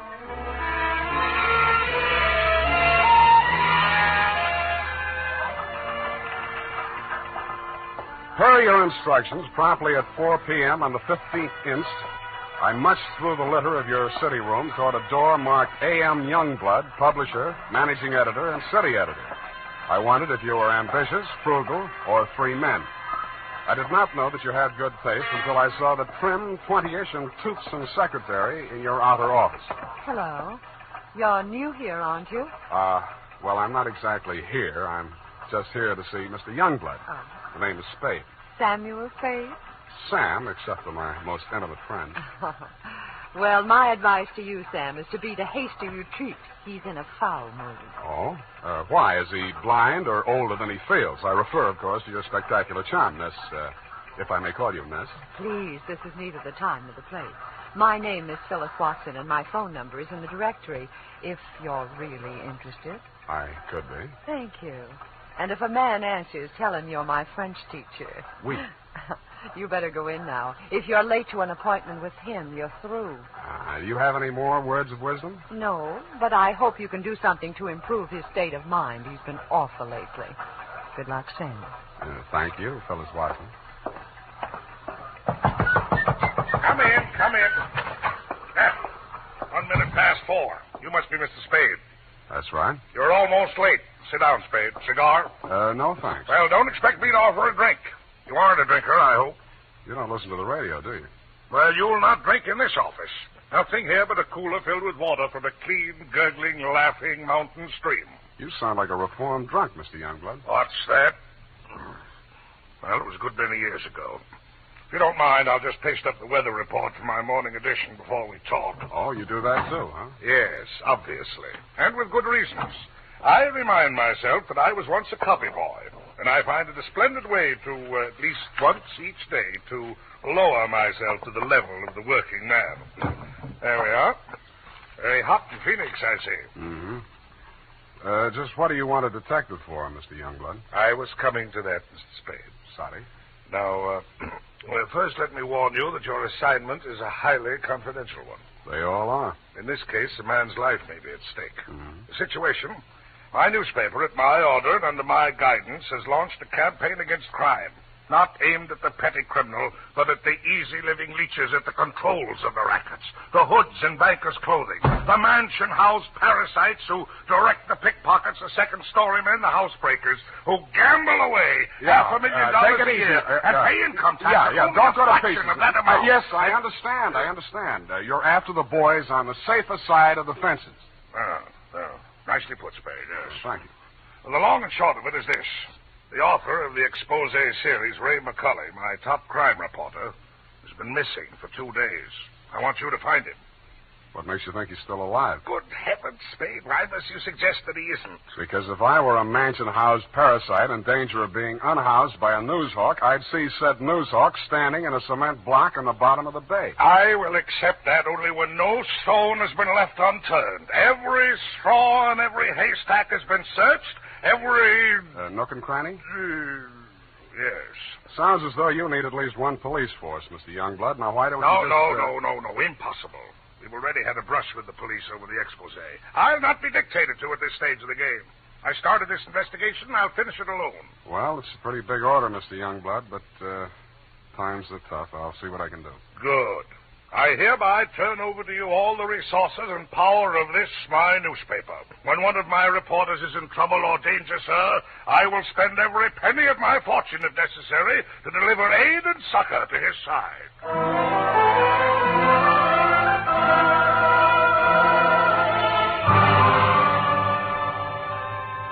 You then gave me Ray McCulley's expose stories to date. I saw why you, his family and friends, and his creditors could have been worried about him. They were hot.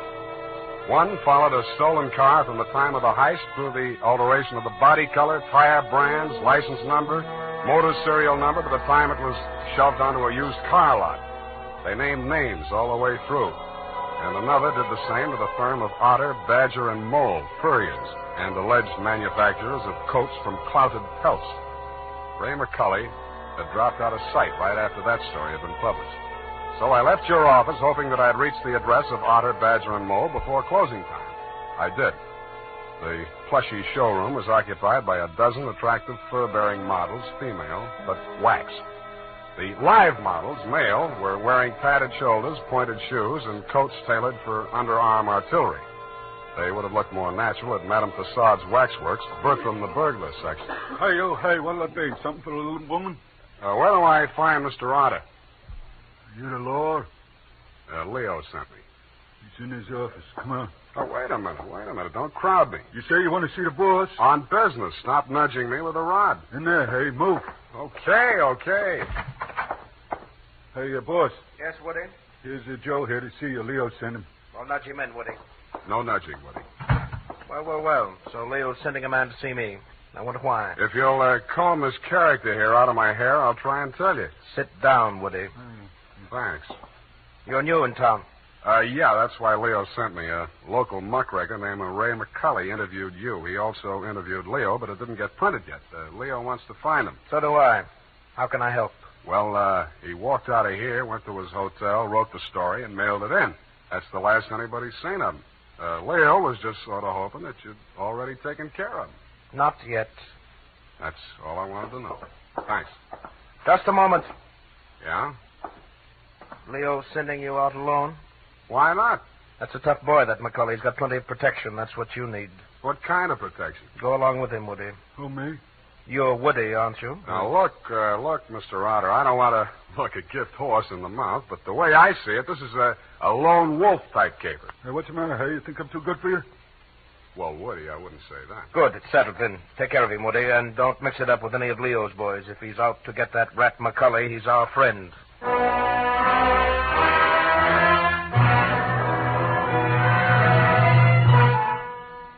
I was beginning to wonder who Leo was. I'd grabbed the name off a calendar on the wall, Leo's Van and Storage. I didn't know whether he was the Leo Mr. Otter didn't like, and I hoped I wouldn't find out. The best way I could think to keep from finding out was to shake Woody. On the way uptown, I walked him past 4 police stations. Crossing Market Street, I pushed him straight into the arms of a traffic cop who begged his pardon and let me off with a warning. At the Blue Bottle Bar and Grill, I gave Joe, the bartender, the Mickey Finn sign, but Woody liked it. He ordered another. Then he said he knew a place on Columbus where the drinks were even better. It was called Leo's Place. I wondered if that meant anything. Hey, you, hey. Who, me, huh? I want your drink. Don't you like this joint? Yeah, sure, it's fine. We're not getting anywhere, though. You really take your work serious. Me, when I go gun for somebody, I go where I'm least likely to succeed. You live longer. Yeah. Woody, what do you know about this guy, McCulley? You hear the boss. He says he's a rat. Yeah, but he said he's got plenty of protection. Who's furnishing it? Well, you see, there's a... Boy, oh, boy. Look at what just walked in. I looked. What I saw was not disappointing. She was wearing a skin-tight black satin with a plunging neckline and a new look only in places where it didn't matter. But she still looked enough like your secretary, Phyllis Watson, to be out of place in Leo's place. She didn't stay there long. She made a beeline through the kitchen to the rear exit. I made a beeline right after her. Woody was breathing down my neck as I started up the rickety outside stairway at the back of the building. I stopped the landing and turned around to face him. See you later, Woody. I didn't wait to see if he made it all the way to the bottom of the stairs. I was more interested in what was going on at the top. A door had opened, and Phyllis stepped inside. The man who let her in looked like Ray McCulley. Who are you? The name is Spade. I don't know that name. Your boss hired me to find you. Private Dick? Yeah. Can I talk to you for a minute? Sure. Put your hands behind your neck and walk up slow. Okay. All right. Go inside. What's the matter? You're not acting glad to see me. This is the guy, fellas. Yes. Alex hired him this afternoon. There, you see. Now, what do you want me to tell Youngblood? You're not going to tell anybody anything. Oh! It caught me right behind the ear. The last thing I saw was that plunging neckline as Phyllis rushed forward. I didn't know whether she was rushing to my rescue or to get in a few licks of her own.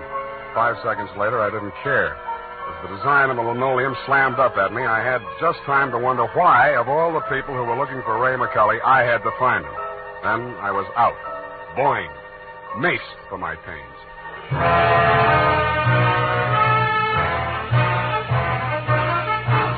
The makers of Wild Root Cream Oil are presenting the weekly Sunday adventure of Dashiell Hammett's famous private detective, Sam Spade.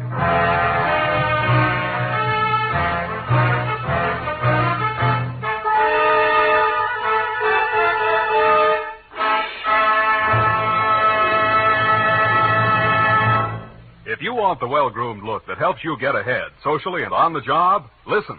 Recently, thousands of people from coast to coast who bought Wild Root Cream Oil for the first time were asked dryness and removes loose dandruff. What's more, non-alcoholic Wild Root Cream Oil is the only leading hair tonic that contains soothing lanolin. So ask for Wild Root Cream Oil Hair Tonic. Again and again, the choice of men who put good grooming first. By the way, Smart girls use Wild Root Cream Oil, too. And mothers say it's grand for training children's hair.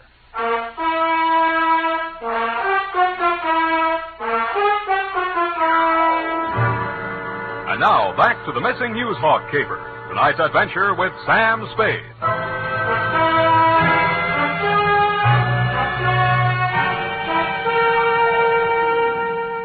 I was lying on the floor in a room with nothing in it but a sink, an army cot, a square of dirty linoleum, and a body. I staggered to my feet, ran some cold water over my head, and took a closer look. It was Ray McCulley. He was a very dead crusading reporter. He'd been stabbed clean through with a long-bladed kitchen knife. It set on the handle, property of Leo's place. I went through his pockets. In his wallet, a press card, a police card, union card, and 10 genuine, crisp, new $1,000 bills. That gave me a line on the killer. He was crazy. So was I. I left it on him, too. Folded up in his vest pocket, I found 2 newspaper clippings, one from the Chronicle and one from your paper. Both weather reports for the same date. It was very hot in Phoenix, according to both papers. But according to your weather report, the temperature in Needles, California was 135 degrees. That needled me. So did the slip of paper I found on his shoe. The number 9 and a date had been stamped on it with a rubber stamp. The date was the same as that of the weather reports. I turned it over. It said Ruthie's Booth, Manson Bowling Alley.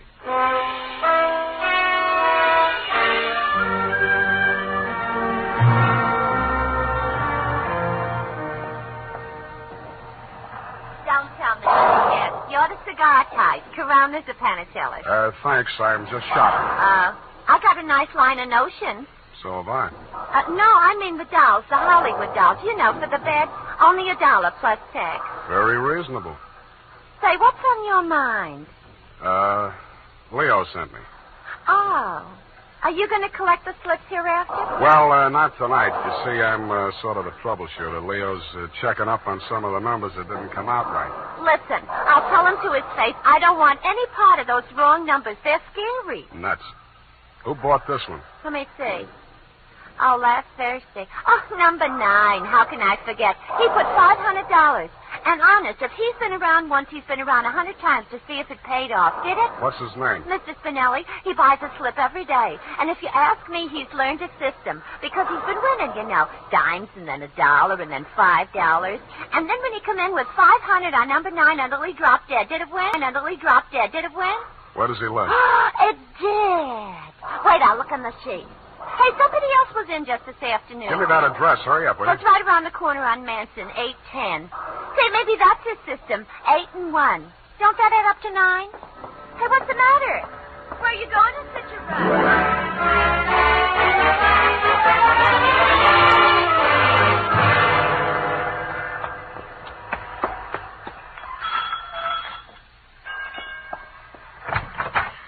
Please, come back later. Tomorrow. Next week. Are you Mrs. Spinelli? Yes, please. I had so much trouble. Is your husband home? Oh, my poor man. They take him away. He's dead. Oh, I'm sorry. How did it happen? Who are you? I'm a detective. Maybe I can help you. May I come in? All right. Come on.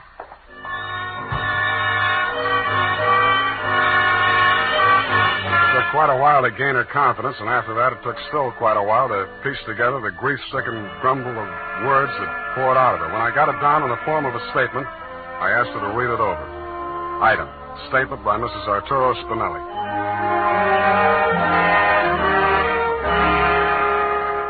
All the time he played those numbers. I told him they're just a bunch of gangsters. They don't let you win.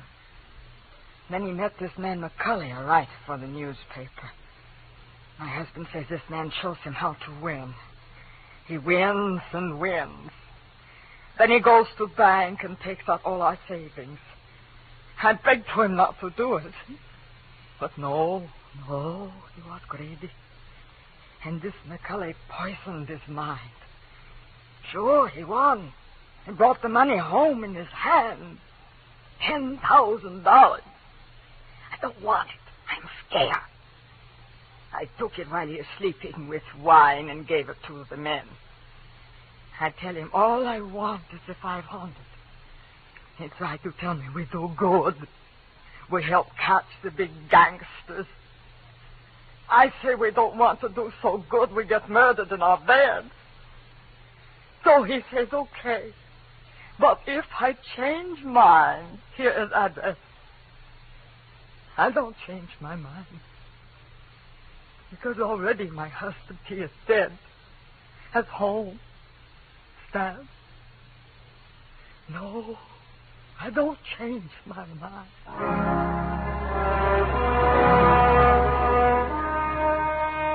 She signed it, and I left her alone with her grief. I wasn't working for you anymore, Mr. Youngblood. You hired me to find you a reporter, and I had. And I wished I hadn't. The rest of it I did for myself. You weren't in your office when I got there, but Phyllis was. I found her behind the city desk in the act of dropping tomorrow morning's weather report into the slot. I grabbed it out of her hand. What? Oh, it's you. Where's your boss? At home, I guess. We'll talk in his office. Come on. Sam, I can explain how I You're happened going to to be... explain plenty before I'm finished with you. Sit down. Oh, you... I have to be so rough. What's the matter with you? Plenty. I'm stupid. I was stupid to take this job, and I was stupid to play it cagey with you. I should have beaten the story out of you before the trouble started. It's a little late in the day now, but not too late to send you up for McCulley's murder. Oh, you're insane. Ray McCulley was... I'm the only one who ever tried to help And you. I'm the only one who can place you in that room, not 10 minutes before the murder. I told you I can explain Stop why... trying to save your own skin. Spinelli was only one of a 500,000 poor dumb yucks that lose their nickels and dimes and dollars every day in the policy racket. Only he had the bad luck to win. There won't be any more lucky dead people like him if I have to make a patsy out of you to stop it. It won't stop it. Nothing will. Ray talked big and brave like you. Now he's dead. Yeah, with $10,000 dirty money in his wallet. I won't let you say things like that. Ray was an honest reporter, too honest. He thought Youngblood meant what he said about that cleanup campaign. Yeah, he did. He wanted to run this town by himself, clean up his competition. When Ray started collecting material on the numbers racket, he still thought Youngblood was on the level. But that was before he stumbled onto the thing about the weather report. Yeah, that was a new one. The old Dutch Schultz mob used to add up the stock market quotations. If they cheated, they knew their customers weren't good enough at arithmetic to prove it. But who knows how hot it is in Phoenix unless they live there. I don't know what you're talking about. Listen, that's how the number game works, sweetheart. The suckers pick a number from 1 to 10, see? The operators tally up the slips, and the least popular for that day has to win. The weather report doesn't have to pass through the copy desk, and with Youngblood pasting it up with a few strategic corrections, it was easy to make their winners look as if they were on the level. Oh. But, of course, you had no way of knowing that. You only watched them do it day after day. You know, I couldn't understand why he did those things. It seemed silly falsifying a weather report, but it didn't seem as if it could do any harm. What did you meet McCulley for? To get your cut of the 10 grand Spinelli was killed for? How dare you? I went there to warn him about you. Who killed him? I don't know. You're lying. All right, I'm lying. But I can prove that Ray was on the level. I've got the proof right here. The whole story he wrote on the numbers racket, even naming Youngblood as the head of it, his own publisher. I went there to get it. I was going to take it to another newspaper. Why didn't you? I can't tell you that. You don't have to. Mrs. Spinelli was confused, grief-crazed. She had to put the blame on somebody, and when she did, she got her revenge the only way she thought she could. She may have been right about that, but she killed the wrong man. Why didn't you tell me you knew who killed Ray? I wanted to give you a chance to tell me yourself. I'm glad you didn't.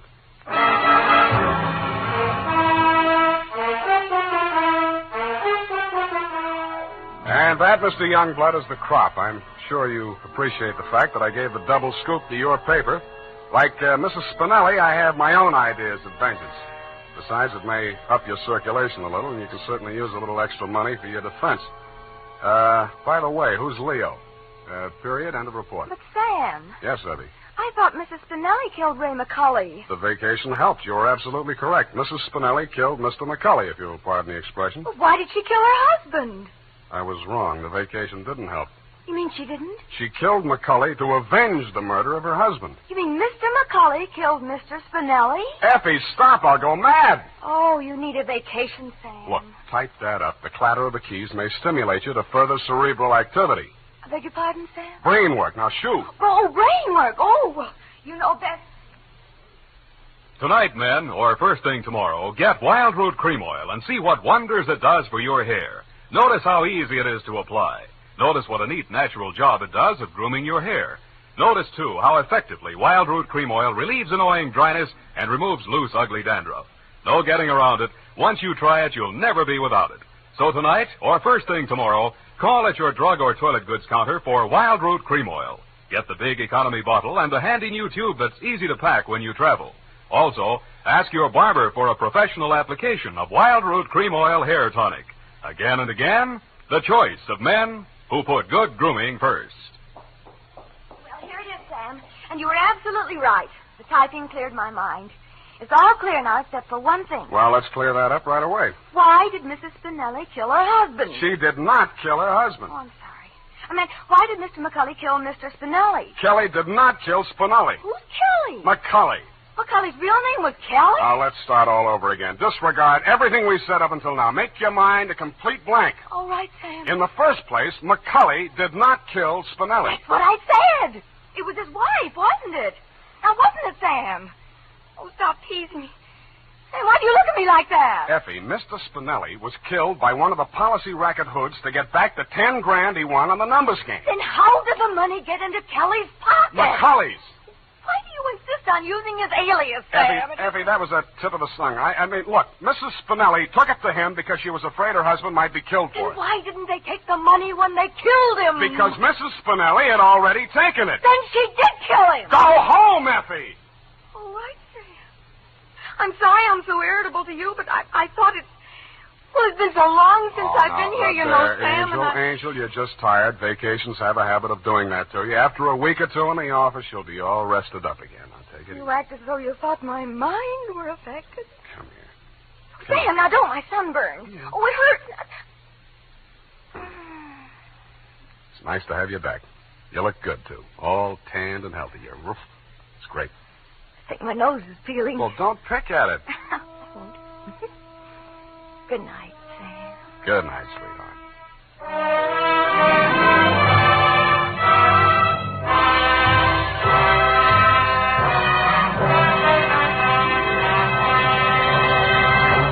The Adventures of Sam Spade, Dashiell Hammett's famous private detective, are produced and directed by William Spear.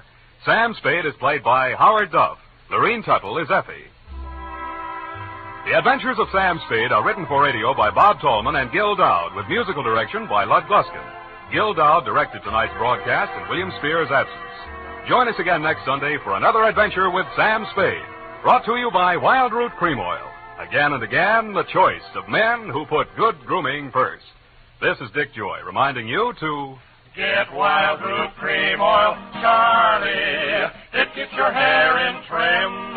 You see, it's non-alcoholic, Charlie. It's made with soothing lanolin. You better get Wild Root Cream Oil, Charlie. Start using it today. You'll find that you will have a tough time, Charlie, keeping all the gals away. Hiya, Baldy. Get Wild Root right away. This is CBS, the Columbia Broadcasting System.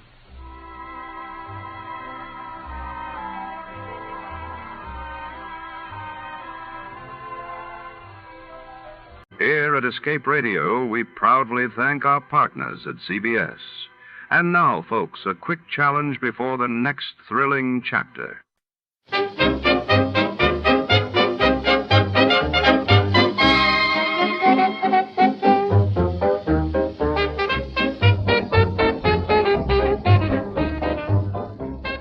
Tonight, in the shadow-drenched city, a mysterious love letter stirs up more than just passion.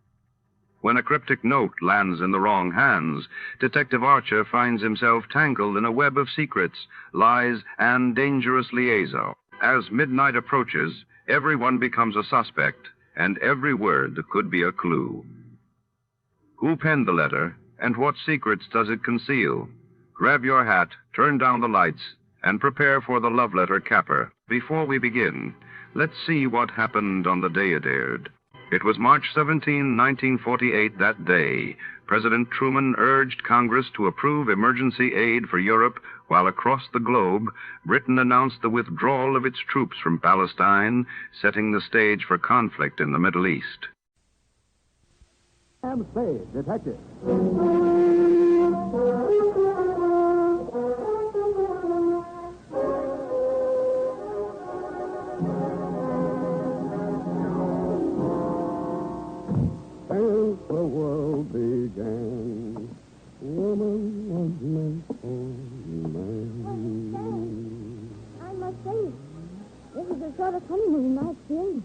you've been keeping something from me. Oh, I wouldn't blame myself if I did. You didn't exactly telegraph this part. Come on in, Angel, and I'll tell you as much about it as I think you should know. And what, may I ask, is a large parcel with a pink ribbon around it? Love letters. What else? Well, I must say, for a whirlpool romance. Whirlpool? I mean, writing all those letters. When did you find time to get acquainted? Stop pulling at that blouse. What's the matter? Does it itch? Now that your marital status is no longer quo, well, Sam, these little routine formalities. Don't you think we should be a little more stilted with each other, yeah? In the hereafter? Then, perhaps, and not a minute before. To Sergeant Joseph Walsh, Bunco and Fugitive Detail, San Francisco Police. From you-know-who, license number 137596. Subject, the, easy as. Subject, the love letter caper, or how to be happily married, though single. The start of it was last Wednesday morning. I had just arisen, shaved, bathed, weighed myself on the bathroom scales, and decided on a breakfast of black coffee and rye crisp.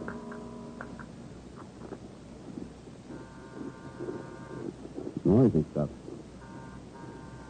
Oh. Special delivery. Sign here. Oh, now hold this, will you, Sonny? What do you call this? Some kind of Italian soda cracker? Rye crisp, low in calories. Take a bite. Oh, you could no, lose thanks. a pound or two yourself. There you are. Eat the change. Thanks. I'll smoke it after dinner.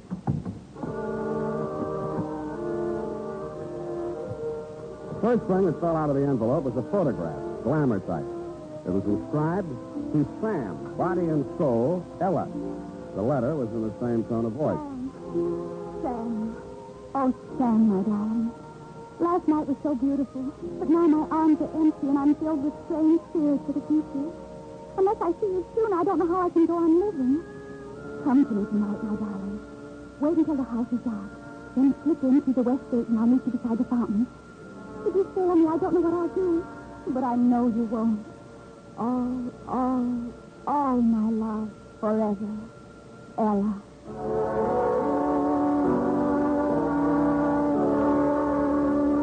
I read it over again, looked longingly at her picture, and shook my memory down. I couldn't even remember ever meeting a girl named Ella, but I did remember that last night was definitely not beautiful. In fact, I had dropped $35 in a blackjack game, not deductible. After I had tested the letter for invisible ink, codes, and ciphers, etc., with negative results, I decided it was either A, a crank letter, or B, bait, or C, a camouflage call for help from a damsel in distress. I took another look at said damsel's photograph and decided I would investigate her distress.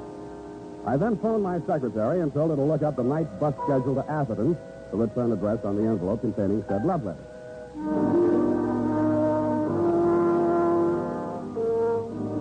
It was around 11 p.m., and the moon was just clearing the treetops behind the Comstock mansion when I slipped in at the west gate for the instructions in Ella's love letter and took a plant beside the aforementioned fountain.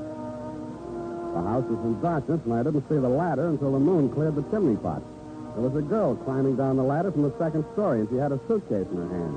As she reached the ground, she looked around anxiously, spotted me, and flew into my arms. Sam! Oh, Sam, my darling, you didn't fail me. Oh, my precious, hold me, never let me go. I love you. I love you, too, but now I'll look. explain it all later. We'll have to hurry. I think you suspected something. Who suspected Please, what? there isn't time. Come on. Oh, the watchman. We'll have to go out the back way. Come on. Come on here. Hey, you. Hey, hold it. Get down. No, let me go. We gotta get out of I here. said get down. Oh. Get up. What's going on down there? Oh, a couple of fellas with the Comstock. They had a ladder up to the second story of the hall window. But I scared them off. Oh, not all. Well, let's have no more shooting. I'm tired of shooting. Come on. It's our last chance. If you look in that room, I love you. I love you. What room? Wait, in my room, of course. Where are you planning on going? Anyway, just so I get away from him, I love you. I love you. Who's him? My uncle, he's been holding me prisoner in that house. Oh, come now. I tell you, he's insane. He'll kill us both if we're caught, so please, come on. I went because, A, I don't like being shot at, and B, there was a wild possibility that she was indeed a fairy princess on the lamb from the dragon. I discounted half a B when we reached her getaway car. It was parked in the alley with a motor in it. When she insisted that I drive, I hesitated whether to head directly to police headquarters or nail her the stupid way. I was weak from being on a diet, so it was Hobson's choice, more familiarly known as Spade's folly.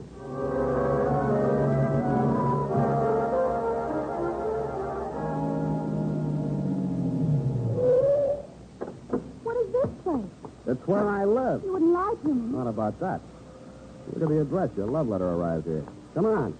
Here, let me carry your bag. No, it's all right. I'll carry it. Come on. It's okay. No cops, no booby traps. Now, let's have a look at that suitcase. No, you must Come on. Give it to me. No, you can't. Why not? Because you get the wrong idea. Oh. Well. What have we here? I knew you'd get the wrong idea. The only thing you seem to have missed is the Hope diamond. That jewelry is mine, every piece of it. Uh-huh. It's all I have in the world. Poor kid. Let's see now. Diamond bracelet, not more than 10 grand. Emerald necklace, second hand, of course. All told, I don't imagine this stuff will net you a penny more than $100,000. I know, but I'll just have to get along as best I can. I don't have any money of my own. Yeah, why did you write me that crazy love letter? Because my uncle reads all my mail. And I didn't want him to know I was hiring a detective. Why did you? I couldn't very well walk around with all these jewels without some protection, could I? Oh, my uncle, he followed me here. Suppose it's the cop. Oh, no, it's he. I know it. Where can I hide? In here? Don't you have a bedroom? Yeah, but it has a window and a fire escape in here. Go on. Go on.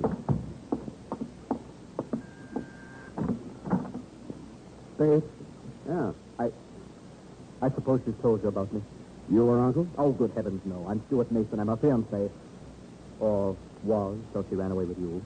Maybe you'd better step inside, Mr. Mason. Thank you. Sit down. I'd like to... No. I just brought a few things I'd like to leave for Ella. Here. This bundle of letters. They're love letters to me. I suppose she'll want to destroy them. Now, wait a minute, Mr. Mason. Don't jump to any rash conclusions. I saw her come down the ladder. I saw her throw herself into your arms. Yeah, but... I can't blame her. I've been a coward. I told myself it was for her own sake that I discouraged her from escaping with me. But now I know that, well, it was at least partly fear for myself. But I might die as the others did. Yeah, but, what others? The men she's known. They've all died under mysterious circumstances, and didn't she warn you? Well, all she told me was that her uncle was insane and wouldn't let her out. Crazy like a fox. As long as she remains unmarried, he controls her money. $3 million of it. Uh-huh. Well, only the brave deserve the fair. Alas. If you'll just give her these letters and tell her that I... You, tell her yourself. Come on out, Ella. Stuart, why did you come here? Your letters, my dear. And I wish you every happiness. Stuart. You too, old man. Good night. Oh, Stuart, darling, I can explain everything. Don't try, my dear. Stuart, come back. Hey, Ella, your jewelry. Your love letters. Hey, we'll take care of those letters, Spade. Keep the gun on him, Riley. Inside, you. Over there, sweetheart. What do you want? Mr. Spade, I've been aware for some time that you've been carrying on a surreptitious love affair with my niece. Look, Mr. What's Comstock. Tim, Riley? Don't worry, Mr. Comstock. I advise you against trying to jump him, Spade. Why should I? You're both nuts, but not crazy enough to take a shot at me here. Try me and see. I wouldn't waste the energy. I haven't made a penny on this caper so far, and it doesn't look like I will. Ha! Not a penny, he says. The king's ransom and jewels extorted from a foolish, lovesick girl. Oh, how did I manage that? Don't you play the innocent with me. This packet of love letters will satisfy the police. Blackmail. You're crazy. Those letters weren't written to me. You deny that Ella has ever written your letter? One too many. In fact, one. Well, how do you explain these? Darling Sam. Sam, my dearest one. What? Sam, my great, big, beautiful detective. Dated last October. Hey, let me see those things. I told you not to move. Yeah, so you did. Well, what now? Very well. Give me the police department. Yes, it is. Hello? This is Hugo Comstock. I want to make a complaint. Blackmail. Oh, yes. Hello. I want to... Yes, Sergeant. The name is Hugo Comstock, and I'm making this complaint on the behalf of my niece, Miss Ella Comstock. The name of the offender is Samuel Spade, a private detective. Huh? Well, of course I'm sure. Yes, I'm holding him at his apartment now. The address is... Oh, you have it. Well, I'm not surprised. You better hurry over here, right away. He's threatening violence. You really think you can make that stick? Mr. Spade, I'm sure I can.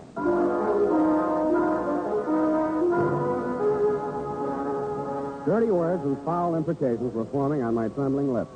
But he had letters from his niece to one Sam, a great, big, beautiful detective. And I had the jewels, and before the night was over, Sergeant Walsh, you had me. Booked, bothered, and bewildered. What bewildered me was how to raise the $2,500 bail. Sam Spade, innocent dupe. The United States Armed Forces Radio Service is presenting the weekly adventure of Dashiell Hammett's famous private detective, Sam Spade.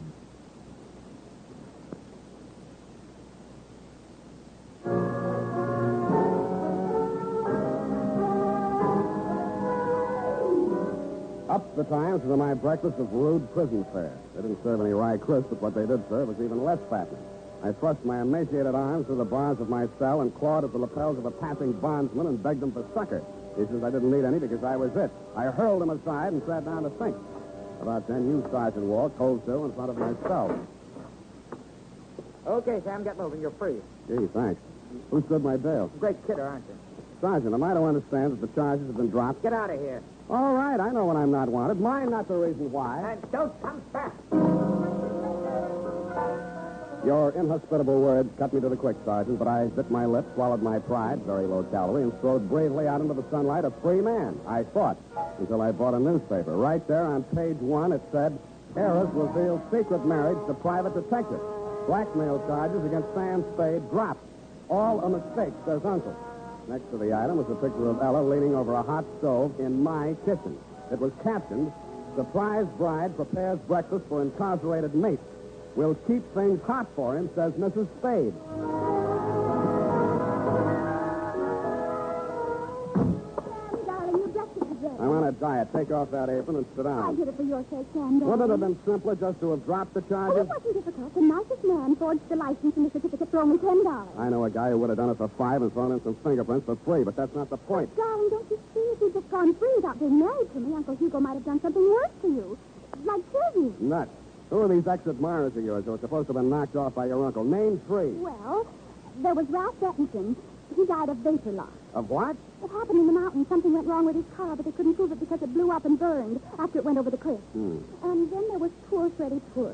They called him a piggy bank suicide. Why? He found $5 worth of pennies in his stomach. Oh. And then there was poor Nicky Nato. He was a ballet dancer. That's enough. Now about those letters. Why was your friend Mason returning love letters you'd written to some detective named Sam? Well, that was just coincidence. He always went by his initials, you know, like GBS for George Bernard Shaw, SAM is for Stuart Andrew Mason. Stuart Andrew is his pen name. He writes detective stories. And the rest of the coincidence was that love letter you inadvertently mailed to Sam Spade Detective, thereby sending your uncle out gunning for Sam instead of SAM? What could I do after he read my diary and my confessions to myself about SAM? And the references to his brilliant mind on criminal subjects. You were a natural stand-in for SAM. Pronounced SAP. But I wasn't going through it, Sam. Not after I met you. Why not? Because the moment I saw you, I knew that all those things I'd said in that love letter were really true. Really? Last night was so beautiful? I think I must have dreamed of you. Exactly. Oh, Sam, darling, I'm so lost and frightened. You know. You don't know what my life has been. Oh, I can imagine. Boyfriend's dropping dead right and left. You're the only one who can stop it. If Uncle Hugo thinks we're really married and he can't use my money anymore, then he'll stop having accidents happen to people. Won't you please be my husband, Sam? Is that so much to ask after what I did to you? Yeah. Go on. You spring me out of that blackmail frame so I can help you compound a felony. But, Sam, what am I going to do? You forge the marriage, go forge a divorce. Where are you going? Back to jail. I'll see you there. Oh, dear me. It's your foot, is it? Cast iron. Don't make them like that nowadays. My foot. Yes, your foot. I meant the strong box. Oh. Coming in or going out? I think I'll sit down for a minute. Oh, Sam, you poor dear boy. Here, let me take off your shoes so it can swell if it wants. Get away from me. I only wanted to help. I love you. Well, I don't love you anymore. Oh, first little fat, is it? Who is this guy? Hi, Sam. I'm sorry. This is Curtin. You can say that again. Curtin. Harwood L. Curtin. L for Lacey. Attorney at law. I represent the estate of the late Gertrude Comstock, Ella's mother. You, Mr. Spade, have married into, shall we say, money. Look, Curtis, it's time to raise the blinds on a couple of things. In the first place... Please. As you know, Ella, your grandfather, the late Commodore Ezra Comstock, left his fortune to be divided equally between his legitimate heirs, that is, your mother and your Uncle Hugo. Upon your mother's death, the residue of her part of the estate was left to be administered by your Uncle Hugo as he saw fit until your marriage, at which time it should go to you. Well, where is it? Yeah. All in good legal time. First, here is this old strong box. Strongbox. Containing family mementos handed down to you from your grandmother. It was your mother's wish that this be delivered into your hands upon this auspicious occasion. Here is the key, in addition to which I leave with you both my best wishes for your future happiness. Good day. Mr. Spade, I shall forward along to you the statement of my fees for services in this case. Wait a minute. Who's paying my fee? No more questions, please. Good day. Well, I guess we might as well open it. Oh, no. Let's see what's in here. All right. It didn't take long to go through Grandma Comstock's mementos, and I got more and more wide awake as we went along. The strong box contained 4 items: a teapot, a bundle of letters, a photograph album, and a family skeleton. The letters were love letters from one Elmo Pinckney. There was a tin type that said Pinckney in the album. He was a dead ringer for Uncle Hugo, which might have been a coincidence, but wasn't. I started scanning through the love letters. Find any money yet? Huh? Well, there's a Confederate 10 spot. I'll let you know if I hit any pay dirt. Well, at least he left me a pot to make tea in. What? But if there wasn't any money, why wouldn't Uncle Hugo let me get married? Now, look, why don't you go and wash out that pot and make some tea, huh? Probably leaked. Oh, something in it. Hmm? No money. It's grandmother's marriage certificate and mother's and Uncle Hugo's birth certificate. Let's see those. Oh, it's cracked. I might have known. I wonder who that is. That will be your Uncle Hugo. Well, that doesn't need to worry us anymore, does it? Yeah, put these things back in the teapot and put the teapot on the mantelpiece. But it's cracked. So am I, so do it anyway. Come right in, Uncle Hugo. You too, Cousin Riley, you fool. Very funny. Now, don't be silly, Riley. Ella, accept your poor old uncle's blessing on this happy occasion. I don't want your blessing, Uncle Hugo. You're a mean old man, and you killed all my fiancés. Well, it appears that Mr. Curtins has already brought you a legacy. I believe I recognize your grandmother's strongbox. Mementos of a strange romantic chapter in the history of a great family, Mr. Spade. You, who have joined that family so unexpectedly, will have a privilege that even I was never granted. Oh, how come? My mother was a strange woman in some ways. I'm sure she was.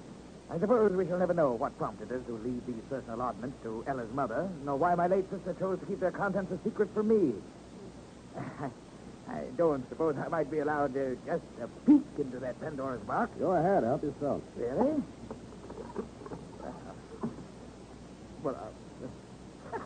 There's nothing but a photograph album and a bundle of letters. Love letters, Uncle Hugo. They seem to run in your family. Would you like to read them? You have no objection, Ella. Me? Why should she have?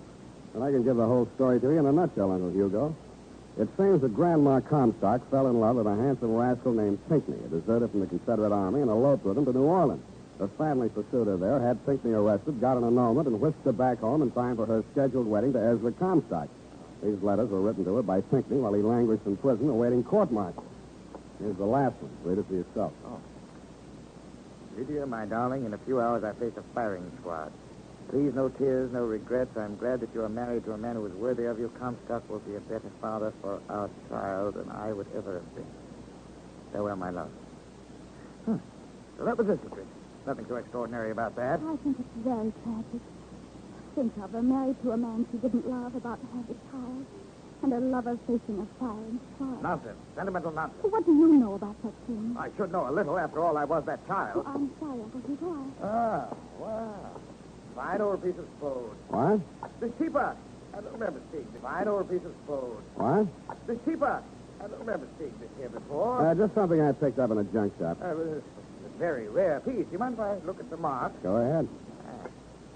Indeed. Genuine example. Pity crack. Oh! Now, that was clumsy of me. Well, there's no good saving the pieces. I'll just toss them in the fire. Wait a minute, Comstock. I'll take care of it. Oh, it's no trouble. Well, what's this? It's your birth certificate, Uncle Hugo. That. Oh, no. What are you going to do with it? Put it back where it came from. Riley. Yeah, Mr. Comstock. Spade, I'm going out of here, and I'm taking that strongbox with me. And don't think I won't kill you to get it. He will, Sam, just as he did the others. And you, too, if you don't shut your trap. Hand it over, Spade. Sure.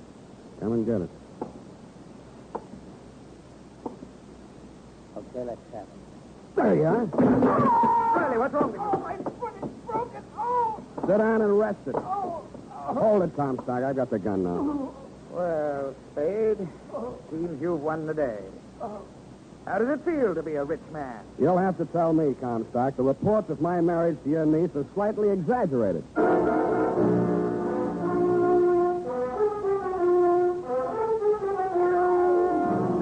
about it, Sergeant. I'm sorry I can't furnish you with the forged papers Ella used to back up that phony story of her marriage to me. A fire broke out in the wastebasket, and I accidentally dropped him into it. As for Comstock and his guns with Riley, I will gladly press charges against them on the blackmail frame until homicide decides whether there's a case against him on the mysterious deaths of Ella's previous fiancé. Period. End of report. But, Sam, why? Why what, Ed? Did you want that old crap teapot? Well, because Grandmother's love letters plus the documents on that teapot prove that Hugo was not a Comstock, but a Pinckney, and hence not entitled to one red penny of the Comstock fortune, which was left, if you recall, to Grandpa's legitimate heir. Well, who was? Entitled, I mean. Ella. But if she never married, she'd never find out, But you see. she doesn't deserve it. Hmm? After making a pigeon out of you the way she did. I agree, sweetheart, but how else could she afford to pay my fee? Well, I certainly hope you so. I fully intend to. Go type that up while I falsify an expense account.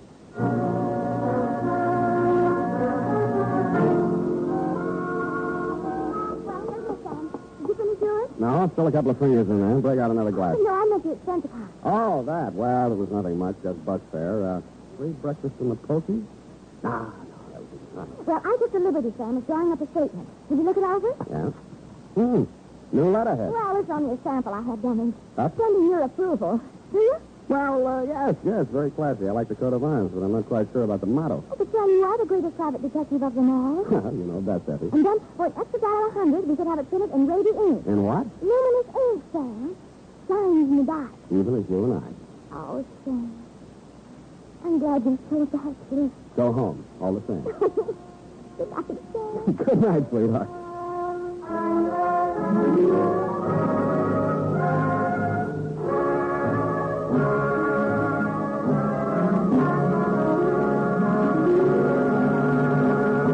The Adventures of Sam Spade, Dashiell Hammett's famous private detective, are produced and directed by William Steer. Sam Spade is played by Howard Duff. Lorene Tuttle is Effie.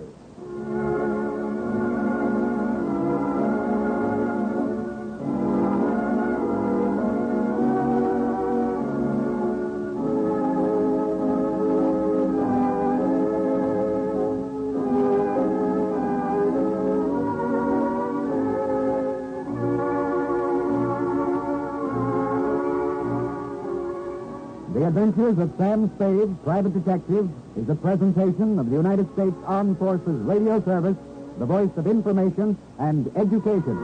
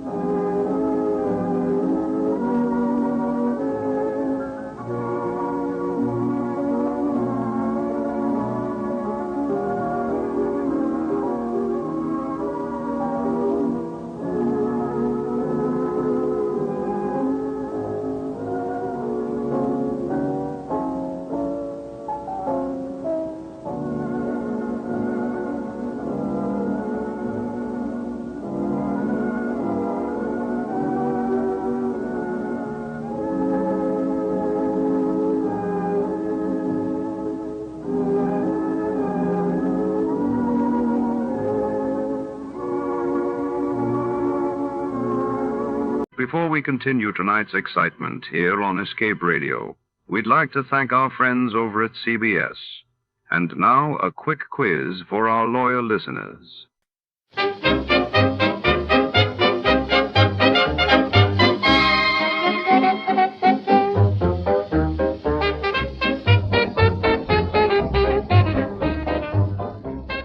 Tonight, our story plunges deep into the velvet shadows of 1947 Los Angeles, where the whispers of forbidden secrets echo through the polished marble halls of the exclusive Elysian Club.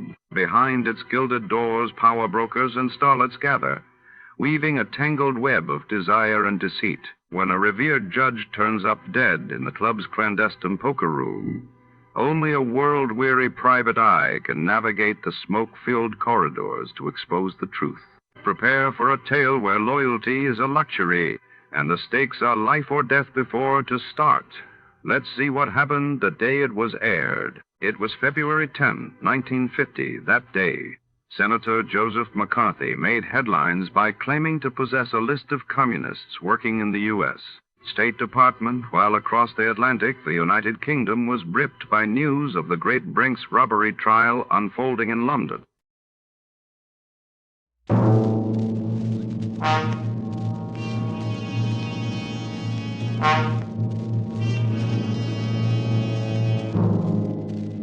You are alone in the dark forest, and behind you somewhere is the werewolf waiting to drink your blood.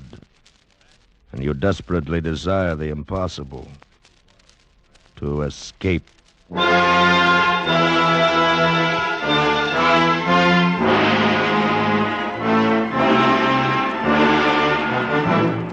Escape, produced and directed by William N. Robeson, and carefully plotted to free you from the four walls of today for a half hour of high adventure.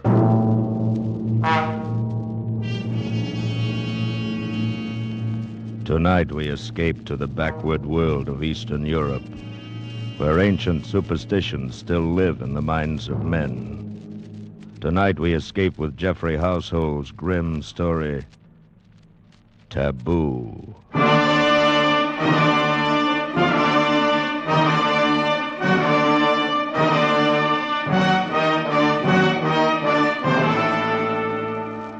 Among semi-civilized peoples, there has always been widespread belief in werewolves, those fantastic creatures supposedly able to turn from man or woman into wolf and back again at will.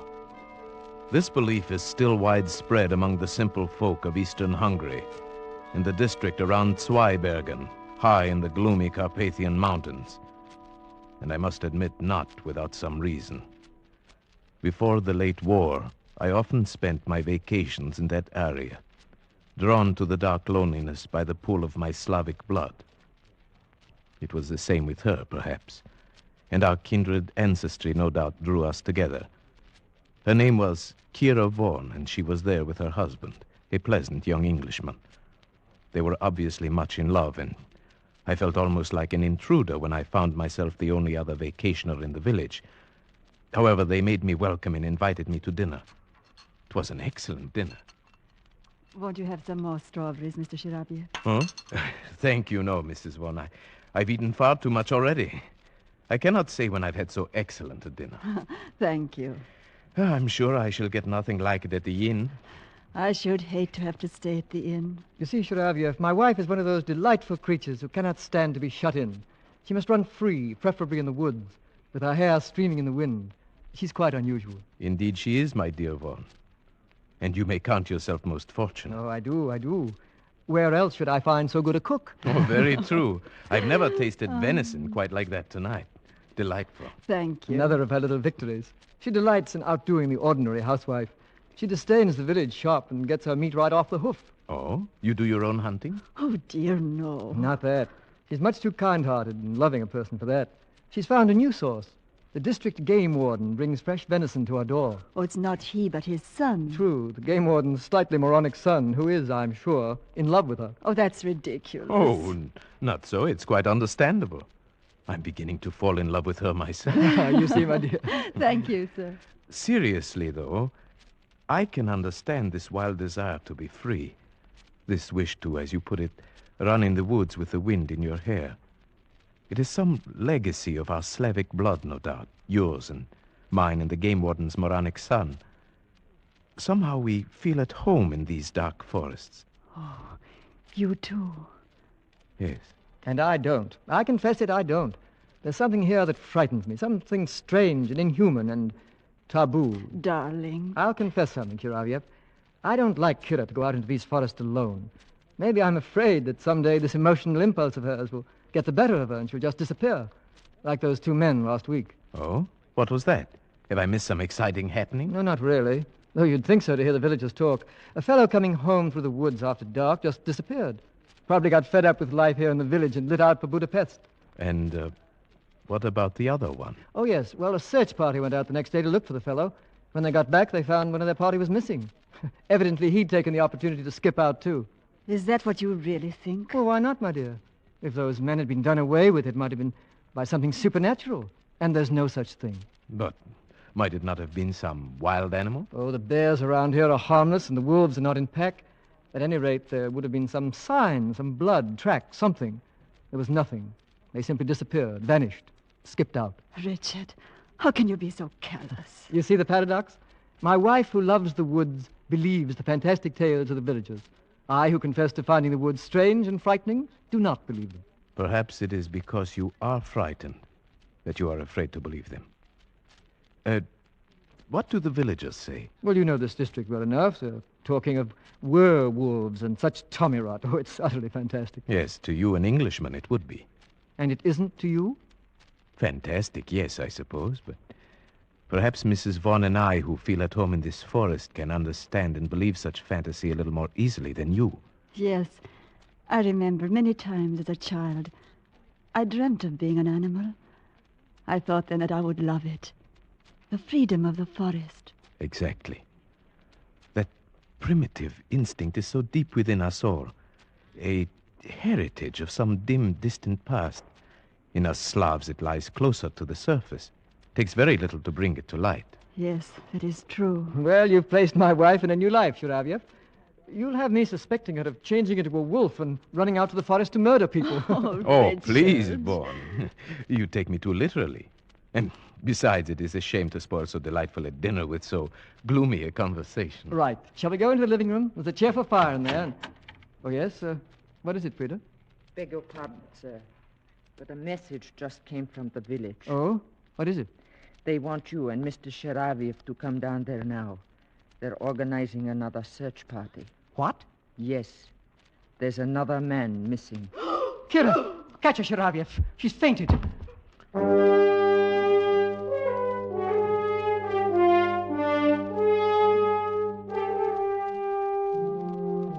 It was only then I realized that these people were under a terrible tension. I was to learn very quickly that the whole village shared it. Every able-bodied man in the district was at the inn when we arrived. The magistrate explained the situation. The grocer. He went into the forest late this afternoon hoping to bag a blackcock for his supper. A little after dusk, a solitary shot was heard. That was 3 hours ago, and he has not returned. But only 3 hours? Isn't there a chance that he might still return? A chance, perhaps, but the other two did not. It will do no harm to search for him. We may still be in time to save his life.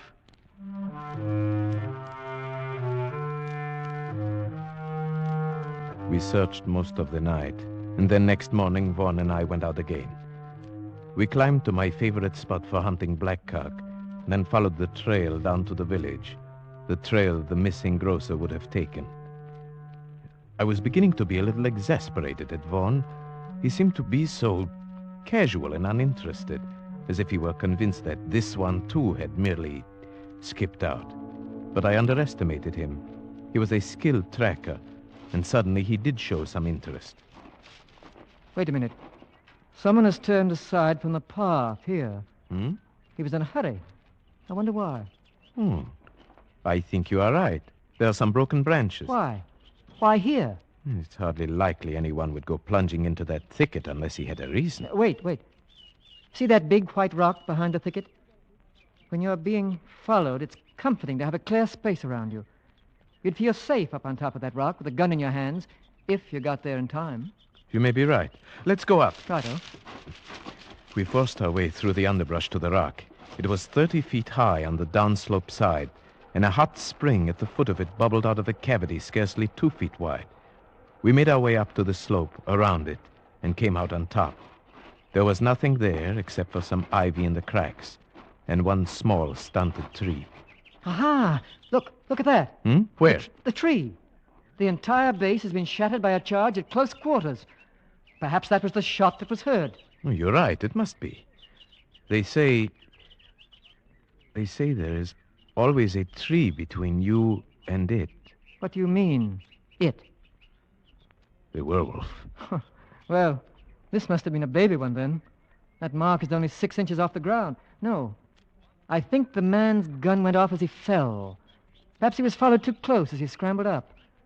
About here would be where his body would have fallen. Do you see anything?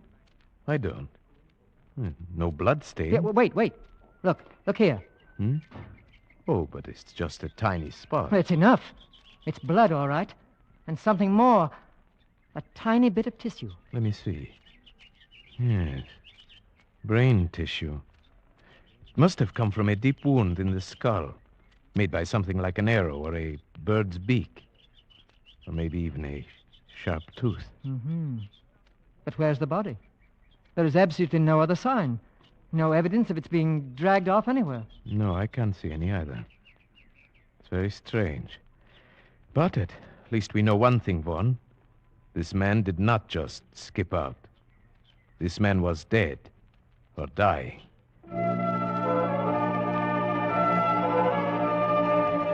When we brought our information back, the excitement of the village mounted. The peasants crossed themselves, and at the inn, the old tales were being told. That's old Weiss, the game warden, talking now. And Joseph Weiss, his son, beside him. The moronic son? Yes. The old man is a character, too. Listen. The biggest one my grandfather had seen, and it followed him in the forest. Time after time, he met it at twilight outside his cabin, and time after time, he fired at it point blank, but he couldn't hurt it. Then he pounded a silver penga and loaded his gun with it. One shot and the wolf disappeared. But next day, they found Heinrich the cobbler dying in his house with a beaten silver coin in his belly. Fools! You believe such stupid talk. Joseph! My grandfather used to tell the same story. Only when he told it, it happened to his grandfather. Anyone can see it didn't happen at all. Such things can't happen. Joseph, you call your father a liar? I do. Well, far from being a moron, Joseph seems to have more sense than the others. Perhaps. Joseph, you're not afraid of this werewolf, then, eh? I? No. Why not? The whole village is frightened. I'm used to walking alone in the woods at night. You've got to be a part of the forest, then you'll not be afraid of it. You do believe in werewolves, then, eh? I don't say a man can turn into a wolf, no. But I can understand why he'd want to. Your theory again, Sharavyev. Yes. I think I understand that too, Joseph. But what does it feel like? It feels as if the woods had got under your skin, and you want to walk wild and crouch at the knees. Yes. I think he's perfectly right. And you explain it by some primitive urge? Possibly. There may be many reasons. Physical hunger could be one. We sometimes forget that man was once a fleet-footed hunting animal with all the necessary instincts. Hunger? Yes, we all know about that. About what it can do to a man. I've been trapped in a cliff for 5 days, I know. None of you have suffered hunger as we did in the prison camp during the war. None of you knows what it is to eat... Joseph, let's not talk about it. He gets so upset remembering. Well, we'll have to go on searching for the body and for the werewolf. You'll not find it. Not until you arm yourselves with silver bullets. Perhaps it is gone now, whatever it is. The search parties may have frightened it away. It wasn't frightened by the first search party. It simply took one of them. Now it is still here. And it will strike again. You may be sure of that.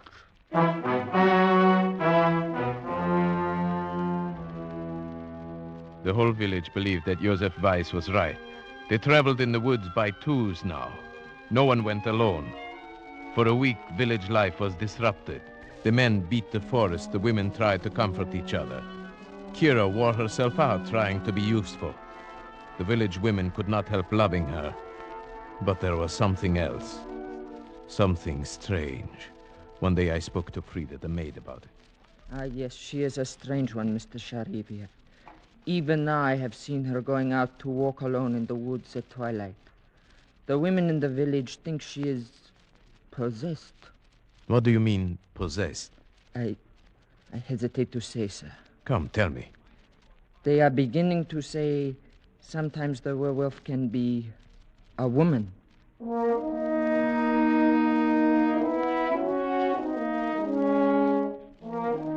At first, the suggestion seemed so ridiculous to me that I hesitated to speak of it. But then I decided to tell Vaughn before this rumor could reach Kira herself. He was naturally much upset. That settles it, Sharavev. We've got to do something. Something, yes, but what? There's only one thing we can do. Track down this supposed werewolf. But that's what we've been trying to do for a week. How can we It's really very simple. We'll offer him bait. Bait? Who will be this bait? You and I, Sharavev. If you're game. Why, yes, of course I'm game. Good. But how? Are you going to tie me to a tree and watch out with a gun? That's about right. Only we needn't tie you up. And since it was my idea, you can have first turn with the gun. Are you a good shot? Right. This is no time for false modesty. Yes, I'm a good shot. Very well. It'll be night, and we'll have to shoot with only the moonlight. Where do we go? To the rock? Exactly. And the sooner the better. Tonight? Tonight. And say nothing, absolutely nothing, to anybody. Especially to Kira. I understand. This is between us. Either we win, or we simply disappear.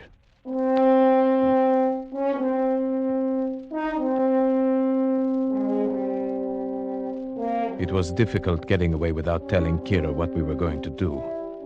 She seemed to sense that something was wrong, and she sat staring after us with strange, angry eyes. In the village, Vaughn and I parted and made our ways to the rock separately. I reached there first and settled myself on top of the rock, almost covered by the ivy, the gun across my knees. Presently, Vaughn appeared on the path, and I gave the signal that I was there and ready.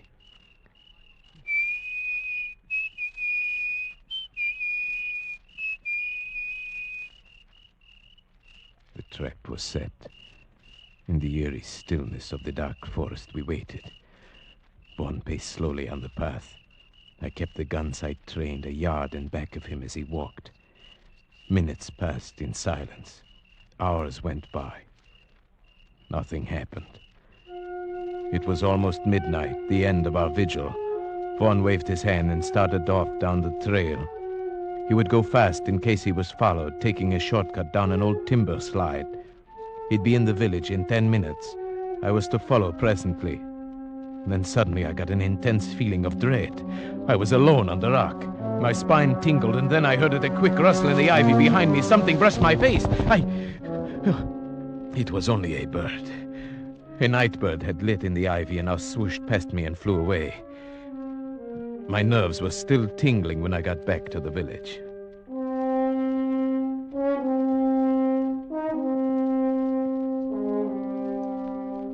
Next day, when I went to see Vaughn, he gave me a warning glance. Kira was suspicious. I could see the question in her eyes when she greeted me. So, here is the other culprit. Which of you is most to blame for keeping such late hours? Why, I suppose to keep peace in the family. I should say it is I. No, you can't get him off that easily. I'm the only culprit, my dear. You see, I've never hunted deer at night. I asked Sharavev to help me. I suppose you shoot the poor things while they sleep. Oh, no, while they're having their dinner, if possible.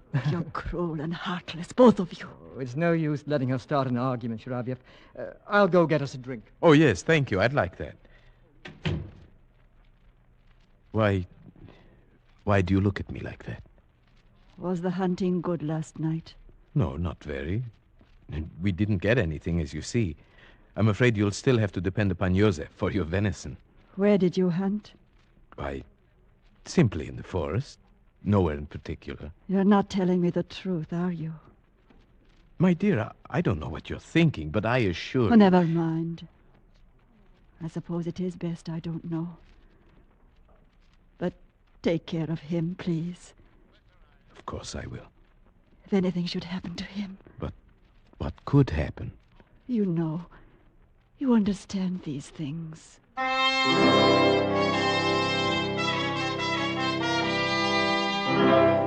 That night, I was the bait.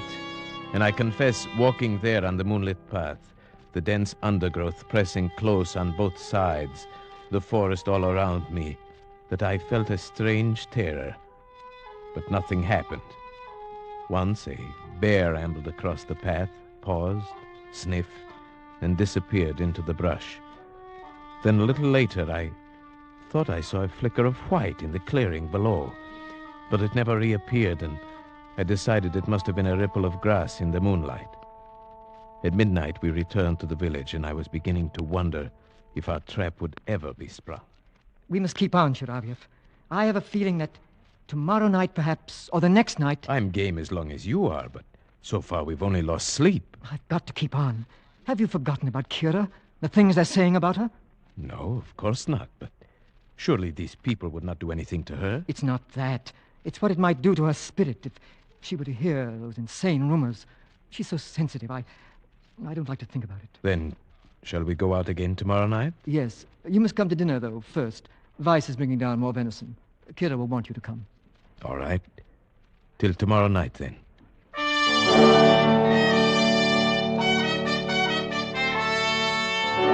After dinner, we went out for our third night on the rock. Vaughn was the bait tonight, and I the watcher. The forest was alive with sound. A deer coughed. The bear came ambling back, as woolly and harmless as a dog. I was watching him when suddenly he paused and sniffed the air, then disappeared into the trees.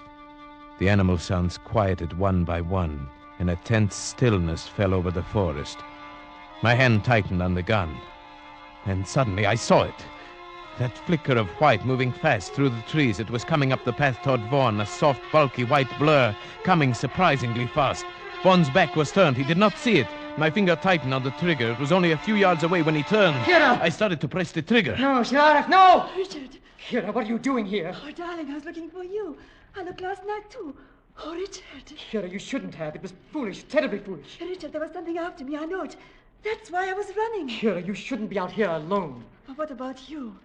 Where's Shiravyev? He's up there on the rock, covering me with his rifle. I'm perfectly safe. I'll show you. I'll hold out my handkerchief like this. Now, Shiravyev, put a hole in that. I stared for a moment at the white square of handkerchief, then at the white of her coat. My lips were dry. My finger felt numb on the trigger. Come on, Shiravyev, the handkerchief. Please, God, don't let me miss. There, you see, my dear? I'm perfectly safe. They went down the path together, and I followed after a moment. 100 yards from the timber slide, I knew I was being followed. Even before I heard something in the brush behind me, I stopped and turned around. It moved past me, cutting off my retreat. Now I stood alone in terror, but it was still in the brush. If only I could make the timber slide. I got down safely. I went straight to Vaughn. He came out of the house to talk to me. I told him what had happened. His reaction surprised me. Shiravyev, I'm sorry I had to leave you up there to face it alone, but I had to bring her down. Of course, I know that. And you must believe this. She never left me. We came down together, arm in arm. We came straight down. You must believe that. But of course, why should I think differently? Then you must realize, whoever it was up there in the brush following you, it couldn't have been Kira. Good heavens, Vaughn. Do you think I believe that preposterous story? Well, didn't you? Even up there on the rock, when you hesitated about firing at the handkerchief, didn't you believe it might be Kira? No. Why, no, of course not. But I did. Vaughn knew my thoughts almost better than I knew them myself. Yes, that was why my lips were dry and my finger numb when I pressed the trigger. I had refused to admit it even to myself. And now was I sure, even now. That night, Vaughn was excited. We're going to get it tonight. After last night, it'll be there waiting for us. Yes, I think you are right. But if you are, we wouldn't want anyone else to come walking in on us. It might cause confusion. Don't worry. Kira has promised to stay at home. She says we're doing our duty and she won't interfere. Do you think this is our duty? No. Neither do I. I never feel that anything I enjoy can be my duty. And now, I really enjoy this. Tonight, I'd like to be the bait. No, it's my turn. I won't give it up. Besides, if it's the revenge you want, you have the gun. That's so. All right, then. Tonight, you'll be the bait. That night, for the first time, I regretted ever getting into this mess. As I paced up and down the path, my nervousness grew. Tonight, it would surely come. I felt it. But would Vaughn shoot straight and quick enough? The hours went by. Clouds kept scudding over the moon, leaving me in deep darkness for minutes at a time. I was really beginning to be frightened. Then a fraction of a second before it happened, I knew it was coming. There was a hot breath on my neck, a crushing weight on my shoulder, something hard against my skull, and the crack of Vaughn's rifle. Vaughn! Shiravyev, are you all right? Yes, I think so. What was it? A man. I winged him. Come on. I'm going in after him. All right, I'm coming. Vaughn, where did he go? I can hardly believe it. But he went right into this hot spring under the rock. But there's hardly opening enough for a rabbit. He went under the water. Come on. Wait, Vaughn, I'm coming with you. We plunged into the spring, wriggling our way forward, not knowing what to expect. Vaughn held the rifle high above the water, but there wasn't room enough for our heads. We had to hold our breath and plunge forward. Luckily, it was only a few feet. I emerged and took a breath. Then I heard Vaughn fire. Got him. Where? Shine the flashlight. There, at the other side of the cave. Yes. Who would have thought there would be a cave here? Or that anyone could have gotten through that spring. It was a perfect hiding place. Yes, but it does him no good now. Turn him over. Let's see who our werewolf is. Yes. Why? It's Weiss. Joseph Weiss, the game warden's son. Well, why didn't we think of that? We all knew he was not quite sane. More than that, he almost told us. Remember, he said, I do not believe a man can turn himself into a wolf. But I know why he'd want to. Yes, and he described the feeling to walk wild and crouch at the knees. He knew that feeling. He knew it too well.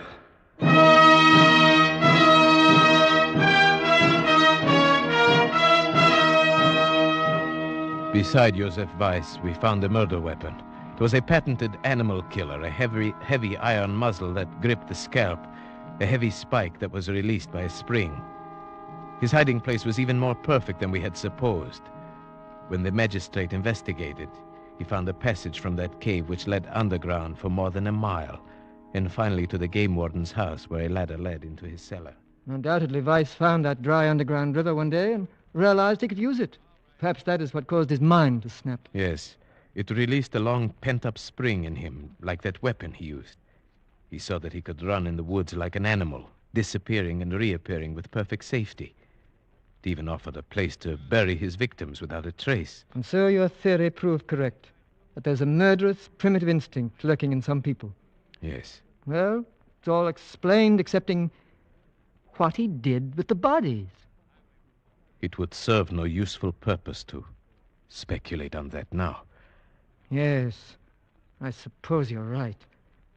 Kira, you haven't said anything. Why did you have to shoot him? Kira, he was a murderer. He tried to murder Shiravyev. Is it murder when a wolf kills? A dumb animal? Frightened of intruders? Kira! You understand what I mean, don't you, Shiravyev? You understood that night when you shot the handkerchief, just as I have. It might have happened to any of us, you see. Kira, what do you mean? Take me away from here, Richard. Just take me away quickly.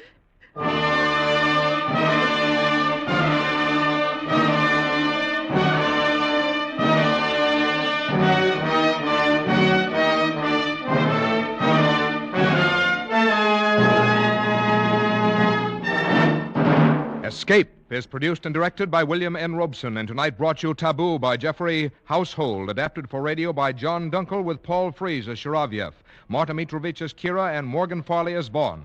The special musical score was conceived and conducted by Cy Fure. Next week...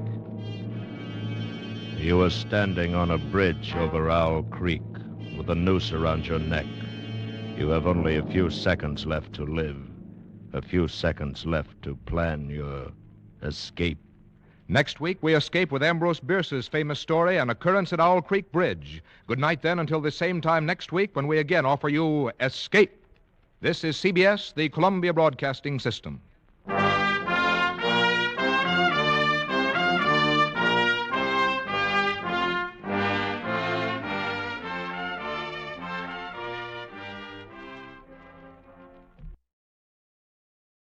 Good evening, friends. With a special word of thanks to our sister network, CBS, we invite you now to test your memory of the great radio adventures.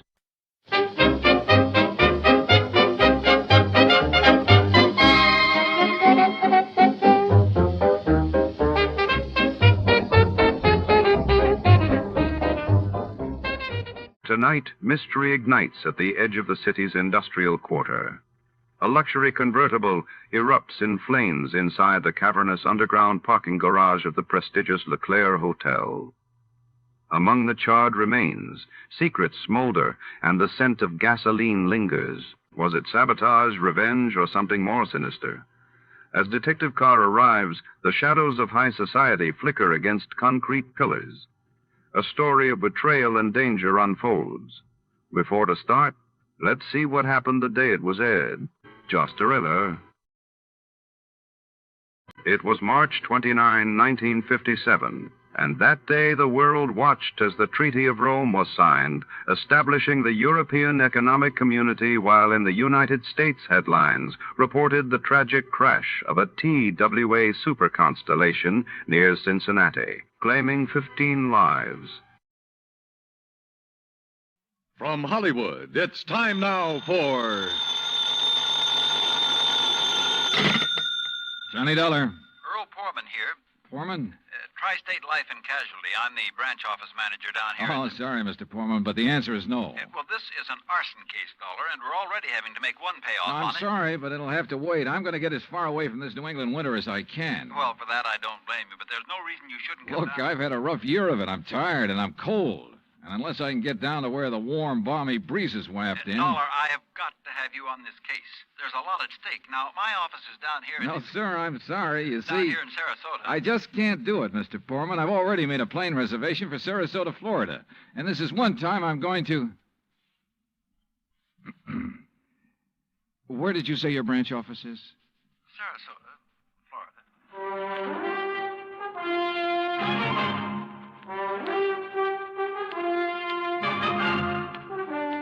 Bob Bailey in the exciting adventures of the man with the action-packed expense account.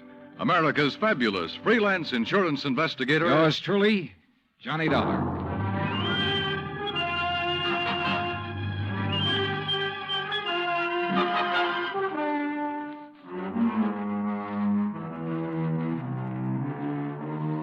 Expense account submitted by Special Investigator Johnny Dolar to the Tri-State Life and Casualty Insurance Company, Home Office, Hartford, Connecticut.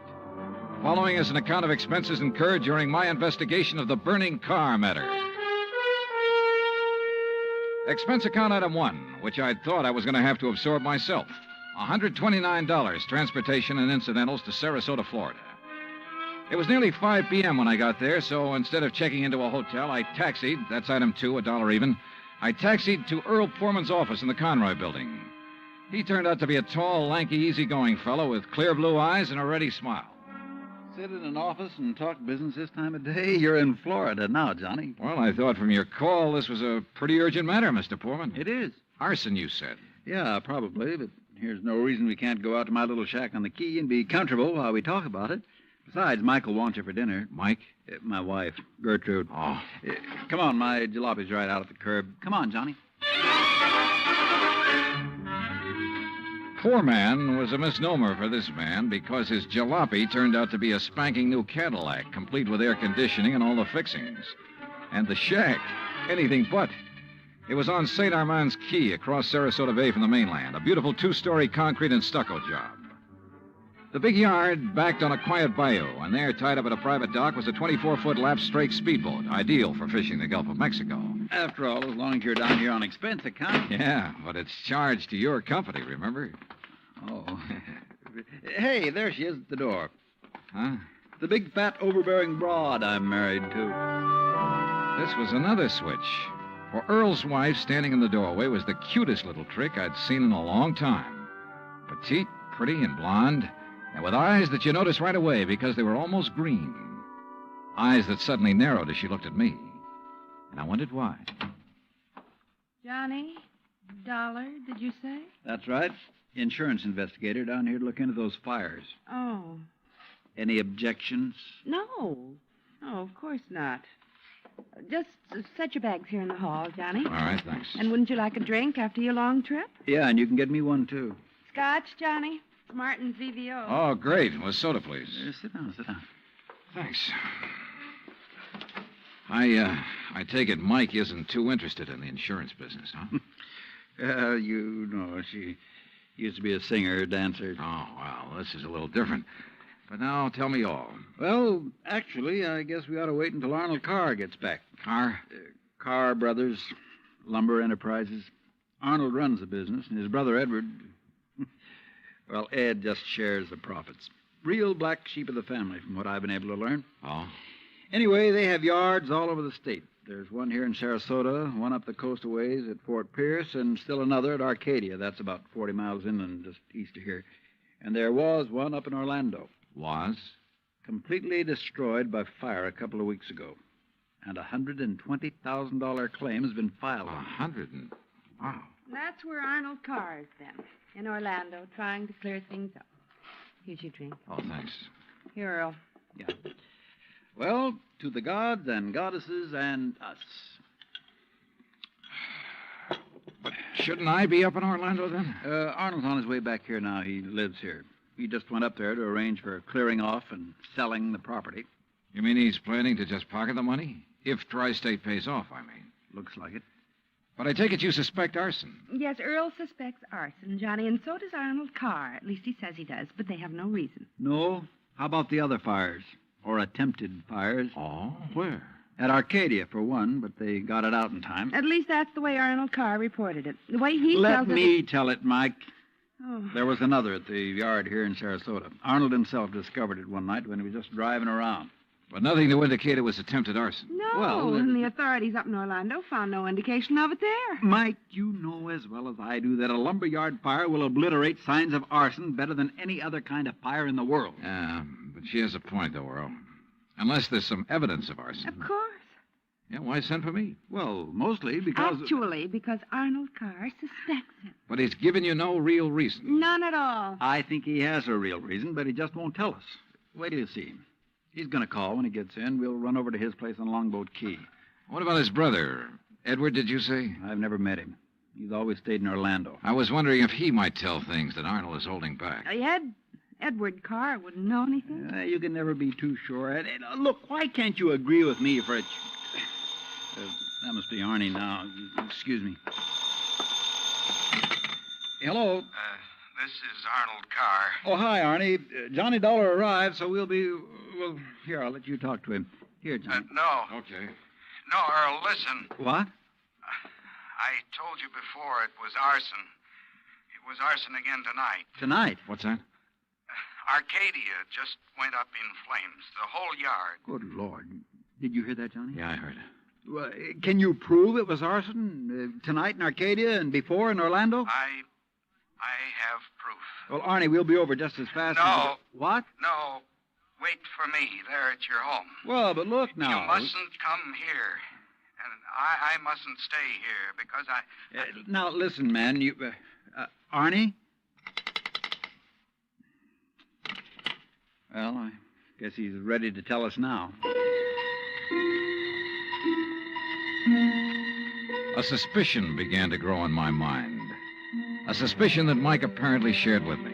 That Arnold Carr himself might be responsible for the fires. After all, he was the only one who had seemed to know about the two unsuccessful attempts. He himself had planted the idea of arson. He'd lost no time in filing claim for the Orlando burnout. But Earl said I was wrong. Arnold was too honest a man. Earl had also said we were only 15 minutes from Carr's home. So when half an hour passed, we called him back. Got a busy signal. After the fourth try, the three of us took off in Earl's cab. As we pulled into Carr's driveway, we could see him through the picture window, sitting at his desk, telephone in hand, apparently engrossed in a call. Then, as we walked up to the door, I noticed something else. Arnold Carr looked enough like me to be my brother. Maybe that explained Mike's reaction when she first saw me. Hey, Arnie. Can't you see? He's on the phone in there. Well, the least he can do is hear his own doorbell. Earl, wait. Good Lord. What's the matter? Through the window. Oh, no. Earl? Stand back. Earl, for heaven's sake, what is it? Couldn't you see from out there? No, what's wrong? Oh, Well, Johnny? Right through the forehead, Earl. Looks like a .38. Before I could stop him, Earl took the phone out of the dead man's hand and called headquarters. Mike turned pale and slumped into a chair. And I gave the place a quick rundown, checked doors, windows, etc. A few minutes later, an officious young sergeant named Larkin arrived and took over. 38 caliber straight through the middle of the forehead. Were all three of you here when it happened? Mr. Foreman, Mrs. Foreman, and who are you? The answer to your first question, Sergeant, no, none of us was here. And this is Johnny Dollar, insurance investigator. You insurance guys work pretty fast. You related to Mr. Carr? No, why? Look a little like him. Who busted in the front door? The killer? I did. When we drove up, we saw Mr. Carr sitting there at his desk. We rang the doorbell and knocked, but... And when he didn't move, you took things in your own hands and busted in, huh? That's right. You haven't moved anything, have you? No. Except I took the phone out of his hand to call you. Dollar, if you're any kind of investigator, you should have known better than let him touch anything. Now, let's see. The shot must have come from somewhere near this window by the fire. Sure, here we are. Bullet hole right through the pane. Bullet was fired from outside. You're sure, Sergeant? Sure, I'm sure. Look for yourself. You call yourself an investigator? Hey, Cummings, Woolway, check the area around that window beside the chimney out there for footprints. Maybe an empty cartridge case. You folks get out of here so I can call Doc Hanley over and get on with my investigation. And no, Dollar, I don't need any of your help. Well, thank you, Sergeant. Your job is fires, not... Hey, where did Mrs. Foreman go? Out to the car. Why? Who told her she could leave? Who told her she had to sit here looking at a corpse? All right, Dollar, all right. Just be sure the three of you stick around town in case I decide to question you further. Oh, of course, Sergeant. Yeah.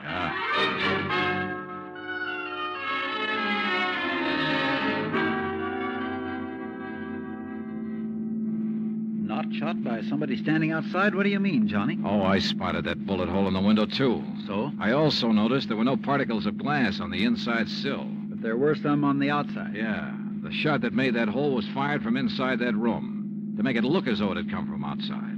Then somebody was in there with Arnold Carr. Yeah. Either somebody he let in or who had normal access to the house. And he had to stop Arnold from talking about the fire in Arcadia. Hey, how much do you know about his brother, Edward?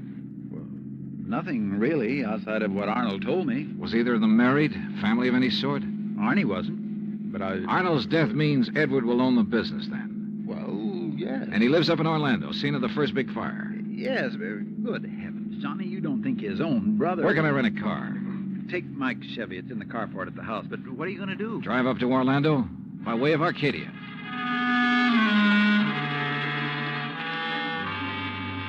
When I got to Arcadia, only a few people were standing around the remains of the fire. One hose company was still working on it, and a couple of police were poking about in the embers. Walking toward it, I almost stumbled over a little old man sitting alone in the darkness beside a palm tree, hunched over, his head in his hands, sobbing. He didn't even look up when I stopped beside him.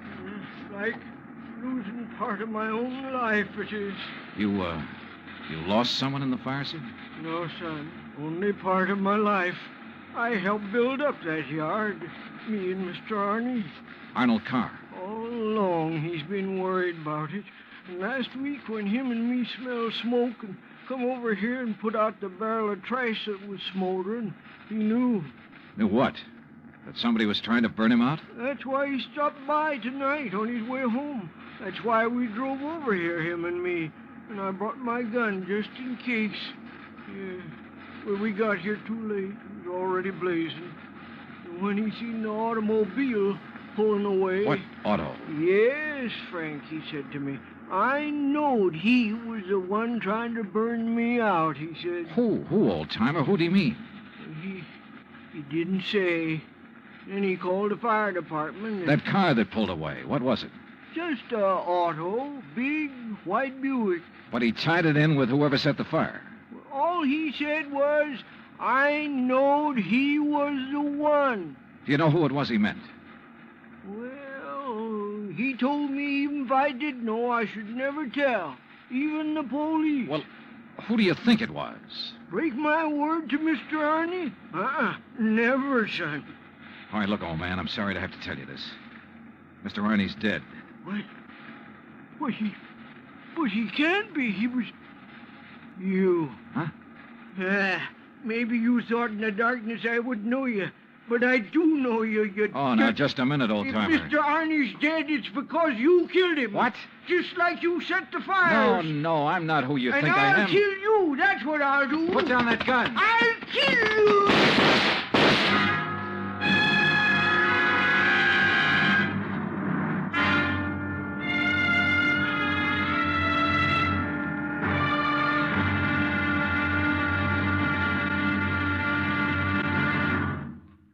Act two of yours truly, Johnny Dollar, in just a moment. Back in the old days, the very old days, that is, a girl named Cassandra had a corner on the oracle market. But nowadays, you can do some foretelling yourself. On Jukebox Jury, for example, you can help decide which of Tin Pan Alley's new recordings are destined for the hit brackets and which ones are likely to spiral all the way down to oblivion. Remember, Jukebox Jury is yours to hear on most of these same stations every Sunday. Now, Act Two of yours truly, Johnny Dollar, and the burning car matter.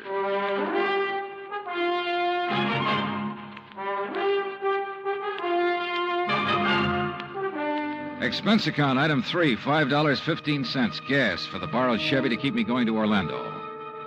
Either the old man's eyesight was bad or he was just a lousy shot. Either way, it was okay by me.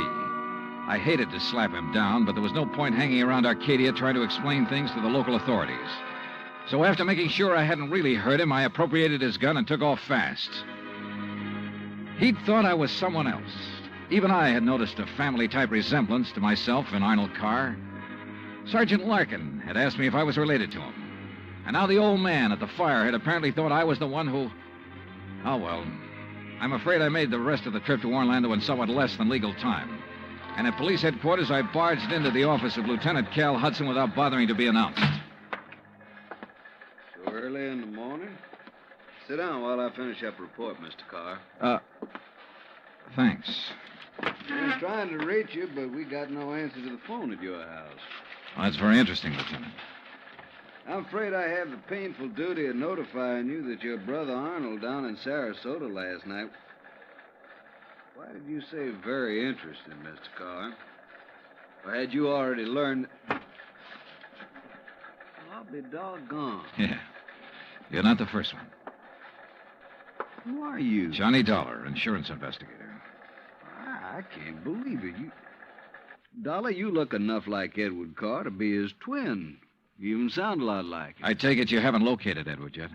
Well, no. Lieutenant, I think Edward Carr is the firebug we're after. And the killer. Wait a minute.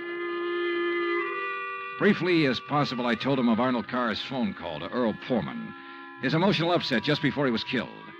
I told him Arnold had been murdered by someone inside the house, someone close to him, and that everything indicated that someone could very well be Edward Carr. That's still all just theory, Dollar, without any proof. Well, I will admit that Edward is a pretty worthless playboy living off the profits of the lumberyard. In any event, the lieutenant promised to put out an APB on Edward Carr.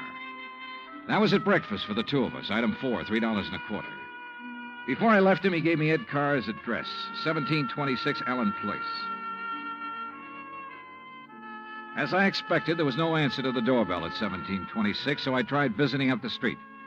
It quickly became clear that Ed Carr wasn't very popular in this otherwise quiet, well-ordered neighborhood. Those big, noisy parties at all hours of the night, cars parked up and down the street, blocking respectable people's driveways. Yes, ma'am. You know, well... once in a while you expect a person to have callers and such. Me, I have the ladies' bridge club every third Wednesday, for instance. Well, that's nice. But these are all ladies, not like some of the trash that man and his friends have, dancing and drinking and carrying on at all hours. Yes, you mentioned cars, Mrs. You know, people like Mrs. Hereford Robbins. She's awfully nice. And Janet Osterworthy. Now, she's a widow. Well... And, you know, she could have her pick of anybody she liked. But does she ever look at another man? No, sir. And then there's Mrs. Harper. Yes? You mentioned cars. Do you know what kind Mr. Carr drove? Why, yes. It was a big white one. And the make? Well, no. My husband, when he was alive, always drove a Maxwell, and I guess that's the only kind I ever got to know by name. But Mr. Carr's is white. Only I guess that isn't much help to you, is it? All the white cars here in Florida, I mean. Look. Now, even that blonde hussy who's around him all the time drives a white car. Oh, I really shouldn't use a word like that, though, should I? But it fits. Wait a minute. What blonde Mrs. Harper. Mr. Dollar, I don't pay any attention to people like that. Why, you'd think she owned that house of his. The way she keeps popping in and out all hours as if she belonged there. Mrs. Harper. And drives all the way up from Sarasota, too. Do you know who she is? I do not. I refuse to pay any attention to people like... And the way she dresses, too, like a newly rich chorus girl with all her fancy clothes and furs and things. How do you know she comes from Sarasota? By the license on her car, of course.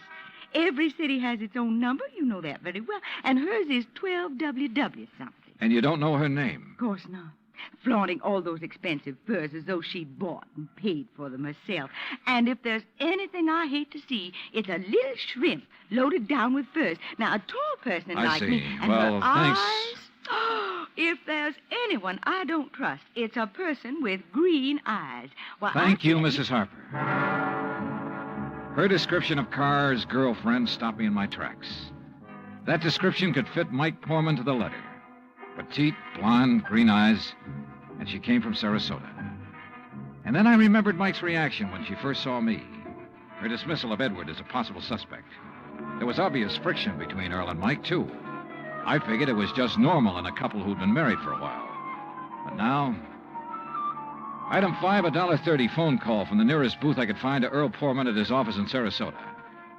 No, she isn't, Johnny. Why? Well, do you know where Mike is? When I woke up this morning, I could hear her talking to her girlfriend, Betty, on the phone downstairs. Betty? Betty lives here in Sarasota. They used to be on the stage together, sister act, you know. Yeah, well, Well, then when I went down for breakfast, she was gone. Took my car, too. I had to come here to the office in a taxi. Yeah, well, okay, Earl. Thanks a lot. Hey, now, wait a minute. How are you doing? You found out anything I ought to know about this arson and murder business? No, Earl, nothing that you need to worry about. Liar. I sat down at a corner drugstore. That's item 5, 80 cents, over a sandwich and a Coke to try to think things out. But I'm afraid I didn't like anything that I thought. Finally, I drove over to Allen Place again. I parked a couple of blocks away and walked to 1726. I rang the front doorbell, knocked a couple of times. Then I slipped around to the back door, finagled a lock on it with a little celluloid pocket calendar, finally got it open. I left it open for the sake of a quick exit if such became necessary. But I guess that was a mistake. For a couple of minutes later, as I rounded the corner from the den into the living room, I felt the barrel of a gun poked into my back. Out of town, huh? Now, wait a minute. Don't move, Eddie boy. Trying to stall off pay me the $5,000 by saying you're going to be out of town, huh? Okay, so you think I'm Edward Carr? You kidding? Don't you know what happens when somebody tries to stall me? I don't know exactly how long I was out, but when I came to, it was dark. Except for the glow from a streetlight outside. And what roused me was the sound of footsteps, feminine steps, cautiously entering the back door. Then, briefly, silhouetted against a window, I saw a trim, petite figure that was all too familiar coming toward me. Then she saw me, too. Darling, you're hurt. What happened? What do you think? Who did this? Who struck you? You don't know? Yes, of course. It was Tony. Because you didn't pay him soon enough for the Arcadia job. Here, Eddie, let me help you. No, just let me rest for a minute. I thought that was Tony I passed on the road in from Sarasota. Why'd you come over from Sarasota? To see you. I knew you'd be here. Oh, why? Why, so the police could surprise you with the news of your poor dear brother's death. But why did you come to the house? Because I hoped you'd come here, I guess. Eddie, you should have waited until I could raise the money to pay off Tony. You mean for killing Arnold, too? Of course. No. Are you trying to say you didn't kill Arnold? But I saw you from outside in the Buick. You'd swear to that, wouldn't you? I don't know what you... Eddie, you sound like you don't trust me. We're in this thing together. Yeah, you sure of that? What are you talking about? Whose idea was it to knock off Arnold? But you had to. When he saw you at Arcadia, he knew that you were having the yards burned up. That's the way you figured it from the beginning, wasn't it? Now, look, baby. First burn up the lumber yards and collect the insurance on them. Then convince me that you and I should have it all by putting Arnold out of the way. But you had to kill Arnold. I don't understand you, Eddie. Yeah. And I wish I didn't understand you, Mike. Mike? Come on. Let's turn on a light. No. No, if somebody sees us. Eddie, you... Who are you? Are you kidding, Mike? Wait a minute. Who are you? You're that insurance investigator, Johnny Dollar, that Mike told me. Let me out. Oh, no, you don't. You're staying right here. Mike Poorman's sister, aren't you? Well? Oh, sister. So we once did a sister act before she married that Poorman guy. Now, let me go. Not by a long shot. You may as well, Dollar. What? Eddie. Don't move, Dollar. Get his gun, Betty. Get it. Yeah, sure. Here, Ed. Good. Ed Carr, huh? That's right. And you know we do look alike, you and me. Yeah, sure. Enough for Betty here to have told me all I need to know. Don't believe him, Eddie. He's lying. I heard, No, baby. Eddie, I thought it was you. Don't you see? Sure. Why'd you come up here anyway? Because Mike told me that Dollar was coming up here. You been shooting off your mouth to her, too? She knew about us. She thought you might have something to do with the fire. She was my friend. She was trying to get me out of this whole mess, and I wish I'd listened to her. Well, it's too late now, baby. Eddie, what are you going to do? Now I gotta get rid of both of No! you. And figure some way to shut up Tony's mouth. Ed, please! You know you'd never get away with it, Carr. Oh, no, I'll call him. That's what I'll do. Yeah, Betty, and he'll come here to get his money. Then I'll call the police, see? Tell him to come right away. Tell him I found out about you having Tony start the fire. What? That's right, that you had him burn up the yard so there'd be even more money for you to bleed from me, like all the dough you got from me already. You're crazy, Ed. I'll tell the police to meet me here. And when they come in, it'll just be in time to see me kill Tony in self-defense. After getting here too late to save you, I'll tell them. You're out of your mind. They'll check that gun of yours so fast. And that'll prove it. Because the only shot out of my gun will be the one that gets Tony. This gun of yours is the one that's going to knock you two off. And they'll think it's Tony's. Oh, Eddie, please, you're drunk. Are you crazy? Crazy? To save my own life? To keep you and Tony and Dollar from putting a noose around my neck? If you think that harebrained scheme of yours will ever work, you're off your rocker. It's got to work, because it's my only chance, so it's going to work now.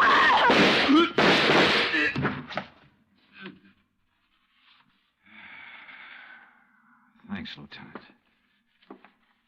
I'm afraid I was too late to save her, Johnny. Mm-hmm. Yeah. But Eddie Carr will live to face a jury. What brought you here, anyhow? I did, Johnny. Mike, stay there.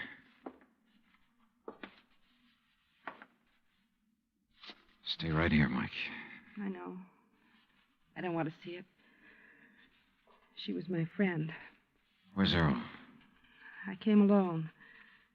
When I talked to Betty this morning, I knew your suspicions about Ed were right because, you see, I knew Betty and Ed were going together. Earl didn't know. Yeah. Maybe you better call him.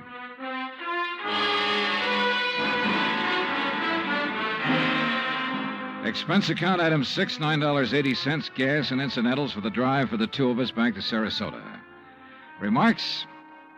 Betty, of course, has already paid for her part in the deal, and I guess it's pretty obvious what'll happen to Ed Carr and Tony Ricardo. The insurance money in the Carr estates will be distributed according to Florida law. Further remarks? The apparent friction between Earl and Mike was only part of a normal married life. They're a pretty nice pair. Oh, and I thoroughly enjoyed 3 days of fishing in the Gulf, thanks to Earl. Expense account total, including all the incidentals I could think of, $385.26. Yours truly, Johnny Dollar.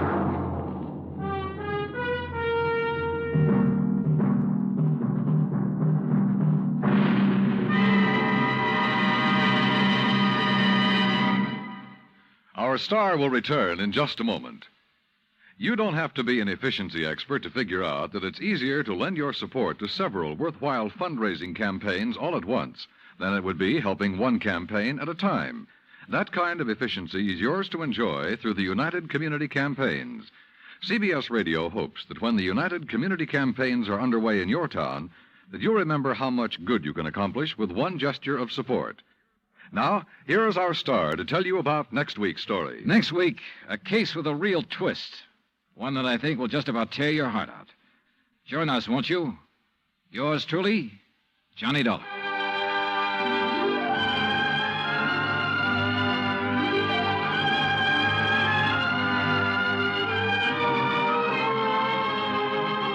Yours truly, Johnny Dollar, starring Bob Bailey, originates in Hollywood.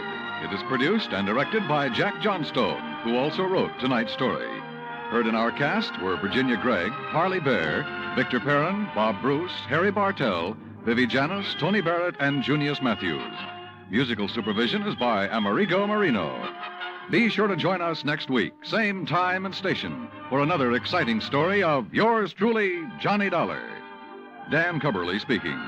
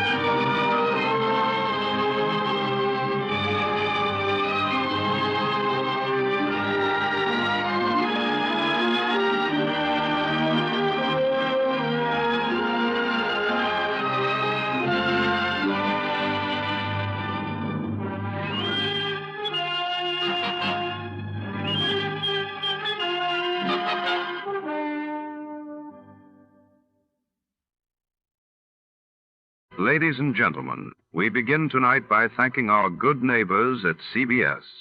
And now, before the next adventure reaches your radio set, a quick listener challenge.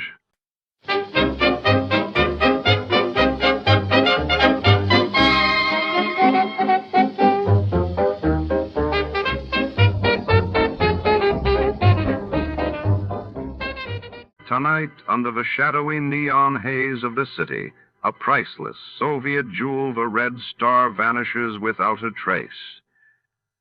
Our hard-boiled detective is dragged into a web of lies, double crosses, and danger, with every streetlight casting deeper suspicion. As a mysterious femme fatale emerges from the ford, will he unravel the caper before the city's underbelly swallows him whole?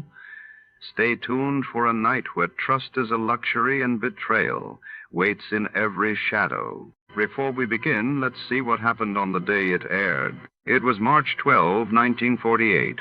That day, the world reeled as the U.S. Congress approved the Marshall Plan to aid Europe's recovery, while in Czechoslovakia, the communist government solidified its grip by arresting political opponents. The National Broadcasting Company presents The Adventures of Sam Spade, Detective.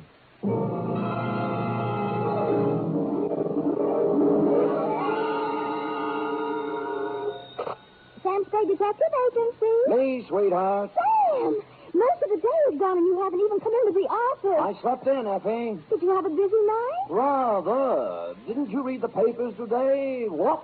Oh, I've given up reading the papers.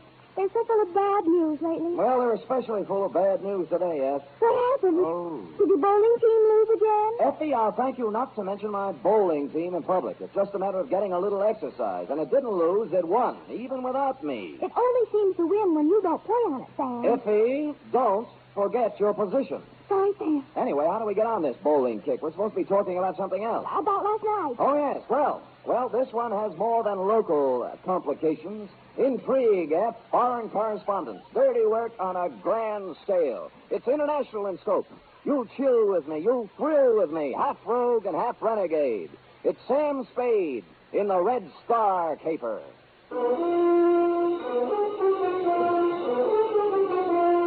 For NBC, William Spear, radio's outstanding producer-director of mystery and crime drama, brings you the greatest private detective of them all in The Adventures of Sam Spade.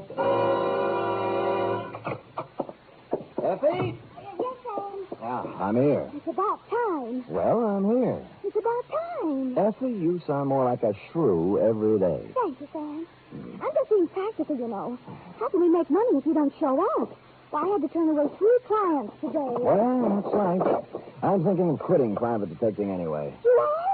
Really? What would you do? Well, I know a reporter's job that's open. Now, how would that sound? Scoop Spade. My beat is the universe. Oh, that sounds terrible, Sam. You make a silly reporter. You can't even type. Sometimes, Effie, you hit the nail right on the point, where it hurts. Now, let's get down to business. Well, I hope I didn't offend you, Sam. Well, watch it. Date January 12th, 1951. To Lieutenant I.C. Kelsey, Homicide Detail, San Francisco Police. From Samuel Spade, license number 137596. Subject, the Red Star Caper. Dear Kelsey, it had been some time since I had attended a lecture. In fact, the last one I can remember is when Margaret Sanger passed through town. But last night at 8 o'clock, I filed into the Central Municipal Auditorium along with several hundred other people, including college students, newspaper men, professors of political science, the usual curious complement, and a goodly sprinkling of snuffling indigents who welcomed any easy means of escaping the cold winds that whoop through the Mission District at this time of the year. Ladies and gentlemen, it's a pleasure to see so many politically minded faces gathered in this auditorium tonight. To let the world know that so many of us are trying to keep abreast of the fast-moving and sometimes confusing events of our troubled days serves as a graphic example to those who would try to take our liberties away from us, that we are ever alert and that we will continue to defend those liberties.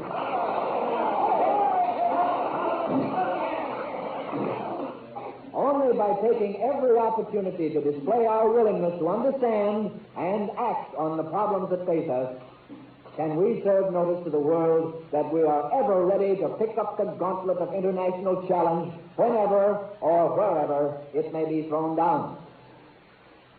The subject for tonight is, are we helping our enemies? And our speaker scarcely needs introduction, but just in case there are a few hermits in our audience who have never owned a radio set nor seen a newspaper in the past 10 years, well, just in case there are, let me introduce a man who really needs no introduction, the most distinguished foreign correspondent, Cyrus Manning. Thank you, Mr. Chairman. And good evening, ladies and gentlemen. Are we helping our enemies? That is the question. My answer in a word is yes. And that answer is not hasty or ill-advised. I have just returned from a thorough coverage of the Orient. I have visited the tragic blood-soaked battlefields of Korea. I've talked with the military leaders of the armed camp of Formosa. I've trod the nervous defenseless soil of the Philippines and Japan. And I have even made 2 secret trips, incognito, right into the bastion of the communist stronghold on the China mainland. And this is my report. This materially from this very city, shipments are being made regularly to Red China.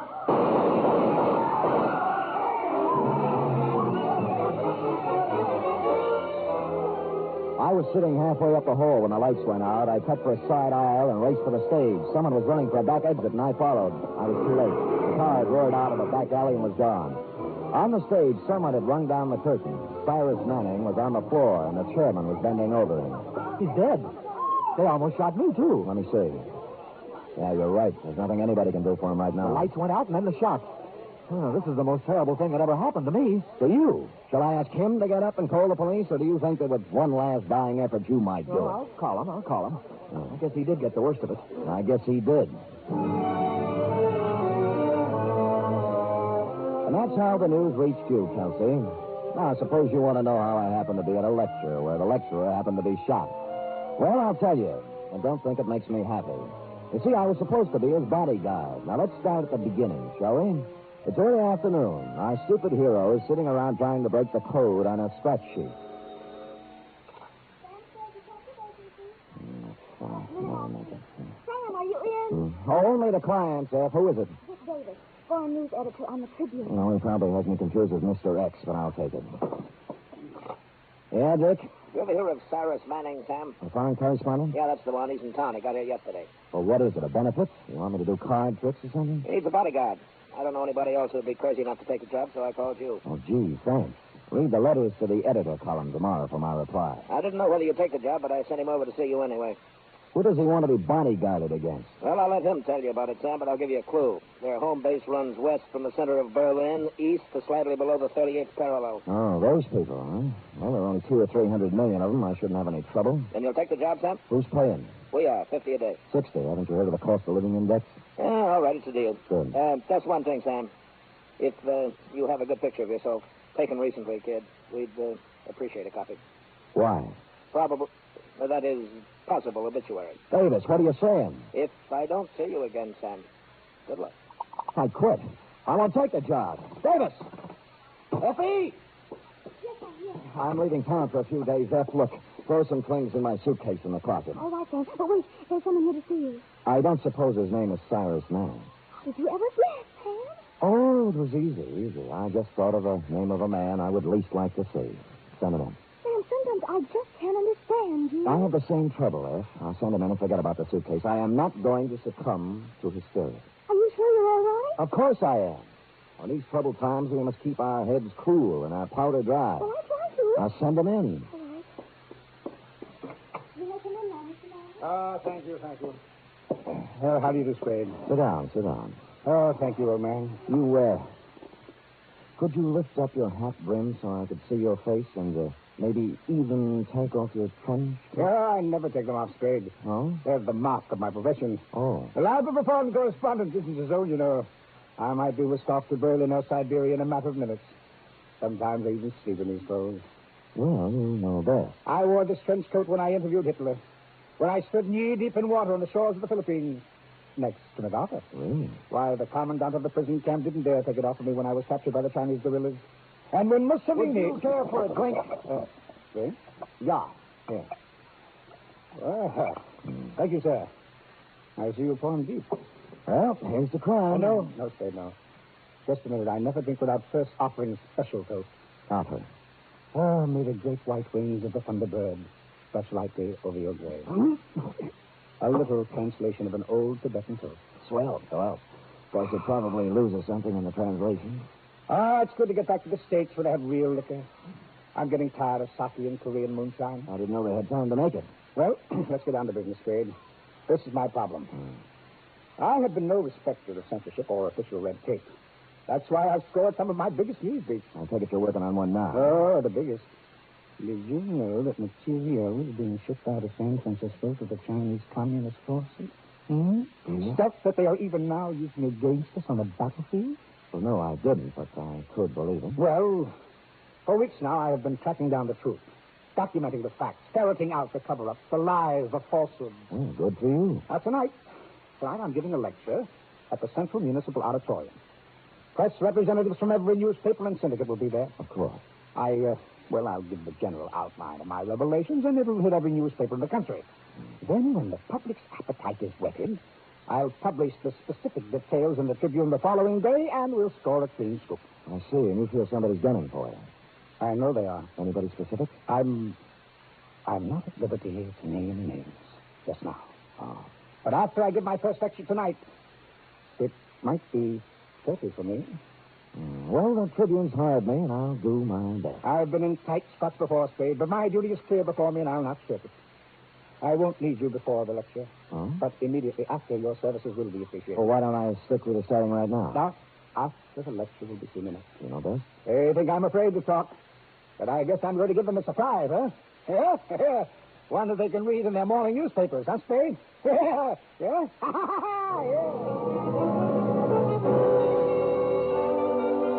Well, he was half right, Kelsey.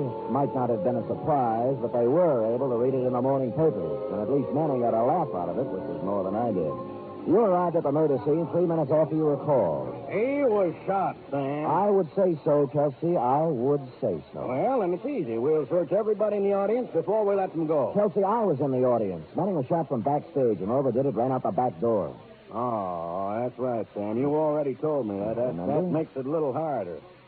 Now, look, Kelsey, the doorman is sitting right over there. See, the killer knocked him down coming into the stage. Now, why don't you question him? You're not kidding me, Sam. Kelsey, so help me, it's straight. All right, let's question him. You the doorman? Yeah. He hit me right in the jaw. Just like that. Oh, no, you guys! Kelsey, for heaven's sake, get up. Hitting a police officer. I'll have you arrested. I'm sorry, officer. I'm terribly sorry. It was an accident. I was just showing you how he hit me. Oh, all right. But when you come to the shooting part, you be careful. Well, the door opened and a big man barged through, see? And before I could open my mouth, he hit me. And I fell flat on my back. Have you got a good look at him? No, all I saw was a tattoo on the back of his hand. It was a red star. You mean he stood there and shot Manning and you didn't see him? As soon as he knocked me down, he put out the lights. And then he run out. I started to get up and saw the car pull away. What kind of a car? It was a light blue convertible. You remember anything else? Absolutely nothing else. Are you sure? Absolutely sure.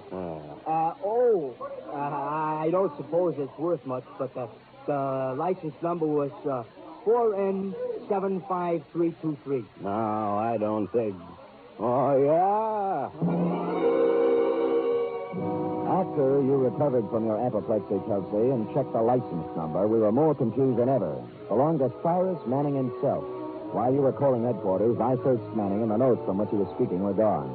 I reasoned that he might have had a carbon copy or handwritten notes in his hotel room or wherever he lived. The Tribune supplied his address, the Congress on Fillmore, above Van Ness, room 612. Coming out of the elevator, I bumped into a tall, handsome brunette hurrying in. Excuse me. It was my fault. If you go to the right, I'll go to the left. All right, ready? Shift. Going down. Hurry, please. She was nice, but I had other things to worry about. No one answered Manning's door when I knocked just to see what might happen, so I let myself in. Before I even had time to look for any notes, I knew it wasn't any use, because lying on the floor with his skull fractured was Dick Davis, late of the Tribune. You are listening to the weekly adventure of radio's most famous detective, Sam Spade.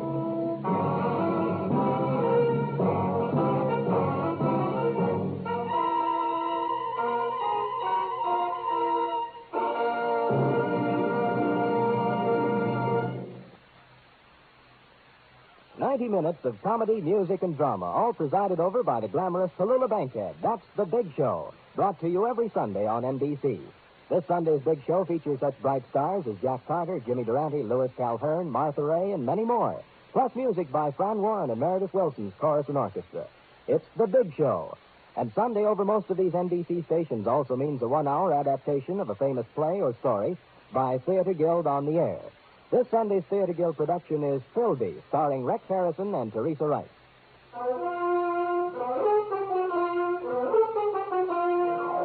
And now back to the Red Star caper, tonight's adventure with Sam Spade.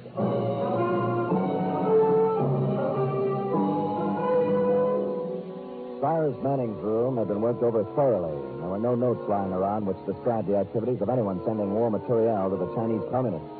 The only pertinent piece of evidence was the corpse of Dick Davis.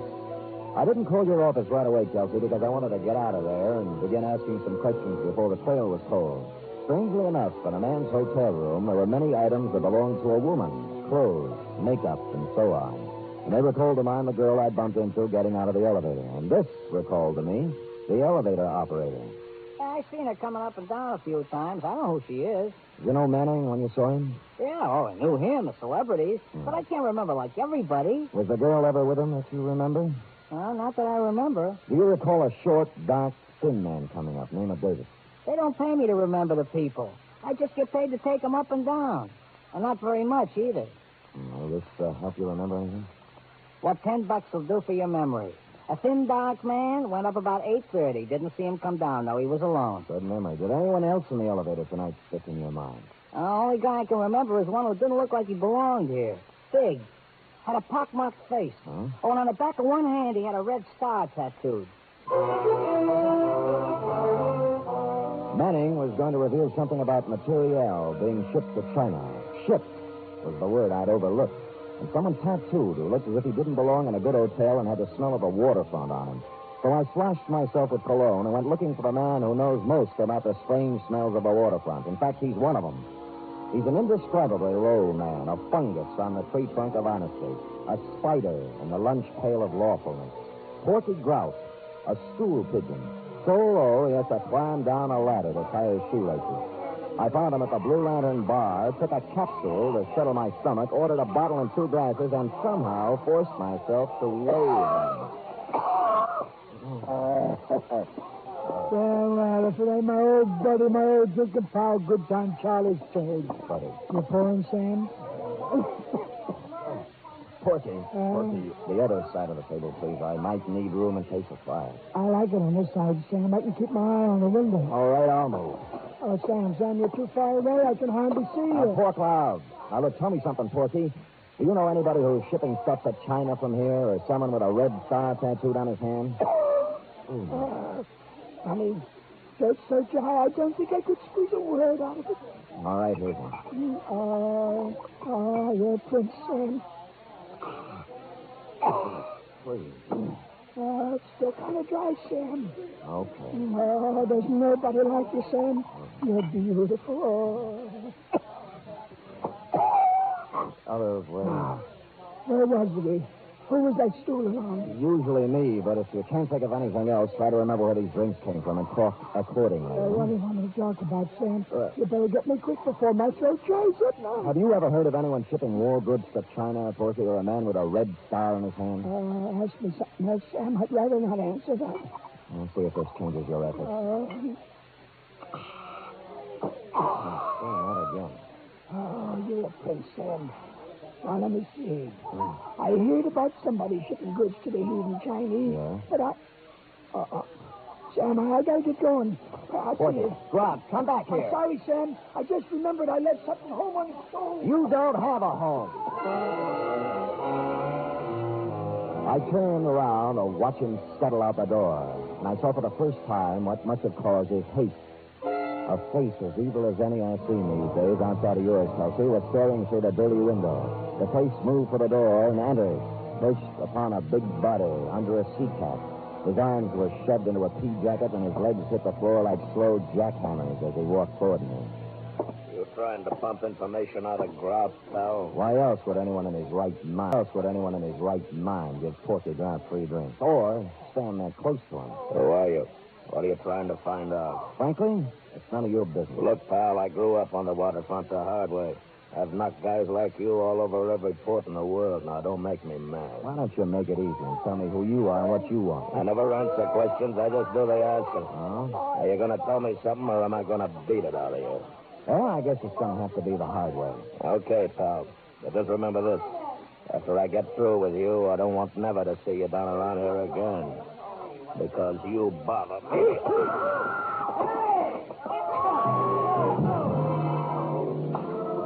Now we come to the embarrassing part of my report, Kelsey. I did everything I usually do, but this time it didn't work. And now I know how those other puppies I batted around for the past few years feel. But all was not lost. There was a crashing right hand coming in from the side that did the damage. And it hit me right under my good eye. And on the back of that hand was tattooed a big red star. When I got up from the floor, he was gone. So was everyone else in the place but the bartender. You feel better now, mister? I told you not to have that last drink. What drink? Who was the guy who did it? Did what? Knock me down. What do you think? Oh, brother, you really got one on. I didn't see anybody knock you down. You didn't see a big red-headed guy in a pea jacket take a swing at me? Look, have a drink on the house. Maybe you'll feel better, huh? Don't give me that lost weekend routine. Who was he? Let go of me. I don't know what you're talking about. What happened to all those other people who were drinking here? Now, look, mister, you can believe it or not, the only two people I've served in here tonight have been you and Porky Grout. And as for a guy knocking you down, well, you must have hallucinations. Threats, money, nothing worked. And I knew nothing would either because the sign had been put on me. So before anything more serious happened, I got out of there. And by there, I mean both the bar and the neighborhood. It was not that I was scared, but I'd long ago learned the value of an orderly retreat. Or, as they used to say in my neighborhood when I was a kid, he who hits and runs away lives to hit another day. I decided to go at things from another angle, like who owned the woman's things that I saw in Cyrus Manning's room? They belong to Mr. Manning's wife. Burke, are you sure Manning had a wife? Well, they registered as Manning's wife, Mr. Spade. What did she look like? Tall, good-looking brunette. Huh? You know, now that we're talking about her, there was something strange in their relationship. What? She never stayed here at night. She only came in the morning and left in the afternoon. Do you know her first name or anything else about her? No, Mr. Spade, not another thing. Well, it was a start, at least. She was obviously the girl I'd met on the elevator. I looked up a number of Manning's friends, but the first 3 or 4 couldn't help me. But the 5th said that Manning had married about 6 months ago, and he'd never seen the wife. Her name, as he remembered, was Faye Kearney, and her father was a ship's captain. I ran down the name Kearney over at the maritime office and discovered that he owned 3 ships, 2 of which were in port. On the first ship, the Downwind, they told me Kearney lived on the other one. It was the Western Sun at Pier 92. I went up the gangplank to the forward housing where the captain's cabin normally was located.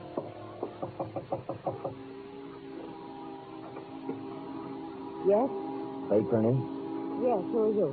Remember me from the Congress Hotel? Elevator, 6th floor? I'm not sure. Well, perhaps I should have told you Mrs. Cyrus Manning. Why didn't you come in? Sam Spade. I was hired as a bodyguard for your husband, but I got there too late. Yes.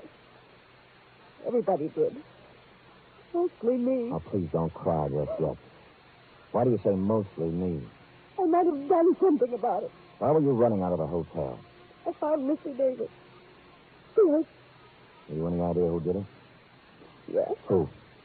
The same person who killed Star. Who was that? Me, I suppose. Yeah, I'm really responsible. I caused the whole thing. The whole thing. She poured her misery out over my shoulder, and then she told me the whole story. She had met and married Cyrus Manning secretly against her father's will. When he found out, he took her aboard one of his ships and kept her prisoner. While she was aboard the ship, she found out what her father was doing, carrying essential war materiel to communist China. So somehow, smuggled the information to Manning. She did, and the arrangement was that they were going to trade the information for her father's blessing on their marriage. But once Manning got the information, he wanted to scoop more than he did his wife. That's when the trouble started.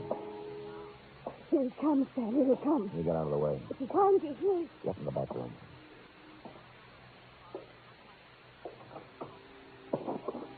What are you doing here? Just came to pay you a visit. You should have learned your lesson the first time. This time it's for keeps, Tony. That's the way I feel.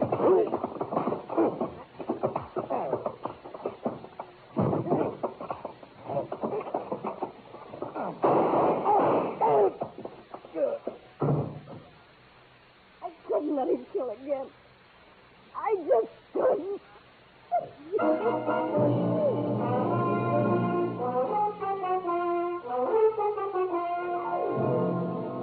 Period. End of report.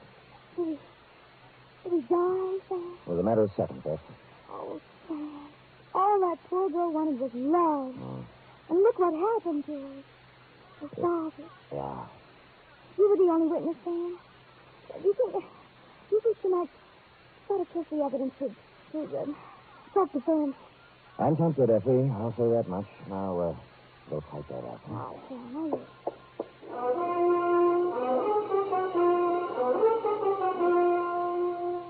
3 chimes mean good times on NBC. There's music and fun tomorrow on NBC to help your Saturday evening along. Your hit parade brings you the top tunes in the land with Raymond Scott, Snooky Lanston, and Eileen Wilson. The Dennis Day Show sparkles with songs and madcap adventures starring charming, boyish Dennis Day. And Grand Ole Opry presents Red Foley and his friends in 30 minutes of music and laughter, Western style.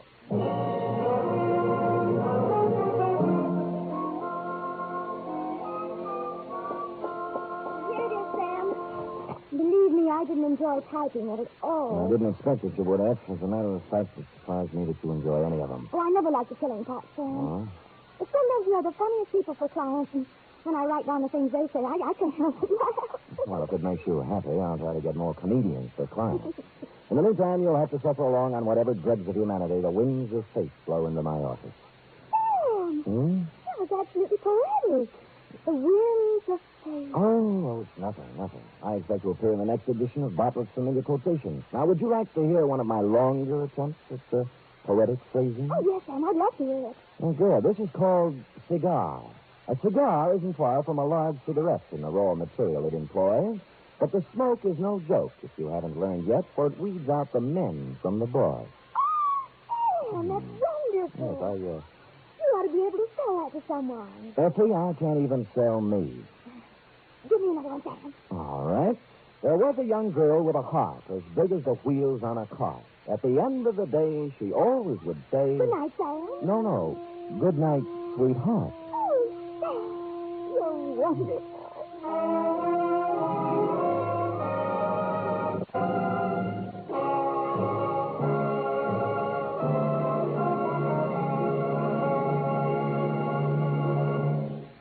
Adventures of Sam Spade are produced, edited, and directed by William Spear. Sam Spade was played by Stephen Dunn. Lorene Tuttle is Effie. Script for tonight's adventure by John Michael Hayes. Musical scoring by Lud Gluskin, conducted by Robert Armbruster.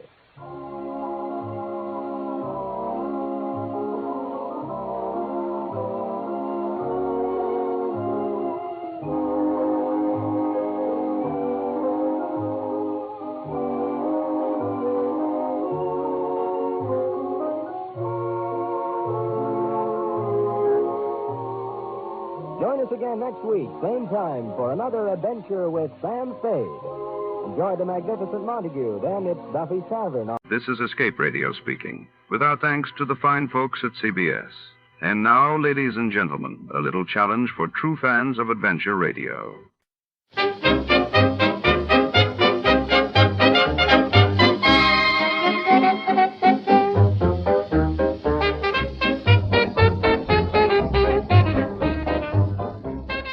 Tonight, mystery ignites at the edge of the city's industrial quarter. A luxury convertible erupts in flames inside the cavernous underground parking garage of the prestigious LeClaire Hotel. Among the charred remains, secrets smolder and the scent of gasoline lingers. Was it sabotage, revenge, or something more sinister? As Detective Carr arrives, the shadows of high society flicker against concrete pillars. A story of betrayal and danger unfolds. Before to start, let's see what happened the day it was aired. Just a thriller. It was March 29, 1957, and that day the world watched as the Treaty of Rome was signed, establishing the European Economic Community, while in the United States headlines reported the tragic crash of a TWA superconstellation near Cincinnati, claiming 15 lives. From Hollywood, it's time now for Johnny Dollar. Earl Poorman here. Poorman? Tri-State Life and Casualty. I'm the branch office manager down here. Oh, sorry, Mr. Poorman, but the answer is no. Well, this is an arson case, Dollar, and we're already having to make one payoff on I'm sorry, but it'll have to wait. I'm going to get as far away from this New England winter as I can. Well, for that, I don't blame you, but there's no reason you shouldn't come Look, down. I've had a rough year of it. I'm tired, and I'm cold. And unless I can get down to where the warm, balmy breezes waft in... Dollar, I have got to have you on this case. There's a lot at stake. Now, my office is down here... No, sir, I'm sorry. You down see... here in Sarasota. I just can't do it, Mr. Poorman. I've already made a plane reservation for Sarasota, Florida. And this is one time I'm going to... Where did you say your branch office is? Sarasota, Florida.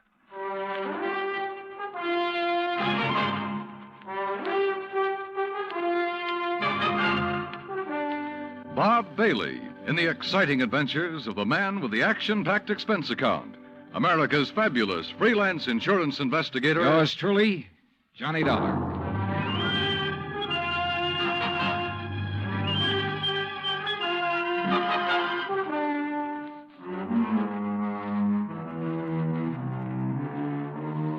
Expense account submitted by Special Investigator Johnny Dollar to the Tri-State Life and Casualty Insurance Company, Home Office, Hartford, Connecticut. Following is an account of expenses incurred during my investigation of the burning car matter. Expense account item 1, which I'd thought I was going to have to absorb myself. $129, transportation and incidentals to Sarasota, Florida. It was nearly 5 p.m. when I got there, so instead of checking into a hotel, I taxied, that's item 2, $1 even, I taxied to Earl Poorman's office in the Conroy building.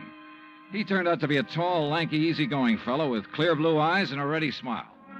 Sit in an office and talk business this time of day? You're in Florida now, Johnny. Well, I thought from your call this was a pretty urgent matter, Mr. Poorman. It is. Arson, you said. Yeah, probably, but here's no reason we can't go out to my little shack on the quay and be comfortable while we talk about it. Besides, Michael wants you for dinner. Mike? My wife, Gertrude. Oh. Come on, my jalopy's right out at the curb. Come on, Johnny. Poorman was a misnomer for this man because his jalopy turned out to be a spanking new Cadillac, complete with air conditioning and all the fixings. And the shack, anything but. It was on St. Armand's Quay across Sarasota Bay from the mainland, a beautiful 2-story concrete and stucco job. The big yard backed on a quiet bayou, and there, tied up at a private dock, was a 24-foot lap-strake speedboat, ideal for fishing the Gulf of Mexico. After all, as long as you're down here on expense account. Yeah, but it's charged to your company, remember? Oh. Hey, there she is at the door. Huh? The big, fat, overbearing broad I'm married to. This was another switch. For Earl's wife, standing in the doorway, was the cutest little trick I'd seen in a long time. Petite, pretty, and blonde, and with eyes that you noticed right away because they were almost green. Eyes that suddenly narrowed as she looked at me. And I wondered why. Johnny, Dollar, did you say? That's right. Insurance investigator down here to look into those fires. Oh. Any objections? No. Oh, of course not. Just set your bags here in the hall, Johnny. All right, thanks. And wouldn't you like a drink after your long trip? Yeah, and you can get me one, too. Scotch, Johnny? Martin's VVO. Oh, great. Well, soda, please. Sit down, sit down. Thanks. I take it Mike isn't too interested in the insurance business, huh? You know, she used to be a singer, dancer. Oh, well, this is a little different. But now, tell me all. Well, actually, I guess we ought to wait until Arnold Carr gets back. Carr? Carr Brothers, Lumber Enterprises. Arnold runs the business, and his brother Edward...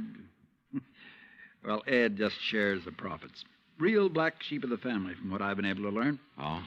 Anyway, they have yards all over the state. There's one here in Sarasota, one up the coast a ways at Fort Pierce, and still another at Arcadia. That's about 40 miles inland, just east of here. And there was one up in Orlando. Was? Completely destroyed by fire a couple of weeks ago. And a $120,000 claim has been filed. Wow. That's where Arnold Carr is then, in Orlando, trying to clear things up. Here's your drink. Oh, thanks. Here, Earl. Yeah. Well, to the gods and goddesses and us. But shouldn't I be up in Orlando, then? Arnold's on his way back here now. He lives here. He just went up there to arrange for clearing off and selling the property. You mean he's planning to just pocket the money? If Tri-State pays off, I mean. Looks like it. But I take it you suspect arson. Yes, Earl suspects arson, Johnny, and so does Arnold Carr. At least he says he does, but they have no reason. No? How about the other fires? Or attempted fires? Oh, where? At Arcadia, for one, but they got it out in time. At least that's the way Arnold Carr reported it. The way he Let tells me tell it, Mike. Oh. There was another at the yard here in Sarasota. Arnold himself discovered it one night when he was just driving around. But nothing to indicate it was attempted arson. No, Well, and the authorities up in Orlando found no indication of it there. Mike, you know as well as I do that a lumberyard fire will obliterate signs of arson better than any other kind of fire in the world. Yeah, but she has a point, though, Earl. Unless there's some evidence of arson. Of course. Yeah, why send for me? Well, mostly because... Actually, because Arnold Carr suspects it. But he's given you no real reason. None at all. I think he has a real reason, but he just won't tell us. Wait till you see him. He's going to call when he gets in. We'll run over to his place on Longboat Key. What about his brother? Edward, did you say? I've never met him. He's always stayed in Orlando. I was wondering if he might tell things that Arnold is holding back. Edward Carr wouldn't know anything. You can never be too sure. Look, why can't you agree with me for a... that must be Arnie now. Excuse me. Hello. This is Arnold Carr. Oh, hi, Arnie. Johnny Dollar arrived, so we'll be... Well, here, I'll let you talk to him. Here, Johnny. No. Okay. No, Earl, listen. What? I told you before it was arson. It was arson again tonight. Tonight? What's that? Arcadia just went up in flames. The whole yard. Good Lord. Did you hear that, Johnny? Yeah, I heard it. Well, can you prove it was arson tonight in Arcadia and before in Orlando? I have proof. Well, Arnie, we'll be over just as fast as... What? No. Wait for me there at your home. Well, but look now. You mustn't come here. And I mustn't stay here because I... Now, listen, man. You... Arnie? Well, I guess he's ready to tell us now. A suspicion began to grow in my mind. A suspicion that Mike apparently shared with me. That Arnold Carr himself might be responsible for the fires. After all, he was the only one who had seemed to know about the two unsuccessful attempts. He himself had planted the idea of arson. He'd lost no time in filing claim for the Orlando burnout. But Earl said I was wrong. Arnold was too honest a man. Earl had also said we were only 15 minutes from Carr's home. So when half an hour passed, we called him back. Got a busy signal. After the fourth try, the three of us took off in Earl's cab. As we pulled into Carr's driveway, we could see him through the picture window, sitting at his desk, telephone in hand, apparently engrossed in a call. Then, as we walked up to the door, I noticed something else. Arnold Carr looked enough like me to be my brother. Maybe that explained Mike's reaction when she first saw me. Hey, Arnie. Can't you see he's on the phone in there? Well, the least he can do is hear his own doorbell. Earl, wait. Good Lord. What's the matter? Through the window. Oh, no. Earl? Stand back. Earl, for heaven's sake, what is it? Couldn't you see from out there? No, what's wrong? Oh, Well, Johnny? Right through the forehead, Earl. Looks like a 38. Before I could stop him, Earl took the phone out of the dead man's hand and called headquarters. Mike turned pale and slumped into a chair. And I gave the place a quick rundown, checked doors, windows, etc. A few minutes later, an officious young sergeant named Larkin arrived and took over. 38 caliber straight through the middle of the forehead. Were all three of you here when it happened? Mr. Foreman, Mrs. Foreman, and who are you? The answer to your first question, Sergeant, no, none of us was here. And this is Johnny Dollar, insurance investigator. Hiya. You insurance guys work pretty fast. You related to Mr. Carr? No, why? Look a little like him. Who busted in the front door? The killer? I did. When we drove up, we saw Mr. Carr sitting there at his desk. We rang the doorbell and knocked, but... When he didn't move, you took things in your own hands and busted in, huh? That's right. You haven't moved anything, have you? No. Except I took the phone out of his hand to call you. Dollar, if you're any kind of investigator, you should have known better than let him touch anything. Now, let's see. The shot must have come from somewhere near this window by the fire. Sure, here we are. Bullet hole right through the pane. Bullet was fired from outside. You're sure, Sergeant? Sure, I'm sure. Look for yourself. You call yourself an investigator? Hey, Cummings, Wilway, check the area around that window beside the chimney out there for footprints. Maybe an empty cartridge case. You folks get out of here so I can call Doc Hanley over and get on with my investigation. And no, Dollar, I don't need any of your help. Well, thank you, Sergeant. Your job is fires, not... Hey, where did Mrs. Foreman go? Out to the car. Why? Who told her she could leave? Who told her she had to sit here looking at a corpse? All right, Dollar, all right. Just be sure the three of you stick around town in case I decide to question you further. Oh, of course, Sergeant. Yeah.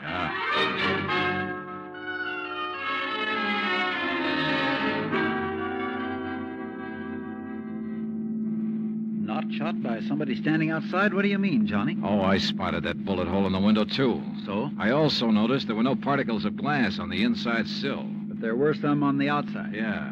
The shot that made that hole was fired from inside that room to make it look as though it had come from outside. Then somebody was in there with Arnold Carr. Yeah. Either somebody he let in or who had normal access to the house. And he had to stop Arnold from talking about the fire in Arcadia. Hey, how much do you know about his brother, Edward? Well, nothing really, outside of what Arnold told me. Was either of them married? Family of any sort? Arnie wasn't, but Arnold's death means Edward will own the business, then. Well, yes. And he lives up in Orlando, scene of the first big fire. Yes, very good heavens. Johnny, you don't think his own brother... Where can I rent a car? Take Mike's Chevy. It's in the carport at the house. But what are you going to do? Drive up to Orlando by way of Arcadia.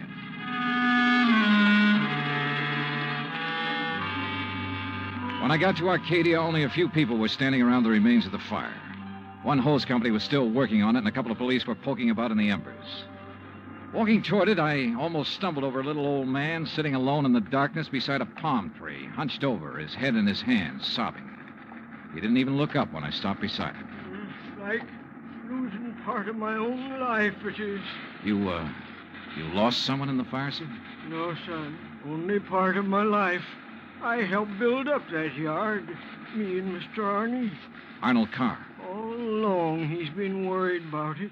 And last week, when him and me smelled smoke and come over here and put out the barrel of trash that was smoldering, he knew. Knew what? That somebody was trying to burn him out? That's why he stopped by tonight on his way home. That's why we drove over here, him and me. And I brought my gun just in case. Yeah. Well, we got here too late. It was already blazing. And when he seen the automobile pulling away. What auto? Yes, Frank, he said to me. I knowed he was the one trying to burn me out, he said. Who, old-timer? Who do you mean? He didn't say. Then he called the fire department. That car that pulled away, what was it? Just a auto, big white Buick. But he tied it in with whoever set the fire. All he said was, I knowed he was the one. Do you know who it was he meant? Well, he told me even if I did know, I should never tell. Even the police. Well, who do you think it was? Break my word to Mr. Arnie? Never, son. All right, look, old man, I'm sorry to have to tell you this. Mr. Arnie's dead. What? But he can't be. He was... You. Huh? Maybe you thought in the darkness I would know you. But I do know you. Oh, now, just a minute, old-timer. If Mr. Arnie's dead, it's because you killed him. What? Just like you set the fire. No, I'm not who you think I am. And I'll kill you. That's what I'll do. Put down that gun. I'll kill you.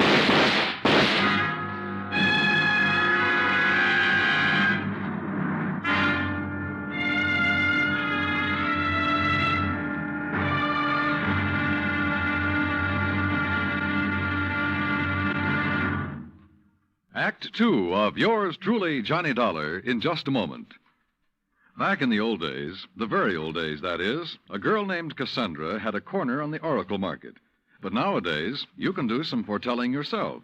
On Jukebox Jury, for example, you can help decide which of Tin Pan Alley's new recordings are destined for the hit brackets and which ones are likely to spiral all the way down to oblivion. Remember, Jukebox Jury is yours to hear on most of these same stations every Sunday. Now, Act Two of yours truly, Johnny Dollar, and the burning car matter.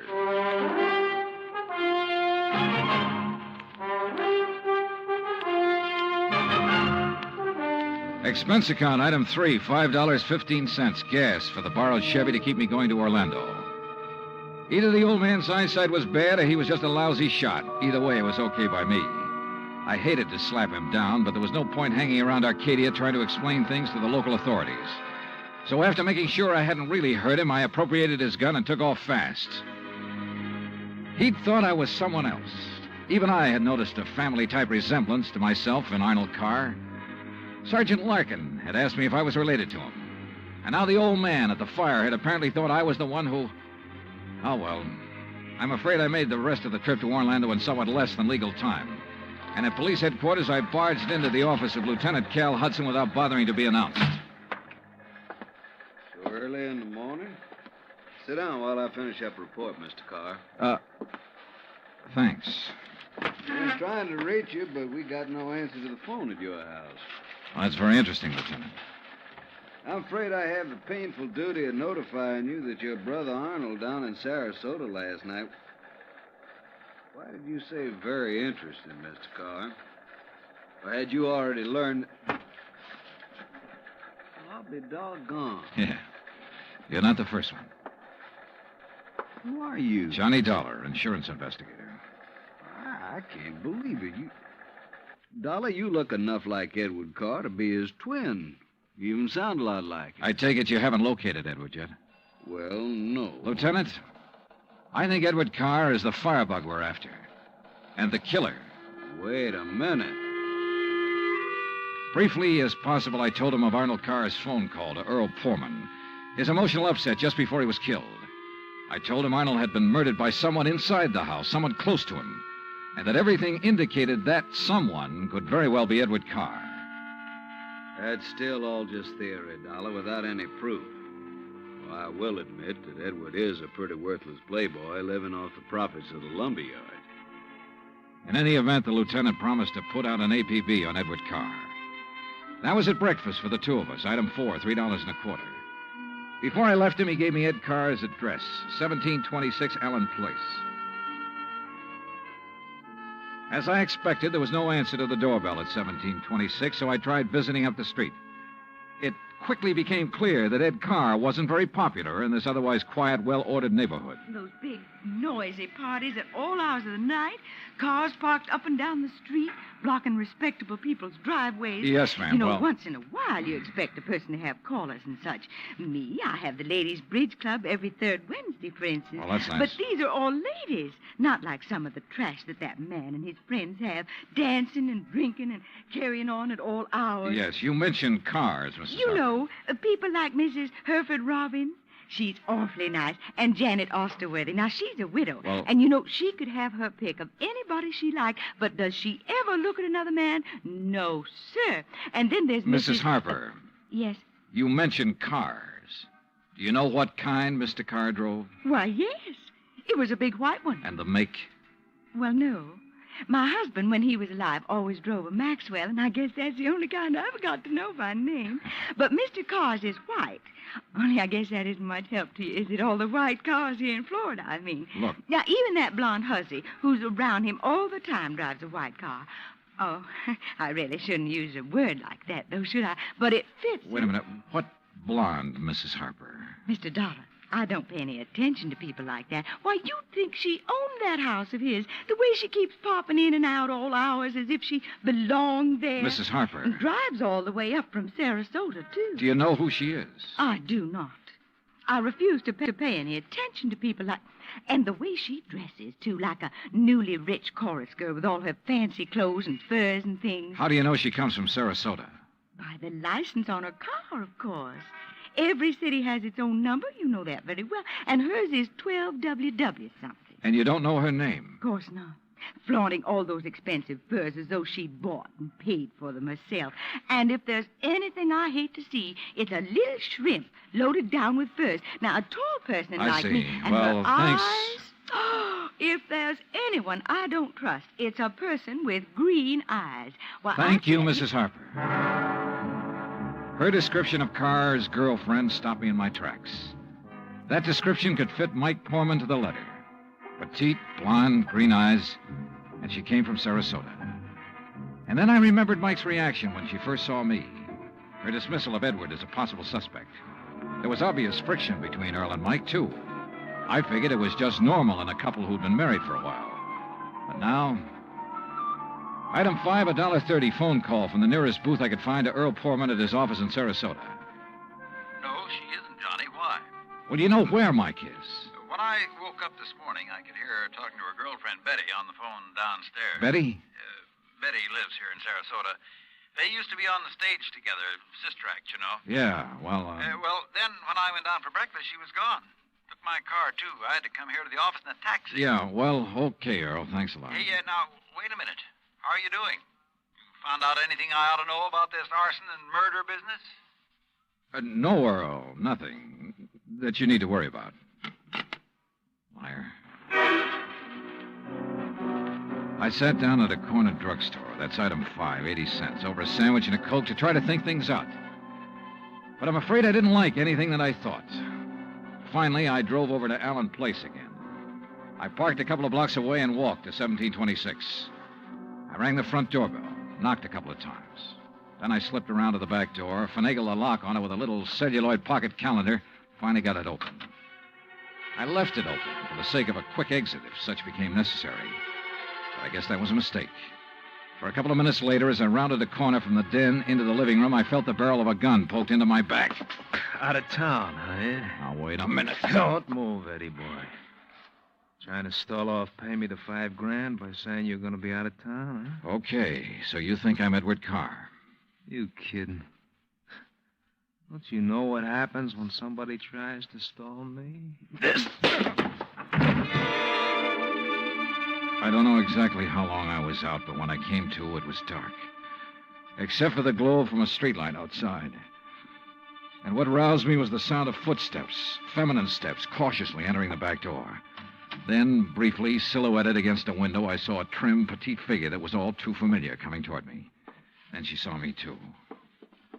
Darling, you're hurt. What happened? What do you think? Who did this? Who struck you? You don't know? Yes, of course, it was Tony. Because you didn't pay him soon enough for the Arcadia job. Here, Eddie, let me help you. No, just let me rest for a minute. I thought that was Tony I passed on the road in from Sarasota. Why'd you come over from Sarasota? To see you. I knew you'd be here. Oh, why?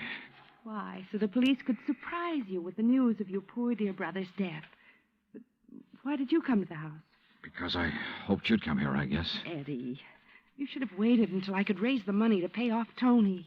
You mean for killing Arnold, too? Of course. No. Are you trying to say you didn't kill Arnold? But I saw you from outside in the Buick. You'd swear to that, wouldn't you? I don't know what you... Eddie, you sound like you don't trust me. We're in this thing together. Yeah, you sure of that? What are you talking about? Whose idea was it to knock off Arnold? But you had to. When he saw you at Arcadia, he knew that you were having the yards burned up. That's the way you figured it from the beginning, wasn't it? Now, look, baby. First burn up the lumber yards and collect the insurance on them. Then convince me that you and I should have it all by putting Arnold out of the way. But you had to kill Arnold. I don't understand you, Eddie. Yeah. And I wish I didn't understand you, Mike. Mike? Come on. Let's turn on the light. No. No, if somebody sees us. Eddie, you... Who are you? Are you kidding, Mike? Wait a minute. Who are you? You're that insurance investigator, Johnny Dollar, that Mike told me. Let me out here. Oh, no, you don't. You're staying right here. Mike Poorman's sister, aren't you? Well? Oh, sister. So we once did a sister act before she married that Poorman guy. Now, let me go. Not by a long shot. You may as well, Dollar. What? Eddie. Don't move, Dollar. Get his gun, Betty. Get it. Yeah, sure. Here, Ed. Good. Ed Carr, huh? That's right. And you know we do look alike, you and me. Yeah, sure. Enough for Betty here to have told me all I need to know. Don't believe him, Eddie. He's lying. I heard, No, baby. Eddie, I thought it was you. Don't you see? Sure. Why'd you come up here anyway? Because Mike told me that Dollar was coming up here. You been shooting off your mouth to her, too? She knew about us. She thought you might have something to do with the fire. She was my friend. She was trying to get me out of this whole mess, and I wish I'd listened to her. Well, it's too late now, baby. Eddie, what are you going to do? Now I gotta get rid of both of No! you. And figure some way to shut up Tony's mouth. Ed, please! You know you'd never get away with it, Carr. Oh, no, I'll call him. That's what I'll do. Yeah, Betty, and he'll come here to get his money. Then I'll call the police, see? Tell him to come right away. Tell him I found out about you having Tony start the fire. What? That's right, that you had him burn up the yard so there'd be even more money for you to bleed from me, like all the dough you got from me already. You're crazy, Ed. I'll tell the police to meet me here. And when they come in, it'll just be in time to see me kill Tony in self-defense. After getting here too late to save you, I'll tell them. You're out of your mind. They'll check that gun of yours so fast. And that'll prove it. Because the only shot out of my gun will be the one that gets Tony. This gun of yours is the one that's going to knock you two off. And they'll think it's Tony. Oh, Eddie, please, you're drunk or you're crazy. Crazy? To save my own life? To keep you and Tony and Dollar from putting a noose around my neck? If you think that harebrained scheme of yours will ever work, you're off your rocker. It's got to work, because it's my only chance, so it's going to work now.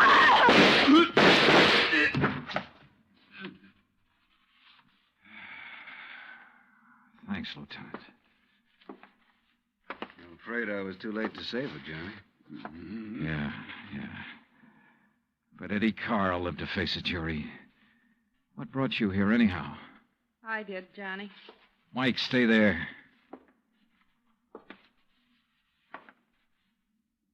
Stay right here, Mike. I know. I don't want to see it. She was my friend. Where's Earl?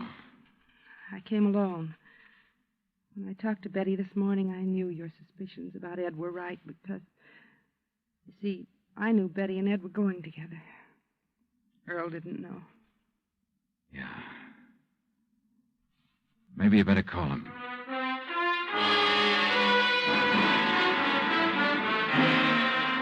Expense account item 6, $9.80, gas and incidentals for the drive for the two of us back to Sarasota. Remarks? Betty, of course, has already paid for her part in the deal, and I guess it's pretty obvious what'll happen to Ed Carr and Tony Ricardo. The insurance money in the Carr estates will be distributed according to Florida law.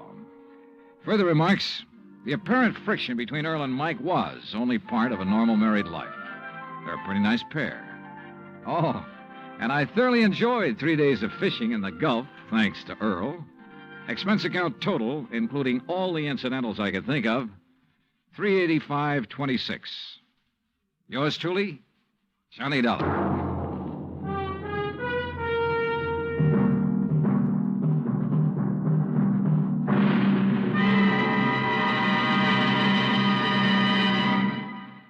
Our star will return in just a moment. You don't have to be an efficiency expert to figure out that it's easier to lend your support to several worthwhile fundraising campaigns all at once than it would be helping one campaign at a time. That kind of efficiency is yours to enjoy through the United Community Campaigns. CBS Radio hopes that when the United Community Campaigns are underway in your town, that you'll remember how much good you can accomplish with one gesture of support. Now, here is our star to tell you about next week's story. Next week, a case with a real twist. One that I think will just about tear your heart out. Join us, won't you? Yours truly, Johnny Dollar.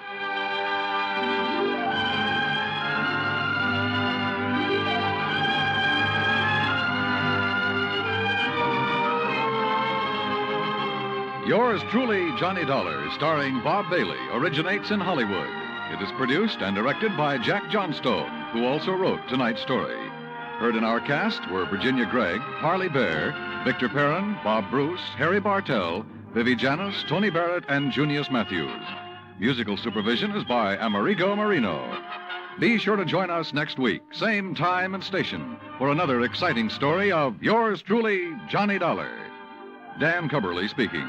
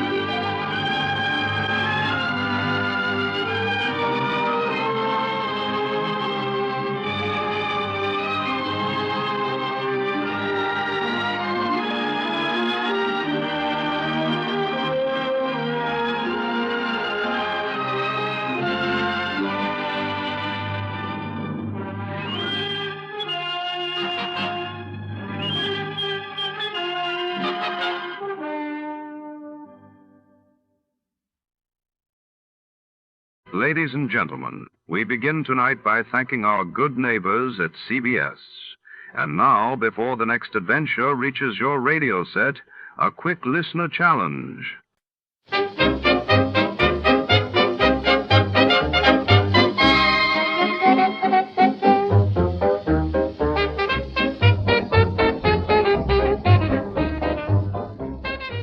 Tonight, under the shadowy glow of rain-soaked city lights, Detective Markson's routine case spirals into a deadly web of betrayal. A mysterious woman with secrets in her eyes and a criminal mastermind lurking in the darkness who is pulling the strings, and how far do their reach extend?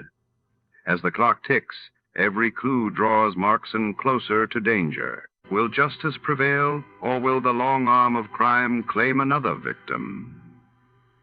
Stay tuned. Before we begin, let's see what happened on the day it aired. It was November 9th, 1946. That day, the world learned of the massive fire in Chicago's La Salle Hotel that claimed dozens of lives, while across the Atlantic, France held its first post-war parliamentary elections, shaping the future of a nation rising from the ashes. Get this and get it straight. Crime is a sucker's road, and those who travel it wind up in the gutter, the prison, or the grave. It happened in a place called Bay City, where I was unwelcome to a fat fry cook with a secret and a dapper gambler. But to the long arm of the law, I was poisoned. It happened like this. From the pen of Raymond Chandler, outstanding author of crime fiction, comes his most famous character in The Adventures of Philip Marlowe.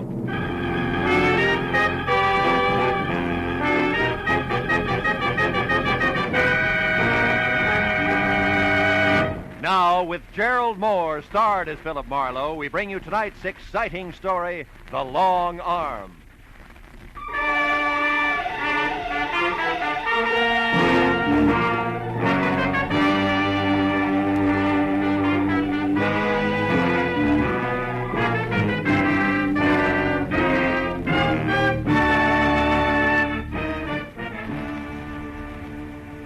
I got my Sunday best on, going strutting with Miss Laura Belly. Oh, fine. Every time I take a shower, I've never seen it. All right. Okay. Hello. Mr. Philip Marlowe, please. Yeah, speaking. One moment, please, sir. Bay City is calling. Bay City. I Where's have your that party, town? sir. Go ahead. Hello, is that you, Marlowe? Yeah. This is Ernie Parch, Phil, at Bay City. Parch? Yeah, you remember me, don't you? No, I can't see. Oh, yeah, Ernie Parch. You're the guy who saved my life when the Bay City law left me beat up and bleeding all over the city dump, right? Yeah, that's it. Oh, yeah. Marlowe, please, listen. What? I'm in an awful jam. Like what? I just got out of jail yesterday. A year and a day. Jail, Ernie? Yeah.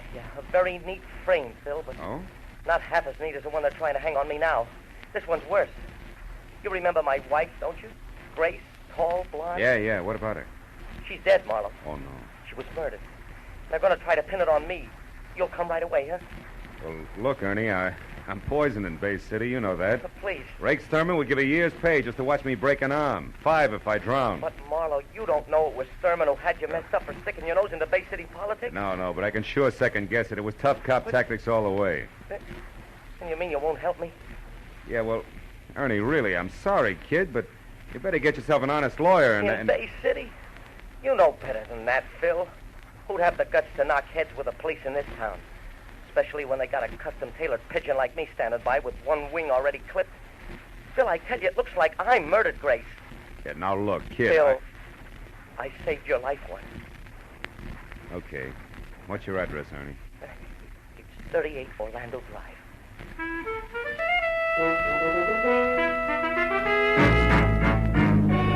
Bay City was a snug seacoast town some 20 miles southwest of L.A. and about twice that distance from being on the up and up. Its string of gambling houses were politely winked at by some elements of the law, and its gamblers in turn politely winked back, while the folding money passed from sucker to slicker to crooked cop. But Bay City also was home to a lot of honest fishermen, retired real estate brokers, and another element of the law, good cops. Which side Detective Lieutenant Rake Sturman was on, I'd never been able to figure. He only added one way, all cop, morning, noon, and night. The kind who made any private detective feel a little less welcome than a leper. Well, an hour after dark, I pulled up and parked well away from 38 Orlando Street. 5 minutes later, I was watching a nervous Ernie Parch wear out the carpet in his shabby living room. It was at Art Manelli's place, Phil, about a year ago. The little casino. It's out north on the edge of town. I'd had a few drinks with some of the guys who worked at my gas station. One thing led to another, and finally, we were out there trying to pyramid $50 into $50,000. That's when the cops came in, huh? Yeah. You know, one of those pre-election raids that look good in the papers. You want a drink, Phil? No, thanks. But look, that raid couldn't have gotten you a year and a day, Ernie. Oh, no. But the gun they found in my topcoat pocket could have. Mm-hmm. And did. Yeah, 38 I'd never seen before in my life. Plant, huh? Yeah, a plant that I could only figure two ways, Phil.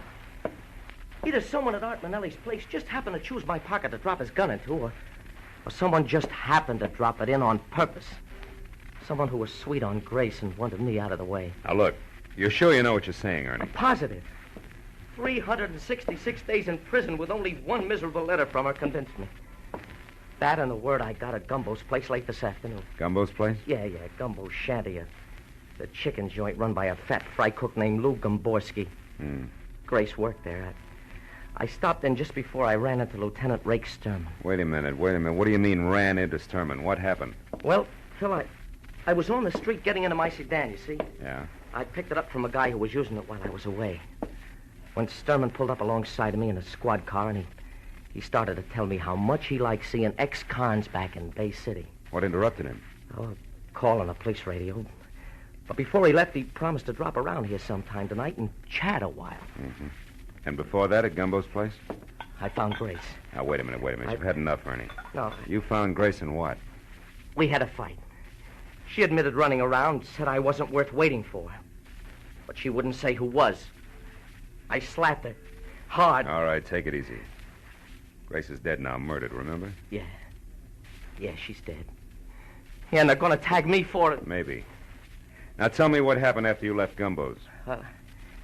I ran into Sturman, like I said. Yeah? Then I drove around for a couple hours to cool off. When I got hold of myself, I came back here and I found her strangled to death. In that chair, Phil. It was horrible. What'd you do about it, Ernie? I'm not sure exactly. Here. I changed my mind. Thanks, Phil. No. I decided to get her out of here. It was just getting dark, so I waited a little, and then I carried her down the rear stairs, and I put her in my car, in the back seat. I put a blanket over her. She's still there, Phil. I was going to drive the car away, but, well, I guess I lost my nerve. What am I going to do, Phil? Sturman might be here any minute. And you got to help me. You must have... Ernie, that won't do it. I'm sorry. All right, kid. Are the keys in the car? No. I got them here. What are you going to do? I don't know. But you get out of here. Do something. But what, Phil? Anything. Go to a movie. Act as relaxed as you can. Do anything. Except come back here for at least 2 hours. Now go on. All right, Phil, whatever you say, I'll go to a movie, yeah. Right now. Right away. Thanks, Phil. I know you'll get me out of this. Ernie Parch's vote of confidence made comfortable listening for both of us. When he was gone and I was down the rear stairs and out to his car in the alley, keys in hand, I realized that it stopped right there in the back seat. Then in the light that spilled from a nearby unshaded window, I saw I was going to have company. Sharp-pointed elevator shoes, careful blue flannel, and patent leather hair over a pasty face. All of it no more than 5.5 feet and held together by a hand-painted tie that sported a dapper knot the size of a cantaloupe. Good evening. I wonder if you could help me. I'm looking for Ernie Parch, 36 Orlando Drive. I couldn't find any number on this house. Is this it? Yeah, but Parch isn't in. He just left. Oh. You know where he went? No. It's all right, Cautious. I only want to talk to him. My name is Art Manelli. I'm a friend of his. An acquaintance. You? The same, yeah. He went to a movie, Mr. Manelli. I saw the picture, so I'm going home, back to San Diego. I live there. Oh, good. San Diego means US 101 to the south and right past my next stop. I came in a cab, or don't those keys in your hand there say that you're leaving? I mean, I don't want to appear presumptuous. Or wait for a taxi. Or wait for a taxi. Shall I get in, or do you want to slide over to the driver's seat from here? I want to slide, if that's all right with you. Perfectly. Tell me, Mr. Cruishutter. Mr. Cruishutter? Yeah. You had business with Ernie? Personal business. You, Mr. Manelli? Yes, I wanted to see Ernie about a good location I have in mind for a new gas station. You know about such things? No, and I don't think you do either, Manelli. Unless, of course, the pumps can be converted into roulette wheels. Oh, you know who I am, eh? Yeah. I also know it's a little strange for you to show up at Ernie's place the day after he gets out of the state pen for a frame that took place at your little casino. What are you getting at, Mr. Cruishutter? An outside chance that you yourself were responsible for that frame? That you're anxious to see what, if anything, Ernie intends to do about it? The light's red, Cruishutter. No fooling. Now tell me, why would I want to frame Ernie Parch? I don't know. Could be, Manelli, that you did it accidentally, a little gun hidden in a big hurry. Or it could be you had a tighter reason, huh? Like what? Like Grace Parch, very pretty girl. You're out of your mind. Yeah, sure I am, Manelli. Just plain nuts. So why don't you get out here? Get yourself a nice, sane taxi cab. It'll be safer. All right. Just as you say. Mister, me and my pal need a lift going toward the highway. Sure he is. Aye, well, come on, Noir. We'll ride in the back seat. No, I got stuff in there. Close that door and beat it. Oh, okay, Happy. Thanks a lot. Stuff, Mr. Cruishutter? What kind of stuff? Rum, Manelli. I'm a bootlegger who never got the word, believe me. Oh, but I do. The light green, Mr. Cruishutter. So long.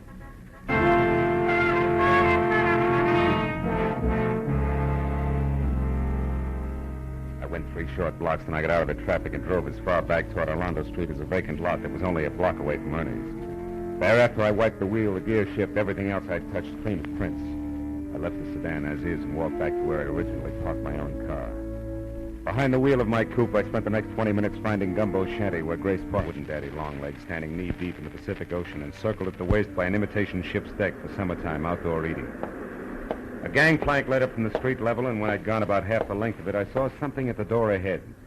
shaped like a bowling pin, topped by a chef's hat, and encompassed by 1.5 yards of Hickok belt that said, "This had to be fat fry cook Lou Gomborski."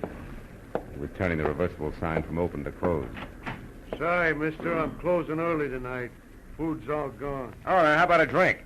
I only want a quick shot, Gumbo. Gumbo? You're a stranger here. How you know the name? Well, it's written overhead in 4-foot letters. I keep my eyes open. Okay. Go on in. Make it fast. I want to hit the hay. Oh. You live here? Yeah. What do you want? Scotch. Anything with it? Little information. Oh. About what? Girl who works for you, Grace Parch. I don't know anything about it. Not even for 5, Gumbo? Make it 10. Okay, 10. And the drink's on the house, huh? Yeah, okay, mister.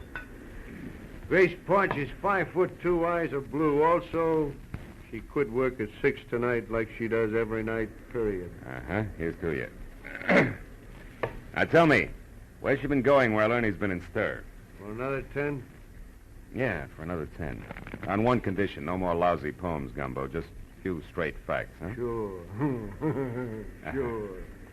Another drink? No. Facts first. Where's she been hanging around? A little casino.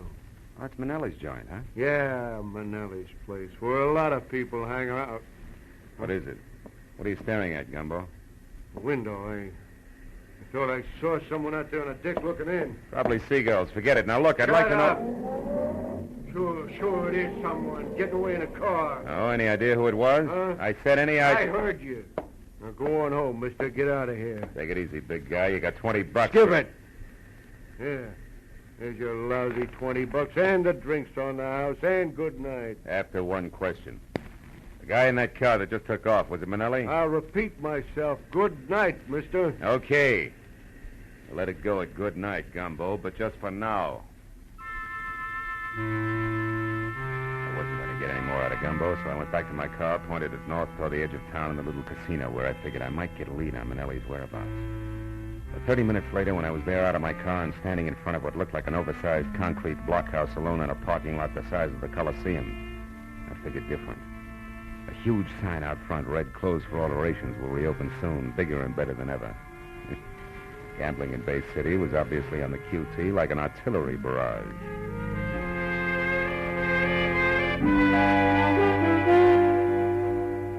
By the time I got back to 38 Orlando Street, nearly 3 hours had gone by since I'd last seen Ernie. As I started up the steps toward the light in his living room, I wasn't happy over the lack of information I had for him. But when I opened the door and saw what was waiting for me, it didn't matter. In one huge, beefy, freckled hand, there was the usual police department .38 revolver. Hello, kid. The ice-cold gray eyes, the thick, broken nose, the nasty curl of the lips, all belonged to Bay City's toughest homicide detective, Lieutenant Rake Sterling. Hello, Marlowe. I've been waiting for you too long, kid. Why, I would have baked a little cake if I knew I was going to have this much time. Where's Ernie Parch, Sterling? He's under arrest, kid. We found his wife's body. He's under arrest for murder. You know what else, kid? No, what else, kid? So are you.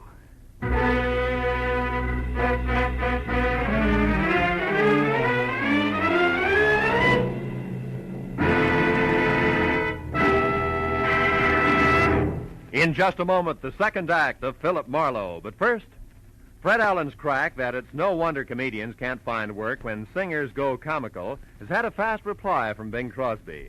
Bing has invited Fred to be his guest on his CBS show this Wednesday night. And you can get right into the very middle of the argument on most of these same CBS stations, where Bing Crosby's show is every Wednesday night. Be sure to hear Fred Allen's visit to Bing's show this Wednesday, following Groucho Marx and You Bet Your Life. Now, with our star, Gerald Moore, we return to the second act of Philip Marlowe and tonight's story, The Long Arm.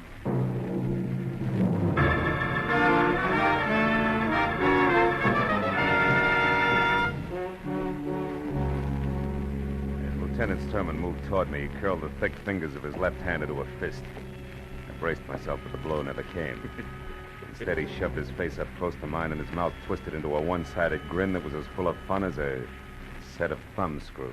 Well, you finally came through for me, didn't you, kid? I don't know what you're talking about. I've been waiting a long, long time for you to pull something in my town, Marlowe, where you can't run back across the line and hide behind the skirts of your cop friends over in L.A. You're having yourself a pipe dream, Sturman. Lieutenant Sturman! And don't forget it. Real sorry, officer. Now, do you mind explaining what this is all about? That's one of my rights as a citizen, you know, even in Bay City. As far as I'm concerned, killers ain't got any rights. Now tell me you had nothing to do with Grace Parch's murder, so I can tell you why you're a stinking liar, private detective. I suppose private detectives have no rights either, huh? None. Ah. We found the girl's body in a car parked at a vacant lot, and somebody overlooked a couple of fingerprints, which I'm going to match up with yours, Marlowe. How come you're so sure? Because we pulled Ernie Parch out of the movies 5 minutes after we found his wife. And jailbirds sing in Bay City, Marlowe. We don't horse around with them. Come on, let's go. Wait a minute. Boy, you pushed too far on the wrong track. There's an angle here you ought to know about. There's always an angle with you, ain't there, bright boy? Yeah, but you're going to like this one. First in that car you're so proud of, you're going to find prints from one Art Manelli. Gambler? That's right. One who stays in operation when everybody else in Bay City is closed up. You better find out whose toes you're stepping on down at City Hall before you start. We got problems in our town, Peter, but that's not one of them. Now, if you got something intelligent to offer, spill it. Without wisecracks. All right. Ernie Parch was framed a year ago in Manelli's joint. No doubt on Manelli's orders. Why? Because Grace Parch was a pretty girl with the end for gamblers, that's why. All the time Ernie was in the cooler, she was running down to Manelli's place, and I got a witness to prove it. She also makes her the kind of little cheat tramp that gets out of hand. Go on, did... Manelli showed up here tonight with no satisfactory reason for it. What's more, you warned Ernie Parch just this afternoon that you were keeping an eye on him. Even if he wanted to kill his wife, he's not stupid enough to have done it tonight. But from Manelli's standpoint, it was a perfect time, you see, because you guys would go for it just exactly as you have. So you think we're stupid? Now, look. I know you got no use for me, Stefano. But you're a cop after all. And as long as somebody's got to take the rap, it might as well be the right guy. You know what, sweetheart? What? Your fairy story makes average listening. Just average, nothing else. Now get going!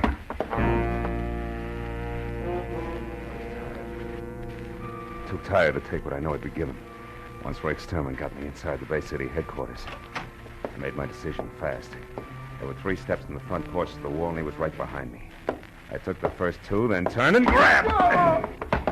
He sailed over my shoulder, and I heard him land flat on his back on the sidewalk as I rounded the corner of the house. I crossed the backyard, vaulted the fence, and put 100 yards of alley between us before I even stopped to think. Then I went back to my car, drove down to the water again in Gomborski's chicken shanty. The place was dark and locked up tight. I went around to the back where his living quarters were and listened. A crocodile slithering over the floor inside would have made the same sound. I pushed the door open and went in. It was Gomborski, all right, but you couldn't tell it from his face. That had been worked over long and hard by an expert. He didn't know I was there until I touched him. Get away. Go on, get out of here. Who gave you the beating, Gumbo? Lay off, will you, please? Haven't I took enough already? All right, come on, get up. Up. That's it. Now, look, Gumbo. You told me one thing about Art Manelli, that Grace Parch went to his joint a lot. And you spotted somebody outside the window and you clammed up. I come back now and I find you like this. Isn't it obvious you're wasting your time trying to protect him? Oh, shut up. Shut up and get out of here. Listen to me, you poor sap. Can't you see you're going to be living with this from now on? Every time he gets the jitters, he'll give you another going over to match this one. Till he really gets jumpy, Buster, and then he'll do worse than that. Don't you get it? Now, listen, mister, that's guessing. And I know what'll happen if I open my yap again. I'm just not going to take that chance. Don't you realize we'll never lick Manelli if we don't fight? Leave me alone. Yeah, leave me alone. I'm not saying nothing. You understand? Nothing. Not one word. Now get out. Go on, get out. All right, you miserable sucker. I'm through talking to you. You'll think the other guy gave you a light massage by the time I'm through with you. Yeah, well, that's what you think. Hey, now stay where you are. I don't want to kill you, mister, but I will unless you beat it. I'd rather face that than talk. You're getting in too deep, aren't you, Gumbo? There's nothing else I can do. You're nothing to me. I know which side my bread's buttered on. Yeah, but you made one big mistake already. Mistake? What do you mean? You left yourself wide open for this coffee pot. I'm sorry, sucker, but I don't have much time. Drop the gun. Come on, drop it. That's better. Now just tell me one thing and I'll leave you alone. All I want to know is where I can locate Art Manelli right now. He's at his club, at the little casino. You're lying. I was down there. It's closed. It's being remodeled. I'm not lying. All right, you need some more rubbing. Okay. He's got a suite room downstairs under the club. They're not being done over. That's where he lives. He ought to be there now. But you got to protect me. Sturman and Manelli will kill me. He'll kill me. That's all I want to know. So long, Gumbo.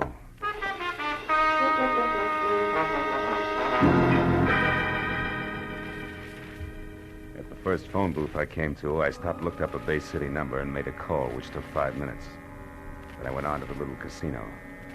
I parked on a side street, then went down the ramp to the underground garage in the rear. There was a door between two ornate bronze urns, Alibaba size, and I started toward it.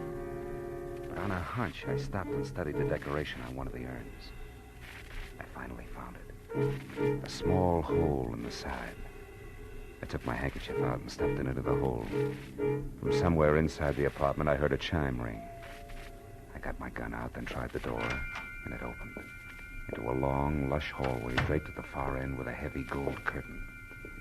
I waded through a green carpet deep enough to mow, up to the curtain and pulled it aside. Manelli sat at a wide, glossy desk, methodically filing his nails. His eyes staring straight at me. You got this far. Come on in. Don't tell me you're all alone here, Manelli. No, I got 500 dancing girls, smart guy. What's on your mind? You act like you were expecting me. I knew somebody was coming. There's an electric eye on those brass jugs out by the door. Anybody passes, it rings that chime there. Satisfied? Now what's with the gun? Put it away. In a minute, maybe. Seen Lieutenant Sturman tonight? Why? Should I? You've been rubbing elbows with homicide. But I didn't kill anybody. No, I guess you didn't. But I've got a good idea who did. Ernie Parch, of course. No chance.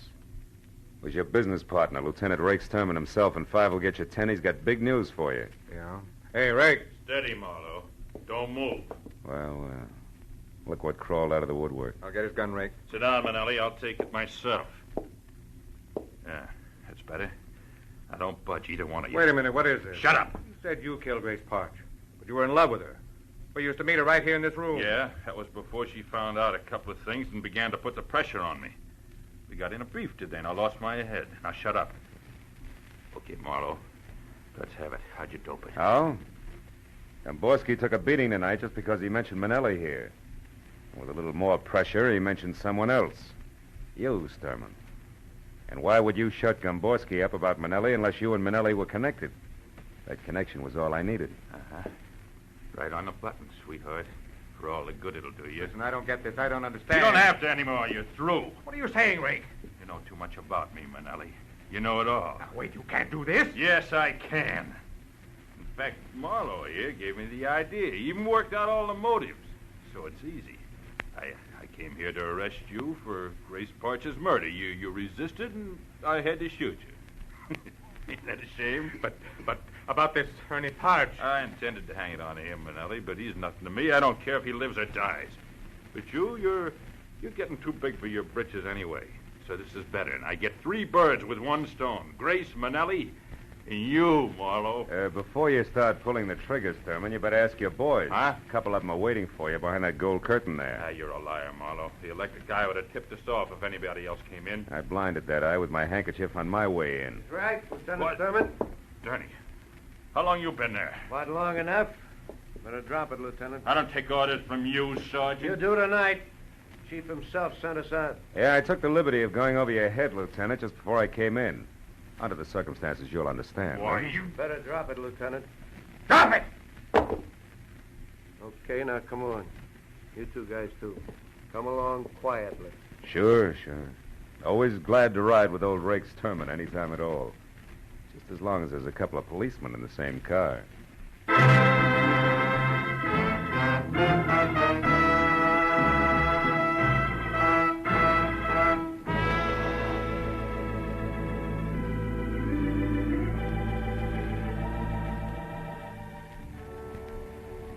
Before it was all over in the Bay City, police headquarters, everybody from The mayor, the dog catcher, had put his 2 cents in.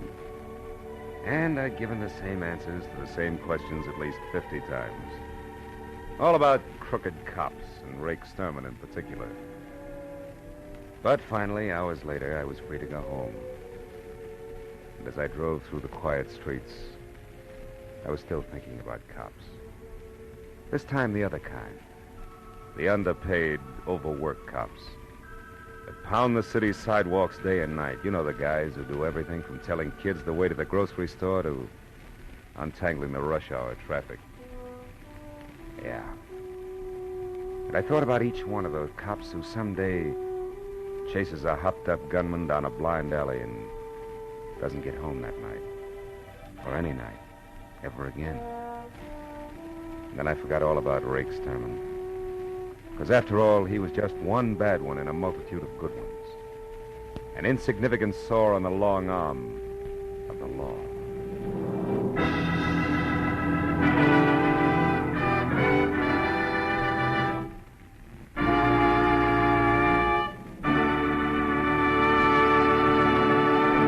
The Adventures of Philip Marlowe, bringing you Raymond Chandler's most famous character, star Gerald Moore, are produced and directed by Norman MacDonald and are written for radio by Robert Mitchell and Gene Levitt. Featured in the cast were Barney Phillips, Ted Osborne, Sidney Miller, Tom Tully, and Bert Holland. The special music is composed and conducted by Richard Arant.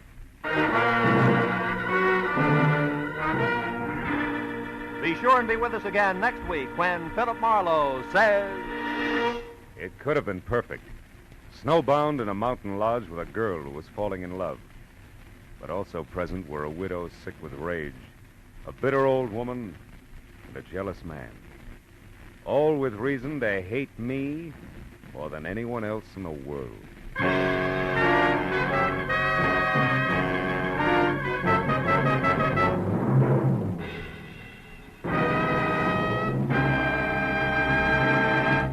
Two all-star bouts are promised on CBS this Wednesday night. Bing Crosby faces Fred Allen across the CBS mic to battle it out on who's funnier, singers or comedians. And in the second attraction, Gracie Allen and a smashed fender team up against not-so-gorgeous George Burns and a guilty conscience. This Wednesday also brings you Groucho Marx, his ad-libs, and his teams of opposites on You Bet Your Life, and a Dr. Christian story about two redheads in love. Fun, action, variety. They're all yours with Dr. Christian, Groucho Marx, Bing Crosby and Fred Allen, and George and Gracie on most of these same CBS stations this Wednesday night. This is Roy Rowan speaking.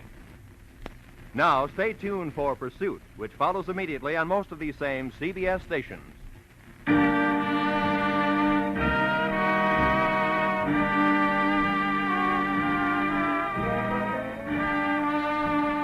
This is CBS, where Wednesday night is Bing Crosby night, the Columbia Broadcasting System.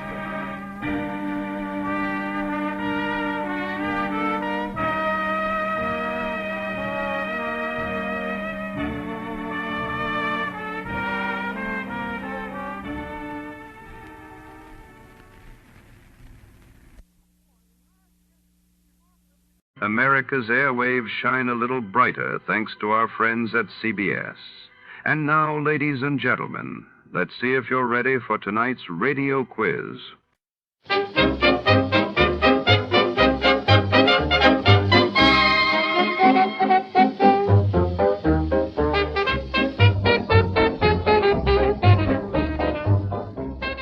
Tonight, our story unravels in the shadowy vault beneath the opulent Vargas estate on the outskirts of Los Angeles, 1947. Here, greed and desperation collide as a fabled fortune draws a cast of schemers, detectives, and betrayers into a deadly game of cat and mouse. Gold doubloons, coded ledgers, and a vanished heirloom are at stake, while every ticking second brings someone closer to ruin or riches. Step inside. where marble floors echo with whispered secrets and danger lurks behind every velvet curtain. Before to start, let's see what happened the day it was broadcasted. It was March 6, 1950, and that day the world reeled as Klaus Fuchs, the British atomic scientist, was sentenced for espionage, while in India, Prime Minister Nehru announced sweeping land reforms set to reshape rural society. 2 weeks from tonight, October 5th, You Bet Your Life, starring Groucho Marx, will be heard at this time over most of these same CBS stations. We offer you Escape, starring Victor Mature. Escape, designed to free you from the four walls of today for a half hour of high adventure. You are camped in the dry mountains of Mexico. 100 yards from a treasure in buried gold, a beautiful girl is sitting across the fire with a gun. And somewhere out in the night, a horseman waits like the girl for you to make just one mistake.